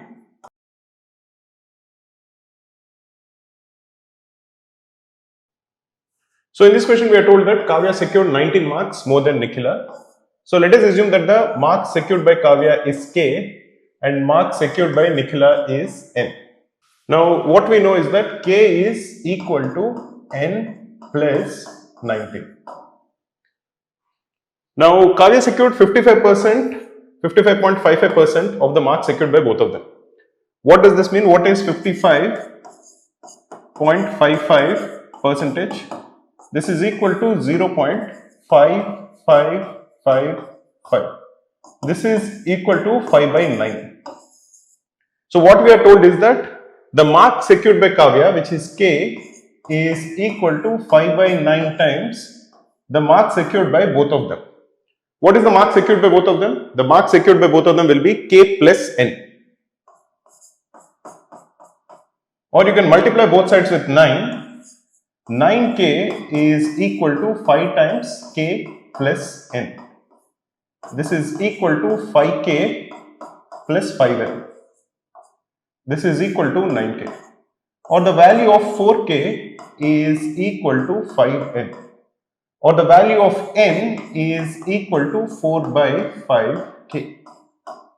Here we know that K is equal to N plus 19. So K is equal to 4 by 5K plus 19. What is K minus 4 by 5K? That will be K by 5. So K by 5 is equal to 19, or K is equal to 19 into 5, which is equal to 95 marks. This is the mark secured by Kavya. We are asked to calculate the mark secured by Nikhila. The mark secured by Nikhila will be 4 by 5 times the mark secured by Kavya. So N is equal to 4 by 5 into 95. This is 19. This is equal to 76. So the mark secured by Nikhila will be option D, which is equal to 76.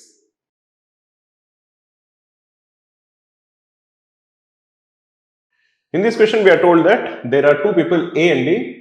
They start a business with an investment of 28,000 and 42,000. A invests for 8 months, B invests for 1 year. The total profit at the end of the year is 21,125. What is the share of B? So if you are looking at A and B, what is the capital that they invested? By capital I mean the money that they invested. A invested 28,000 and B invested 42,000. What is the time period of investment? How much time did A invest for?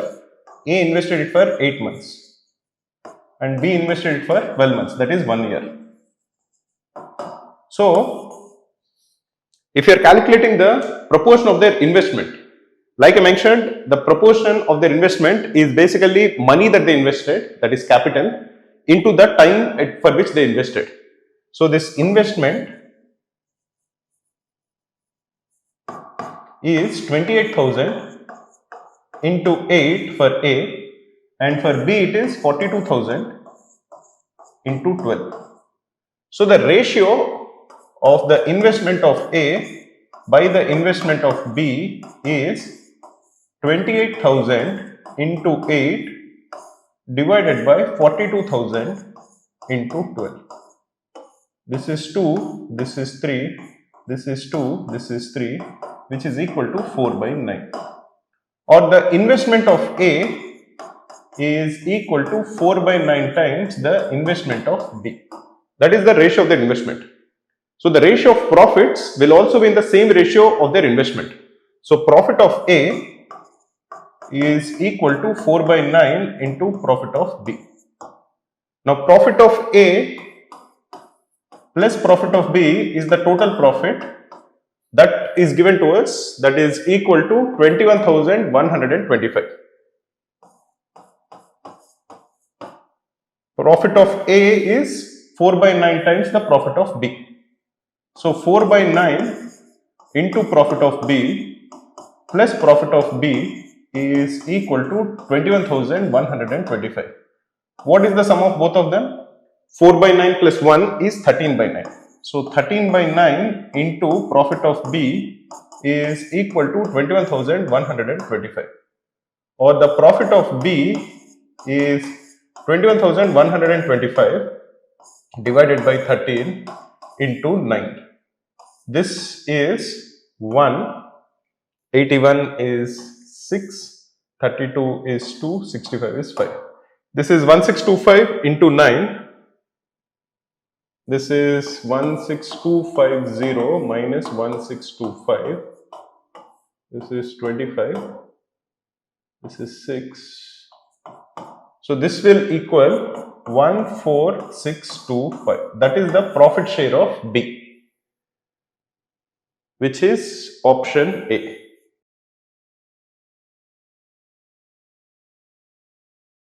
The incomes of A and B are in the ratio of 19:25 and the expenditures are in the ratio of 3:4. If each saves 234 rupees, what is the expenditure of A? So we have A and B.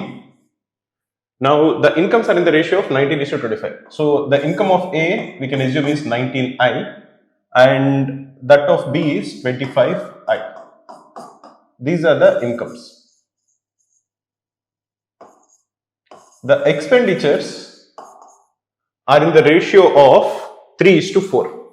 So if the expenditure of A is 3E, the expenditure of B is 4E. Now the savings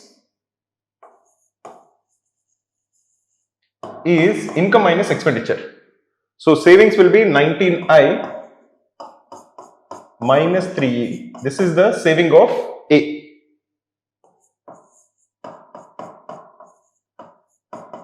And the saving of B is 25I minus 4E. We are told that both of them are equal to 234. So this is equal to 234. Similarly, 25I minus 4E, this also is equal to 234. We are required to calculate the expenditure of A. So we are essentially required to calculate 3E.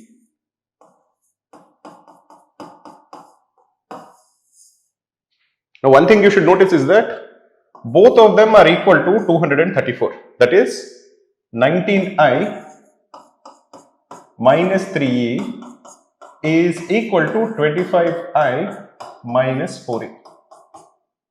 If you bring 4E to the other side, minus 4E becomes plus 4E. So 4E minus 3E is equal to, this is 25I and you are bringing 19I to the other side. Here it is plus 99, so this becomes minus 19I. So E is equal to 6i. Now, if you are looking at any one of the two equations, if you are looking at this equation, for example, 99 minus 3e is equal to 234. But e is equal to I. So 19i minus 3e becomes equal to 19i minus 18i is equal to 234, or the value of I is equal to 234. The value of I is 234. What are we required to calculate? We are required to calculate the expenditure of A. That is, we are required to calculate 3e. E is equal to 6i. So we are required to calculate 18i. The value of I we calculated is 234. So the required answer is 234 into 18. You can calculate what is 234 into 18. This is 2, 3, 24, 7, 2, 1, 8, and this is 2, 3, 4, 0. This is 2, 1, 2, 4. So this is 4212, which is option C.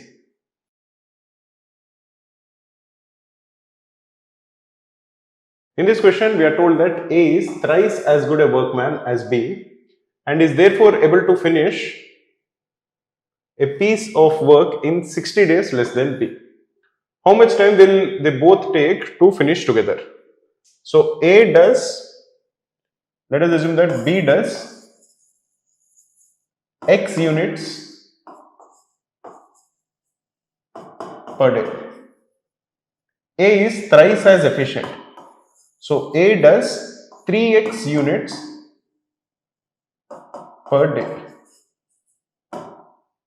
What we are told is that A takes 60 days lesser than B to finish the job. So if you assume that the total work that needs to be done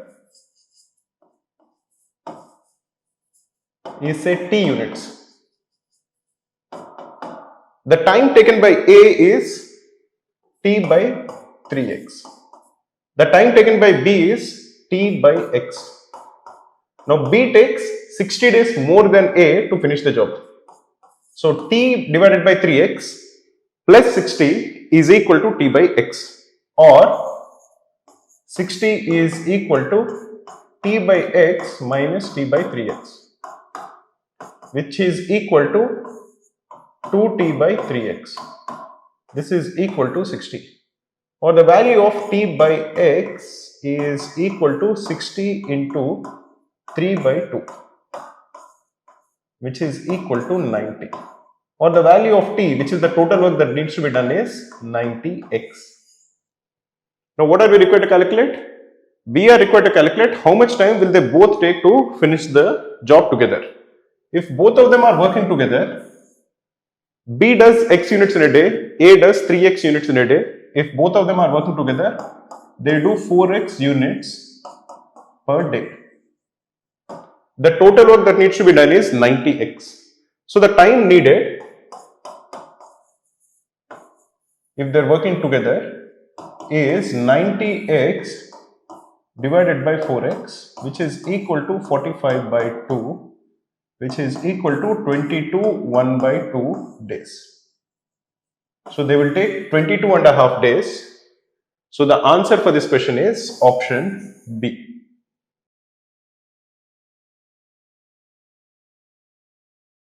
A and B together can complete a work in 30 days. They started together, but after 6 days, A left the work and the remaining work was completed by B in 36 more days. A alone can complete the entire work in how many days? Let us assume that work done in 1 day by A is A units and by B is B units. This is the work done by each one of them in 1 day.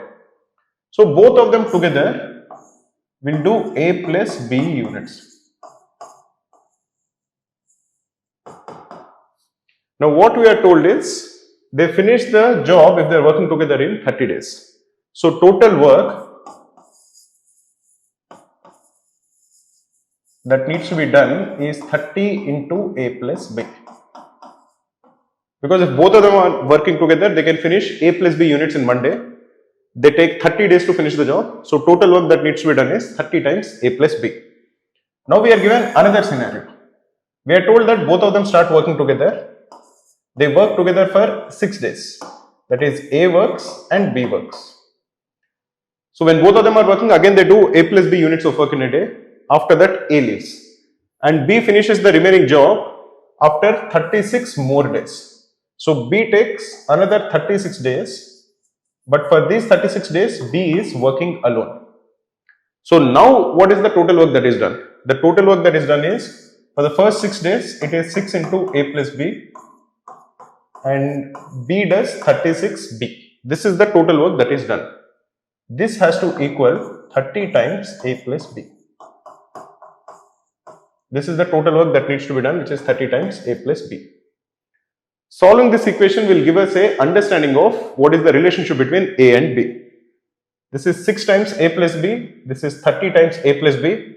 If you subtract 6 times A plus B from 30 times A plus B, we are going to get 24 times A plus B. This will be equal to 36B. You divide both sides with 12. This is 2 and this is 3. So 3B is equal to 2A plus 2B. Or the value of B is equal to 2A. So the amount of work done by B in 1 day is twice the amount of work done by A in 1 day.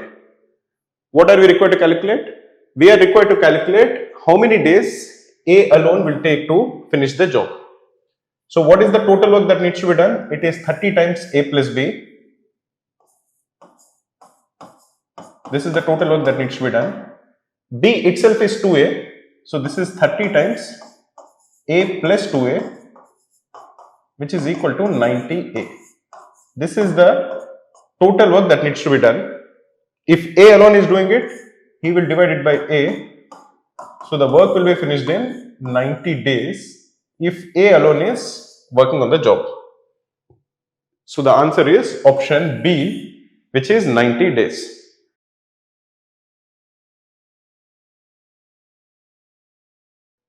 In this question, we are told that there is a man who walks to a place at 8 kilometers per hour and he returns from that place at 6 kilometers per hour. If the total time taken by him is 3.5 hours, the total distance that he walks is. So let us assume that this is the person, he is starting from A, he goes to a point B and he comes back to A. Let the distance between A and B be d kilometers. So he is going from A to B, which is d kilometers, and he is coming back from B to A, which is another d kilometers. While going, he is walking at a pace of, it is given 8 kilometers per hour. And while coming back, he is coming back at 6 kilometers per hour. So what is the total time he takes to go from A to B? The time he takes is distance divided by speed, which is d by 8. And the time he takes from B to A is distance divided by speed, which is d by 6. This is the total time that he takes to go from A to B and back from B to A. This is equal to 3 1 by 2, which is equal to 7 by 2 hours. This would imply d by 8 plus d by 6, which is by 24. 7d by 24 is equal to 7 by 2. You can cancel both of them. The value of d will be 24 by 2, which is equal to 12 kilometers. So the distance between A to B is 12 kilometers. But the total distance that the man walked is from A to B and again back from B to A. So the total distance will be 2d, which is equal to 24 kilometers. So the answer for this question will be option C, which is 24 kilometers.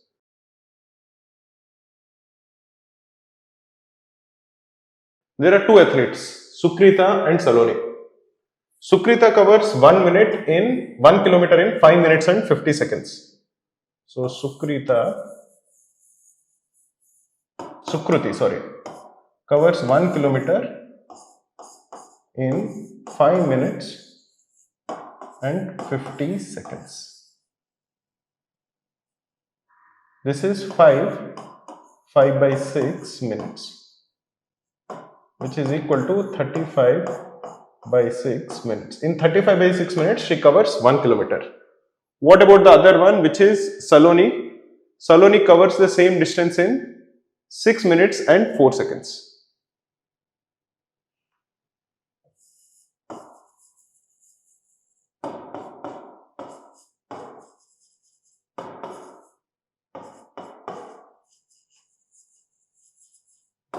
This is 6 1 by 15 minutes. That is, Saloni covers 1 kilometer in 91 by 5 minutes. Sukriti covers 1 minute in 35 by 6 minutes. Saloni covers it in 91 by 5 minutes. 91 by 15 minutes, sorry. Now, both of them run a 5 kilometer mini marathon. Sukriti will cover a kilometer in 5 minutes odd. Saloni covers it in over 6 minutes. So, Sukriti wins. That we know. We need to calculate by what distance does Sukriti win it. So, Sukriti will cover 1 kilometer in 35 by 6 minutes. So, she covers 5 kilometers in 35 by 6 into 5, which is equal to 175 by 6 minutes. In this much time, Sukriti will cover 5 kilometers. In that much time, how much distance does Saloni complete? Saloni completes 1 kilometer in 91 by 15 minutes. So, in 1 minute, she covers 15 by 91 kilometers. So, in that much time, that is in 175 by 6 minutes, the total distance that she will cover will be 15 by 91 into 175 by 6 kilometers. We can simplify it. This will be 13, this will be 25, this will be 5 and this will be 2. So, the distance she will cover is 125 by 26 kilometers. This is the distance that Saloni completes. The race is for 5 kilometers. So, Sukriti covered 5 kilometers, Saloni covered 125 by 26 kilometers. So, Sukriti won by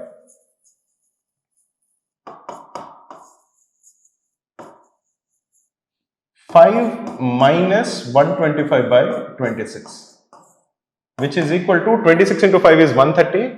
This is 5 by 26 kilometers. 5 by 26 kilometers is approximately 0.2 kilometers, which is equal to 200 meters. So, the answer for this question is option B, which is approximately 200 meters.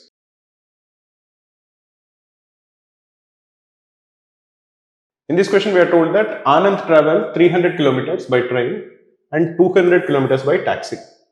Let the speed of the train be S1 kilometers per hour. And let the speed of the taxi be S2 kilometers per hour. Now, if he is traveling 300 kilometers by train and 200 kilometers by taxi, it is taking him 5 hours and 30 minutes. 5 hours and 30 minutes is 5 1 by 2 hours, which is equal to 11 by 2 hours. Now, 300 kilometers by train at a speed of S1 kilometers per hour, the time it takes is 300 by S1. 200 kilometers by taxi, the speed of the taxi is S2 kilometers per hour. So, the time it takes is 200 by S2. So, 300 by S1 plus 200 by S2 is equal to 11 by 2 hours.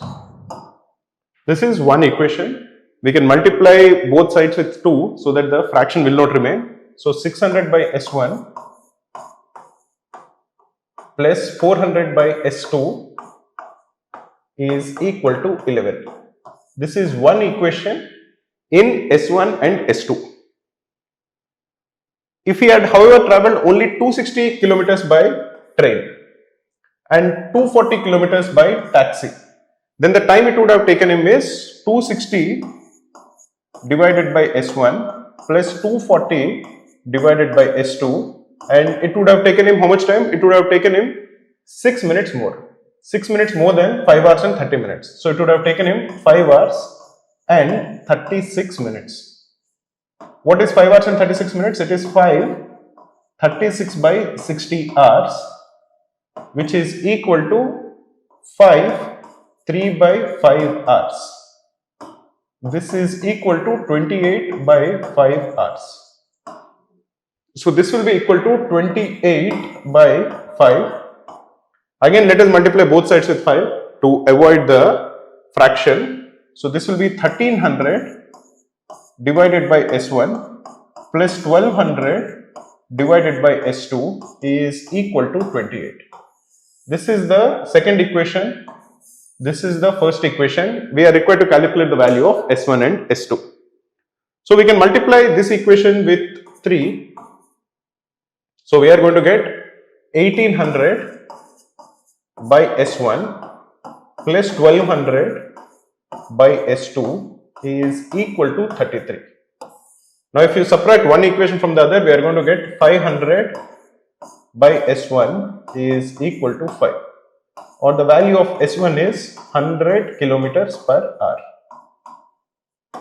From this, we can calculate that 600 by S1 is 6 plus 400 by S2 is equal to 11, or 400 by S2 is equal to 5. So the value of S2 is equal to 80 kilometers per hour. This is the value. So the speed of the train is 100 kilometers per hour, speed of the taxi is 80 kilometers per hour. We are asked to calculate the speed of the train, which will be option A, which is 100 kilometers per hour.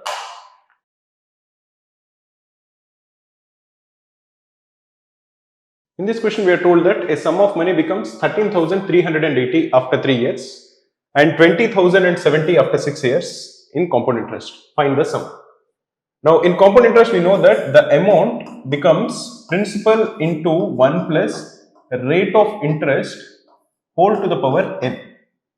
Rate of interest should be expressed in a percentage. So, in this particular case, we have two equations. It becomes 13,380 after 3 years. So, if you assume that the principal is P, 13,380 is equal to P into 1 plus R whole cube. Similarly, it becomes 20,070 after 6 years. So, this will be 20,070 is equal to P into 1 plus R whole to the power 6. Now, you divide one equation by the other. You are going to get 20,007 divided by 1338 is equal to 1 plus R whole cube. We can simplify this, both of them are multiples of 3. So this becomes equal to 600, then we have 20 and 69 divided by 1338 is 4 and 4, 6. Now you can again divide this with 223, so this is 3 by 2. So 1 plus R whole cube is just simply equal to 3 by 2. So we can substitute it over here.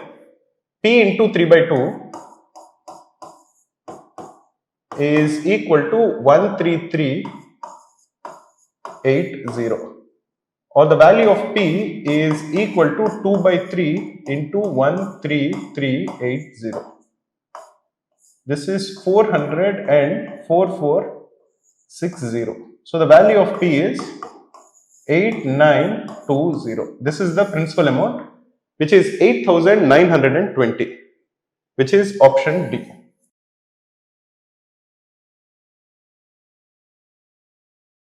In this question, we are told that the simple interest accrued on a sum of a certain principal in 8 years at the rate of 13% per year is 6,500.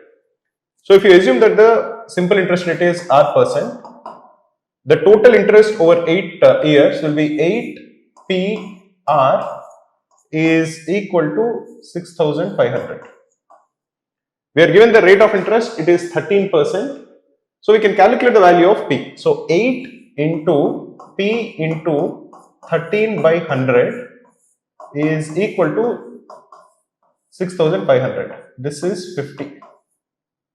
So P is, this is 500, sorry. So P will be equal to 50,000 divided by 8, which is equal to 6,250. Now what would be the compound interest accrued on that principal at a rate of 8% in 2 years? So we know the formula for amount in compound interest. This is P into 1 plus R whole square, whole to the power T. So basically this is the amount. The compound interest will be A minus P. In this question, what will the amount be? The amount will be the principal, which is 6,250 into 8% for 2 years. So this is into 1.08 into 1.08. Now 1.08, when you express it as a fraction, is 27 by 25. So this is 6250 into 27 by 25 into 27 by 25. 25 into 25 is 625. You add a 10. So this is 27 into 27 whole square into 10. So the amount at the end of 2 years is 7,290. The principal is 6,250. So the interest that is accrued is the difference between these two, which is 1040, which is 1040, which is option A.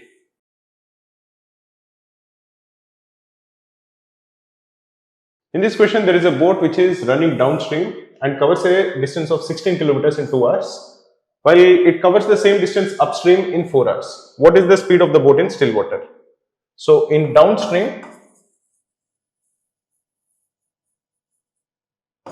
the boat covers 16 kilometers in 2 hours. So the speed downstream is 8 kilometers per hour. Upstream, it covers 16 kilometers in 4 hours. Therefore, the speed is equal to 4 kilometers per hour. Now, assume that boat speed is B in still water and speed of the stream is S. So, the speed of the boat downstream will be B plus S and speed of the boat upstream is equal to B minus S. So B minus S is 4 kilometers per hour, B plus S is 8 kilometers per hour. So B plus S is equal to 8, B minus S is equal to 4. You add both of them, you are going to get 2B is equal to 12, or the value of B is equal to 6 kilometers per hour. This is the speed of the boat in still water. So the answer for this question is option B.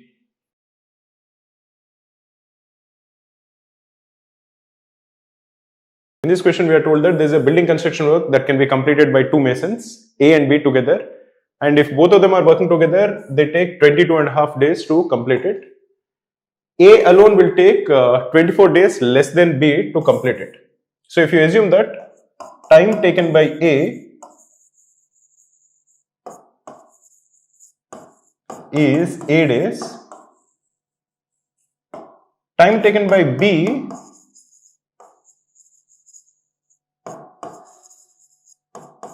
will be A plus 24 days, because B is taking 24 days more than A to finish the job. If both of them are working together, the job will be done in 22.5 days. So in 1 day, what fraction of the work is done by A? A finishes the whole task in A days. So in 1 day, he will do 1 by A part of the job. Similarly, in 1 day, how much fraction of the work is completed by B? B finishes the entire work in A plus 24 days. So in 1 day, B will finish 1 divided by A plus 24. Now if both of them are working together, The job is finished in 22.5 days. So if both of them are working together in one day, the amount of work that they will do or the fraction of work that they will do is 1 divided by 22.5. This is basically the equation that we have. If you simplify it, we are going to get a quadratic equation. Once we solve the quadratic equation, we can get the value of A. 1 by 22.5, if you are simplifying it, is 2 by 45. So you can simplify this. This is A plus 24 plus A divided by A into A plus 24 is equal to 2 by 45. This is 2A plus 24 divided by A into A plus 24 is equal to 2 by 45. We can divide both sides with 2. So you are going to get A plus 12 divided by A into A plus 24 is equal to 1 by 45. If you cross multiply, this will be 45A plus 45 into 12 is 540 is equal to A square plus 24A. Or the quadratic equation we have is A square minus 21A minus 540 is equal to 0. This is A square minus 36A plus 15A minus 540 is equal to 0. This is A minus 36 into A plus 15 is equal to 0. So the value of A is either 36 or A is equal to minus 15. The number of days in which somebody can finish a job cannot be negative. It has to be positive. So the number of days A takes to finish the job will be 36 days.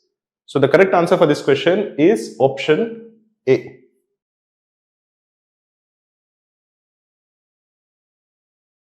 The number of 3-digit numbers formed using the digits 2, 3, 4, 5, 7 when the repetition of digits is not allowed and which are not divisible by 3 is equal to. So here we are given 5 digits. The digits are 2, 3, 4, 5 and 7. We are required to find out the number of 3-digit numbers which are not divisible by 3 which can be found from these numbers.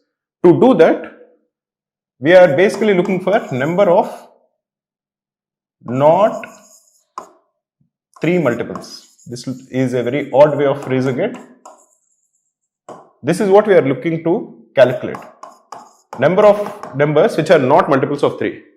This is equal to total 3-digit numbers that can be formed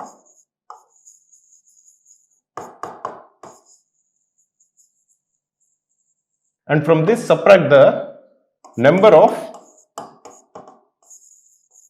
multiples of 3. That will be the answer. Now, what is the total number of 3-digit numbers that can be formed?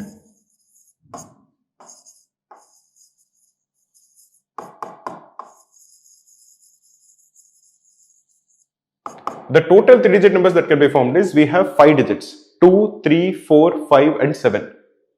Now, the first number can be filled in 5 ways. It can be either 2 or 3 or 4 or 5 or 7. The second digit can be filled in 4 ways.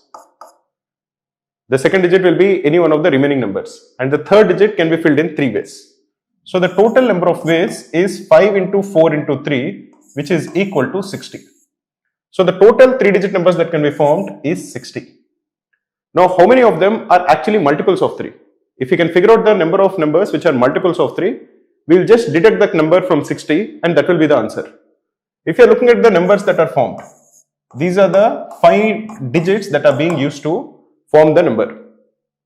What is the remainder when 2 is divided by 3? It will be 2. What is the remainder when 3 is divided by 3? It is 0. What is the remainder when 4 is divided by 3? It is 1. What is the remainder when 5 is divided by 3? It is 2. What is the remainder when 7 is divided by 3? It is 1. From these 5 numbers, we have to pick 3 numbers and we want the number to be a multiple of 3. So if you're looking at the reminders and if you're adding the reminders, the sum of the reminders has to be 3. If the sum of the reminders is say 2 or 4 or 5 or 1, then the number will not be a multiple of 3. We are first trying to find out how many of them are actually multiples of 3. So you want the sum of the reminders to be equal to 3. Now if the sum of the reminders has to be equal to 3, these 3 reminders have to be 0, 1 and 2 in some order. It can be either 0, 1 and 2 or 2, 1, 0 or 1, 0, 2. But the 3 reminders have to be 0, 1 and 2. Now if the remainder is 0, the number that is being selected out of this 5 has to be 3 only. If the remainder is 1, the number that is being selected is either 4 or 7. If the remainder is 2, the number that is being selected is either 2 or 5. So the 3 numbers that are actually being selected, in how many ways can they be selected? The remainder 0 can be selected in one way. It has to be 3 when the remainder is 0. When the remainder is 1, this number can be selected in 2 ways. It can be 4 or 7. When the remainder is 2, it can be selected in 2 ways. So there are 4 ways of selecting those 3 numbers. But once you select them, you also have to arrange them. For example, if the 3 numbers selected are 3 and from here say 4 and from here say 2, if these are the 3 numbers that are selected, you can arrange 3, 4 and 2 in 6 ways. So the total number of ways in which we can form a 3-digit number which is a multiple of 3 is 24 ways. So the number of 3-digit numbers which are not multiples of 3, which can be formed from these 5 numbers, will be 60 minus 24, which is equal to 36.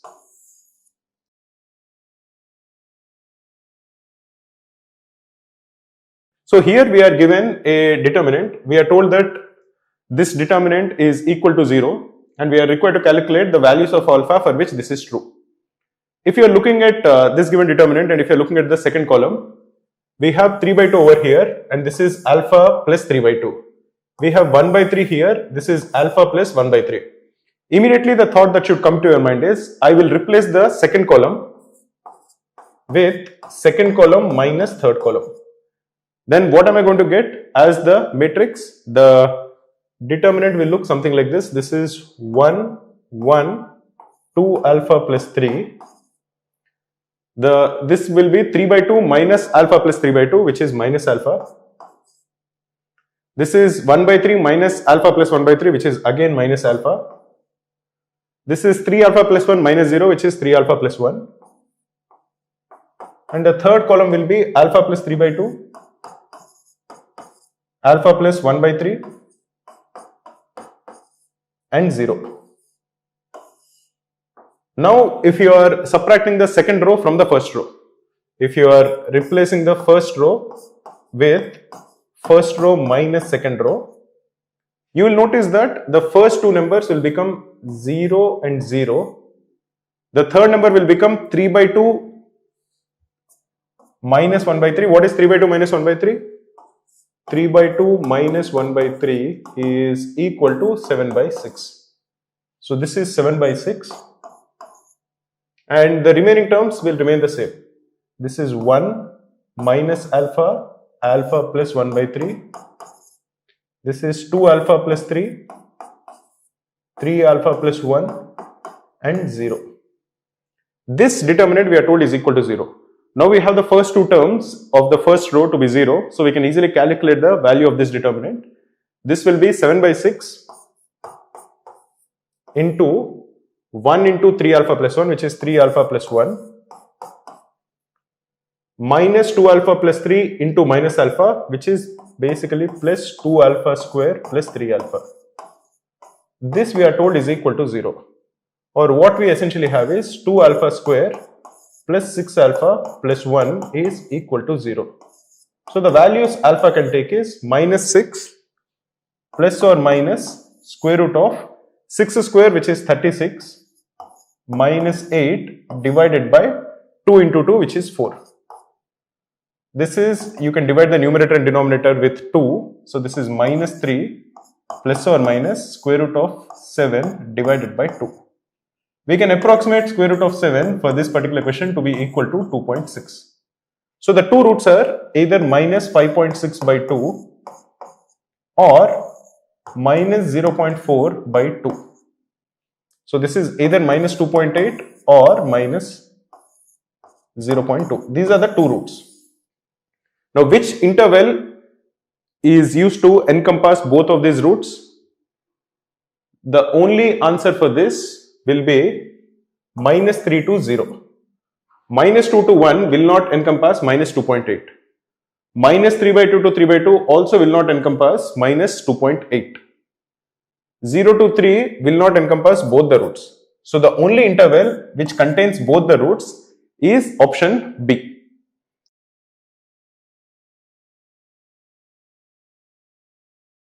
In this question, we are given three equations. So whenever you are given three equations which are of the form, say a1x plus b1y plus c1z is equal to d1, and a2x plus b2y plus c2z is equal to d2, and a3x plus b3y plus c3z is equal to d3. If say these are the three equations that are given, this system of linear equations will have either a unique solution, or it will have infinite solutions, or it will have no solutions. How can we figure out which of these three cases is possible? Let us first look at the first delta. This determinant is basically the matrix which contains a1, b1, c1, that is the coefficients of x, y and z, a2, b2, c2, a3, b3 and c3. If this determinant d is not equal to 0, the system has a unique solution.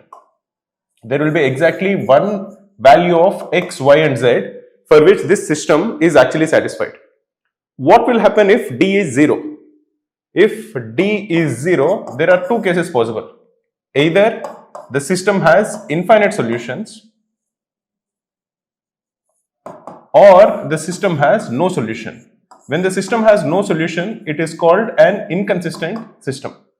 When does the system have infinite solutions? For that, let us look at three more matrices called d1, d2 and d3. If d1, d2 and d3 are all equal to 0, this system has infinite solutions. If at least one of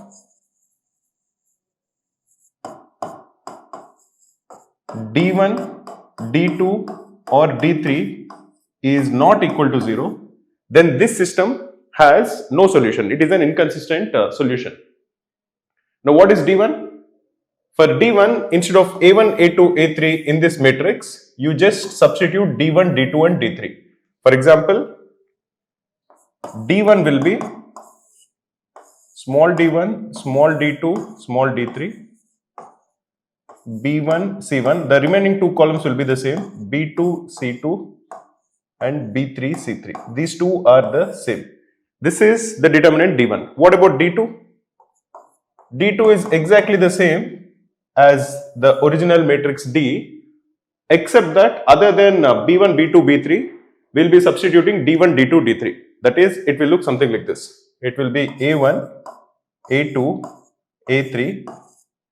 We have d1, d2, d3. We have c1, c2 and c3.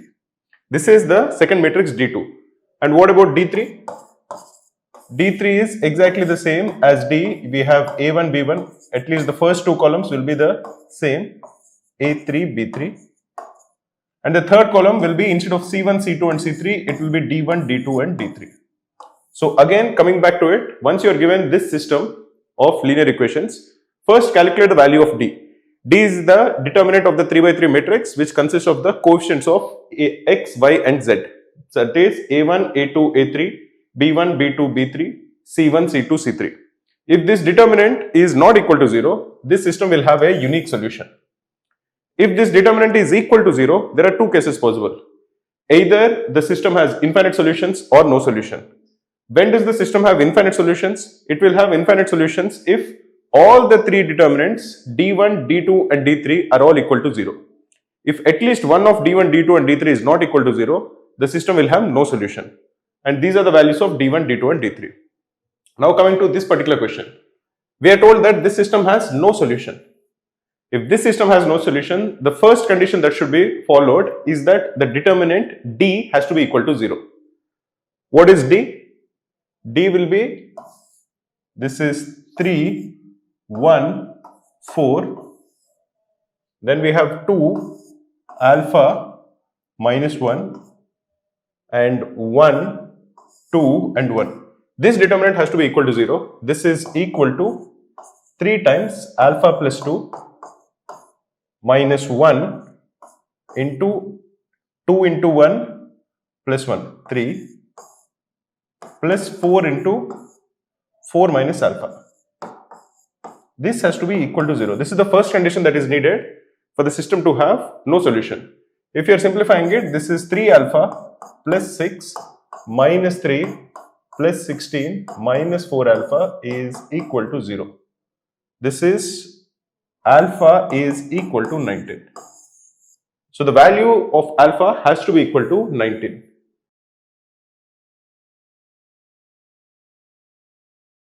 In this question, we are given a system of linear equations. Now, if you are looking at the options are when does it have a unique solution and when does it have infinite solutions.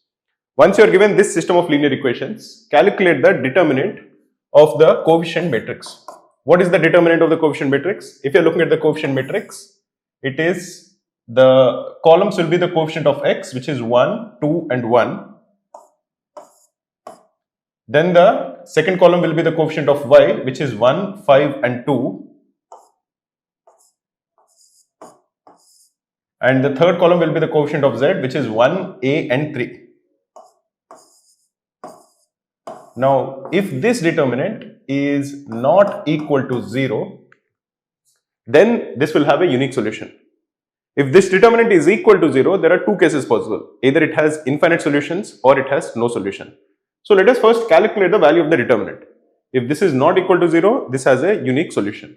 So what is the determinant? It is 15 minus 2a minus 1 into 6 minus a plus 1 into 4 minus 5, which is minus 1. This should not be equal to 0 for this system to have a unique solution. This is 15 minus 2a minus 6 plus a minus 1 should not be equal to 0 for this to have a unique solution. This is, if you are looking at it, a should not be equal to 8 for unique solution.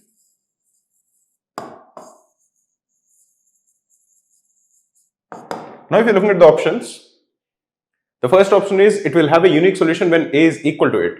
We are saying that a should not be equal to 8. So option A is not correct. Option C also says the same. It will have a unique solution if a is equal to 8. We are saying that if a is not equal to 8, it will have a unique solution. Now what will happen when a is equal to 8? If a is equal to 8, the determinant is equal to 0. So now there are two cases possible. Either the system has infinite solutions or it has no solution. These two cases are possible if the determinant is equal to 0. Now when does the system have infinite solutions? It will have infinite solutions if all the three matrices, all the three determinants D1, D2 and D3 of the three matrices you get when you are substituting the constant term with the coefficients to be equal to 0. What is D1, for example? To get D1, in the first column, instead of having the coefficient of x, we'll just put the constant terms. So let us try to calculate the value of D1. D1 will be, the first column of D1 will be the constant terms, which is 6, 36 and b. The second column will be the coefficients of y, which is 1, 5 and 2. The third column will be the coefficients of z, which is 1, a and 3. If this is equal to 0, we can have infinite solutions. But this should be in addition to the original determinant being equal to 0. So in this case, A has to be equal to 8. So if you are simplifying this determinant, this will be 636B 1, 5, 2, 1, 8 and 3. This has to be equal to 0. So you can simplify this as 6 times 15 minus 16, which is minus 1, minus 1 times 36 into 3 is 108, minus 8b, plus 1 times 36 into 2 is 72 minus 5b. This has to be equal to 0 for infinite solutions. So this is minus 6, minus 108, plus 8b, plus 72, minus 5b has to be equal to 0 for infinite solutions. Or 3b has to be equal to 42 for infinite solutions, or b has to be equal to 14. So the answer for this question is that it will have infinite solutions if a is equal to 0 and b is equal to 14.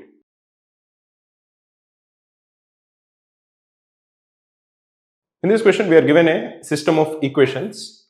This has 3 equations and we are required to calculate when this has no solution.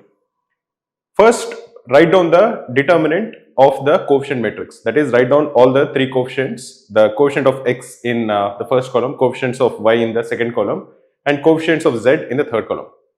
This system will have no solution. For that, we need to have 2 conditions. The first condition is the determinant of the coefficient matrix has to be equal to 0. So let us first write that down. What is the coefficient matrix? This will be the coefficient of x is 1 in the first case. It will be 1 in the second case and it is 1 in the third case. The coefficient of y in the first one is 1, coefficient of y in the second one is 2, coefficient of y in the third one is 5. What about the coefficient of z? In the first one it is 1, in the second one it is 5, and in the third one it is lambda. Now for this to have no solution, the first condition that should be satisfied is that the determinant of this coefficient matrix should be equal to 0. So if you are writing it down over here, this would imply that 2 lambda minus 25 minus 1 into, this is lambda minus 5 plus 1 into 5 minus 2, which is 3, has to be equal to 0. If you are simplifying this, this is 2 lambda minus 25 minus lambda plus 5 plus 3 has to be equal to 0. Or if you are simplifying it, this would imply that lambda has to be equal to 17. So the first condition that should be satisfied for this system of linear equations to have no solution is that lambda has to be equal to 17. If you are looking at the options, it is not option A, it is not option B, it has to be either option C or it has to be option D. In both the cases, lambda is equal to 17. The next condition that is given in both the options is mu is not equal to 18 or mu is equal to 18.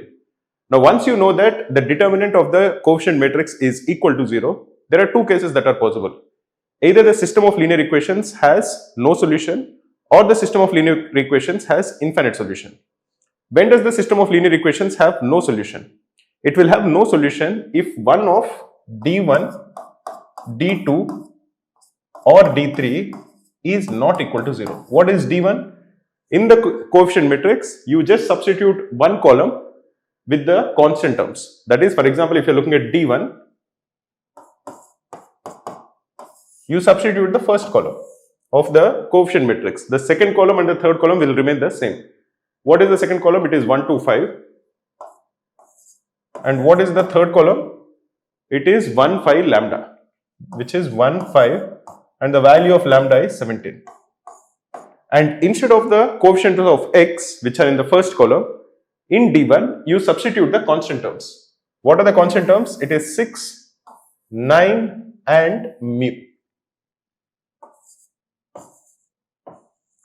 This should not be equal to 0 for unique solution. Sorry, for no solution.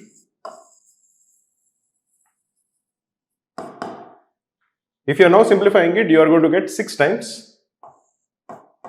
2 into 17 is 34, minus 25 is 9, minus 1 time 17 into 9 is 153, minus 5 mu, plus 1 into 9 into 5 is 45, minus 2 mu. This should not be equal to 0. If you are simplifying it, this is 54 minus 153 plus 5 mu plus 45 minus 2 mu should not be equal to 0. 54 plus 45 is 99. 99 minus 153 is minus 54. Minus 54 plus 3 mu should not be equal to 0, or 3 mu should not be equal to 54, or mu should not be equal to 18 for no solution. So what are the two conditions that are needed for no solution? Lambda should be equal to 17 and mu should not be equal to 18, which is option C. This will be the correct answer.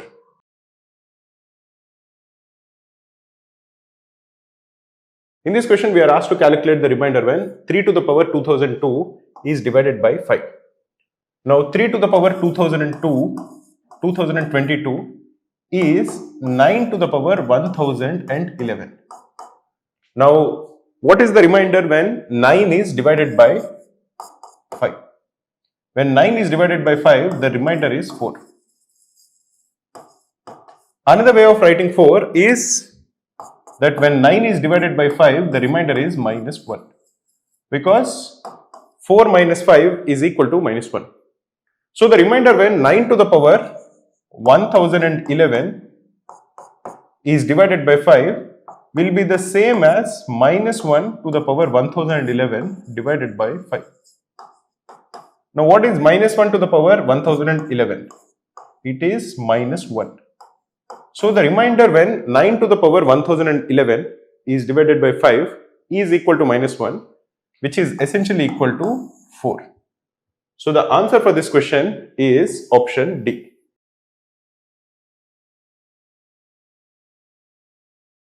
In this question, we are given that the sum of all the elements of the set 1, 2, dot dot dot till 100 such that the HCF of that number and 24 is 1 has to be calculated. What is 24? If you are doing the prime factorization of 24, this is 2 cube into 3. So any number which is a multiple of 2 or a multiple of 3, the HCF of that number and 24 will not be equal to 1. So if you are looking for HCF of alpha and 24 to be equal to 1, we are essentially looking for numbers which are not multiples of 2 and not multiples of 3. Let us first calculate the sum of all the numbers. Sum of all the numbers between 1 to 100, which is 1 plus 2 plus dot dot dot till 100, is equal to 100 into 101 divided by 2. This is 5050.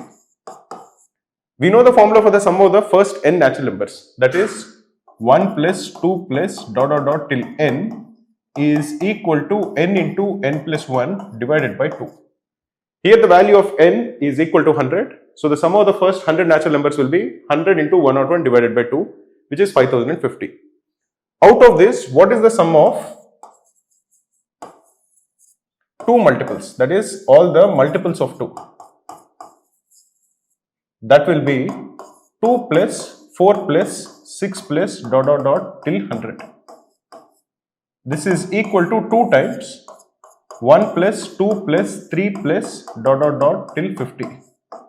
This again is the sum of the first 50 natural numbers, and that will be equal to 2 into 50 into 51 divided by 2, which is 50 into 51. This is equal to 2550. What is the sum of all the three multiples? The sum of all the three multiples will be 3 plus 6 plus 9 plus dot dot dot till 99. This is 3 into 1 plus 2 plus dot dot dot dot till 33. What is the sum of the first 33 natural numbers? Again, we can apply the same formula, which is n into n plus 1 by 2. This is 3 into 33 into 34 divided by 2. This is 17. So this is basically equal to 99 into 17, which is 1683. This is basically 1700 minus 17. But one thing you should notice is there will be some numbers which are common to both of these sets. There are some numbers which are both in multiples of 2 as well as in multiples of 3. They are the multiples of 6. So multiples of 6 will be double counted, because if you see, we have a 6 here and we have a 6 here. And because the multiples of 6 are double counted, we have to remove them. So what is the sum of 6 multiples?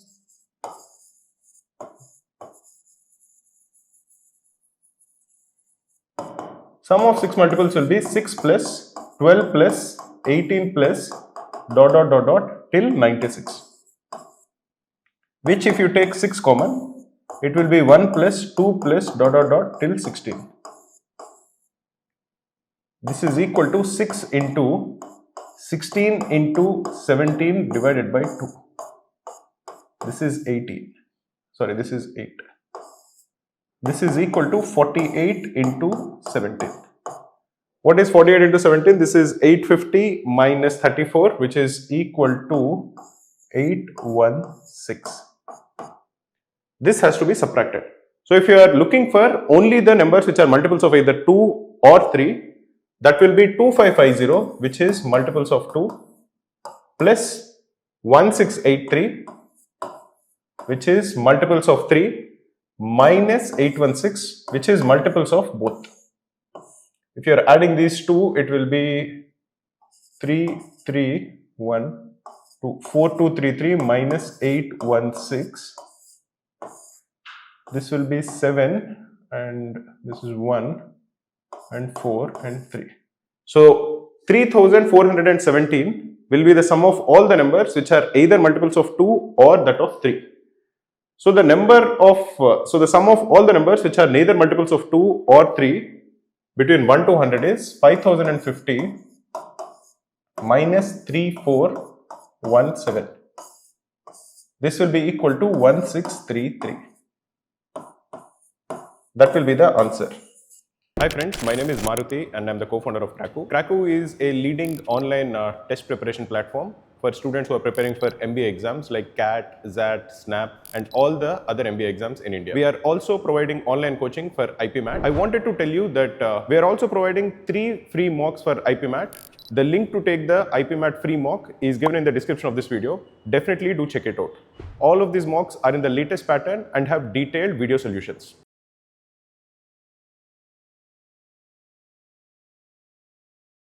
In this question, we are asked to calculate the remainder when 2021 to the power 2023 is divided by 7. Now, what is the remainder when 2021 is divided by 17? Is this 17 or 7? It is 7. Okay, what is the remainder when 2021 is divided by 7? The closest remainder, the closest multiple of 7 is 2016. Which is 2100 minus 84. 84 is a multiple of 7. 2100 is also a multiple of 7. So the closest number which is a multiple of 7 which is less than 2021 is 2016. So 2021 is 5 times, so 2021 is 5 mod of 7. That is the remainder when 2021 is divided by 7 is 5. Now if you are looking at the powers of 5, we have 5, 25, and finally we have 125, which is 126 minus 1. 126 is a multiple of 7. So 5 cube leaves a remainder of minus 1 when divided by 7. What are we required to calculate here? We are required to calculate the remainder when 2021 to the power 2023 is divided by 7. Because 2021 is 5 mod 7. 2021 to the power 2023 is 5 to the power 2023 mod 7. Now 5 to the power 3 is equal to minus 1 mod 7.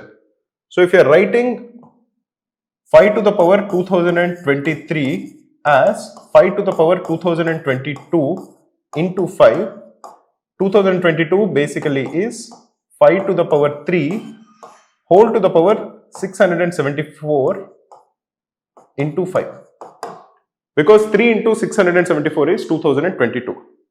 Now 5 cube is minus 1 mod 7. So 5 to the power 2022 will be 1 mod 7, because you are raising minus 1 to the power of 674. So minus 1 to the power 674 is 1. So 5 to the power 2022 is 1 mod 7. So 5 to the power 2023 is 5 mod 7. So the remainder when 5 to the power 2023 is divided by 7 is 5, which is option D.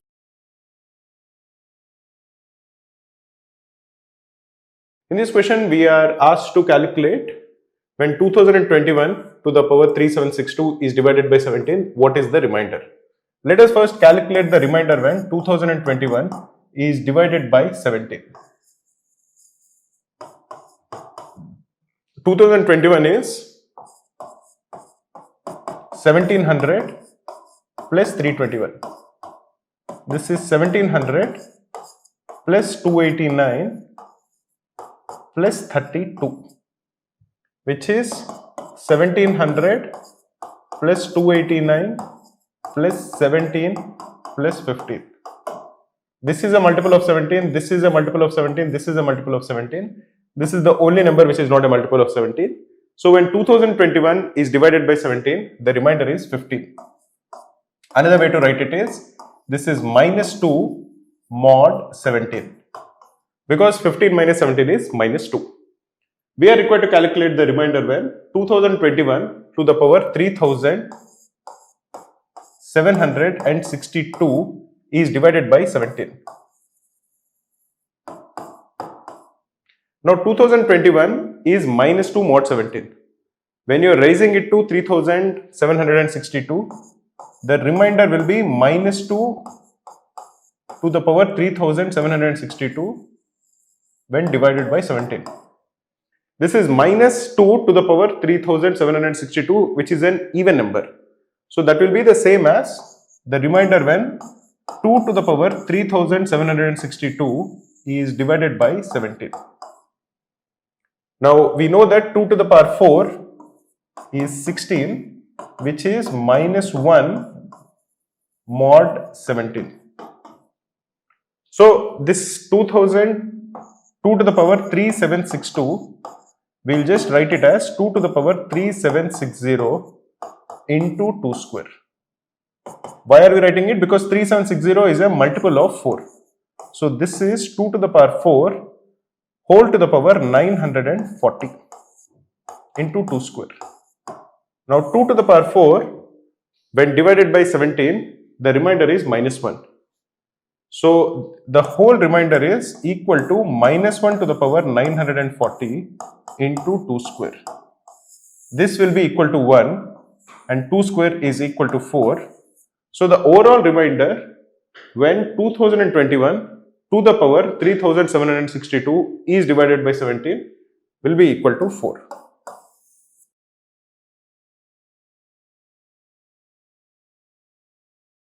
In this question, we are given a system of equations and we are told that this system has infinite solutions. What is the value of mu minus 2 lambda? Now we have looked at multiple cases where we first wrote down the coefficient matrix, then we calculated its determinant and then so on. There is another way to solve these kind of questions. The reason I included this question is to give a different way of solving it. If you have three equations, what are the three equations? One is 2x minus y plus z is equal to 4. The second one is 5x plus lambda y plus 3z is equal to 12. And the third one is 100x minus 47y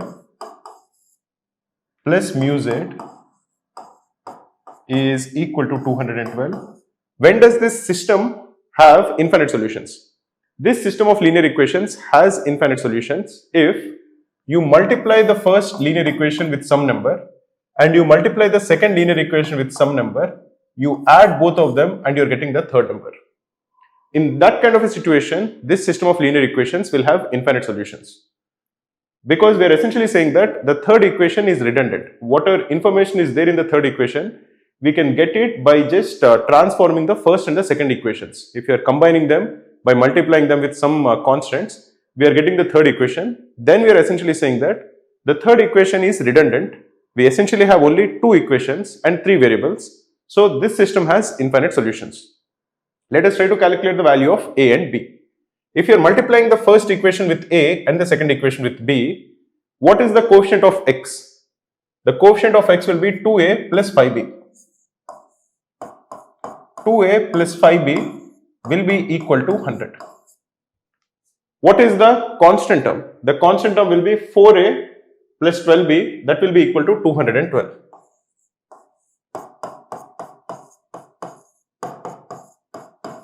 What will be the coefficient of y?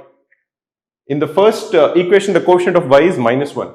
Minus 1 into a is minus a plus lambda into b is the coefficient of y, that is equal to minus 47. What is the coefficient of z? It is 1 into a plus 3 into b. This is equal to mu. Here we have two equations, both of them are in a and b. We can solve them to get the value of a and b. For example, if you divide this equation with 2, we are going to get 2a plus 6b is equal to 106. 2a plus 5b is 100, 2a plus 6b is 106. If you subtract one equation from the other, we are going to get that b is equal to 6.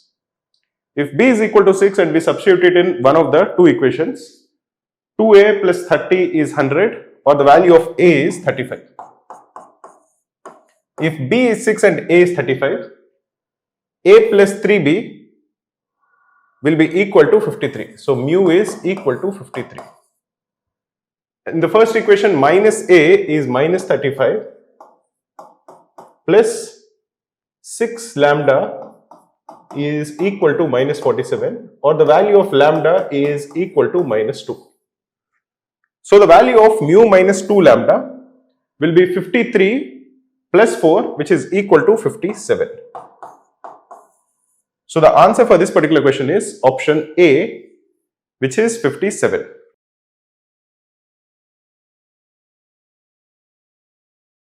In this question, we are required to calculate the value of p. We are given two equations. In the first equation, p minus q is in the denominator, p plus q also is in the denominator. Even in the second equation, we have p minus q in the denominator and p plus q in the denominator. So let us do one thing. Let us assume that 1 by p minus q is equal to a and 1 by p plus q is equal to b. We are doing this just so that the calculations become easy. So if you are looking at the first equation, 15 divided by p minus q is 15a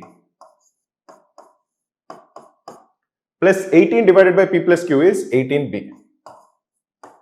15a plus 18b is 5. In the second case, we have 10 divided by p minus q, so that is 10a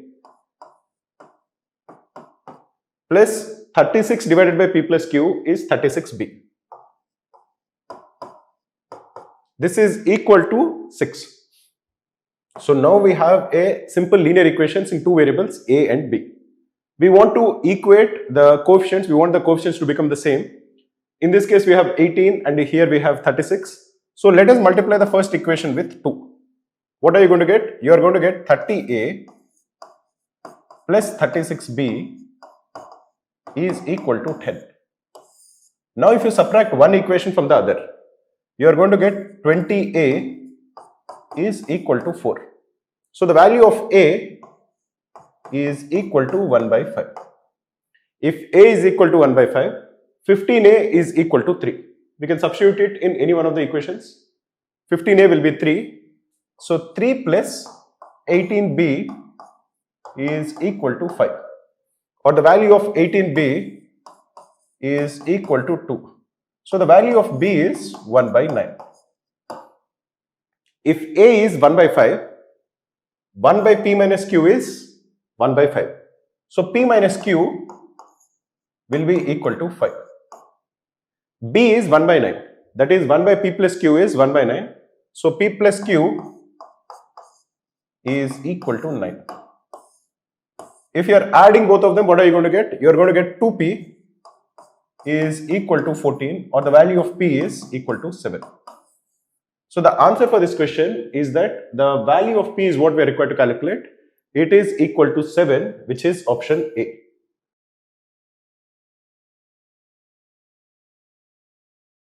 Here we are required to calculate the total number of natural number solutions to the inequality 2x plus y is less than 30. If you have 2x plus y is less than 30, what are the values that x and y can take? We are only looking for natural number solutions. The smallest value x can take is 1. If x is 1, the inequality becomes equal to 2 plus y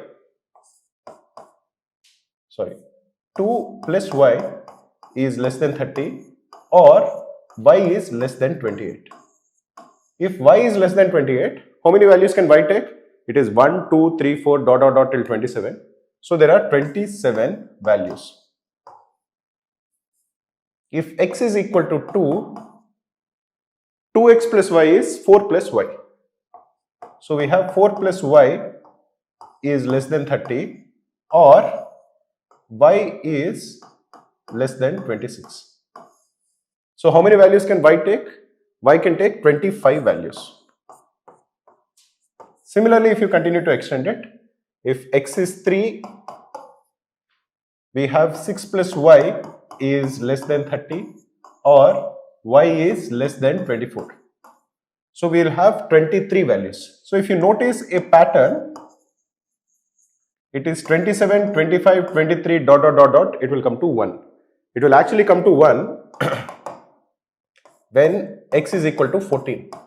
When x is equal to 14, it is 28 plus y is less than 30 or y is less than 2. If y is less than 2, the only natural number y can be is 1. So it is going to get 1 value. So x varies from 1, 2, 3, dot, dot, dot till 14. And y will have 27, 25, 23, dot, dot, dot till 1 values for each one of them. So the total number of solutions is 1 plus 3 plus 5 plus dot, dot, dot, dot plus 23 plus 25 plus 27.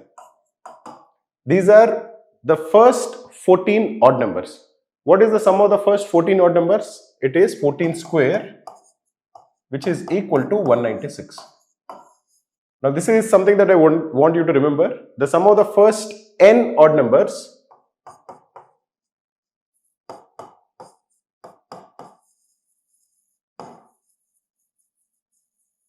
is equal to n square. For example, sum of 1 is 1, sum of 1 plus 3. The first two odd numbers is 2 square. Sum of 1 plus 3 plus 5, which is the first 3 odd numbers, is 3 square, which is 9. Sum of 1 plus 3 plus 5 plus dot dot 7, this is the first 4 odd numbers, is 16, which is 4 square, and so on. Similarly, sum of the first n odd numbers,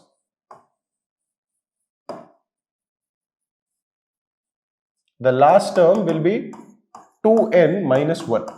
These are the first n odd numbers is equal to n square. In this particular case, that is 14 square, which is 196, which is option D.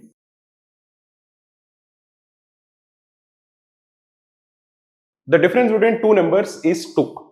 Whenever you are given this kind of a question, assume that some variable names are the two numbers. So let us assume that the two numbers are a and b. What we are told is a minus b is equal to 2. 3 times the larger number. Here the larger number is a. 3 times the larger number will be 3a. Is added to twice the smaller number. plus 2 times B is equal to 86. So now we have two equations and we have to calculate the value of both the equations. For that, in this kind of situations, we want to make the coefficients of one of the variables to be the same. We can make the coefficient of A to be the same, or we can make the coefficient of B to be the same. In the first case, the coefficient of B is minus 1. This is minus B. In the second case, the coefficient of B is 2. So one strategy could be that I will multiply this equation with 2. So I'm going to get 2A minus 2B is equal to 4. Now if I add both of these equations, 3A plus 2A is 5A. 2B minus 2B is 0. Both of them get cancelled. Is equal to 86 plus 4, which is 90. So the value of A is equal to 18. What is the value of B? B is 2 less than A, so B is equal to 16. What is the sum of A plus B? The sum of A plus B is option D, which is equal to 34.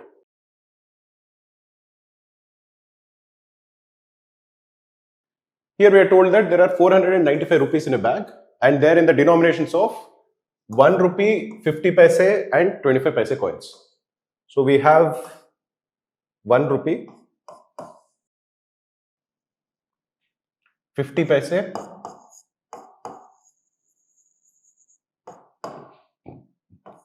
and 25 paise coins. The ratio of these coins is 1:8:16. So let us assume that there are A 1 rupee coins, there will be 8A 50 paise coins and 16A 25 paise coins, because the ratio of these coins is 1:8:16. So what is the total value of these coins? The value of A 1 rupee coins is A rupees.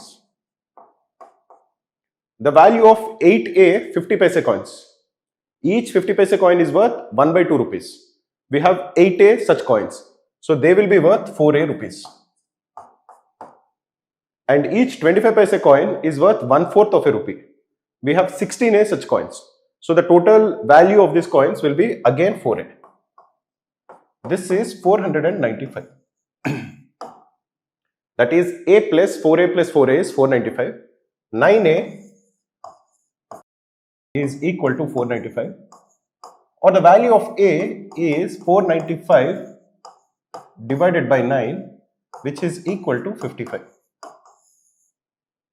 So the number of 1 rupee coins is 55. The number of 50 paise coins is 8A, that is 8 into 55, which is 440. The number of 25 paise coins is 16A, that is 16 into 55, which is 880. Therefore, the question is how many 50 paise coins are there, which will be 440. So the correct answer is option C.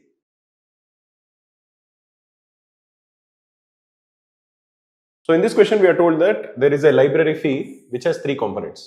It has a fixed enrollment fee and 2 other fees, which is the book issuance and the book issuance fee, which are charged according to the number of books that are issued.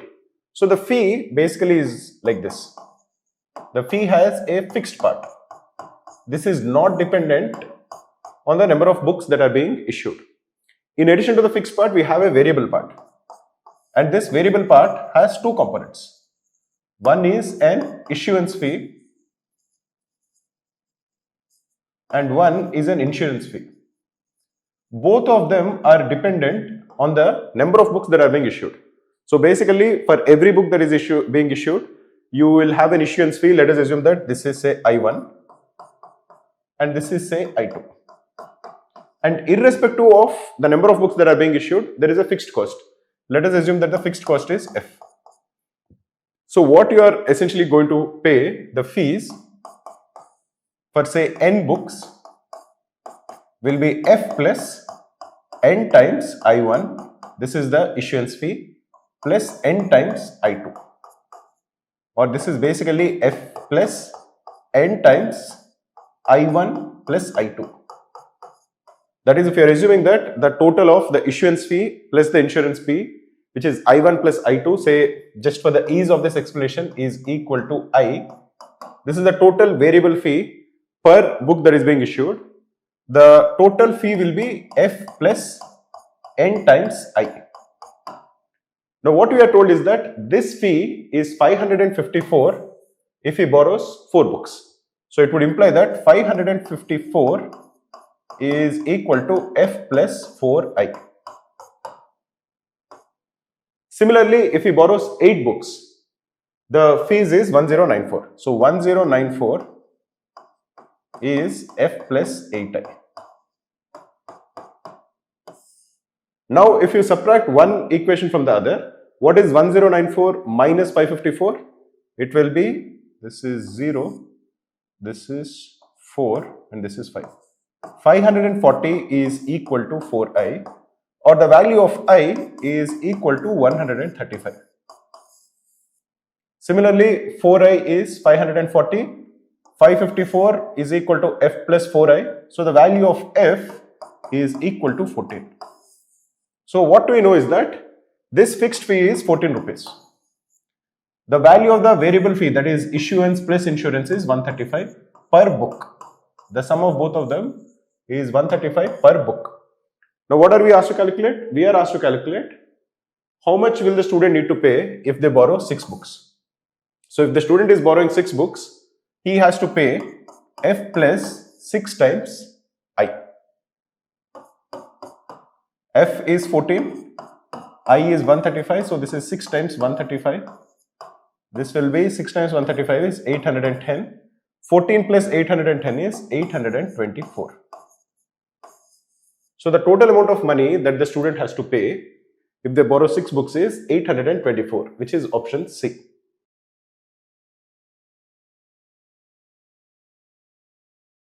In this question, we are told that log of 4 to the base x plus log of x to the base 16 is 3 by 2. What is the sum of all the values of x? Let us assume that log of 4 to the base x is equal to a. Then what is log of x to the base 4? X to the base 4 is 1 by a. Whenever you are interchanging the value of the argument and the base, the sign, the logarithm becomes 1 by it. That is, you get the reciprocal of the logarithm. Here we have log of x to the base 16.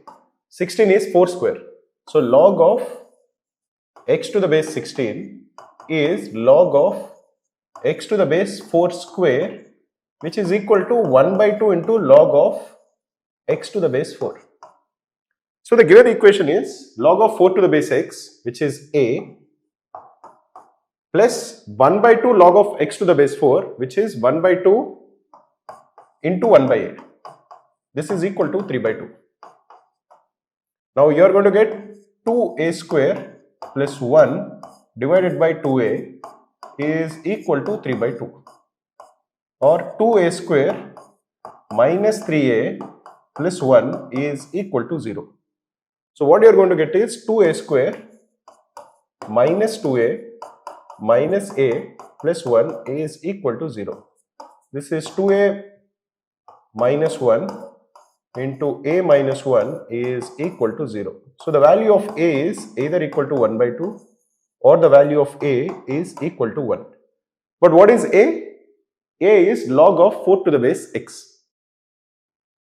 If log of 4 to the base x is 1 by 2, what we are getting is 4 is x to the power 1 by 2, or the value of x is 16.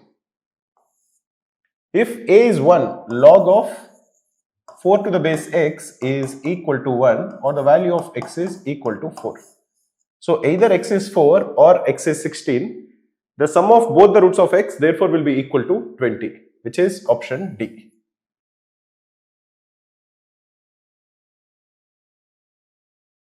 In this question, we are told that there are two two-digit numbers whose sum is 60.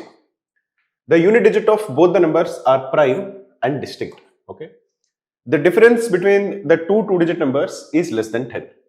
Find the product of these two numbers. So we have two two-digit numbers, this one plus this one, and say this one and this one. If you are adding both of them, you are getting 60. This is one thing that you are told. The second thing you are told is that, let us assume that this is the higher of the two numbers and this is lower of the two numbers. What you are told is that the difference between these two numbers is less than 10. Okay. We are given one more information. We are told that the units digit of both of them are prime.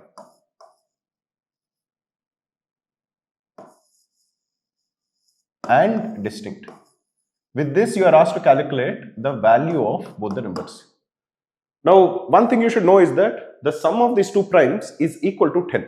Because the units digit over here of 60 is 0, the sum of two primes has to be equal to 10. That is one thing we can be sure of. Now, how are you going to get the sum of two prime numbers to be equal to 10?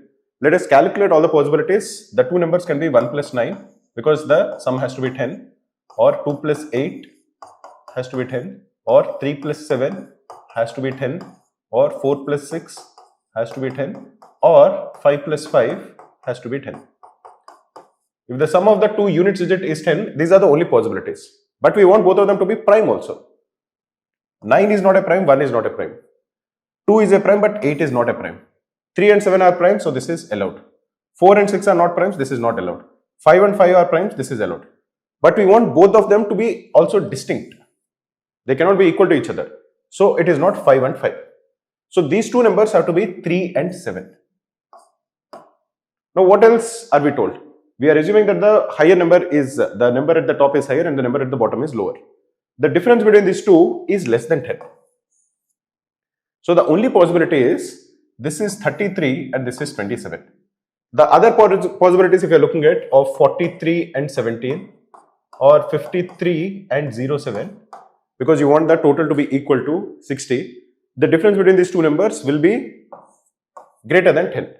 The only way the difference between the two numbers is less than 10 is if the two numbers are 33 and 27. And what is the product of 33 and 27? 33 into 27 will be equal to 81 into 11, which is equal to 891. You should know this trick of multiplying a two-digit number by 11. I think many of you would know it. In this particular case, if it is 81 into 11, you write 8 here, 1 here, and the number in the between will be sum of 8 and 1, which is 8 plus 1, which is 9. So it is possible to calculate a two-digit multiplication very easily. Just we can also say that what is 64 into 11, although it is not related to this question. It will be 6 here, 4 here, and you have to write 6 plus 4 in the middle, which is 10. But 10 is not a single digit number. Therefore, you write 0 here and you increase 6 by 1, so it is 7 and this is 4. Just one last question so that you understand it. What is, say, 92 into 11? 92 into 11 will be, you write 9 here, you write 2 here. In the middle, you have to write 9 plus 2. But again, we are getting this to be 11, which is a two-digit number. So you write 1 in the middle, you write 2 here. 1 is basically the units digit. And you increase 9 by 1, so it is 1012. That is the value of 92 into 11. So anyway, so we can easily calculate 81 into 11, which is 891, which is option B.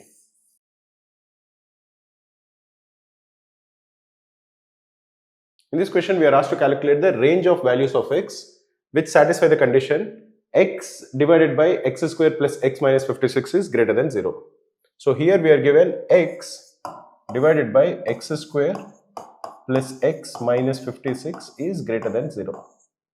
If you are factorizing the denominator, this will be x divided by x square plus 8x minus 7x minus 56 is greater than 0, which is x divided by x plus 8 into x minus 7 is greater than 0.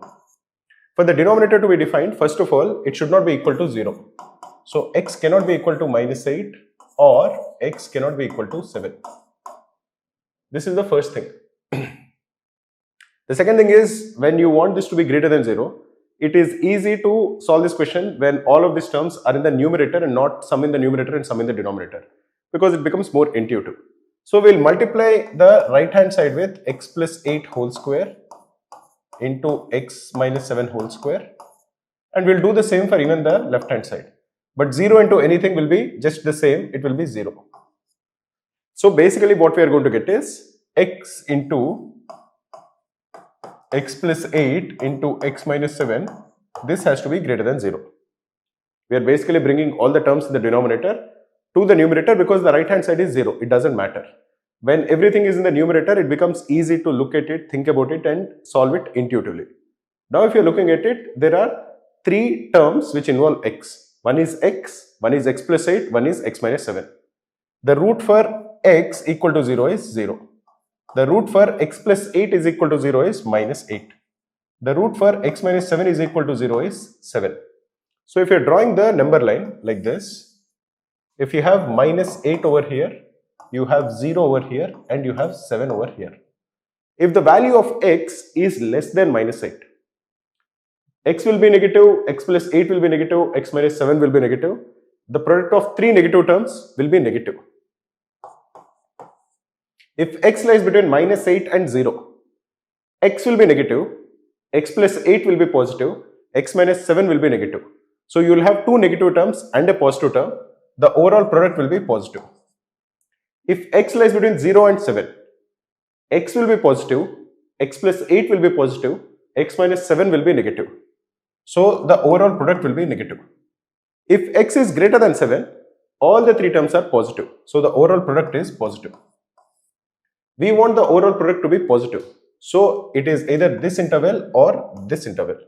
So x has to lie between minus 8 to 0 union 7 to infinity.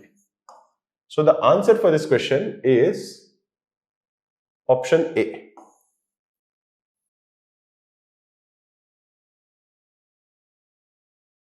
Here we have x square minus 3x minus 1 is equal to 0.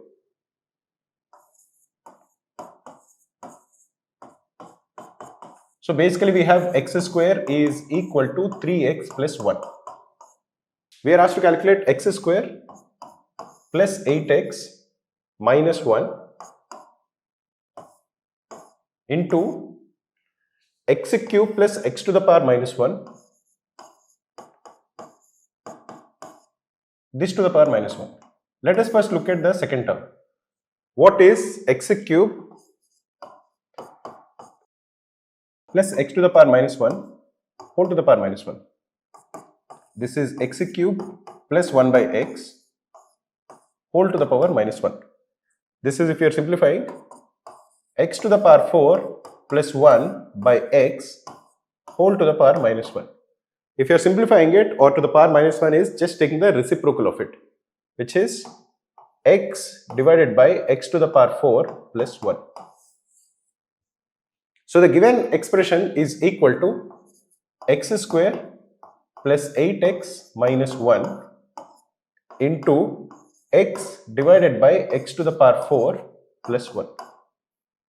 What is the value of x square? The value of x square is 3x plus 1. So x square plus 8x plus 1, because the value of x square is 3x plus 1, if you are just looking at the numerator is x square plus 8x minus 1 into x. What is the value of the denominator? Denominator is x to the power 4 plus 1. X square is 3x plus 1. So this is equal to 3x plus 1 plus 8x minus 1 into x, which is equal to 11x square. Again, what is the value of x square? It is 3x plus 1. So this is 11 times 3x plus 1. This is the value of the numerator. What about the denominator? It is x to the power 4 plus 1. X to the power 4 is x square whole square plus 1. This is 3x plus 1 whole square plus 1.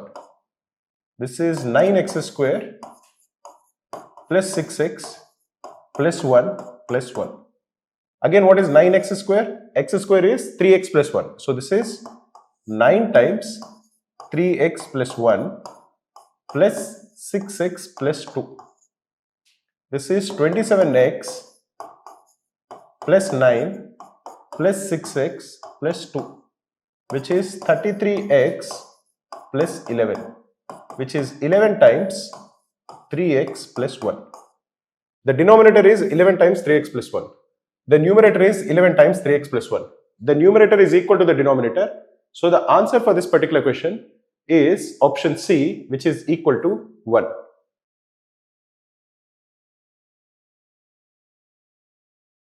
So we are asked to calculate the 15x plus 15y, that is 15 times x plus y, and we are given two equations in x and y. One of the things that you notice in these equations is we have x and y in the denominators. When you have x and y in the denominators, the way to solve it is exactly the same as solving two linear equations. But because it might appear slightly confusing, what I do is I assume that 1 by x is equal to a and 1 by y is equal to b. So now the two equations become 3a, because this is 3 by x, plus 4 by y becomes equal to 4b is equal to 3. This is the first equation. In the second equation we have minus 2 by x, but because we assumed 1 by x to be equal to a, minus 2 by x becomes minus 2a, plus 1 by y becomes equal to b. That is what we assumed the value of 1 by y to be equal to. This is equal to 30. This is equal to minus 13. So now it is very simple. We have two equations and two unknowns. We'll calculate the value of a and b. For example, I can multiply this equation with 4. I'm going to get minus 8a plus 4b is equal to minus 52. If you assume this equation to be 1 and this equation to be 2, you will notice that the coefficient of b is 4 in both cases. That is the reason we actually multiplied this equation with 4. We wanted the coefficients of b to be the same. So now if you subtract the second equation from the first equation, what are you going to get? 4b and 4b get cancelled. You are going to get 3a minus of minus 8a, which is 11a on the left hand side. And this is equal to 3 minus of minus 52, which is 55.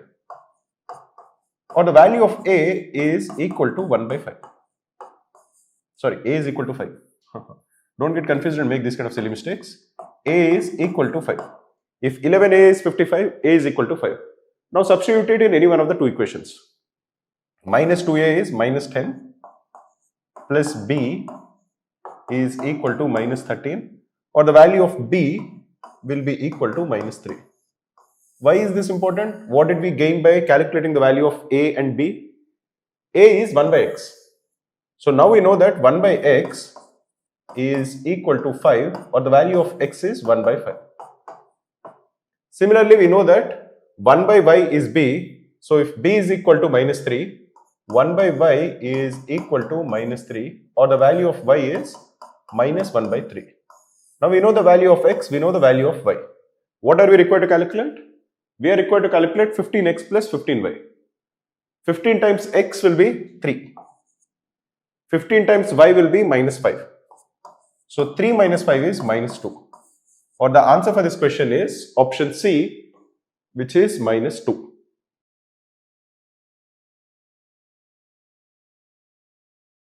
What is the least positive value of a for which the equation 2x square plus a minus 10x plus 33 by 2 is equal to 2a has real roots? Okay. The equation is 2x square plus a minus 10x plus 33 by 2 is equal to 2a has real roots. If you are given a quadratic equation which is of the form ax square plus bx plus c is equal to 0, for every quadratic equation which is of this form, there is something called a discriminant. Let us call the discriminant d. D is b square minus 4ac. That is the square of the coefficient of x minus 4 times the coefficient of x square into the constant term.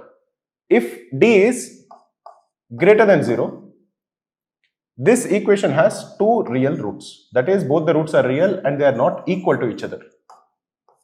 If d is equal to 0, it has one real root. Basically, it has two roots, but both of them are equal to each other. Something like, in this particular case, it will be a perfect square. Like say x minus 4 whole square. If x minus 4 whole square is equal to 0, x is equal to 4. There is only one real root. In the first case, it will be of the form x minus 2 into x minus 5 is equal to 0. So the value of x is either 2 or 5. In the third case, if d is less than 0, it will have no real roots. How does that look like? The equation will look something like, say, x square plus 5 is equal to 0. Now you know that x square is non-negative. X square is always greater than or equal to 0. So something which is non-negative plus 5 cannot be equal to 0. There is no real value of x for which this is true. So that is the importance of calculating the discriminant. In this particular case, we are given a quadratic equation which is 2x square plus a minus 10 into x plus 33 by 2 is equal to 2a. That is, if you are writing it down, it is 2x square plus a minus 10 into x plus 33 by 2 minus 2a. This is equal to 0. This is the quadratic equation we have. And we want this quadratic equation to have real roots. For this to have real roots, we want the discriminant to be greater than 0. When would that happen? You want b square, which is a minus 10 whole square, to be greater than or equal to 4 times ac. What is a, which is the quotient of x square? It is 2. Into what is c, which is the constant term? It is 33 by 2 minus 2a. This is a square minus 20a plus 100 is greater than or equal to 8 times 33 by 2 is 132. That will be 33 into 4 minus 16a. You can simplify this to equal a square minus 4a minus 32 is greater than or equal to 0. This is a minus 8 into a plus 4 is greater than or equal to 0. So either a has to be less than minus 4, less than or equal to, or a has to be greater than or equal to 8. These are the two cases that are needed, in which case a minus 8 into a plus 4 is greater than or equal to 0. What are we required to calculate? We are required to calculate the least positive value of a. The least positive value of a will be in this interval, and that will equal 8.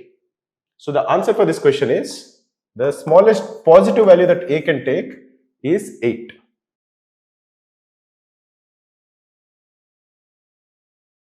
So in this question, we are given 3 equations. The first equation is 3x plus 6y plus 9z is 20 by 3. What is the first equation? 3x plus 6y plus 9z is equal to 20 by 3. Now, one thing I always do whenever I look at a equation is look at the coefficients. The coefficients on the left hand side are 3, 6 and 9. All of them are multiples of 3. So I'll divide the entire equation with 3 so that the coefficients become lesser. Why do I do it? There is no reason, it just simplifies things. So x plus 2y plus 3z, which is basically what I divide the left hand side with 3, is equal to 20 by 9. This is what I get. I have divided the right hand side also with 3. What about the second equation? 6x plus 9y plus 3z is 17 by 3. 6x plus 9y plus 3z is equal to 17 by 3. 6x, 9y, 3z is, again all of them are 6, 9 and 3. All of them are multiples of 3.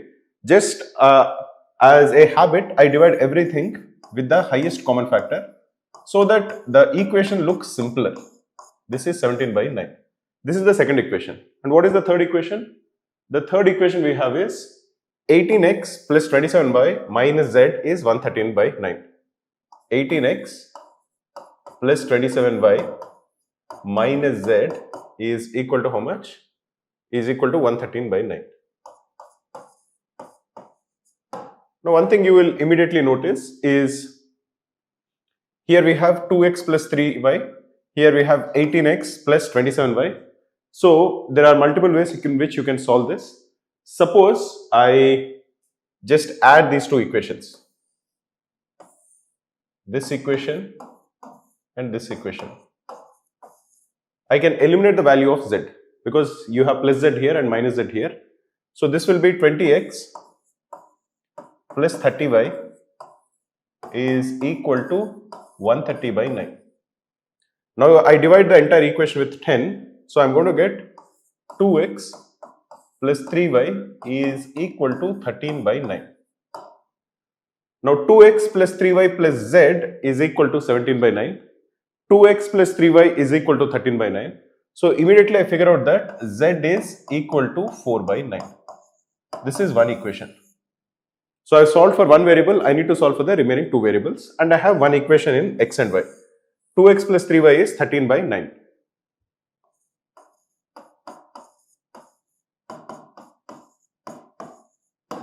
I need to get one more equation, maybe I'll look at this equation.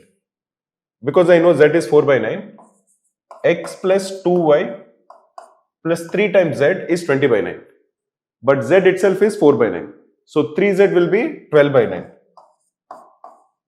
is equal to 20 by 9. Or the second equation is x plus 2y is equal to 8 by 9.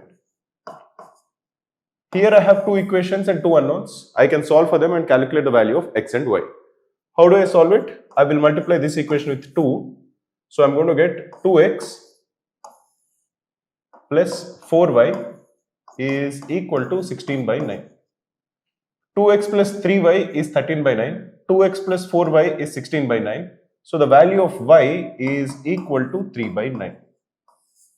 Once I know the value of y, 2y will be 6 by 9. So the value of x will be 2 by 9. So now I solve for the value of x, y and z. X is 2 by 9. Y is 3 by 9. Z is 4 by 9. Now what am I required to calculate? I am required to calculate 75x plus 113 by y. 75 by x is 75 into 2 by 9 plus 113y is 339 by 9. This is basically 489 by 9 or 163 by 3. So the answer for this question is option A, which is 163 by 3.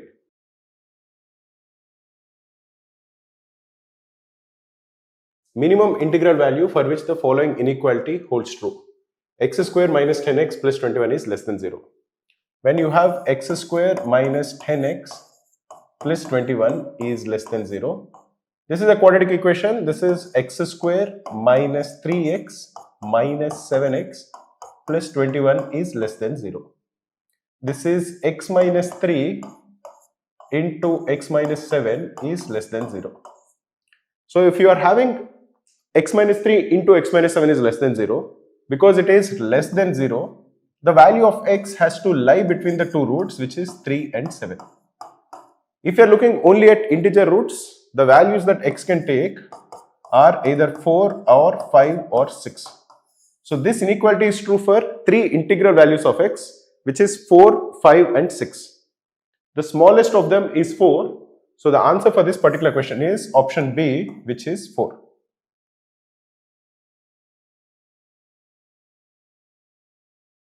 In this question, we are asked to calculate the number of solutions of the equation log of x minus 1 to the base 4 is equal to log of x minus 3 to the base 2.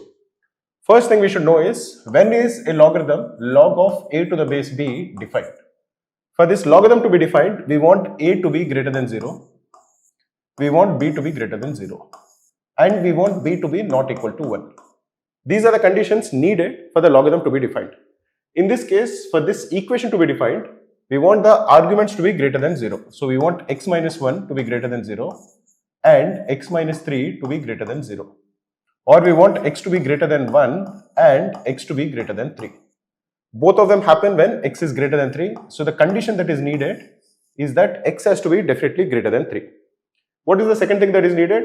You need to know a formula of log of a to the power m to the base b to the power n is equal to m by n into log of a to the base b.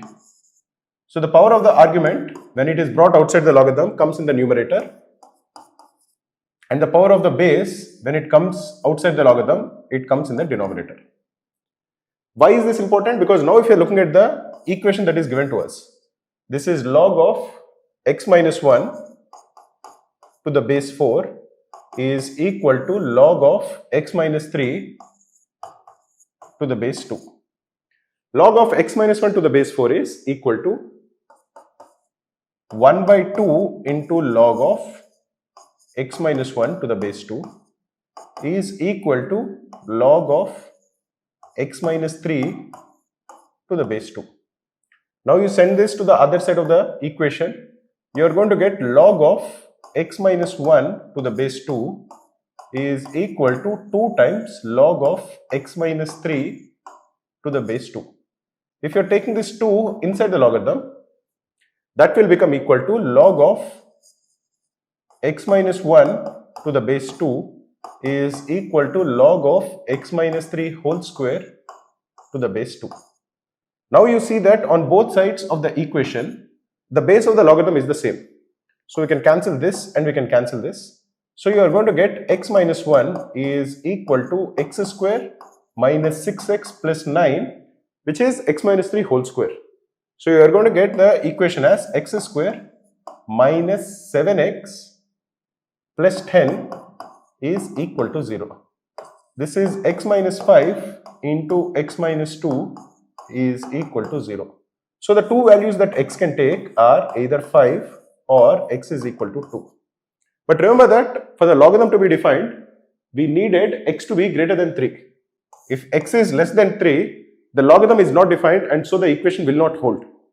Therefore, x cannot be equal to 2. The only value x can take is 5, like many of you mentioned in the chat. So I would say the correct answer is that only one value exists for x, which is equal to 5.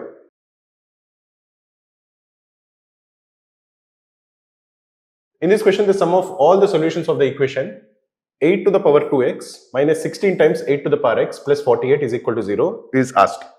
So in these kind of questions, when you have 8 to the power x repeated multiple times, let us assume that 8 to the power x is a variable a. So 8 to the power 2x, which is equal to 8 to the power x whole square, will be equal to a square. So the given equation is a square minus 16a plus 48 is equal to 0. This is simply a quadratic equation in a. This is a square minus 12a minus 4a plus 48 is equal to 0. This is a minus 12 into a minus 4 is equal to 0. So the value of a is either equal to 4 or the value of a is equal to 12. What exactly is a? A is 8 to the power x. So 8 to the power x is equal to 4.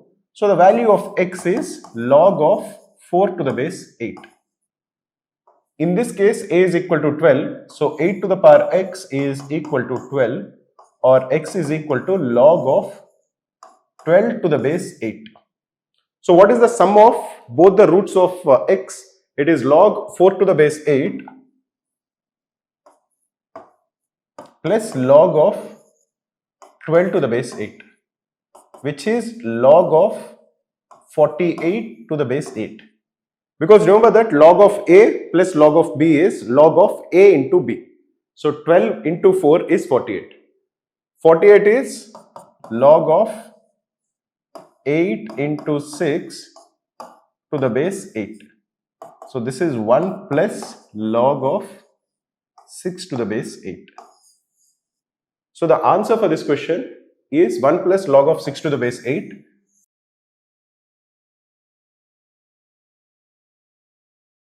In this question, we are given a matrix A, which is 1A, 0, 1, and A to the power n is 1, 30, 0, 1. We are told that A and n are natural numbers. We are required to calculate the difference between the maximum and minimum value of A plus n. This seems complicated, but let us first write down A. A is equal to 1A, 0, 1. So what is A square? A square is equal to 1A, 0, 1, and we are multiplying it again with 1A, 0, 1. So this will be 1. The first row, second column will be A plus A, which is 2A. The second row, first column will be 0 into 1 plus 1 into 0, which is basically equal to 0. Second row, second column will be 0 plus 1. This is the value of a square. If you're looking at a and if you're looking at a square, both of them look similar. The only difference is that this term over here has become equal to 2a. So what is a cube? If you're looking at a cube, which is a square into a, this is 1, 2a, 0, 1 into 1a, 0, 1. This is again equal to, this is 1 into 1 is 1 plus 2a plus 0 is 1. The first row second element is 1 into a plus 2a into 1, which is 3a. The second row first column will be 0 into 1 plus 1 into 0. Second row second column will be 0 into a plus 1 into 1. Now you will see a pattern. A cube is 1, 3a, 0, 1. If you are calculating the value of a to the power 4, this is 1, 3a, 0, 1, which is a cube, into 1a, 0, 1. This is a. If you are simplifying it, this will be equal to 1, and the first row second column will be a plus 3a, which is 4a, and this is again 0 and this will be 1. So clearly there is a pattern. The pattern is that a to the power n is equal to 1, a into n, 0 and 1. Now if you are told that a to the power n is actually given to us and we are told that a to the power n is 1, 30, 0 and 1, a into n is equal to 30. If you have two natural numbers a and n such that a into n is equal to 30, what are the values a and n can take? It can be either 1 into 30 or it can be 2 into 15 in some order, or 3 into 10 or 5 into 6. This can be a, this can be n, or the other way around. This can be n and this can be a. Both are possible, but the value of a plus n will not change. For example, in this particular case, if a is 1 and n is 30, or if a is 30 and n is 1, the value of a plus n will be 31. Here the value of a plus n will be 17. Here the value of a plus n will be 13 and here it is equal to 11. So the maximum value of a plus n is 31. The minimum value of a plus n is 11. The difference between both of them is equal to 20. So the answer for this particular question is 20.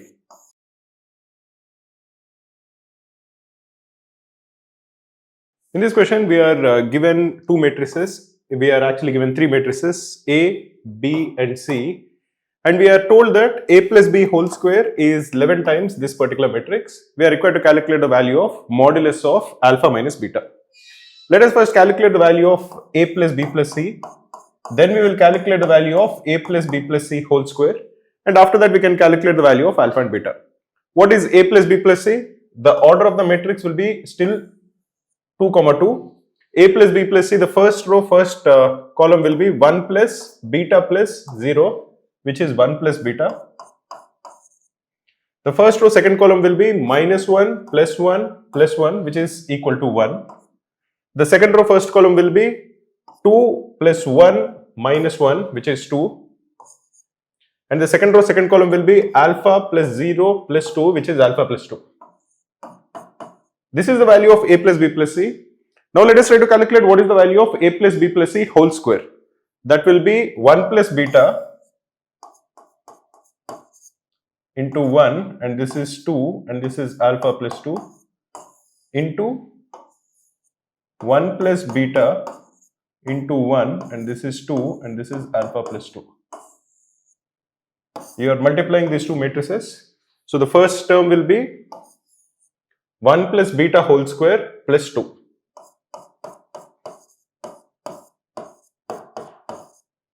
First row second column will be 1 plus beta plus alpha plus 2.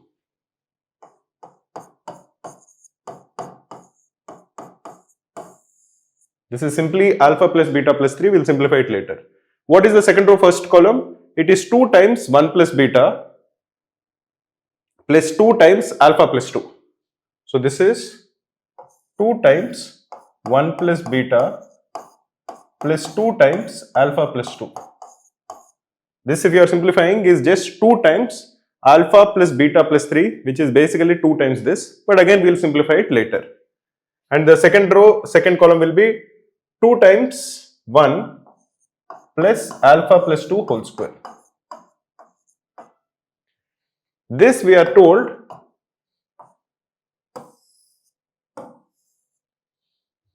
is 11 times this matrix. So we'll write this as 11, 11.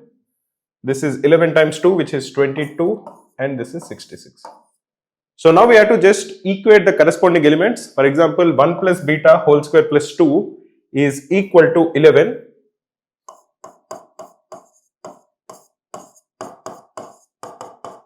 Or 1 plus beta whole square is equal to 9. So there are two possibilities. Either 1 plus beta is equal to 3 or 1 plus beta is equal to minus 3. So either beta is equal to 2 or beta is equal to minus 4. Similarly, if you are equating the second row, second column, this is 66. This is 2 plus alpha plus 2 whole square. So 2 plus alpha plus 2 whole square is equal to 66. So alpha plus 2 whole square is equal to 64. So alpha plus 2 is either equal to 8 or alpha plus 2 is equal to minus 8. So either alpha is equal to 6 or alpha is equal to minus 10. Similarly, this term, which is alpha plus beta plus 3, has to equal 11.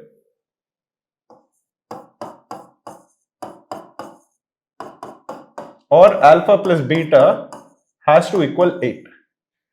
Amongst this case where beta is 2 and beta is minus 4, and this case where alpha is 6 or alpha is minus 10, if alpha plus beta is equal to 8, there is only one possibility, and that possibility is that alpha has to be equal to 6 and beta has to be equal to 2, and therefore alpha minus beta is equal to 4. Therefore, the value of modulus of alpha minus beta will be equal to 4, and that will be the answer. Hi friends, my name is Maruti and I'm the co-founder of Cracku. Cracku is a leading online test preparation platform for students who are preparing for MBA exams like CAT, ZAT, SNAP and all the other MBA exams in India. We are also providing online coaching for IPMAT. Cracku is providing previous papers for IPMAT. We have uploaded a lot of previous papers. All of them have detailed video as well as text solutions. One of the best ways in which you can test your preparation is by taking these previous year's papers in mock format. That feature is also available on Cracku. So once you're done with your preparation, you can attempt the previous papers of IPMAT in a mock test format. So you can test for yourself how you would have performed on that particular day if the same paper comes. So definitely do check out the previous papers for IPMAT. The link to take the previous papers is given in the description of this video.